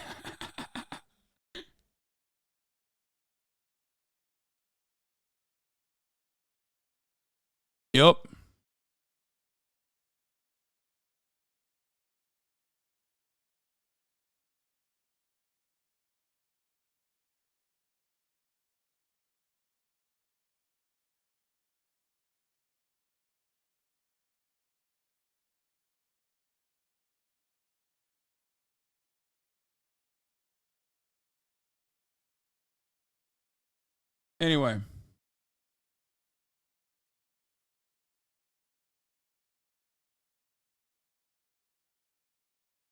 I mean, guys, we have evangelical ass Marjorie Taylor Greene, okay, who, as far as I understand it, is definitely a supporter of Israel, who said Jewish space lasers caused the forest fires in California. So, you know, we have elected representatives, okay? It's just like, America is a fascinating land, okay, with an incredible amount of opinions that people are able to hold on to that absolutely make zero sense and make even less sense when you are the same person believing both of those things at the same time. It is a sea of contradictions, okay? Part of the reason why some more cynical fascists, especially those in Europe, proto-fascists in Europe, can find themselves aligned with the likes of Benjamin Netanyahu, for example, is because they also love the idea of a place to send all the Jews. So there is also that aspect of it as well. So all matter of different kinds of anti-Semites, have found different reasons as to why Israel is super sick, okay? And obviously, the most unifying factor is that they're fighting Muslims, so everybody kind of loves that too. So,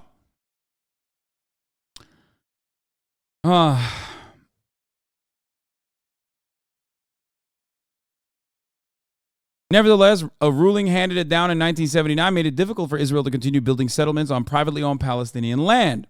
To overcome this obstacle, the government came up with a new idea, declaring Palestinian land as state land, which would make it possible to use the land to build settlements. By rewriting legal provisions and reinterpreting the existing laws, Israel introduced a fast track for declaring state land, which enabled applying this classification to lands that had been private or collective Palestinian property under both the British Mandate and Jordanian rule. From 1979 to 1992, this system was used to declare over 90,000 hectares of state land and then allocated almost exclusively to settlements. Notice how the settlements are growing now. Okay. Taken together with the areas already designated under Jordanian rule, there are now 120,000 hectares, which is 22% of the West Bank now, that have been designated state land and are under full Israeli control. From 1977 to 1993, on areas declared state land, successful Likud governments, including the 1984-1988 coalition with the Labour Party, established another 100 or so settlements in densely populated Palestinian areas with a view to achieving demographic and geographic conditions that would obstruct any future attempts to question Israeli dominance there. Notice how much the fucking settlements have grown. Notice how it partitions the entire area of the West Bank that is supposed to be Palestinian.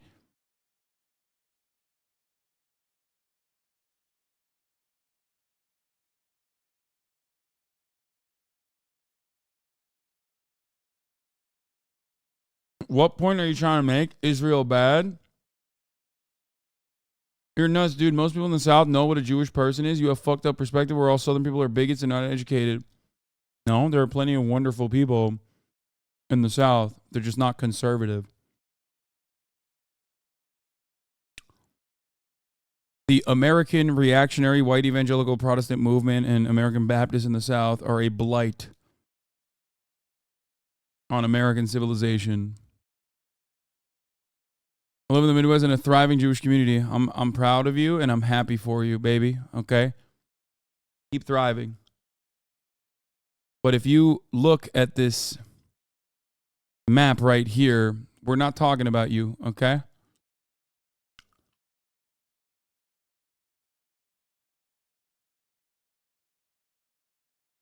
If you look at the situation and you go, what point are you trying to make? Israel bad? Yeah, I mean, yeah, Israel's settler colonial terror is bad, yes. Not only is it immoral, but yes, it is also completely unjustifiable and illegal. Every aspect of this is illegal. Illegal and bad. It's really, really immoral. It's really fucked up. And it's also really illegal. Israel knows it's really illegal. And that is precisely the reason why they have to maintain a constant IDF presence there, because it would be legal to, at gunpoint, forcibly remove these settlers from their own homes. Palestinians could do that. Okay, no Hamas. Stop fucking immediately hitting the Hamas line. This is 1990. This is 1977. And this is the West Bank. Hamas does not exist yet. Hamas is not even a party formation yet. Okay, there's a couple years left for Hamas to even begin. Okay, to exist. You can fucking yell Hamas, Hamas, Hamas, Hamas all you want because you think that that is an effective counter. But we are currently looking at a map of illegal settlements in 1977. Suck my fucking dick.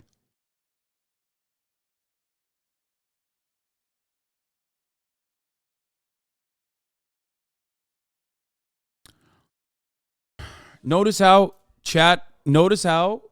the counter arguments fall apart when you actually parse through the information piece by piece. Okay? Do you notice that? It's because there's no argument. There is no counter to this, okay? There is no argument and there is no counter to this. This is completely and utterly unjustifiable, and like I said, Israel knows it as well.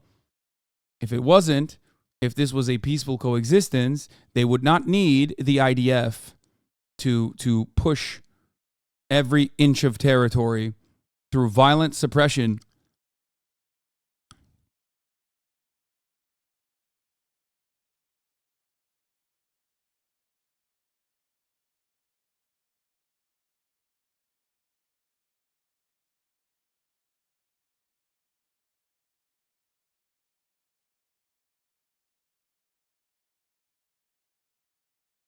Anyway, let's continue.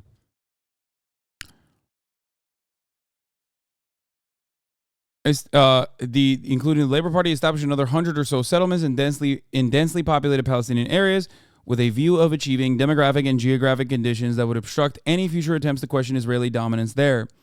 The placements of the settlements cut the West Bank lengthwise along the watershed line, the Central Mountain Ridge, and adjacent areas, created horizontal settlement corridors. This was also disgusting and deliberate. They created these horizontal settlement corridors in a not dissimilar fashion to how highways and the highway structure was created to partition off black neighborhoods. These settlements thus broke up Palestinian physical contiguity, took over rural Palestinian space, and curtailed the development of Palestinian communities. So the reason why, if you noticed, they started building in to the West Bank all across the West Bank was so that they could specifically create a grid structure where Palestinian communities were partitioned off and could not even connect to one another. Okay?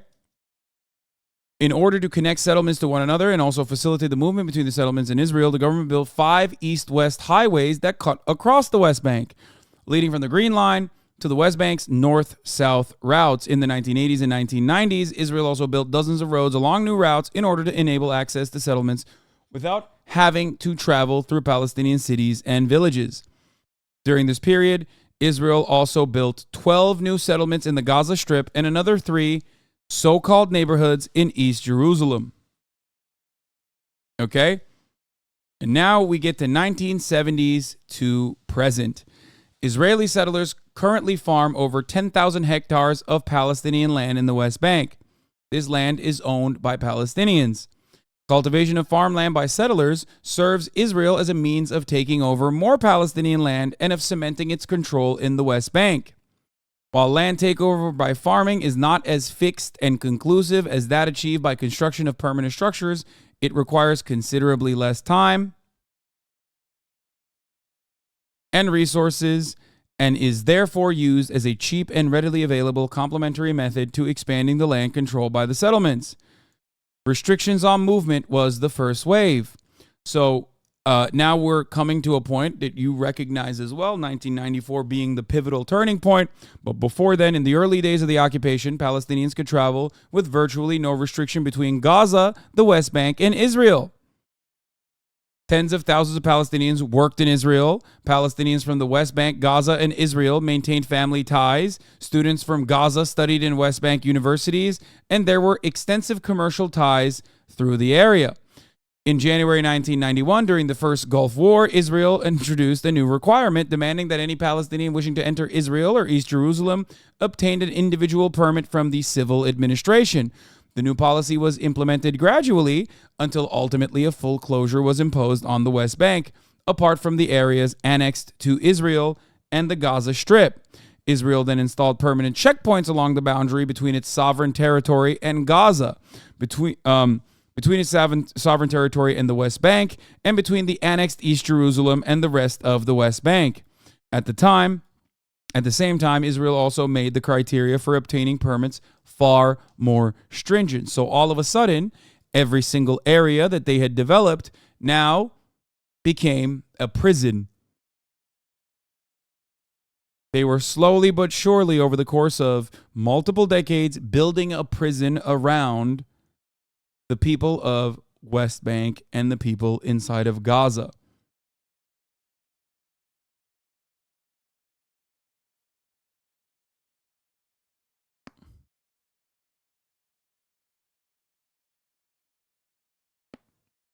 This policy split Palestinian land into three separate areas: the West Bank, East Jerusalem, and the Gaza Strip, and travel between them became entirely dependent on Israeli discretion.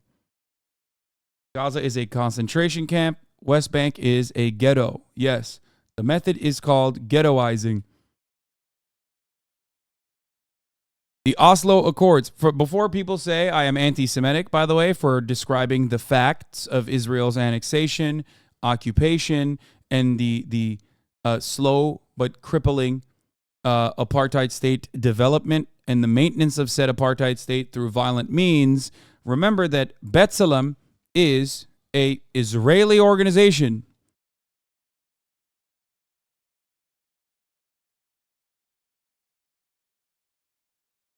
Okay?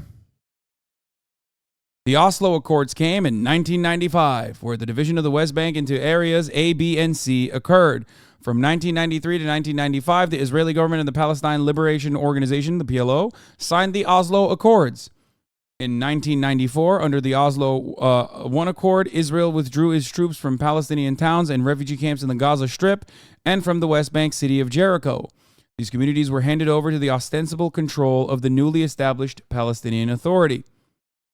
In 1995, under the Oslo II Accord, the entire West Bank, apart from the city of Hebron, was divided into three areas based on demographic considerations that reflected neither geographic features nor Palestinian space.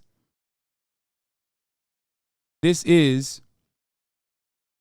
ethnic displacement coming to fruition.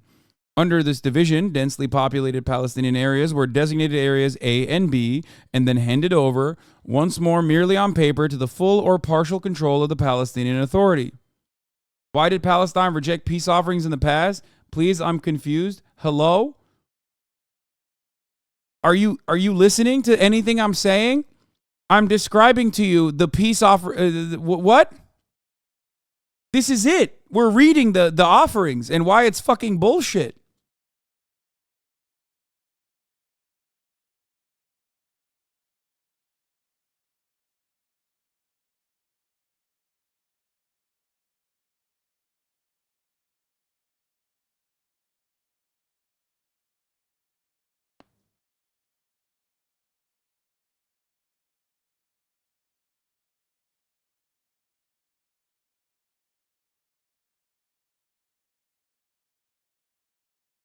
Read too monotone? Fuck you, dude. Once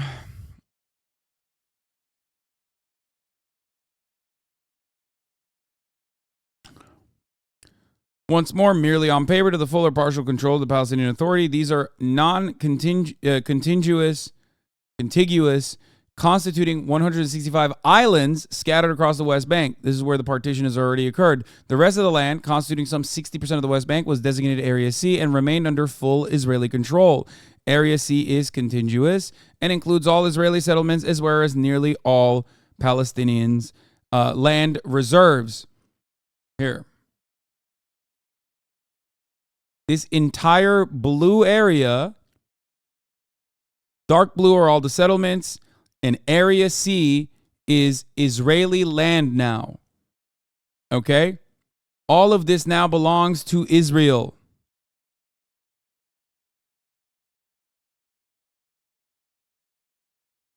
All of the partitioned off areas belong to the Palestinian Authority.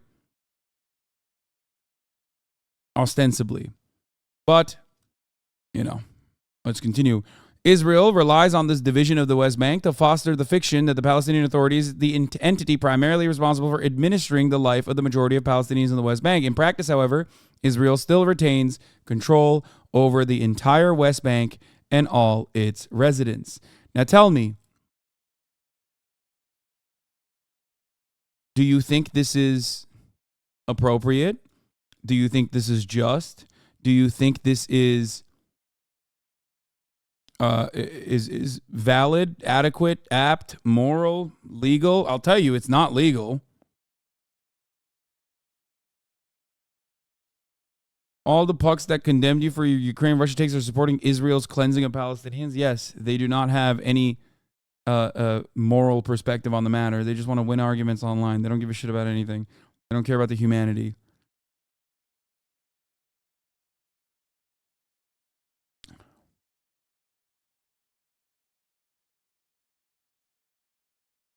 Any new construction in Area C, be it building homes, industrial plants, laying water mains, or paving roads, requires Israeli approval. Israel, for its part, virtually bars Palestinian construction in Area C. Obtaining a building permit there is nearly impossible, even if construction is meant to serve Palestinians living in Area A or B. Okay? It is literally impossible to get building permits made. It's virtually impossible to get building permits in this area. You can't build water wells. You can't build any buildings whatsoever. In addition, Israel still controls all crossings linking the West Bank to Israel and the West Bank to Jordan. It also controls all roads leading to areas A and B. Israel uses this control to restrict Palestinians' freedom of movement as it sees fit, including setting up temporary or permanent roadblocks and keeping Palestinians detained at checkpoints, and administers a rigid and arbitrary permit regime that affects all aspects of Palestinian life.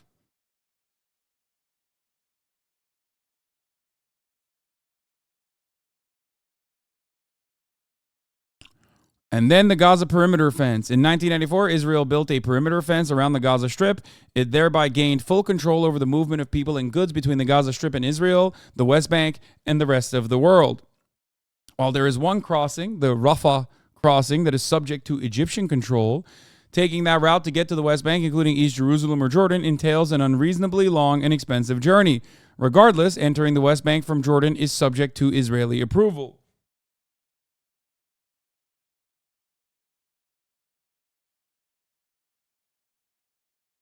The perimeter fence consists of an electronic fence, sentry posts, and patrol roads. You saw some of those fences get taken down by Palestinian bulldozers earlier this past weekend. People and goods can get into and out of Gaza via the crossing only after obtaining the necessary permits from Israel, so Israel controls all flow of goods into Gaza. As a result, daily life in Gaza has become an unremitting ordeal, completely dependent on Israel's permit regime. Israel also controls Gaza's sea space. Over the years, and based solely on its own considerations, Israel has further restricted the fishing zone to varying extents, sometimes to a mere 3 nautical miles. If you cross those 3 nautical miles, Israeli ships will blow you out of the water.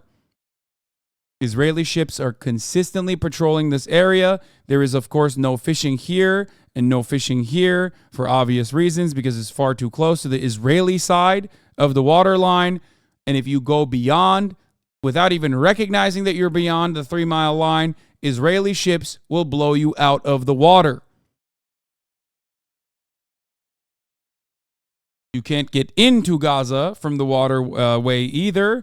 Mavi Marmara, a Turkish group of humanitarian aid workers, tried to go through the Israeli blockade, and Israel sent its fucking shock troopers via a attack helicopter and machine gun fired and killed every single person. This is, of course, why it is additionally silly when Turkish people who are deeply unserious and lapdogs for Western aid and Western development and all matter of Western imperialism turn around and say we support Israel in its ethnic cleansing agenda against Palestinians. This is why I called those who defend Israel unconditionally in Turkey servile dogs. This is why I've been raided all fucking day by Turkish people who came in and said that I am an Arab lover and also a racist. In the same breath, as a matter of fact, they said I'm racist against Turks and also simultaneously an Arab lover, which I the irony is not lost on me. I think and maybe you can understand it too. He's doing it now. Türkler senin ananı siksin orospu evladı. Ermeni siki yalayan piç kurusu. He says, I hope the Turks will fuck your mother, you son of a whore. You Armenian dick-licking bastard child. Now you are licking the dick of Hamas. You love terror, you bastard. Türklerin yüz kara soysuz köpek. The shame of all Turks. You familyless dog. I will fuck your wife's pussy. Israel, heart, Azerbaijan. Of course, Americans are not the only land of contradictions. Turkish people can also maintain a sea of contradictions in their political ideology, especially as it pertains to Middle Eastern politics.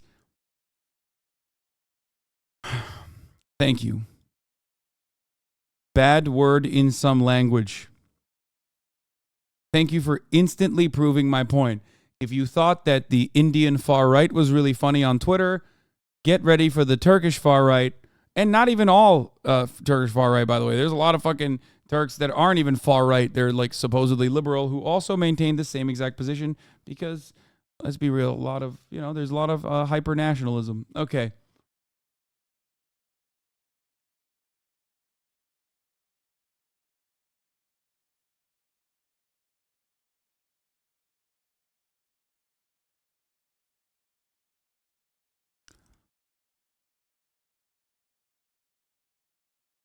Anyway, Turks have a different chat meta? Yes.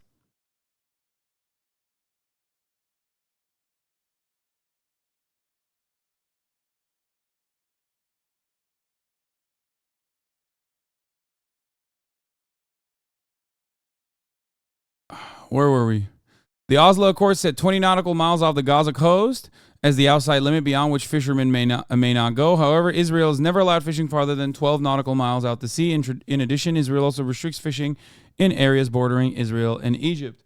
Thank you, Solastro, and thank you, Pikerest, and thank you, Cheslet, for the 5 gifted subs, allowing 15 people to no longer see the ads at the top of the hour, including even the Turkish people who are calling me an Armenian dick licker and a Hamas dick licker and a terrorist lover. All right, here's the 3-minute ad break now. I think that's because Israel helped Azerbaijan or something. Yes, that is why.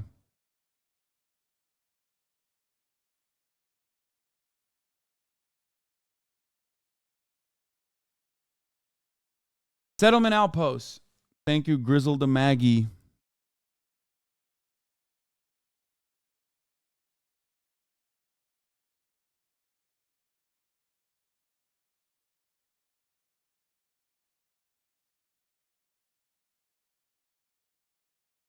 In 1996, in response to the political and international pressure, the Israeli government decided to stop establishing new settlements, finally.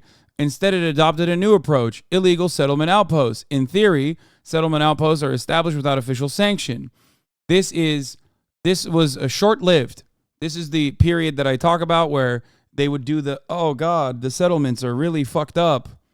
I guess we won't let them exist. Just kidding. We will totally let them exist. In theory, settlement outposts are established without official sanction. In practice, however, they receive governmental aid, protection, and funding. About 100 new settlement outposts were established throughout the West Bank via this mechanism. Although when first established, the settlement outposts are small and consist of light temporary structures, their impact far exceeds their build-up area. The settlers and the soldiers deployed to protect them use force and various intimidation tactics to keep Palestinians from accessing much of their own land when it lies near where the outpost was built. In addition, these settlers often use the Palestinians' lands themselves. This mechanism further fragments Palestinian space in the West Bank through the solidification and expansion of Israeli civilian and military presence. Look at the bright blue to understand what 100 settlement outposts looks like in addition to the already existing settlements.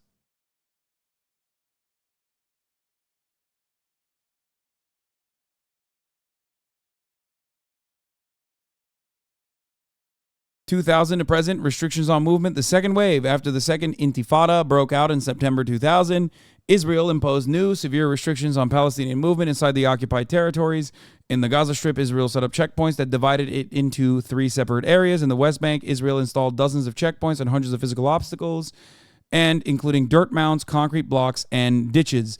These obstacles formed the most extensive and enduring restrictions on Palestinian movement since the occupation began, disrupting all aspects of the daily lives of all residents and keeping them from leading a normal routine. Some of these obstacles have been removed and others have become permanent checkpoints.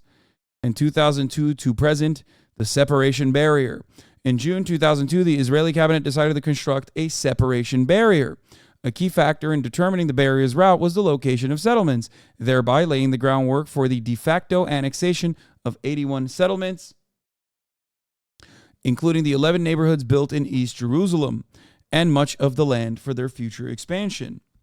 The upshot of this underlying consideration is that about 85% of the barrier's meandering route winds through the West Bank. Do you now understand why people say that a two-state solution is a laughable idea? This is the two-state solution in display. There was never an interest in a two-state solution. It was a one-state Israeli solution where the Palestinians were purged from the land. And they have conducted this ethnic cleansing and ethnic displacement operation since the inception of Israel, since it didn't happen in one big swoop like in 1948 with British forces and Zionist forces going into villages and forcibly kicking people out and killing them and raping them and doing all this shit. But afterwards, under the watchful eye of the supposed rule-based liberal order of the international community, Israel slowly but surely was able to partition Palestinian land, steal it, and displace Palestinians every step of the way.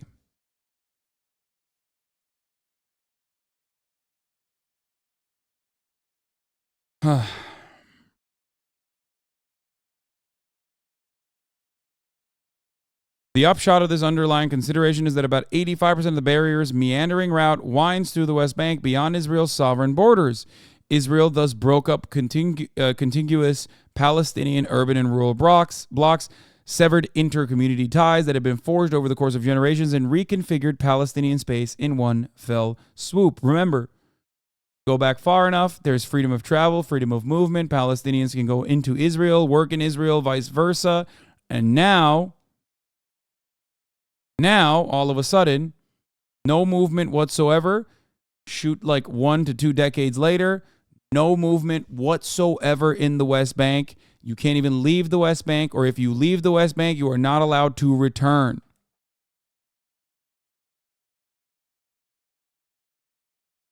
The route of the barrier, including the sections already built and those under construction or awaiting construction, is 712 kilometers long, more than twice as long as the boundary between Israel proper and the West Bank. According to figures by the United Nations Office for Coordination of Humanitarian Affairs, as of September 2017, some 460 kilometers, about 65% of the planned barrier, had been completed. Another 53 kilometers were under construction, and construction had yet to begin on some 200 kilometers. The separation barrier was built in the style of a border barrier. Along most of its route, the barrier consists of an electronic fence with paved paths, barbed wire fences, and ditches flanking it on either side, and is about 60 meters wide on average. In urban areas, instead of this type of barrier, Israel constructed an 8 to 9 meter high concrete wall, which runs a total length about 70 kilometers. 2002 to the present, the separation barrier in East Jerusalem. They completely sealed off the city from the rest of the West Bank, thereby stepping up East Jerusalem's isolation from areas that were not annexed to Israel.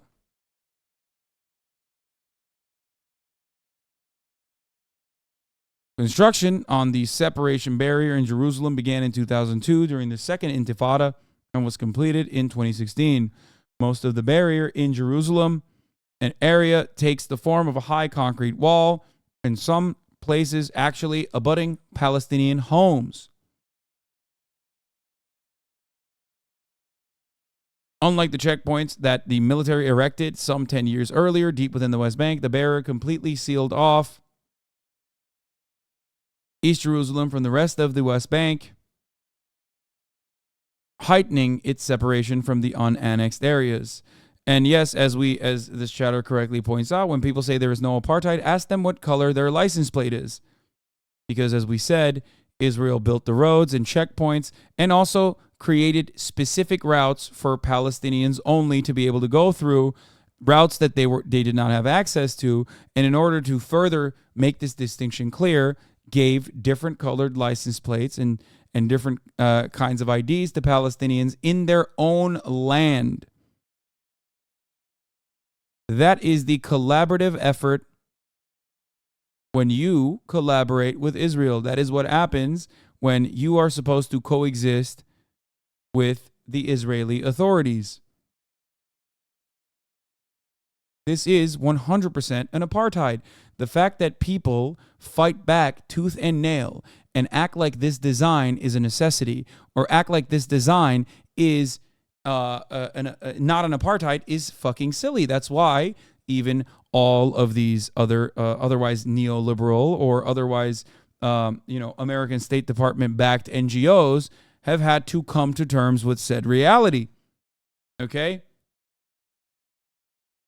American NGOs only like this past year, these past couple of years, have finally openly stated that this is an apartheid state. This was the same in 2002. Situation has only worsened since 2002.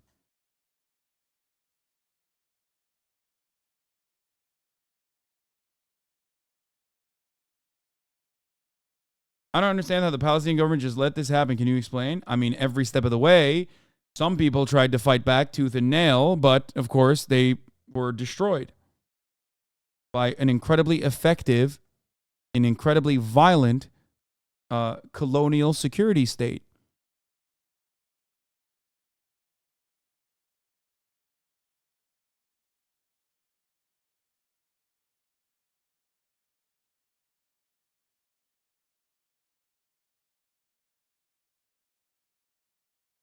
Our tax dollars funded this.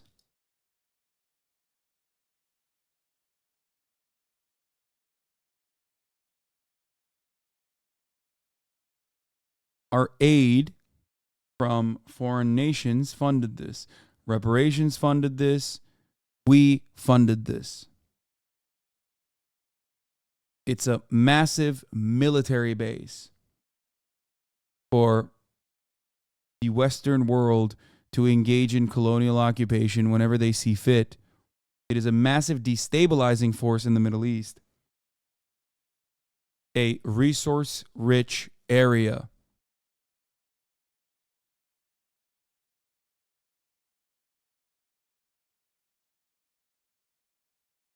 It also has nukes.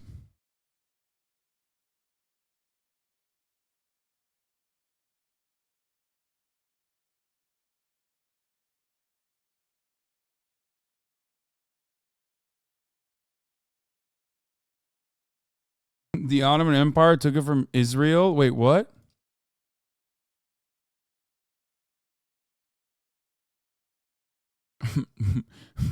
No. No. Theodore Herzl did beg the Ottoman Empire to sell historic Palestine to develop the Israeli nation state. But, of course, the Ottomans said, fuck no. There's people living there.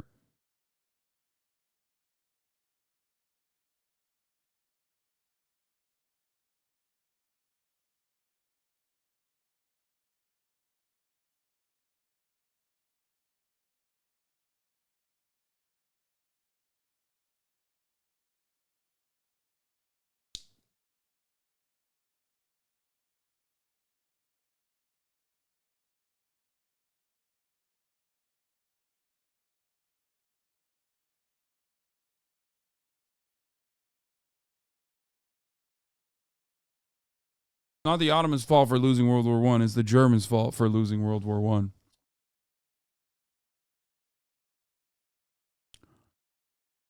I. Let's continue. So, basically, the entire goal is to take as many municipal territories as possible under Israeli control. Municipal boundaries had few or no practical implications for people living in Jerusalem and its environs. Palestinian communities in Jerusalem and the rest of the West Bank had ties that crossed municipal lines, including trade, culture, education, and health services. When the barrier was built, it abruptly cut this vibrant fabric of Palestinian life. And in keeping with the underlying consideration that governed Israel's decision in drawing up municipal boundaries in 1967, annexing as much land with as few Palestinians as possible, when the barrier's route was planned, it deviated from the municipal boundaries in a number of places. In 3 areas, the route of the barrier extends beyond the municipal boundaries, going further into the West Bank and taking over sparsely populated Palestinian areas. In 2 other areas, the route of the barrier was placed within the municipal boundaries, thereby leaving out on the other side of the barrier about 40% of Jerusalem's population, some 140,000 people.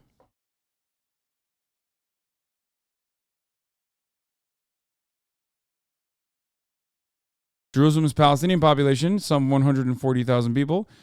These 2 areas have become a no man's land, suffering from severe neglect as well as extreme restrictions on their movement due to the checkpoints that lie between them. So they just starved out this area because they partitioned all around it.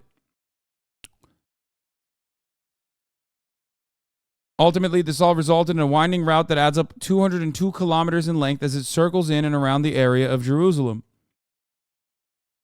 Second wave from 1997 to 2015. In 1997, Israel declared all settlement jurisdiction areas totaling 54,000 hectares, almost a tenth of the West Bank, military zones that are off limits to Palestinians. They didn't stop. Overall, there are now 176,500 hectares of land, almost a third of the entire West Bank, that are declared closed military zones. Settlement jurisdiction areas far exceeded the settlement's actual built-up space. Even though the closure had not been consistently enforced, it prevents any form of Palestinian development on these lands while securing them for future settlement use. During the Second Intifada, Israel declared closed military zones, additional land between the separation barrier and the Green Line, known as the Seam Zone, and also swaths of land around a number of settlements, special security areas. The closure orders added approximately 18,000 hectares to the areas officially closed to the Palestinians in the West Bank. From the early 90s until the beginning of 2015, the closure of some 36,400 hectares are withdrawn, mostly pursuant to the division of the West Bank when the Oslo Accords were signed. More nature reserves and national parks come with the second wave. And then in 2005, we arrive at the disengagement from Gaza. In September 2005, Israel completed its so-called disengagement from the Gaza Strip. It dismantled all of its settlements there, withdrew its military forces, and declared the end of its military rule in the Gaza Strip. They forcibly had to remove the fucking psycho settlers, like literally by force. They had to go in and rip them away because these guys were like, no, dog, Gaza is mine too. Straight up, Israel had to use its own military by force to remove the settlers from that area. It should have probably... no, they paid them and they still wanted to fucking stay there. Some of them literally did not want to leave.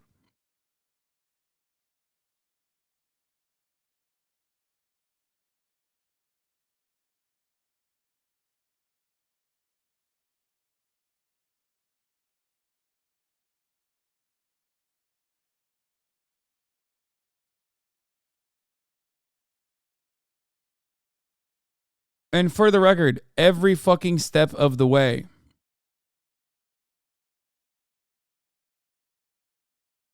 the international community said, don't do this. Don't do this. This is fucked up. Don't do this. They didn't give a shit. They did it anyway. Although Israel declared an end to its military administration in Gaza, it continues to control critical aspects of its life there. It controls all land crossings, apart from Rafah, as well as Gaza's sea and airspace. Obviously, Rafah is also controlled by Egypt. So the people of Gaza, the Palestinians living there, have no control over getting in and out of this area, which is why it is a concentration camp, a de facto concentration camp, or an open-air prison.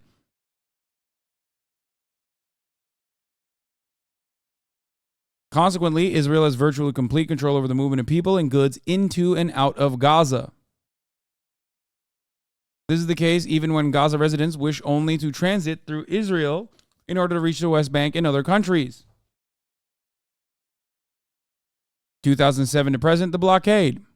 In the summer of 2007, after Hamas took power in the Gaza Strip, Israel used its control over the crossings to impose a blockade on Gaza. Somewhere along the line, Israel also tilted the scales in favor of Hamas because they saw it as a better countermeasure, a counterbalance to the secular PLO and Marxist formations. They thought that this would divide and conquer. Thank you for saying Hamas Piker. It thereby made of the almost 2 million people who live there prisoners within the Gaza Strip, brought the Gaza's economic collapse, and made its population dependent on international aid, which Israel still controlled. Under its blockade policy, Israel prohibits travel into and out of Gaza, places limitations on the import of various products into Gaza, and severely restricts the exports of goods. Israel also prohibits the construction of a seaport that would allow free movement of people and goods, and prevents the rebuilding of Gaza's airport, destroyed in an Israeli airstrike in 2001.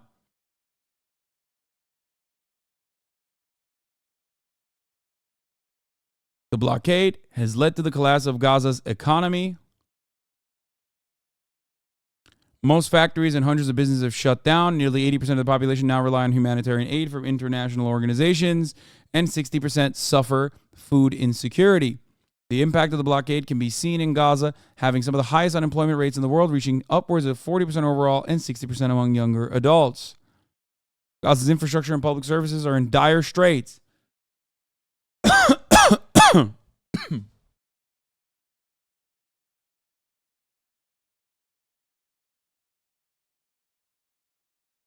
About 95% of the water pumped locally is contaminated and unpotable. Electricity is supplied to the residents only a few hours a day. The power shortage also impacts water and sewage facilities, which must have power all the time and become virtually non-operational on an intermittent power supply. In addition, due to the power shortages and chronic deficiency in medical equipment and supplies, the medical services available in the Gaza Strip fall far short of meeting the needs of the population, and many critical treatments are unavailable locally.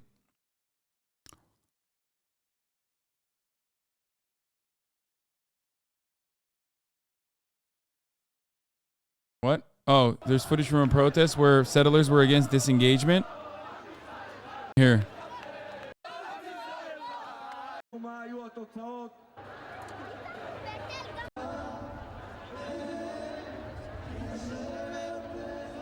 Important message, and the message is we shall not, cannot, and will not return Gush Katif. It is a part of Israel, and we all have to understand and respect the tremendous gift that God gave us, and it is not for us to return this gift. God forbid. Proudest tradition of Americans out there, man. Bro, I'm sorry, Americans can't stop. They can't stop themselves. They love colonizing. You can't stop an American from colonizing, baby. They're gonna do it. Oh, I'm colonizing. Fuck, dude. I love expanding, dude. I love settling. This is against my best interest.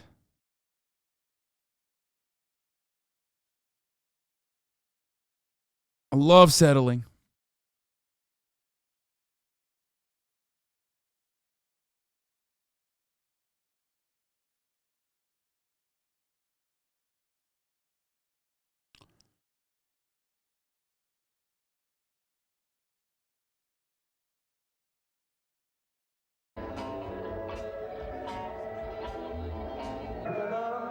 we hope that with demonstrations like this, the Prime Minister and the ministers of the government will understand that the majority of Israelis understand that the disengagement plan will only worsen the security situation. It's not going to improve things. It's going to make things worse. It's going to put more Israelis in the line of fire.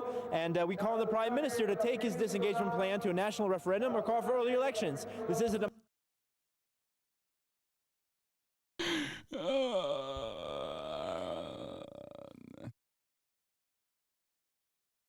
Hamas maximizes civilian casualties. The IDF minimizes them. Stop portraying Hamas as a righteous force as anti-Semitic. Look at the Hamas covenant. It's not anti-Israel. It's anti-Jew.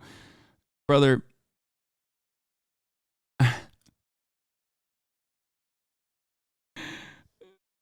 How many times do I have to respond to the same nonsense, dude? I swear to fucking God.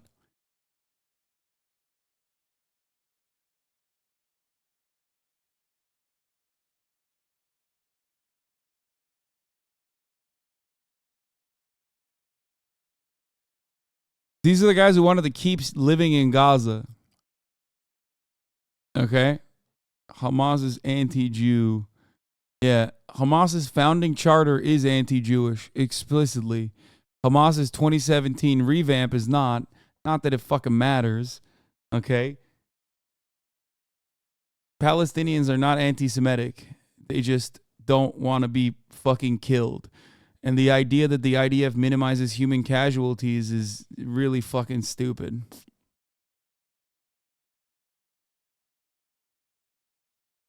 Okay? Anything you can say about Hamas, you can say about Israel tenfold, okay? If you're upset about human casualties, as am I, in Israeli borders, as am I, and you should be going crazy right now as the death toll in Gaza alone has surpassed the 1,000 death toll inside of Israel after a 2-day bombing campaign. This area is, of course, completely controlled by Israel. It is a concentration camp that Israel operates. Israel shut off the power, the food, the water, and is now bombing Gaza. A population that is incredibly dense, 2.2 million people living in a tiny area, where the population also happens to be 47% 14 and under. Israel is bombing children right now, as we speak, and will then roll tanks in probably by tomorrow and kill more children.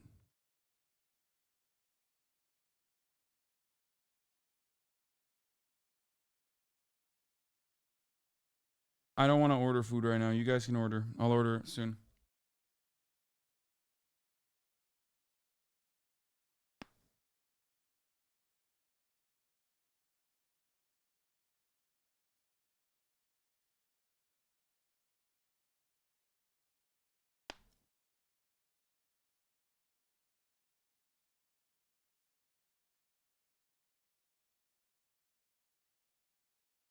Here it is. But of course, right now, these days, you can't ratio Ben if he's talking about how, Palestinians are dogs that deserve to be fucking ruthlessly executed and ethnically cleansed.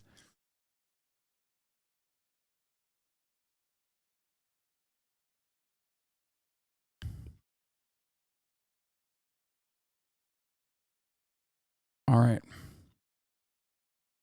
Since the so-called disengagement in 2005,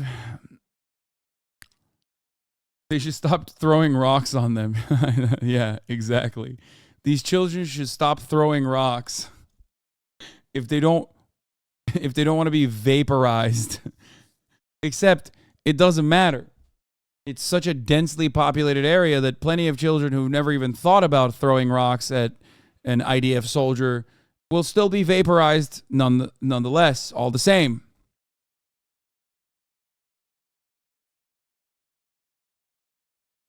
Since the so-called disengagement, Israel has launched 3 campaigns in the Gaza Strip, calling them military operations. They also colloquially call them mowing the lawn. They call it mowing the lawn. Operation Cast Lead, December 2008 to January 2009. Operation Pillar of Defense in November 2012.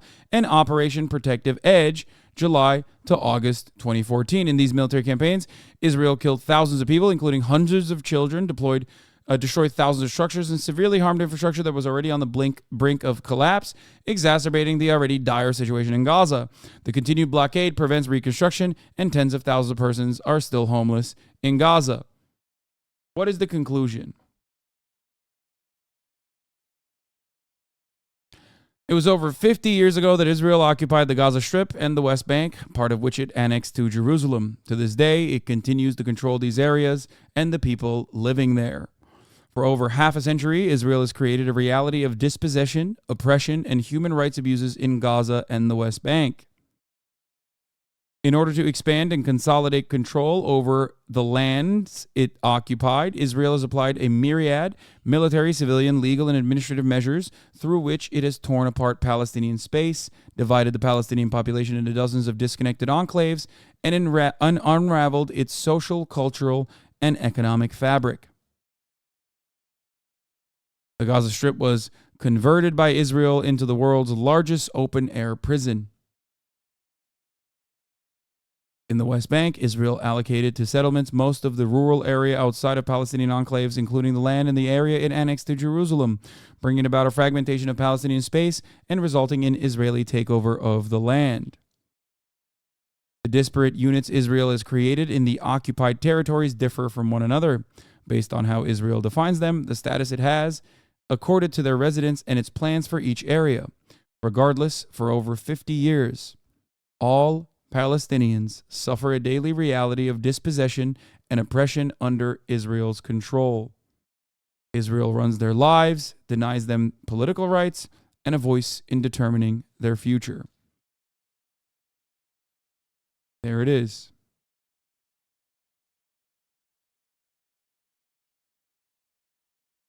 That, my friends, is the destruction of an entire people, dispossession, ethnic displacement, ethnic cleansing. That is how you build an apartheid state. That is incredibly violent.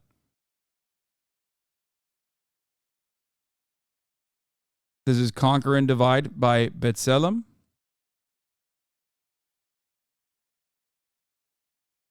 You can explore this map on your own. You are reading too much propaganda. I know. btselem, an Israeli organization. I'm reading propaganda from them.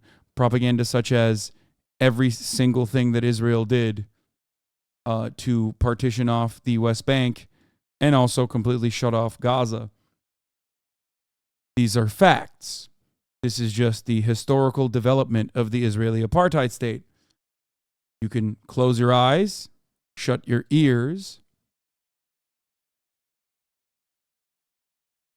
and say propaganda all day, every day. The reason why, chatter who asked, why does this not feature the many wars that Israel fought, is because it predominantly focuses on Israel's illegal actions. Israel engaging in war or Israel fighting against anti-colonial forces does not factor in to partitioning the West Bank, for example. You cannot cope with this reality, so you just simply say, wow, this must be propaganda.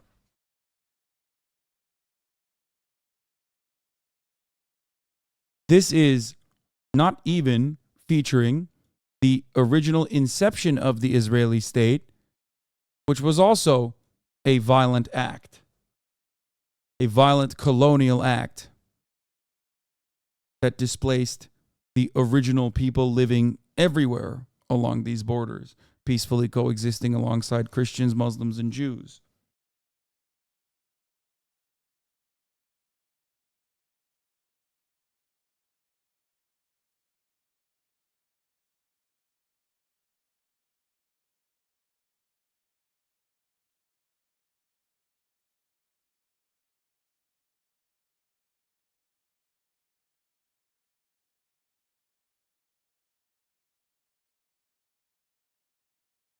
Anyway.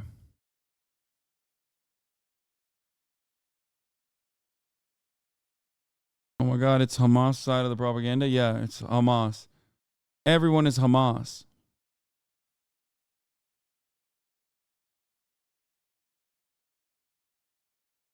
btselem is Hamas. The Human Rights Watch is Hamas. Amnesty International is Hamas. The United Nations is Hamas. Seeing Hamas in every fucking dark shadow is one of the internal repercussions of existing under an apartheid state. That's at the heart of existing inside of Israel and inside of the boundaries of Israel, and refusing to reckon with all of that violence it takes to maintain it. Active violence against people who live there. It creates a psychic problem inside of your mind where you see enemies in every corner. It's insanity.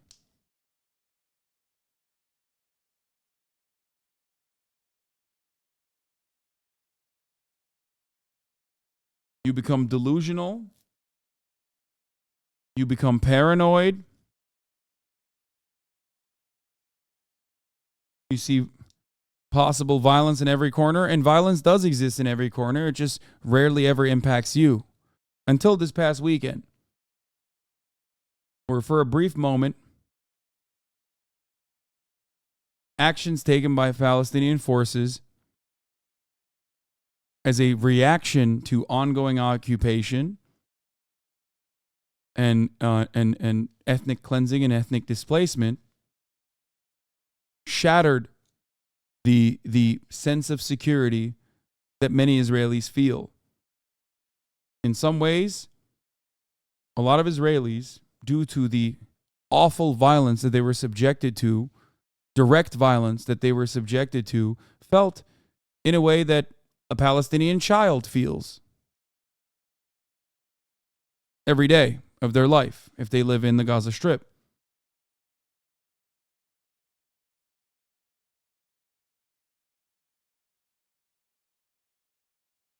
That kind of violent action from Palestinian forces was not born out of nothing. It was not built in a vacuum. It took many, many years to become rabid like that.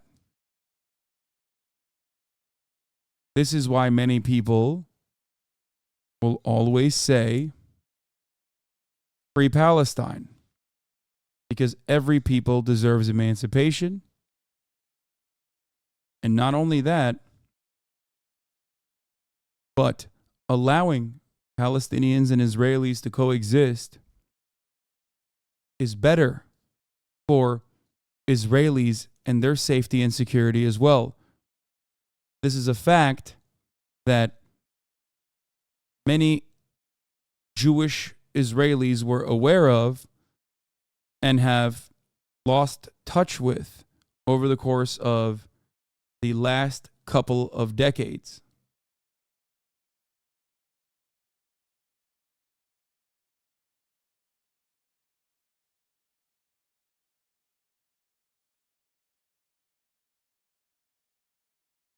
The guy who simplified the whole issue is Michael Brooks.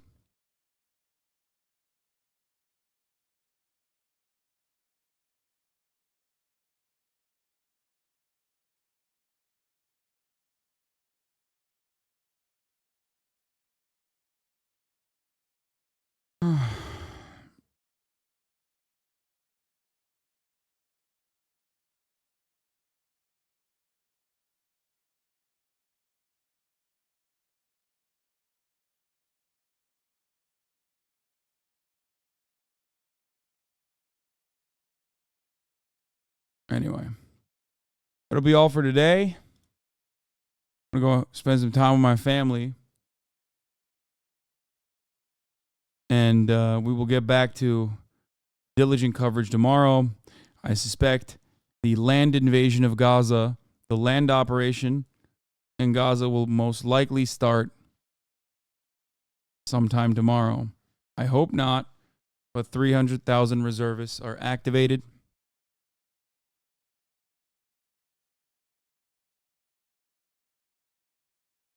And we shall see what happens.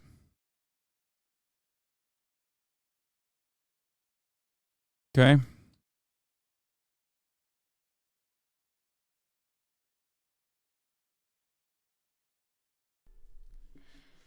Stunning lo-fi introduction. Love you all. And I hope to see you tomorrow under better circumstances. Good night.